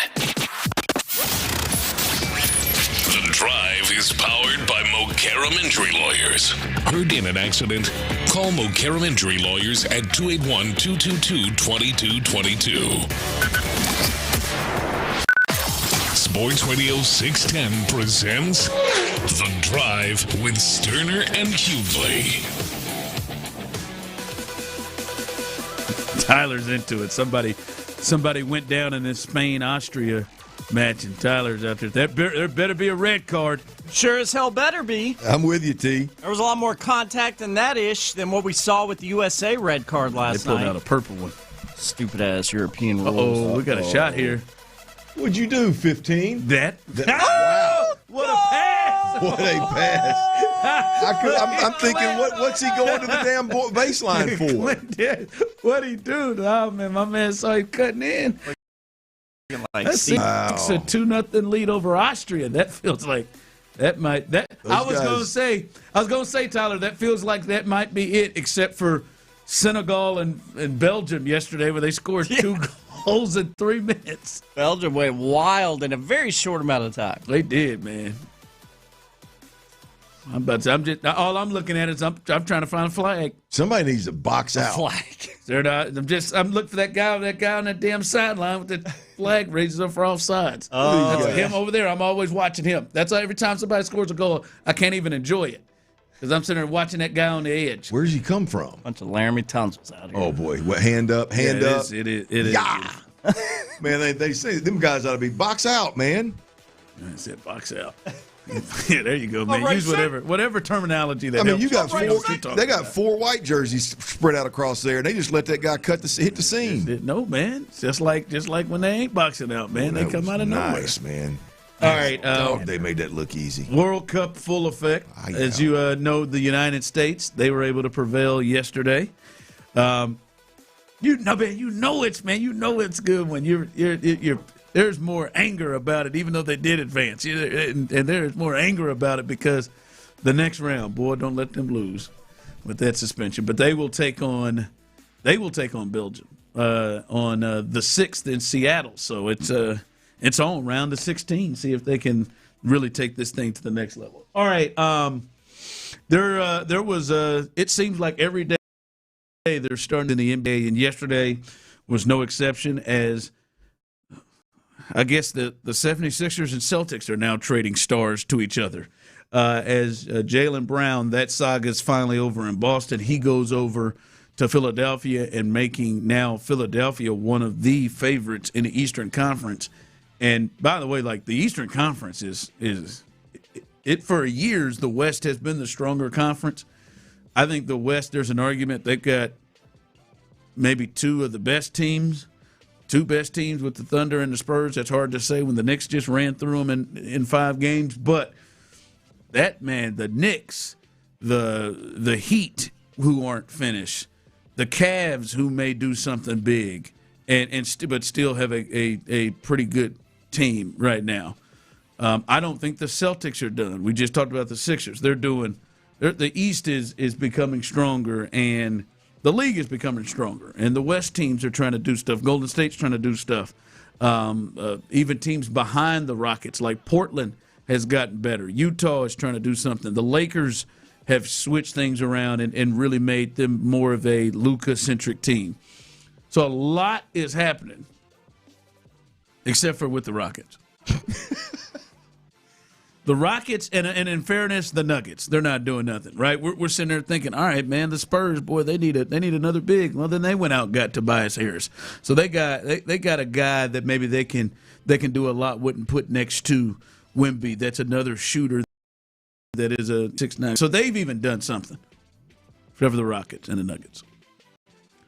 And you've had enough? You said something yesterday. And you said, boy, this ain't what Kevin Durant signed up for. Ain't no way. Old ass. Ain't no way this is what he said. No, well, because you knew he had the choice Like, we know he was traded from Phoenix, but it clearly he had the opportunity to choose his destination of heavy input on where he was going to go. And he told the Suns, Houston's one of the teams to go to. And I think when he signed here, and I think all of us, I remember we were on the air when it became official, we all lost it, that this was a championship level team and roster, and he was that piece that they could have. Well, I mean, I think now we've seen things have changed a bit. Mm-hmm. And if I'm Kevin, that don't damn it mean that we stopping trying to be a championship level team now that I've come over there. What can we do to get to where those teams are? And I know some people don't really love this, and Kevin, I'm certain you're listening. Because why wouldn't you be? Probably some reasons why, but I'm certain you're listening. If I'm Kevin, man, I would take a page out of the book of some other stars. I think Kevin should in some way either himself, which he probably wouldn't do. I don't even think Kevin's got to go burner account. I think he's shit or somebody or have this pushed through Shams or something to show like publicly he's not down with the direction of where they're going. He wants them to compete more. Now, hopefully he doesn't have to take this thing to James Harden levels of making people uncomfortable. But I think Kevin Durant he's got to, I think, put the front office on notice and put them and almost bully them into doing something to improve this team. Because, damn it, this ain't going to cut it. Now, it may get to you do something, or then you move on from me. Or I'll make this thing as uncomfortable as possible for you to move on from me. And maybe that's the best thing for the organization. Who knows? But this dude is second team All-NBA last year, 26-plus a game, over 5 rebounds, almost 5 assists a game, 38 years old next year. We'll see what level he's able to play at. Played over 70 games last year, obviously missed in the playoffs. But I think that might be the last chance for the Rockets to do something to make themselves more competitive in the league as a championship contender if Kevin Durant comes out and does what a lot of stars do, and they kind of hold their organization's feet to the fire about trying to do something to improve their team. Well, look, Ron, I'd be shocked if he wasn't extremely frustrated with how things went offensively last year. I mean, him consistently dribbling into double teams and then not being able to figure out how to break it for about 10, 12 games kind of deal.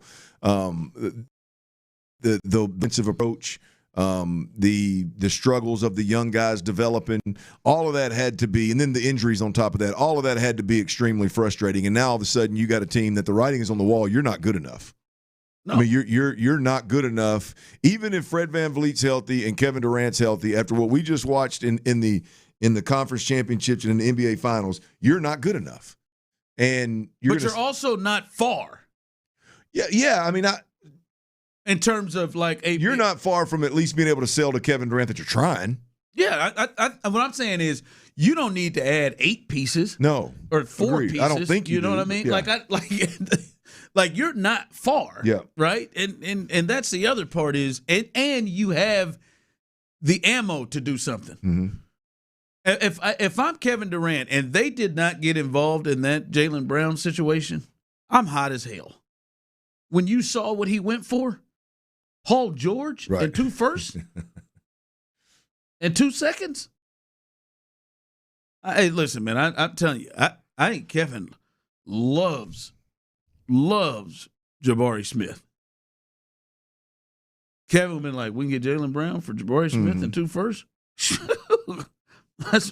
Let's rock and roll. Yeah, you know what I mean, and it to give yourselves a chance, because if they added a player like that and didn't have to give up a ton, they added a player like that. That's a whole different ballgame right now. And I just like this could not, as you said,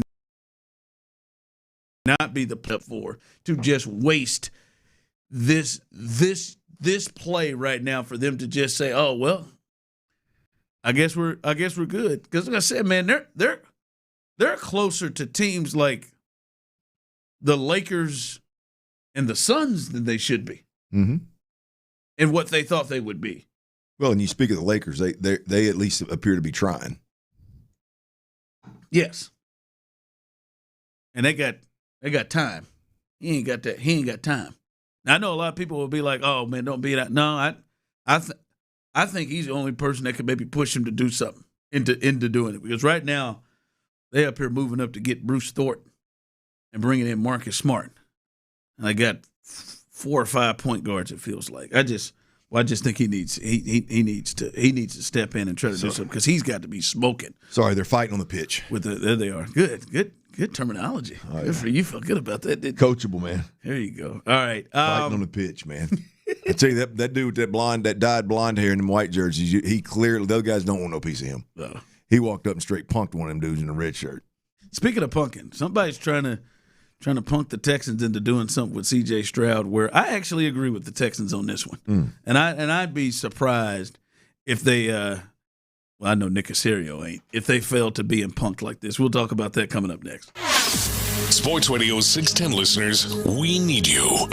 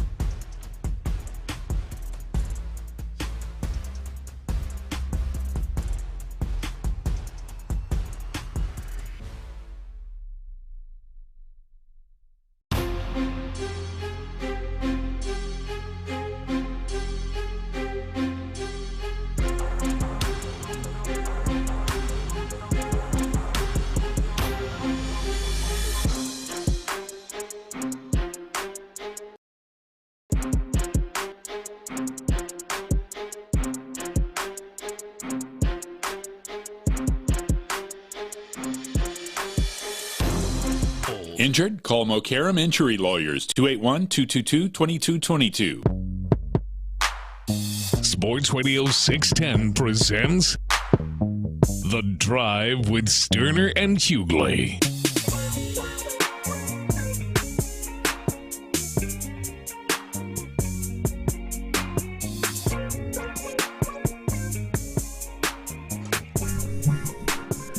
All right, welcome back in as we got a big weekend that starts for us tomorrow. I'm gonna have a couple pops in here. I think you should. What's the name of your spot?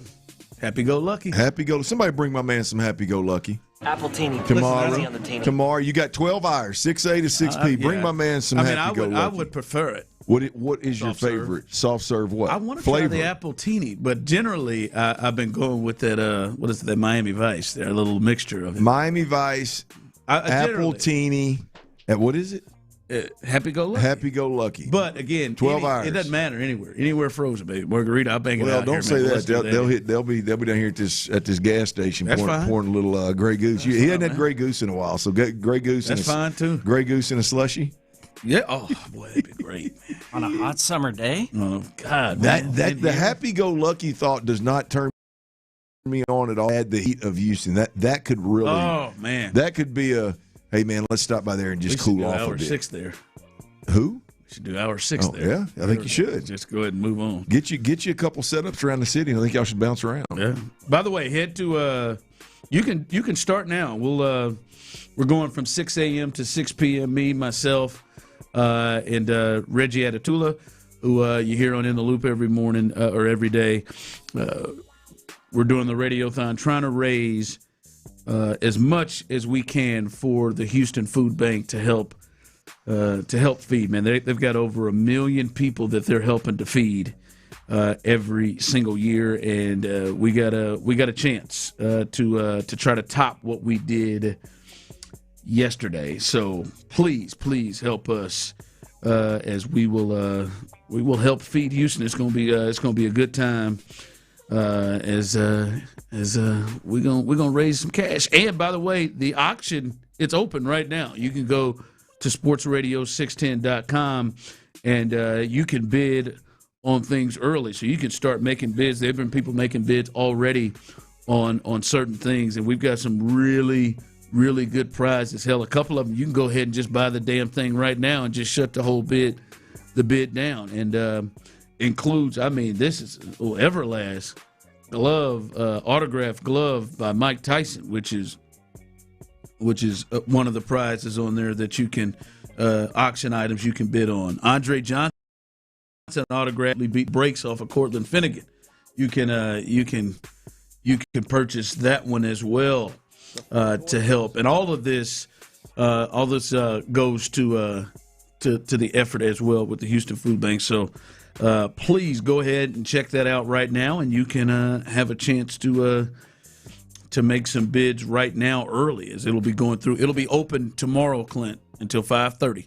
Tyler, I know you said you're going to jump in here and make a bid on something. It's going to be open until 5:30 tomorrow, so you can get started a little earlier. But it's going to be a great time. It was a great event last year. We had a lot of fun and shocked the Houston Food Bank with what everything you guys helped us do last year, and we're hoping to do more this year. So come hang with us. Yeah, I don't know why you wouldn't. I don't know why you wouldn't. Come on, man. That's right. Yeah, Clint will be hanging with us a little bit. Everybody will be making a stop by. All right.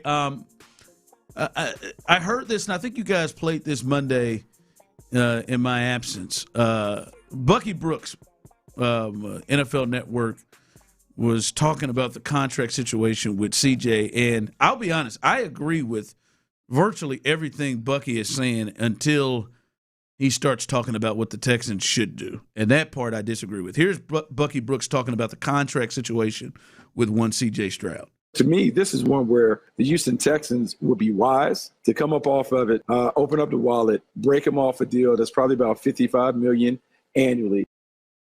Because when we're in franchise tag, and the way that it's going, the franchise tag is going to be at $50 million. And even though you have him on an option next year that'll put him at $25.9 million, you are best to go ahead and pay C.J. Stroud what you think the market is worth rather than wait and he becomes a $60 million quarterback. So quit clutching your pearls, Houston Texans. Write the check. C.J. Stroud deserves to be paid, not on his last postseason performance, but on the work that he's done the previous time before those outings. He certainly deserves to get paid. Sound like he really enjoyed saying "clutching your pearls." That's one of the real takeaways from that. Like he wrote that one out. He was saving it, and yeah, you're right. He whipped that one out and felt good. There was a bit of a chuckle in his heart. I agree with a lot of what he had to say. What I don't agree with is I would really look at the Texans and try to figure out what the hell are y'all over there doing if they all of a sudden now decided, you know what? Now we're going to pay CJ. It's clear what the plan was. To me, they would just completely change course. We've talked about this a lot, Clint. I don't always have to agree with you, but because I'm not always right, generally, but I'm not always right. But as long as you got a game plan and a game plan that makes some sort of sense, then then go ahead and do your thing. But make sure you have your game plan. And to me, there is nothing that can happen that should shift off their game plan of, no, we need a prove-it year. Whether I agree with that or not, no, we need a prove-it year. So, listen, I would say, and I think I've said a lot of the stuff that Bucky Brooks has said, but right now, they've made the decision. There is a plan, and they should stick to the plan. And, Clint, it should be either we were smart and we knew that we wanted him to prove it to us, and what we saw we felt like wasn't worth us going ahead and making that commitment, or they're going to be what Jerry did and probably over or pay more for their quarterback than they had to. That's, to me, where they are right now. And if they jumped off course, I'd be like, well, hold on, what in the world happened to make you change your mind? Well, I'm not. I agree with you from that perspective of that. That's it's somewhat silly to change course at this point in time. I mean, why would you let it go this far? Yeah. If that were the case. Now, you know, the reality of it is this is to Bucky's other comments. Look, whether it's CJ's fault or it's the fit issue here in Houston or just the overall offensive struggles or the lack of leadership. Like, I think there's several things you could point to in Houston on the offensive side of the ball that would make an organization uncomfortable with paying a guy $60 million that hasn't been the reason why you make a deep playoff run. Done some great things, had some really good regular season, turned the organization around. As the point you've made multiple times, like, was this tip of the spear in bringing this organization out of go rise. Agree wholeheartedly with that. But to not pay a guy $60 million a year with no deep playoff runs where he carried the team, really no playoff runs where you carried the team, and the fit issues, whoever's fault they may be, the fit issues and the leadership issues. I think it's to me. I think it's much more of a middle ground for most folks than it is. Oh, hell no, got to pay him. Got to pay. It's like for Bucky Brooks, got to pay him. Got to pay. Come on, man. I mean, I've said it before. Back on the comments that Bucky's making, like CJ would be crazy to take a team friendly deal, and the Texans would be crazy to set the market. So it's a stalemate. I think it's very easy to figure out from both perspectives. I know that's not what you were asking, but just on Bucky's comments in general about, you know, how much of a I don't like. We keep talking about $55 million. I mean, that's what Trevor did 2 years ago.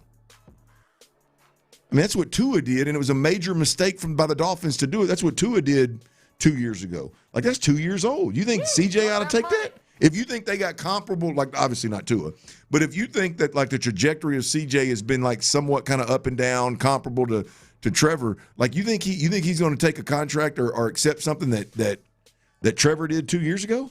I mean, he might. I don't think. I don't think. He may, maybe you're right. He might. I mean, if I were the Texans, early tried it, Yeah, I don't know. To me, I don't think I'd have been ready to jump to do what the Chiefs did. Like the Chiefs jumped Dak Prescott. Well, I don't know if I've been ready to do that. But you mean it, Pat? Yeah.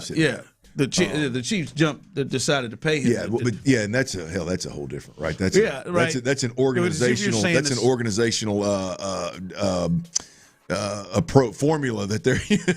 But if you're saying you're going to set the market, then you would jump over the 60, where he was at. But I mean, to me, if I were the Texans early, would I have tried to slide that sucker into between 55 and 58 million? Yeah, I would have. But that's early, not now.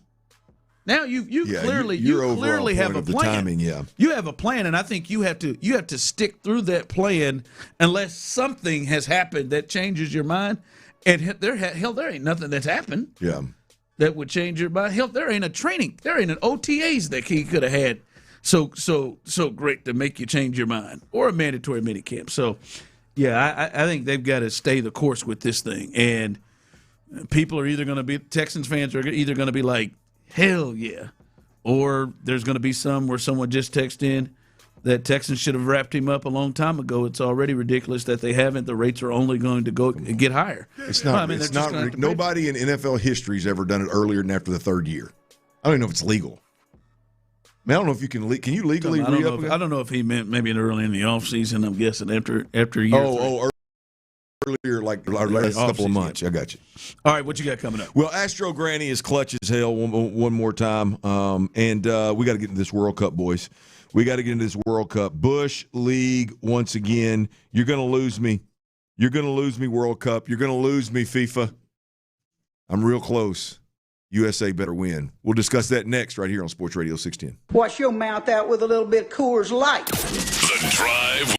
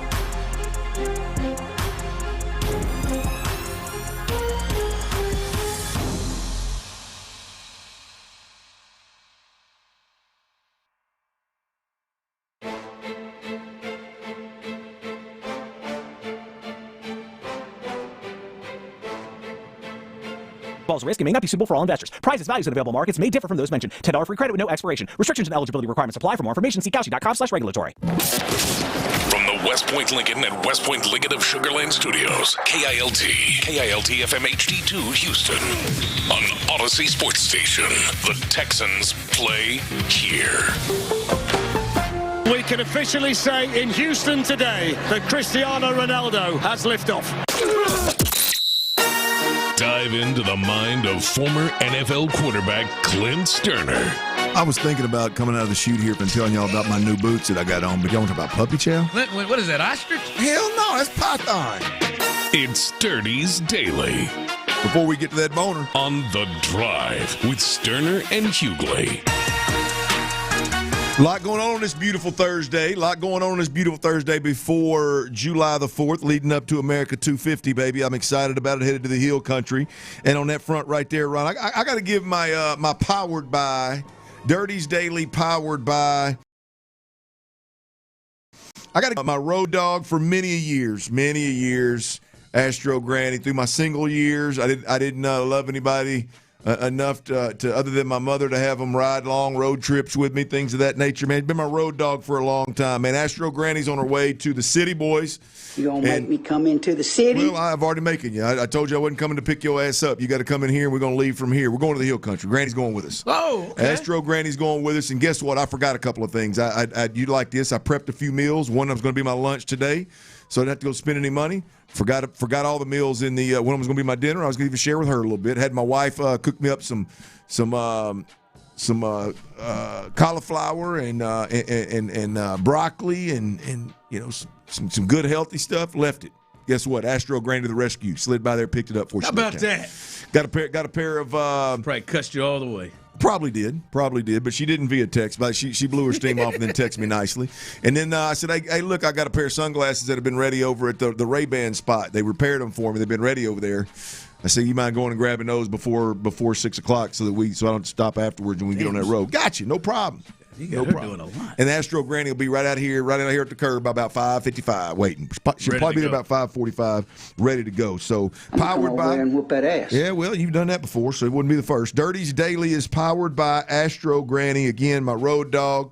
And Linda Stoerner, appreciate you. I Love ain't you. seen Linda in a minute. Love you. I'm gonna need you to keep it down on this trip on the way to the Hill Country, and don't ask too many questions once we get there. All right. And be a ride. Yeah, another deal. But if you don't put a governor on her, she'll talk the whole way now. She will suck the oxygen smooth up out of the cab of that vehicle for sure. Another one. Happy birthday to Big Draws, man. Travis Bryant over on the east side, Baytown. One of the best dudes I know, man. Good time, always happy, solid dude. Big Draws' birthday today. I ain't gonna tell everybody how old you are, you old geezer. But happy birthday, brother. The World Cup, we got to get to America 250. America's birthday's in a couple days. We got us a good win last night. Ron, I was in. I got home, leaned into the game now. Luckily, Laney, I told you, Laney's a little bit of a hindrance when games are on. Her bedtime's about 8 o'clock. Sometimes she'll stretch to 8:15. She likes to get in there and chat. She's got a lot of Astro Granny in her. She gets in there and chats, and it really gets in the way. Last night, I'm talking about, I think I was in that room max 7 minutes. I think I was in that room putting her down max 7 minutes. So I got to get back to the game. I didn't miss. You wrapped it up quick. She was out, and I slid my. She holds my finger. I slid my finger out of that hand, and when she didn't grip back down hard on it, I knew she was out. I was out that door, back to the game, and USA gets a big win, man. That was a big win. First knockout round win since 2002. What were you doing in 2002? Well, if it was this, I was preparing to go to college for the first time. July 4th?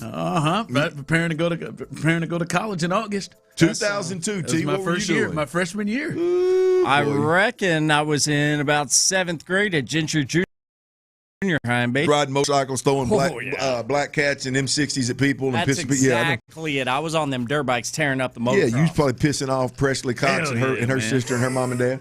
I wrecked Carly, Presley's sister. I wrecked her dirt bike so bad one time, bent the handlebars all to hell, and then I just rolled. To fix it? Dude, it was a bad move, but I was a young, dumb kid.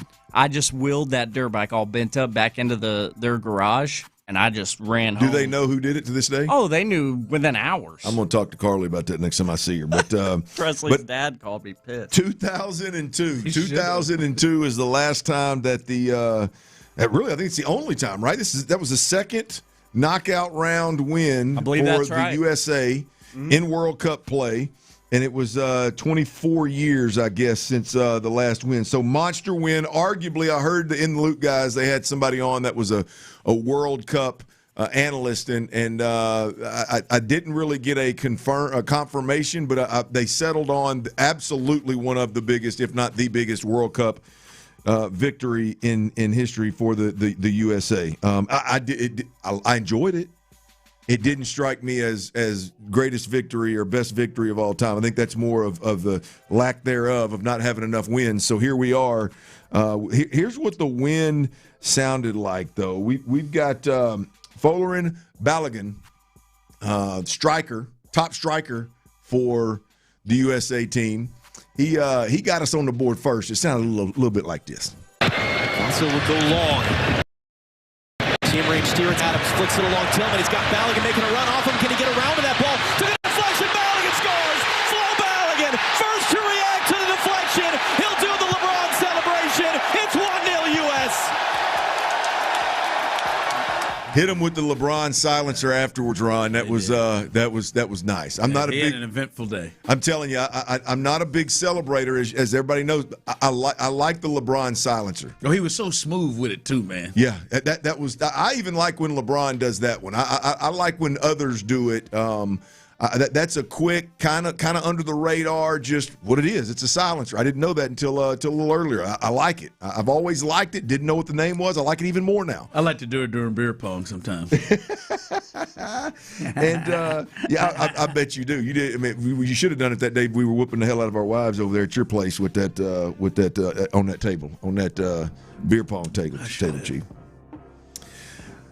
America goes up 1-0 on that, and then Tillman makes it 2-0, and it sounded a little like this. Tillman! It's in! Malik Tillman! 2-0 United States! Tillman delivers for the United States. Make the keeper work. And boy, does he. Intense focus, lines up for power, and just bangs it. 2-0 United States. Lines up for power and just bangs it. I want to know what the goalie was doing there, boys. He was screened on. They had their setup on this side, and he was on the other side of the net. But I'll be honest, I didn't know we had players that were capable of. He bent that thing in there, didn't he? Of doing that. I just didn't like it's like that. That's some stuff like the great teams, Pele, the France and Argentina and Spain that have those type of guys that can do that. Boy, that was some shot. Well, Tillman's coming. I still don't know what the goalie, like, because here's the deal with me on that one, right? Why would you expose, and I know why the guys were lined up and shielding, but why would you expose the closest part of the net to the ball? The shortest path to him scoring a goal, you gave it to him. Glad you did. He bent that thing in there. It was a beautiful thing. Now, the controversial piece of all of this is the fact that we've lost Balogun, who is our C.J. Stroud or our Nico Collins. We had that conversation in the crosstalk. Bottom line is, just to kind of give an understanding. I mean, he scored 3 goals. Yeah, and scored the most goals on 7 shots in the tournament. He's our best player. He's our most impactful player. He's our on the offensive end. He's our striker. He's the guy that it's tough to replace. Really, really tough to replace. We'll see one or two, first or second. There you go. That's how important this guy is. But he gets tangled up, which they do all the time in soccer, and he gets tangled up and actually steps on the back of the opponent's leg, and there's no call on the field whatsoever. Not a yellow card, not a red card, no nothing. They go to review, and it goes from no nothing to a red card, which in soccer I learned last night, which in soccer means an immediate ejection, so you got to play with it without him the rest of the game, which obviously you're down your best player, but you're also down one player in your rotation. You typically have 11. Now they got to finish the game with 10, I believe is how that works. And so that obviously puts a lot of strain on the guys around him. And then he's also out for the round of 16, which is, we now know we're catching Belgium. Is that correct? Yep. We're catching Belgium in that round. So we got to go and beat a team that's ranked higher than us. We got to go beat a team in the round of 13 next Monday night, and we got to do it without ultimately our best player for sure on the offensive end of the floor. Pitch. Damn, I had it, man. I was rolling so good, man. It's all right. But Ron, I've got some major issues with this. I'm gonna be honest with you. I was starting to lean into soccer, and this has pissed me off.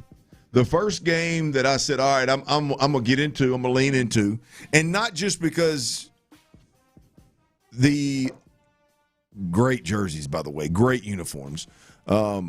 Not just because they got the flag on their chest. That's a big part of the interest at all, but not just because of that. Now, you talked about it yesterday. I'm kind of leaning into the hype, right? I'm kind of feeling the hype. No, Bill, this is becoming a moment. Yes, yeah, and I want to be here for it, and I'm trying.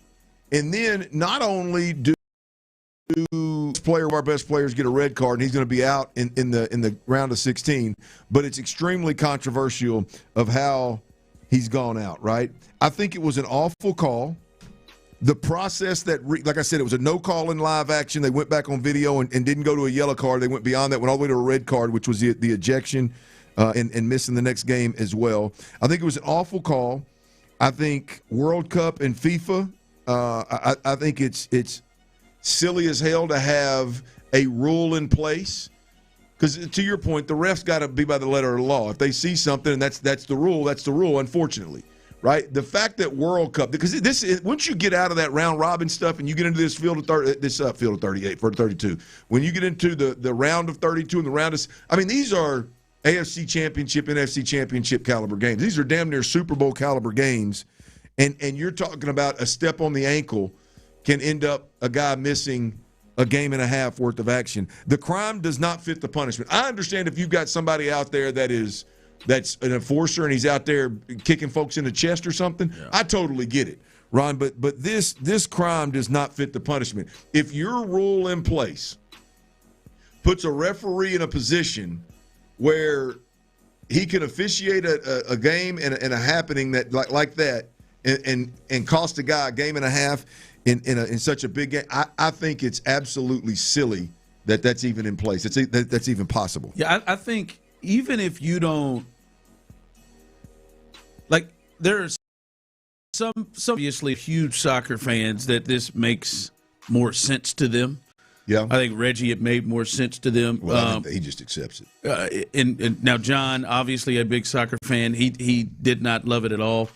But I mean, if someone just put you in there and they said, all right, you watched that act. You saw, like, you watched it, slow mode, everything. All right? You watched that act. And then the penalty for that act is to lose that player the rest of that match, and then also lose him the entirety of the next match. Not a half like in college football with targeting, but lose him for the entirety of the match. Like, I just don't know anybody that look at that would say, yeah, that should match that consequence. It just seems, and obviously they have done it to this point, they know it, but the importance of the game and what that red card would have meant, I think you got to look over there, and there has to be malice and intent, and that's what it says. What should come about for a red card? They have it in the rule book: violent conduct or serious foul play. And that one you could see was not his intention. Now, I can understand there's a penalty or a foul even if it's not your intention. But it wasn't even a violent action. He stepped on him. It wasn't even a kick. I mean, I could see. I can head on purpose stomp on an ankle and you could really injure somebody like that. But it's clear, all right, there is a yellow card or some sort of a foul or consequence. But to think that it would rise to the level that that it is and the impact that it is it just did. I mean, you watch that in whether you know the game or not, it is weird to think that would rise to the level of miss the rest of that game, play a man down. By the way, amazing for them to go over 30 minutes playing with a man down and scoring at the same time, and then miss the other game. That just doesn't seem to make sense. When you look, the crime doesn't fit the punishment, and all you got to do is listen to the people that cover soccer, that played soccer at this level. I mean, they're beyond split on this deal. Most of them are. It's egregious, right? I mean, whether it's the ref or the rule, because here's the other piece of this, right? Is they don't play Belgium until Monday night. The inability to review, like right now, you got 4, 5, 6 days. The inability, I guess not 4, 5, 6, you got 4 days, 3 days. The inability to review that play and say, okay, we're good with the fact that it was called. We're good with the fact that he missed the time. But that clearly was not a red card, should not be a suspension. He's good to go. The inability in 2026 with all the review tactics, the fact that you can't review it and get that right is silly as well. Yeah, so they're not rescinding red cards like they do in the NBA. Yeah, well, they should. I think it's much more like college football, right? I don't think I've ever seen a targeting changed. They are supposed to objectively review the targeting call before they make that call official. Yeah, I think if they go to the review, like in college football target, I don't think the commissioner of the SEC can then go in there and say, I watch it and change it. All I'm saying is in World Cup play, round of 32, round of 16, anywhere beyond, in knockout play, this kind of thing should be reviewed. I mean, if that foul is going to be interpreted by one individual as a 1.5 game suspension ultimately, then that should be reviewable in games that are this big. I mean, that's just silly to not do it. But the Americans, Team USA goes on and wins 2-0. We do play Belgium next, who is ranked higher than us, and even though we are favored to win that game. By the way, Tyler, Belgium. People in Belgium, Belgians, right? Nailed just it. switch a couple letters right there. Hell the yeah. Belgians. By the way, I did say it first. I'm so cultured. I'll go a step further. They're referred to as Flemings on the north side. That's the north side of Belgium. Apparently, is Dutch speaking. Closer to Holland. To Holland, I guess. Isn't that weird? Yeah, and then the south region, the French speaking region, is the Walloons. Oh, the Walloons. Yeah. Of course, everybody. So Belgians, Flemings, or Walloons, whatever you consider yourself, you're going to get a good old-fashioned American ass whooping on Monday night. This is. We'll put a boot in your ass. Yeah, I hope so, because this is. It feels like we're on a special ride right now. Feels like we're on a special ride. There we go. I'm enjoying it, man. I am. It's awesome. I got to get somewhere to watch it. We can talk about this in the next segment or maybe later on. Highly disappointed with the song choice at the end. Yeah, pretty lame. They could do a lot better. Not a fan of John Denver? No, it's a great I like John song, Denver. but it could be much better. I think there's a lot of songs out there you could pick that don't talk. I mean, specifically talk about West Virginia, of all places. It should be Toby Keith. We'll put a boot in your ass. It's the American That would be a good way. one. I don't know how many people in those stands would know that word for word, but I agree with you. We teach them. That'd be awesome.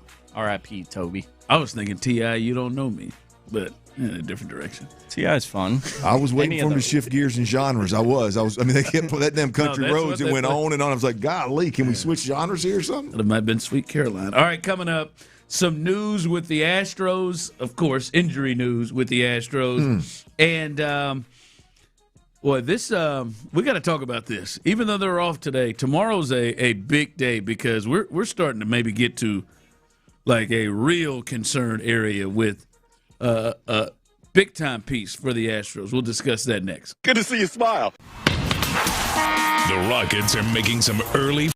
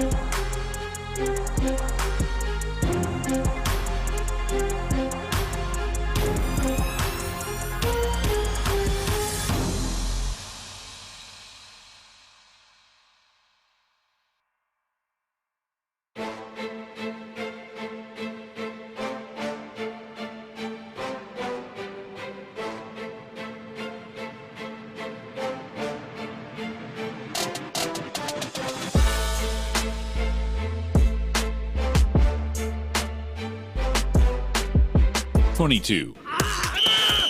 The world's biggest soccer tournament is here. And the Dynamo Soccer Celebration presented by Kroger is your destination for live viewings of U.S. and Mexico games, concerts, friendlies, and more as soccer in Houston hits the world stage. Stop in and join the party with us all tournament long at Shell Energy Stadium. Houston's sports leader. Sports Radio 610. The Drive is powered by Mokaram Injury Lawyers. Heard in an accident? Call Mokaram Injury Lawyers at 281-222-2222. Sports Radio 610 presents The Drive with Stoerner and Hughley. I would take this to be what they do afterwards.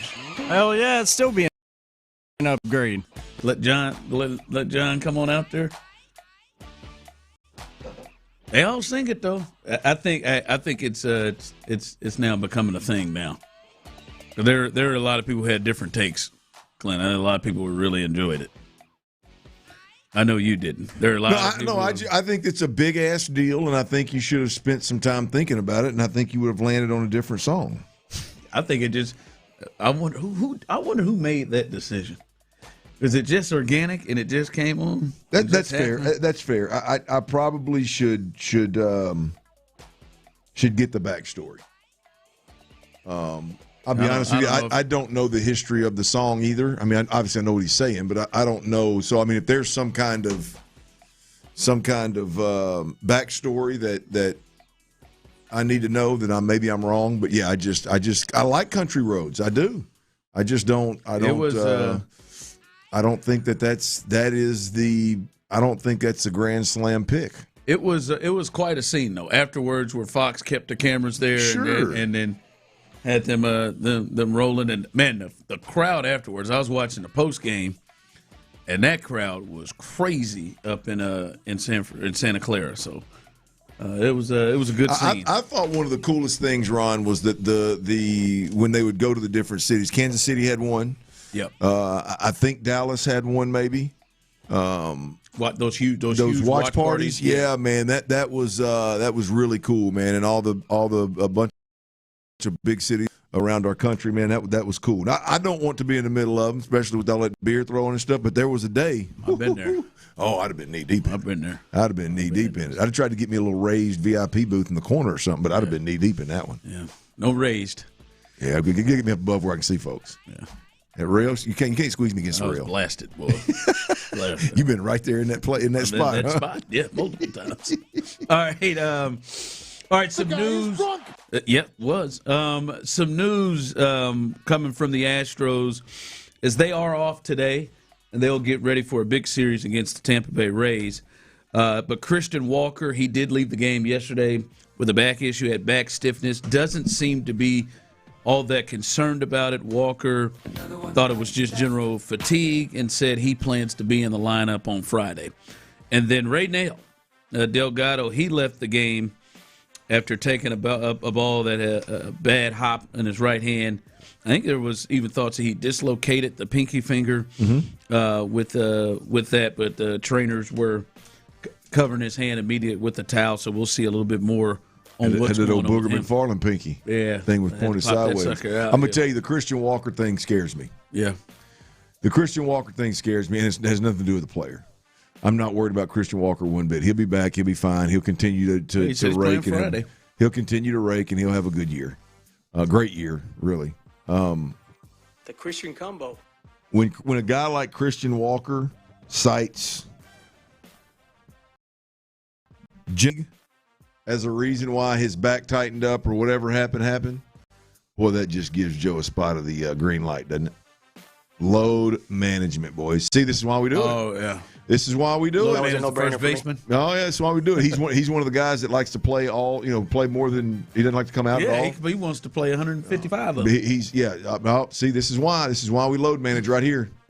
That's the scary part here. Not the player, the messaging to the organization and the decision. What if they give him tomorrow off? Oh, yeah. I mean, now I wonder. If I guarantee you somebody's gonna be off tomorrow.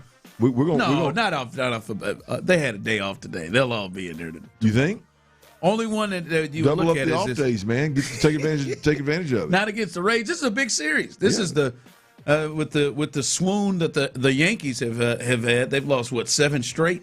It just excites Tyler. I got a message for those Yankee turds. Puts a smile on my face, man. Yeah, they've lost 7 straight, and with the horrificness of the American League, they are still clearly games ahead of the second best record in the entire American League. But the Rays are now in first place, and that's who the Astros are about to take on. So this is a big series.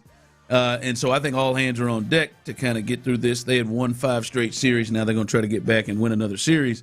By the way, if I'd have told you this about a month ago, 3 weeks ago, been like, all right, playing best team in the American League with the best record, who's the 3 you want to run out? Spencer Getty, Hunter Brown, and Big Pete Lambert. Mm-hmm. All right, let's go. That's that right now. That is the 3 best that they can throw. We gotta pull up here a little bit on Spencer Getty. Oh, well, I thought you had another injury update. No. This is this Spencer Getty. This is getting a little dicey. I mean, his overall numbers still. You'll take Clint. He's 7-4, 72 innings. ERA right at 4, 75 strikeouts, 37 walks. Clint, his ERA on June 3rd, 5 starts ago, was 1.94. It's climbed a bit. It has climbed to a 4 even ERA. And in his last 5 starts, fellas, Spencer Getty is 0-3, 25 innings, 25 earned runs, with 24 strikeouts, 11 walks, and he's given up 7 home runs in those 5 starts. 8 earned in his last start. Easy, Mike. In his last start. It is like, this isn't now just a, all right, tough start, man. He is giving up like big numbers here, 5 consecutive starts. That they desperately need him to get back, because he was. I mean, we're going to stop All-Star and Cy Young conversations. He was 7-1 with an ERA at like 1.3 when we were in Michigan. Yeah. And now it is going here. So, like, this is to me a flashing light. Like, all right, now we got to look at this. He's not pitching like the second or third best starter. This is the concern with everybody not named Hunter Brown. I mean, this is the concern. Now, I'm in no way, shape, or form getting off the Spencer Getty train. I think he's a 3 starter and a good starting rotation potentially. That's where I think he's going to live ultimately. But it's been a rough stretch, no doubt about it. But Tampa Bay is getting the best that the Astros can roll out there right now, and I believe all 3 of these cats are going to give us a chance to win. Yeah, I wouldn't say you walk away from hell. You ain't got no choice. You're not a choice. But it's not just that. It is. I mean, he started to make you think, get a little excited. Yeah. Like he started. I mean, we had the conversations on this show of like, one of the things with this during this Astros golden era that apparently last week we decided ended of the golden era was they always seemed to have a 1-2 punch at least at the top of the rotation. And we start thinking, man, Hunter Brown comes back like, all right, Spencer's not just holding his own. He is pitching like a top of the rotation guy. And have they just all of a sudden stumbled on a 1-2 punch that matches some of the 1-2 punches they've had? Because it was an 8-9 start sample size. Now I'm with you. Just a solid starter in the league, and you got to at least get back to that. Because he gave up 8 runs in his last start. That's Homer Mikeville. That's Emi territory of just like your starter comes out and gives up 8 runs and doesn't make it through like 3. That's he's got to pick that up. He's got to get better at that, because that is something that they definitely need. Well, again, I hate to keep going back to the Christian Javier thing, Ron, but this is beyond Hunter Brown, this is why I think it's important that Christian Javier, like, I know this is a little bit of an outlier and it's been off the radar because he's been hurt for so long. But like if this team's going to make a legitimate run, it's probably going to hinge on Christian Javier to some degree. And I'm not talking about out of the bullpen. I mean, do we really? I like Peter Lambert. Do we think Peter Lambert's going to be? I mean, is he landed? Is this who Peter Lambert is? I don't know, but Pete looks like Pete's got to have a hell of a sample size to fall out of this 5. Oh no, I'm not talking about fall. I'm talking about if we get down the stretch here and we got a chance to get into the playoffs and we do get into the playoffs, like to think that Spencer Arrighetti's going to get it together and be the guy he was a couple weeks ago, or Peter Lambert's going to continue to be the guy that he's been all year long and be nails and give you a real chance, or M.I. is going to straighten it out and figure it out. Like I just, you mentioned Christian Javier's like his experience, his experience in big moments, big games, playoffs, most experience on the team, right? You got to think that's in from a 30,000-foot view. I'm not even drilling down from a 30,000-foot view. If you're the Astros organization, you're thinking, if we're going to have a real shot, we're going to have to lean on Christian Javier's stuff as well as his experience in big moments. Yeah. At some point, that's going to be realistic. And I want to make that clear. Starting pitching experience, right? Most experience, not like Altuve, entire team. Like starting experience. I mean, to be honest, even more than Lance. Lance has been here longer, but Christian has pitched in more big playoff games because, we lost Lance for about 4 years. So, so there's that. All right, coming up, we want to get you caught up on the big event that we have tomorrow. And I think D'Amico and his staff, especially D'Amico and his offensive staff, and this has to be a big part of D'Amico, I think, as well. This may be the biggest thing from training camp to the start of the season that they have to deal with. We'll discuss that coming up next. Take the drive. Sports Radio 610 listeners, we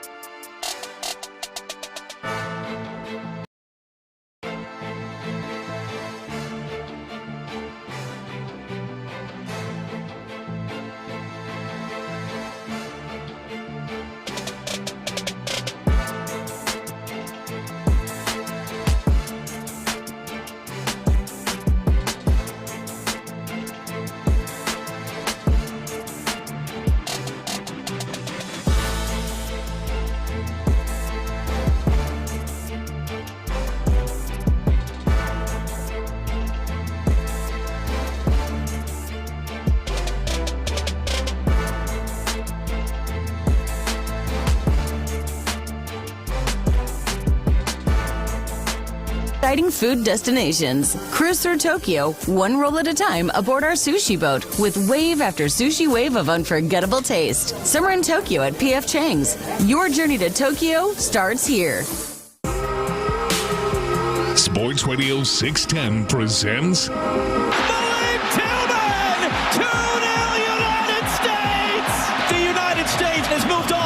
round of the World Cup. The Drive with Stoerner and Hughley. History began on July 4th, 1776. Everything before that was a mistake. I can't stop. Thanks, Ron. Welcome back into The Drive as we continue here. Big day, Team USA advances. They will play Belgium coming up on Monday. That should be fun. And the Astros off today. Big series with the team with the best record in the American League. And their three best starters this year going in the series. So this should be a fun weekend. And it gets started tomorrow with the second annual Reggie and Ron Radiothon. We're doing that tomorrow. Reggie and I, a couple of years ago, came together and wanted to try to do something to help raise money and work with the Houston Food Bank, and we put it together last year, and that was the first year, and we really didn't know a lot of what we were doing, but with the help of you guys, we raised nearly $30,000, and we are trying to shoot past that, and I know we will. And I know you guys will come through. We've already heard from many people who were wondering if we were going to do this again. We're going to try to do this every single year, and it helped the Houston Food Bank in a major way. All right, $1 takes care of 3 meals, and they are in charge of over 1 million different people that they help feed here in Houston every day. So. We're doing that tomorrow, 6 a.m. to 6 p.m. Radiothon. It is open throughout that time, and you can donate. And the kind of cool thing this year is we have several auction items for you, and you can now go to sportsradio610.com. It'll show you instructions right there, clear as day, for the Reggie and Ron Radiothon, and it'll give you take you to the auction page, and you can see, as we have several things there for you to be able to bid on, including dinners with all of the shows, Payne and Pendergast, In the Loop, us, Area 45, just like we did last year. And those were, we've heard from the people who participated in that, and obviously we did it ourselves. It seemed to be a really, really good time on all of the shows and the dinners. So we'll do that again this year. And then we have much more on that auction page, as we've got autograph stuff from some of the biggest stars in sports history, including an autograph glove from Mike Tyson that you can bid on. Somebody has already started the bidding on that. An autograph Oilers helmet by Earl Campbell. Andre Johnson, autograph photo of him whooping Cortland Finnegan's ass. Tried to get Cortland to autograph that. He declined. Allegedly, but so many things, man. UT stuff, A&M stuff, Astros items that you can bid on, including an autograph of Jose Altuve, Hakeem Olajuwon autograph jersey from him. So there's so many things you can bid on. You can go right now and bid on those to help Houston Food Bank. And I'm gonna be selfish. I need you out there if you want to enjoy a good evening with the drive. Not a good evening, a great evening. We are going to be at Oak and Iron. It's a place we've done live broadcasts from before. Great spot. Go to their website. It's up on the north side. Go to their website and look. There's a video there that Tyler's checking to see if he can post it and get you a link to it. On our social medias. It is an absolutely tremendous place, whether you're going just for food or you're going to watch a game or to hang out at the bar, for whatever it is. It is an unbelievable place. The night there will be tremendous. They will make it an absolute point to show off for us, and it's a great place. It's going to be a lot of fun. So go to that SportsRadio610.com. You can look at all the items. You can bid on any of the items, but I'd greatly appreciate it if you'd bid on that night with dinner with Tyler, Show, and myself. That's right. Get it done. Let's ride, baby. That's right, man. So please, as we said, we are trying to blow past what we did last year, and last year was an amazing experience with you guys. A little 12 hours of radio, baby. Got to pace myself. Yeah, got to pace myself, but I'm in good shape. All right. Clint, I think obviously the C.J. Stroud situation, no matter how you look at it, is kind of the biggest thing and the biggest question right now, which is surprising a couple of years ago that we would say is the biggest question on this team. And I think with that, for all kinds of reasons, he is facing a ton of pressure. Tyler, I said, let me see what ChatGPT thinks about C.J. Stroud. I just said, hey, is C.J. Stroud facing a lot of pressure? It's always fun to see what AI has to say on anything like this. It came back, fellas. Houston Texans quarterback C.J. Stroud is under intense pressure heading into the 2026 season due to a multi-year statistical decline, high-profile playoff struggles, and a complete standstill in his contract extension. Wow. There you go. Negotiations. While his 2023 Offensive Rookie of the Year campaign set historic expectations, a stark cooling off of his production over the past two seasons has turned this upcoming year into a critical, prove-it crossroads season. Said stalled negotiations and playoff turnovers, decline, inefficiency are problems as well. So ChatGPT believes that he is under big pressure. And with that, Clint, I think obviously he has a part to play in it, but I also think starting maybe OTAs, probably the offseason right from the bat, definitely starting in training camp. The coaching staff, DeMeco Ryans, who knows him better than anybody on the staff. DeMeco Ryans, Nick Caley, God, how could I had it earlier? Slapinski, damn it, Jerry.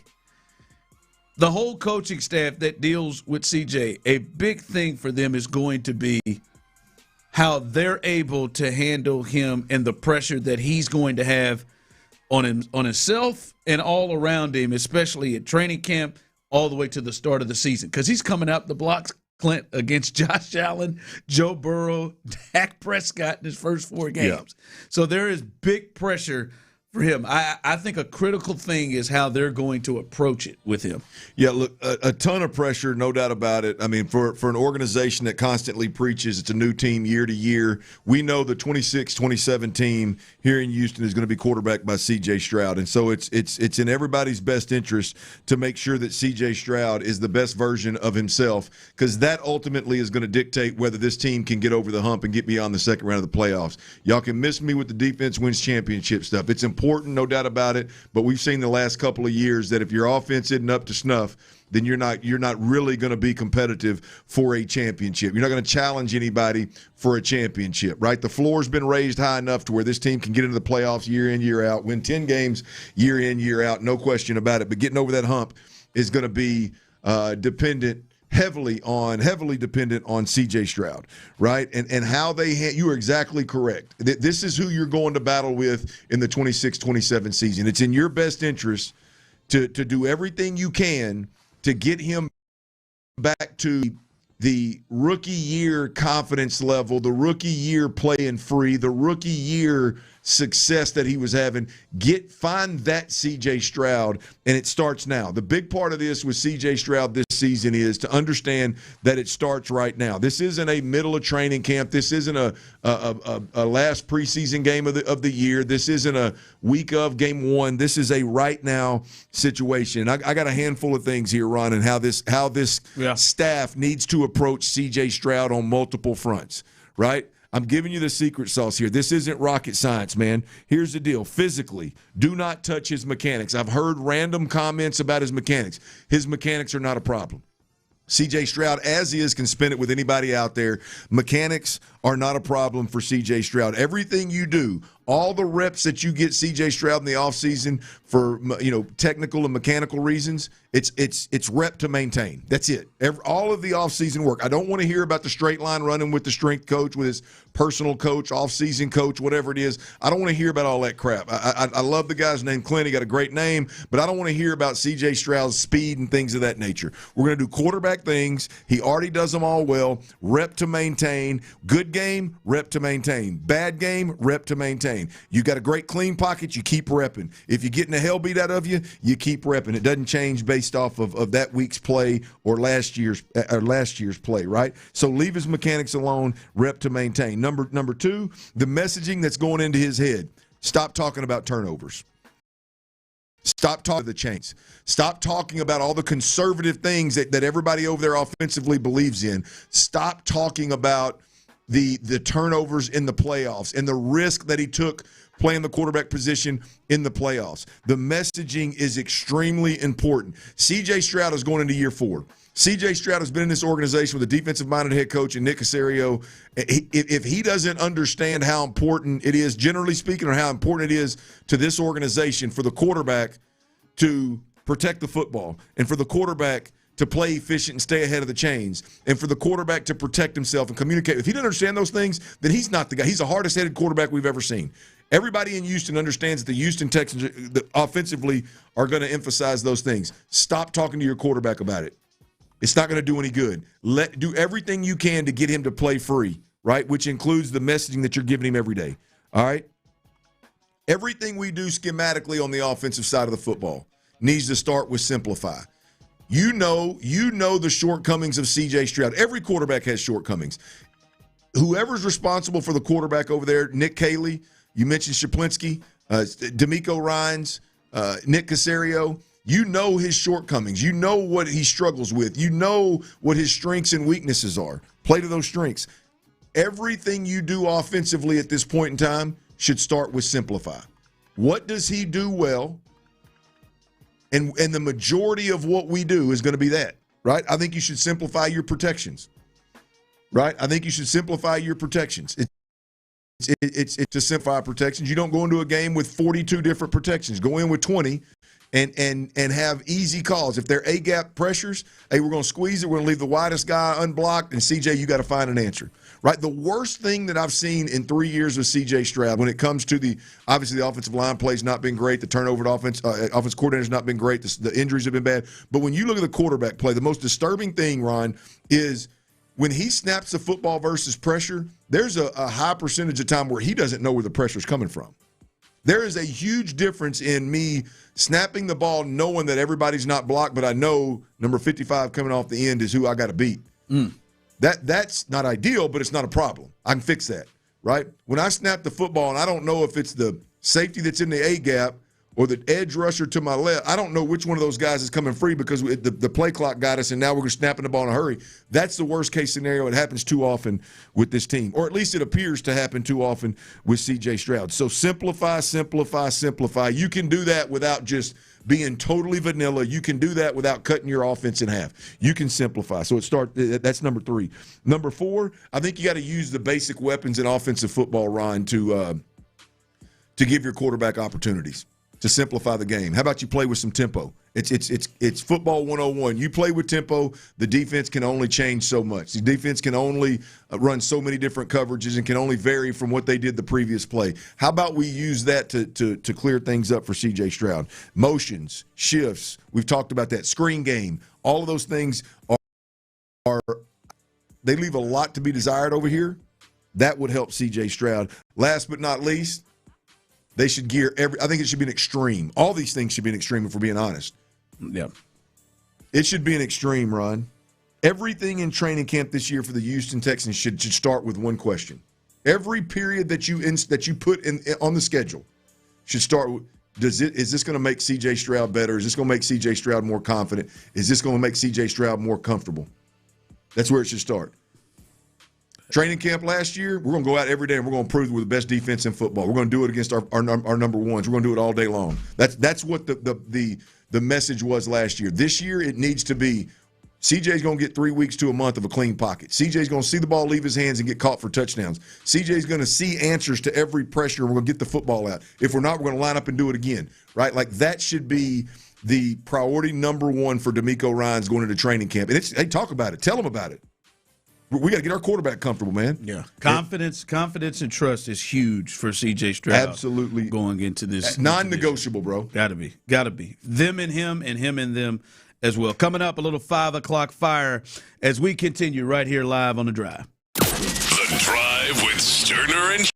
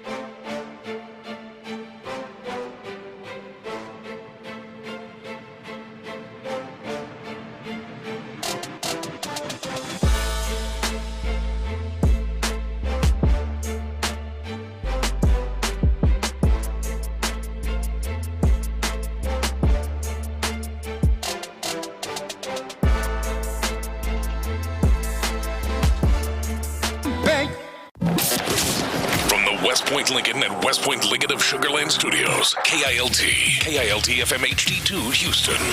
On Odyssey Sports Station. The Texans play here. I have made fire! Sports Radio 610 presents The Drive with Stoerner and Hughley. It's the 5 o'clock fire. There's the final whistle. Seattle, we're coming back. Monday night of the rain. The United States, despite being down a man for half an hour, has beaten Bosnia and Herzegovina and has moved on to the next round of the World Cup. There it is, and it was crazy as the United States were able to advance. What is the last time they won in the round of 32 to get to the round of 16 was 2002, excuse me, and that was thought to be a historic run and one of those crazy runs. But this one happened.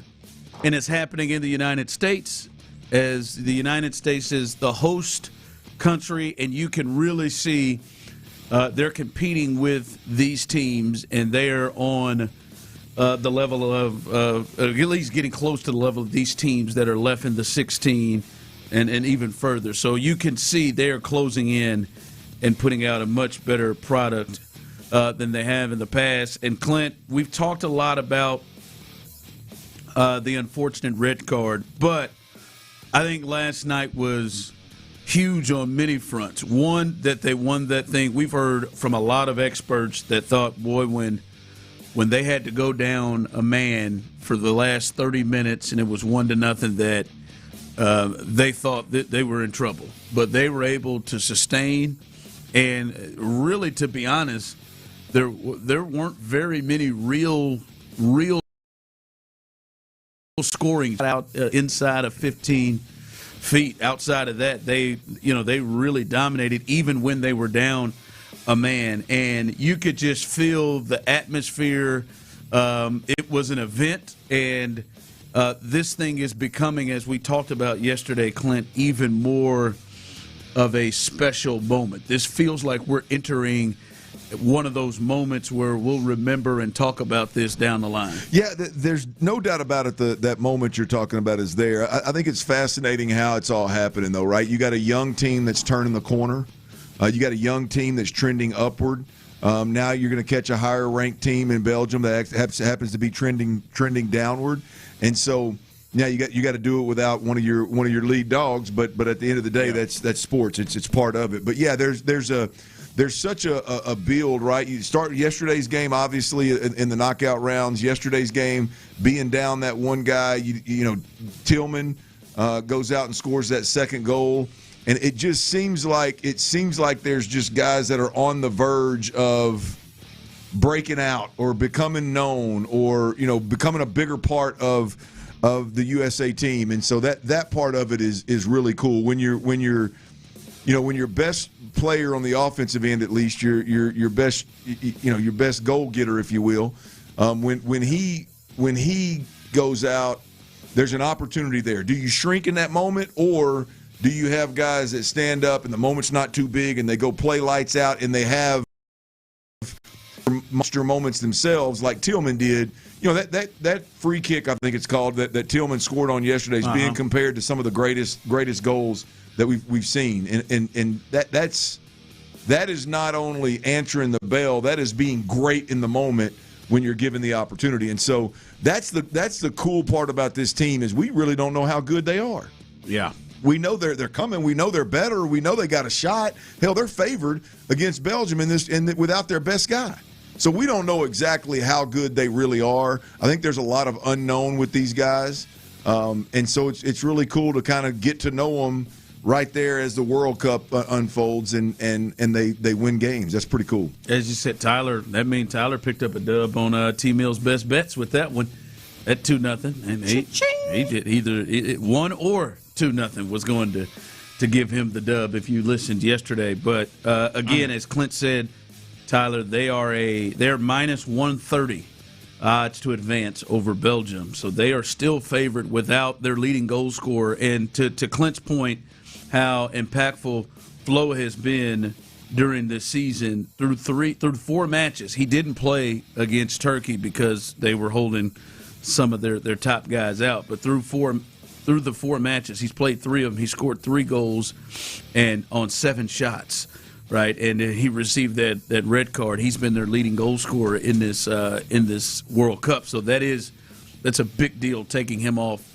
the field and from that John Lopez and Reggie gave earlier when we did the crosstalk, it's either their first or second best offensive player, right? John said C.J. Stroud and the equivalent of losing C.J. Stroud, and Reggie said the equivalent of losing Nico Collins. So that's a big deal. But as Clint said, and as we just talked about, they are still to be favored right now in this, and the home crowd, it is hard not to feed off of it. They'll be in Seattle. It'll be on Monday the 6th. That should be a scene. So you just hope this thing keeps going. If you're looking for it, they have faced them. They faced them March 28th, and they faced them in Atlanta. And Belgium did win 5-2 in that match. So hopefully it doesn't end up like that. But still, even with that, they are still favored in this match coming up on Monday. So, well, the deal is though, Ron, I did hear that Flo may have spent some time in Magic City that night before the game. So there was a couple players may have been a little exhausted. You heard that, yeah. I wouldn't. Hey, he's doing the LeBron silencer. I would not put that past him. He's got a night in Magic City with him. I could see it in him. They should, man. Yeah, well, word on the street is they were a little exhausted, didn't take the game real serious. This is going to be a different game. Yeah, I think the goalie should go with his gloves to Magic City. I mean, that guy was he's a little odd. He's odd. I know he went up there and got that corner kick though. He went up there and he was aggressive. He was aggressive and went and got multiple. 5 o'clock fire. All right, Astros are off tonight. They did lose and finally lost a series, which, hey, man, as Jeremy Pena said, they need to stack them, and they stacked 5 in a row, and they ended up losing 8-3. They'll turn the page on that much-needed day off for this group, as they did have some. Christian Walker left the game with some back stiffness. He said he doesn't think it's serious. Said he declared he'll be in the lineup on Friday. Hopefully Joe knows that. And Delgado had an injury with his pinky finger dislocated. They had to put that thing back in, so we'll see about him. But Christian Javier will return, but they are facing. He'll be in the bullpen. They are facing the top team record-wise in the American League, the Tampa Bay Rays, and they got a hitter who was going off. I think he's hit a home run in 6 straight, and so Junior's been going off. Thank God Mike's not pitching in this series, or he'd be in. They get him for a couple, huh? Yeah, I think Tyler would have to make best bets on that one. Yeah, look, I know they lost this series. The Astros obviously lost this series, but they lost that series with Burrows and MI, pitching. So I mean, it's one of those where it wasn't the best, the best that the Astros can offer. Well, the Rays are catching the best they can offer. I think this is a great litmus test. Great. Kind of setting of the bar, if you will. Who are the Astros? Do you have a chance when you've got your top 3 pitchers on the mound versus really the best that the American League league has to right now. Do you have, what do you look like versus in that, given that situation?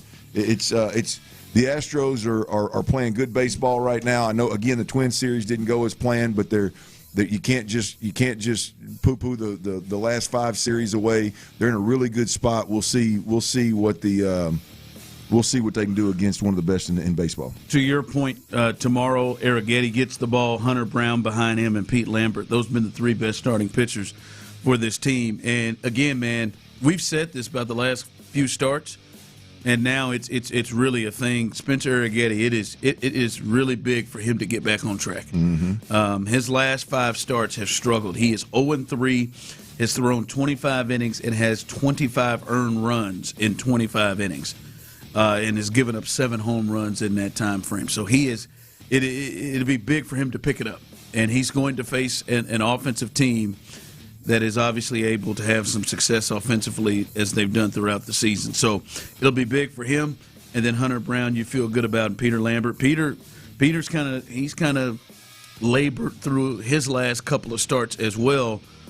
So hopefully those 2 in particular can kind of get back on track. Little side note, we know Christian Javier is coming back, and he'll be in the bullpen on Friday. But Lance McCullers, who I told you, I think I said it was last week or 2 weeks ago, I completely had forgotten about Lance. I completely forgot about him, but he had a rehab start in Sugar Land, 4 innings, 4 hits, 1 earned, 3 Ks. He threw 60 pitches, 41 strikes, and he was just about 93 miles per hour with his sinker. So he is getting right, and it looks like he may be a couple starts or a start away. He is getting stretched out, and he could be an option for this squad too. So they've got Javier coming back Friday, and Lance could be an option. And the way that really Imai and Homer Mike have thrown, really those guys are guys that could be real options right now, the way that they have been able to pitch. Well, they got options coming. I don't know how good those options are going to be, and I don't know where they're going to slide in. I mean, I thought Christian Javier, that last outing in Sugar Land, I thought would have put him in the starting rotation. His last 2 were really good. I thought that would have put him in the starting rotation, but they thought better of it and put him in the bullpen. We'll see what the path back is for Lance McCullers and kind of how that shakes things up. But it's good to have options coming. I don't know what they're going to be, what kind of options they're going to be. How good they are, but yeah. I have no idea I don't even know where they're going to land, but it's good to have options at this point in time, given what we've dealt with this first 90 games of the season. Are we 90 games in already? I'm telling you, man. Lance said, man, I'm not just making coffee. It's a long season, man. I'm more than coffee. We'll get back in here. Is Carly Lloyd taller, or the cats around her short? She's probably got some good heels on. She's definitely got. I don't know her height. I don't know her height. Bury me in the H. 5 o'clock fire. I'm a Carly Lloyd fan. Always. I could tell by the way you got quiet when I said her name. Always been. No, I'm not in the pitch. Mm-hmm. I'm sure that's what you're talking about. I do. Tim Hardaway Sr.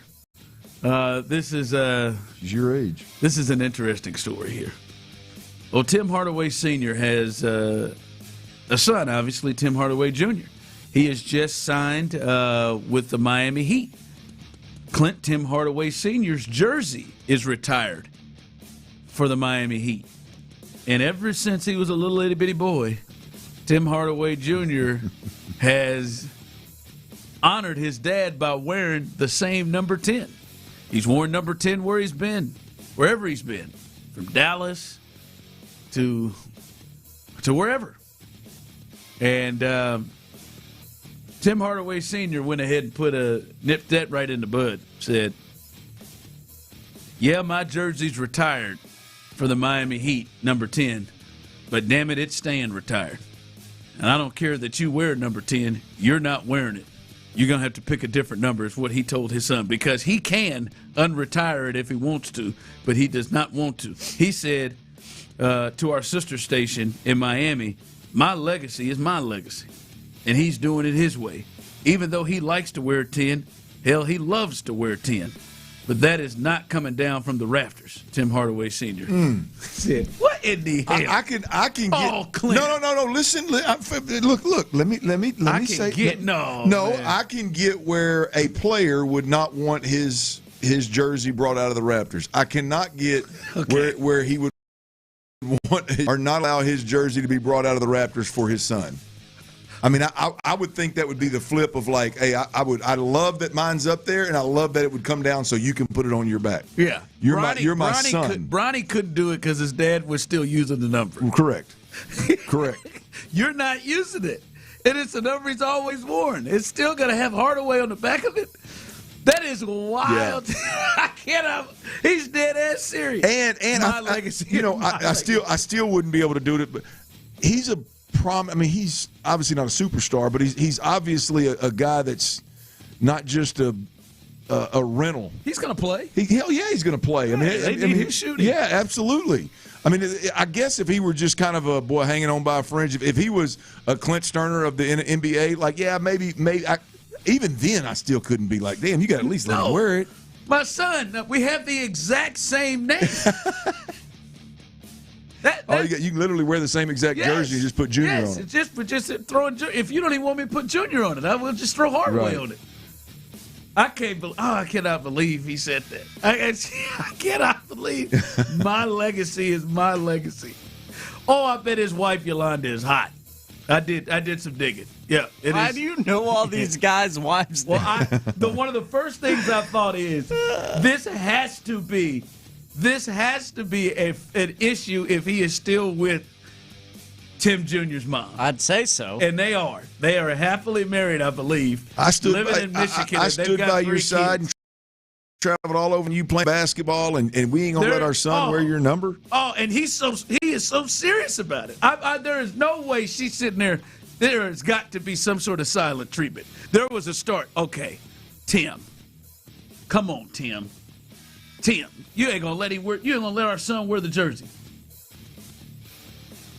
Nope, that's mine. I did that. Wasn't you, wasn't him, I did that. And it's not like it doesn't immediately go back into the rafters as soon as that's tough. That's tough love. He's been tough on Tim's ass from the beginning. That's what Rick Brunson would do if he had a jersey. Rick Brunson told his son after he won the championship, you still ain't as good as Patrick Ewing. You still got a ways to go. Rick's over there. Yeah, Tim. Hell yeah. Make him earn it. He can what? Make him earn it. Idiot. Coming up, it's 5 o'clock. T-Mill's best bets at some point. As he had a nice night. Yeah, had a green night. So he'll make a little cash. And as we continue, you still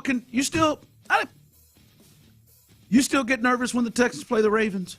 What's your feelings about the Baltimore Ravens? They have, I believe, been the toughest matchup since D'Amico has been here for the Texans. What's your feelings about the Ravens? We'll discuss that next. But before we get there, guys, DraftKings, baby, it is live. Live 50 states. And yep, that means it's live here in Texas for you. It's time. It's winter.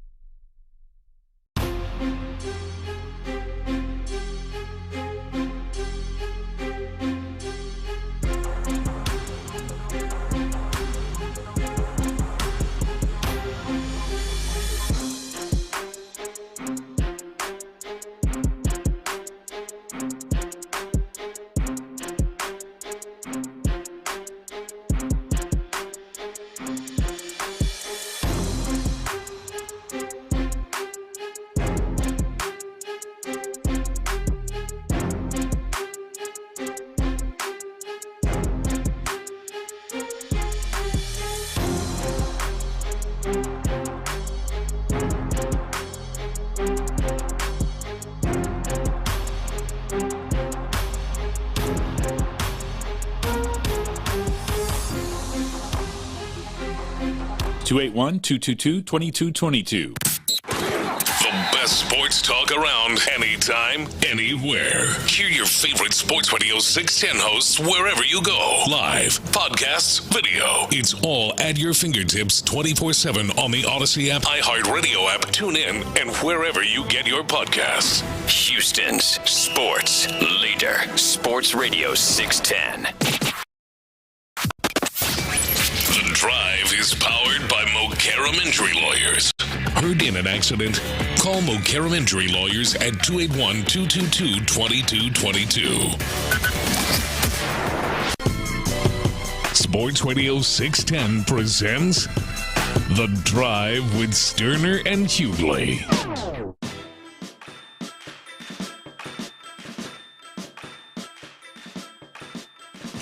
All right, welcome back in as we are live here on The Drive. T-Mill's Best Bets coming up in just a bit as he got in the green category, so he'll make you a little cash coming up here in just a bit.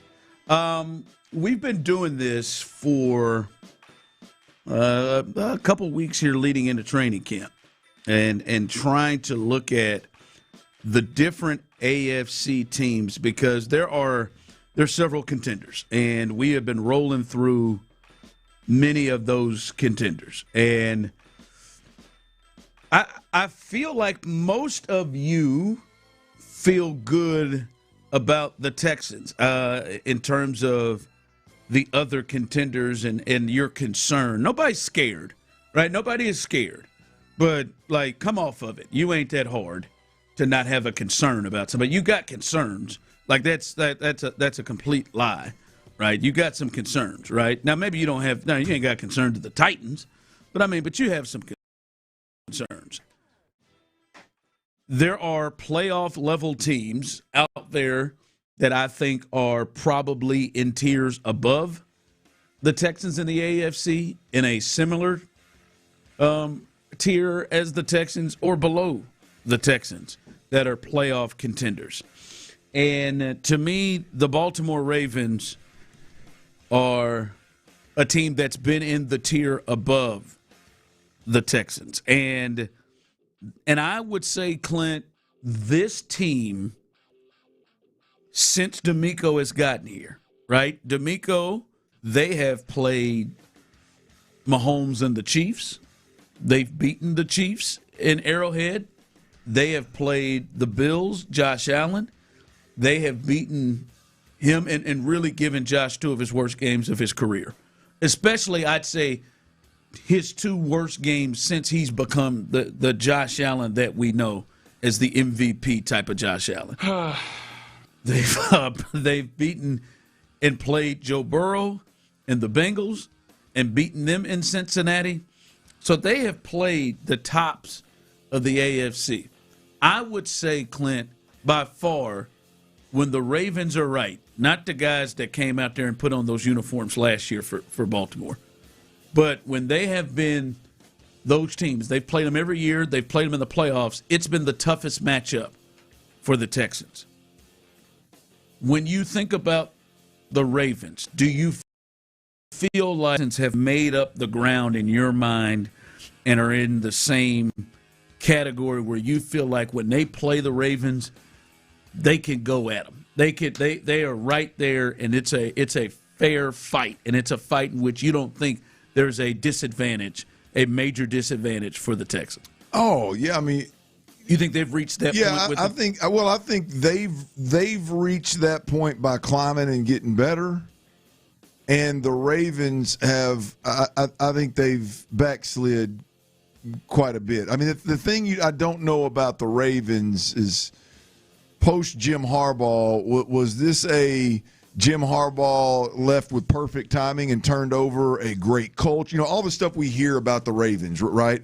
The great culture, and this organization is one of the better ones and better ran, and this and that, and the locker room. And was last year really about injuries, or did the culture slip? Was it the older coach that had been there for a while? Had he lost his effectiveness or maybe even lost his locker room kind of deal, and he turned – I don't know the quality of locker room that was turned over to the new head coach, if that makes sense. Yeah.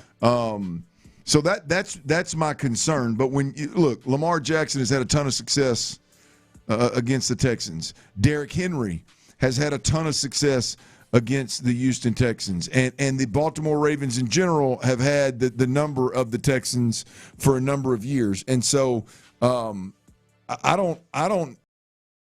not going to sit here and say that the Texans are a better team, but I think they've definitely they've improved, and the Ravens have regressed a bit to where I think it's fair to say that there's definitely potential of the Texans, beating the Ravens. Because I think there's potential. I think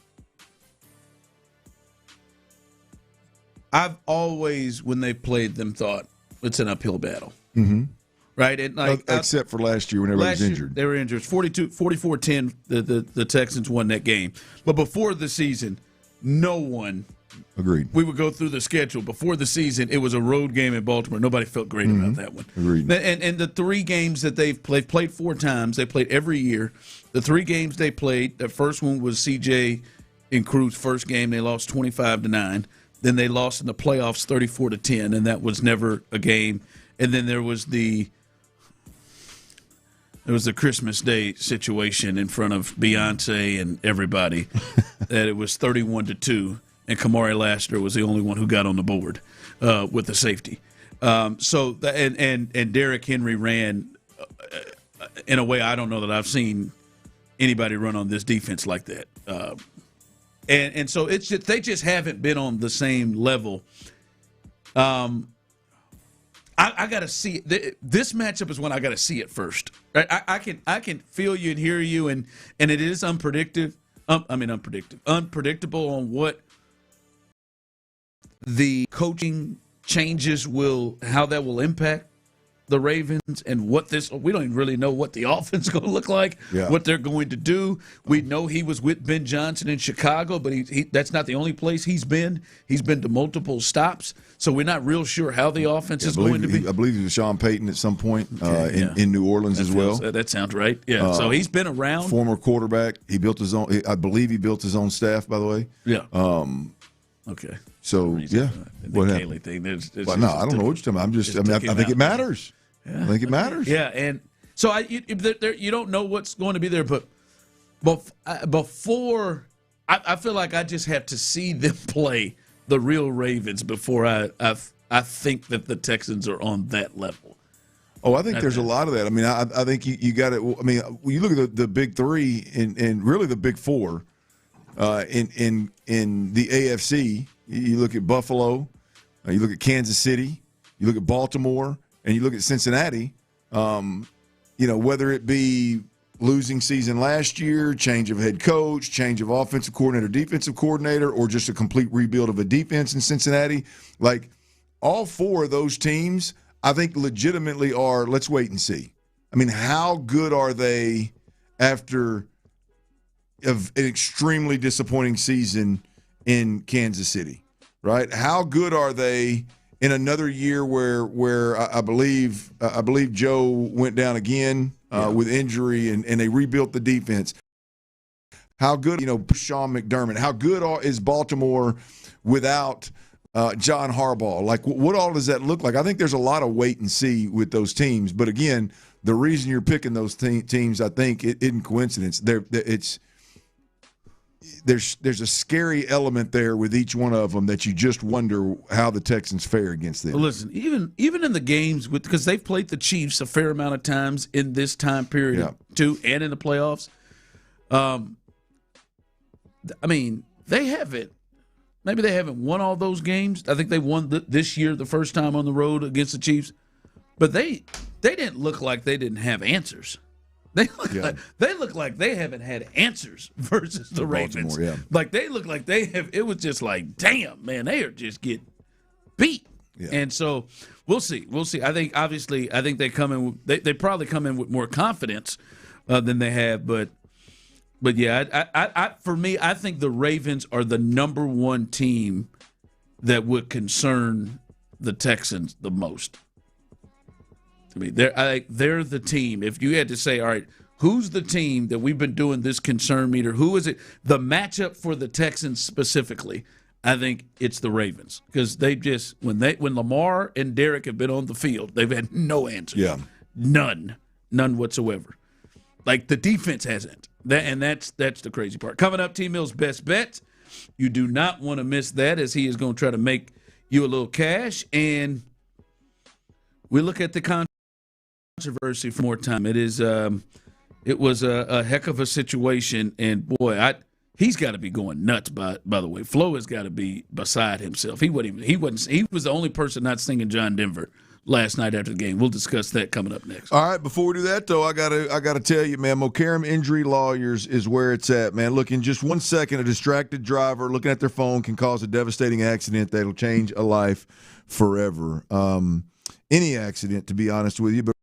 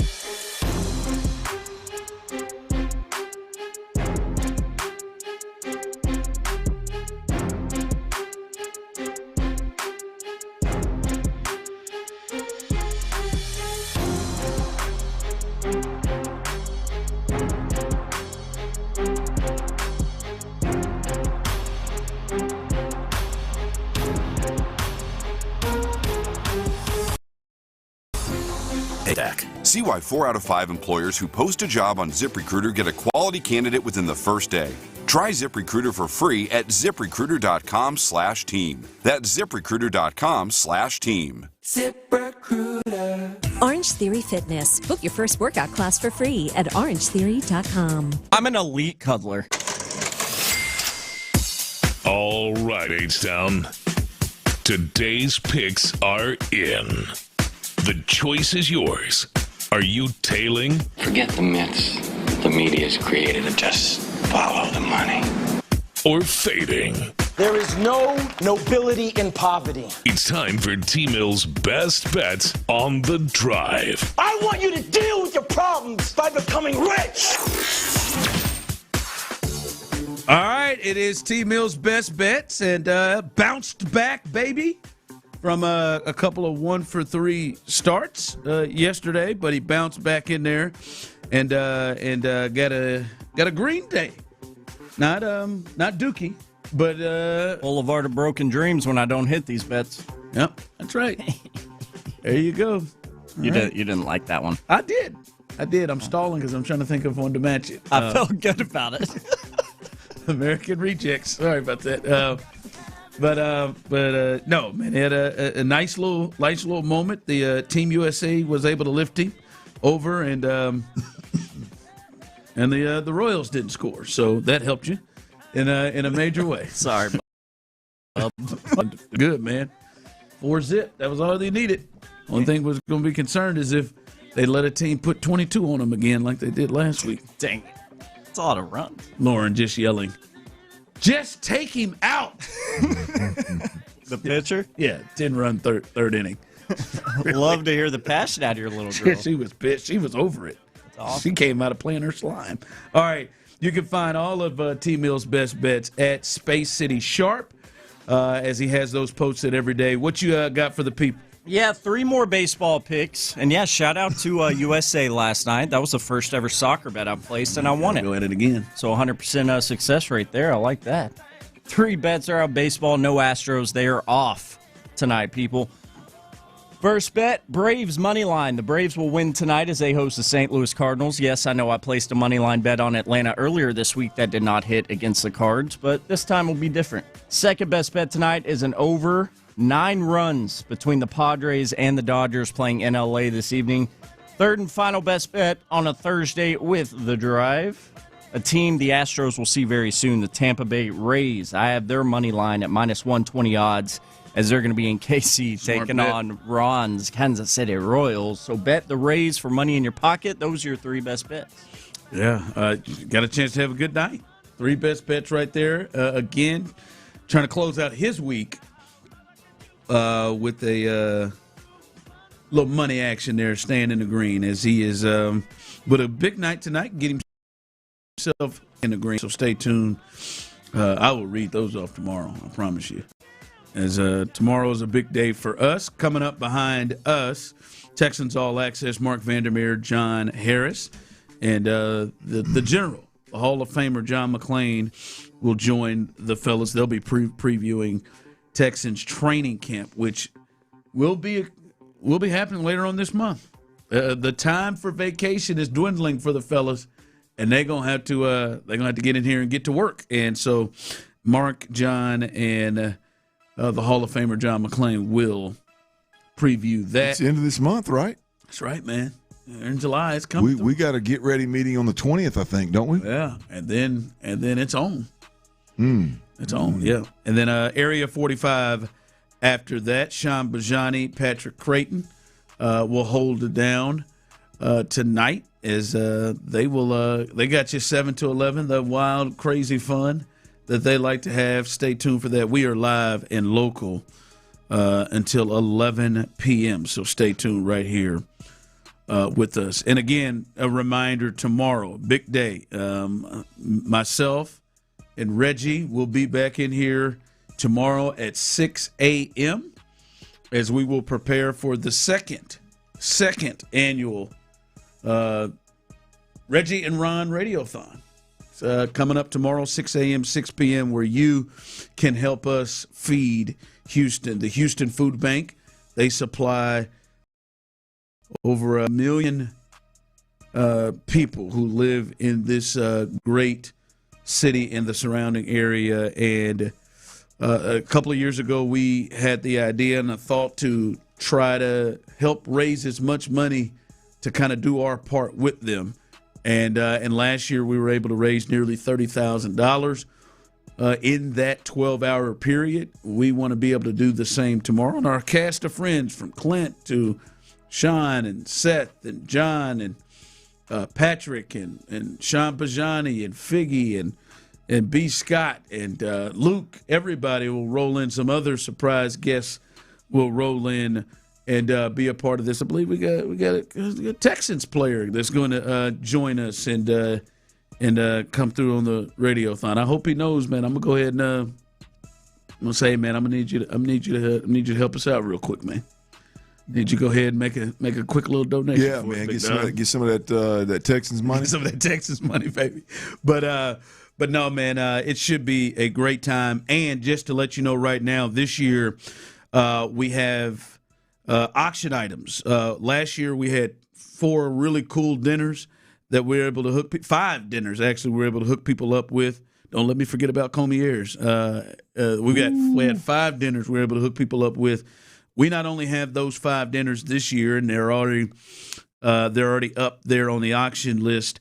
We have many other things. Autograph boxing glove by Mike Tyson, autograph bloody lip photo, Andre Johnson autograph photo of him beating the brakes off of Cortland Finnegan, autograph game-size football from Earl Campbell with the Oilers helmet. So many other things there for you. A Messi autographed jersey there for you. You can pick up. You can go right now to Sports Radio 610. You can see the Reggie and Ron Radiothon there, and you can also see the link to get to the auction items, and you can start bidding right now. You can jump in there. We got people who have already placed bids right now. So be ready tomorrow. Make sure you text Sports Radio 610 to 71777. That is the donation link, and you can be a part of being able to help a group of people who really, really need your help. So yeah, man. Yeah, look, go to that sportsradio610.com and bid on that night out, that dinner at Oak and Iron. Hell yeah. With the drive. Me, Ron, Tyler. It's a hell of a place. Great ownership is tremendous. They will make sure that we have a good time, that we eat good, drink good, and have a great time. It's a really cool place up on the north side. So if you feel like giving back, if you feel like supporting the Houston Food Bank, you feel like supporting Ron and Reggie, and all of us here at Sports Radio 610, go to sportsradio610.com and click on that drive dinner at Oak and Iron and go ahead and get the bids rolling now. Come on, let's go. Let's make it happen. All right, tomorrow 6 a.m., 6 p.m. We hope you ride as you get ready for this holiday weekend. All right, Tyler, this a lot will be, and this is kind of disappointing because last night was an amazing night for USA Soccer, and last night they win 2-0. This is the first time they have won in this stage since 2002. But I would ask, the number one thing that I would say people are talking about, and the number one thing that I think people remember from that game is, would you say, is it the red card? Oh, absolutely. I would think that, which is really kind of disappointing because it is somewhat of a historic night. For Team USA. It was a huge night. First win in knockout rounds since 2002. I think the second win of all time for the USA. So it was a huge win. I think there's maybe the Tillman kid with the big goal. I mean, it's just a monster moment for a young kind of up and comer, that obviously is the case with several of the guys on the team. The adversity that they fought through after the unfortunate red card and ejection of Balogun. So I think there's a lot of good about the game. I think the two most talked about things that I've heard obviously is the red card, which was absolutely Bush League, and a shame that they can't even review it at this point. And then obviously the Country Roads being the song of choice to end the games with the fans. singing that. Things that are discussed more than anything. Well, here is what it sounded like as they were sitting there. New message. There it is. There's a new message. Maybe they did review it. But this is what it sounded like as initially it happened. Not even a yellow card was pulled out initially. Then all hell broke loose. Balogun again, and Muharremovich both are down. Muharremovich seems to be in the worst shape, although Balogun is still shaken up. The two of them were tangled up, and he's trying to get a foot onto the ground. I actually think he's kind of lucky not to get a yellow card there. Is that something, though, the video assistant referee might look at? I don't think that's enough. That rises to the level that should be a red. We'll see what the final decision is. Potential game-changing moment. After review, the number 20 United States committee serious foul. Yeah, it's going to be a red card. The final decision is red card. Wow. Is it the right call? I don't think it's the right call. All right, that's how it sounded like last night, and it's unfortunate because he has been their leading goal scorer. He scored and kicked off the scoring in that game last night. In the 3 matches he's played in, he has scored 3 goals on 7 shots. So he is a big piece to what they're going to have to do, and they're to go without it. And, I mean, Clint, I can't imagine what he's thinking. Yeah, like what he's going through right now. To your point, I'll add on to it. I mean, not only is it unfortunate that that's who it was, it's a major hit to USC, but it's also that's not a bad call. It's a wrong call. It's a missed call. It's not. The crime doesn't fit the punishment. Yes, nor does the call. There was no intent. There was no malicious intent. There was no. It wasn't dirty. It was part of the game. And for a guy for a referee, or for there to even be a rule in place that would allow this to happen is silly. But for a referee, they call them that in soccer. For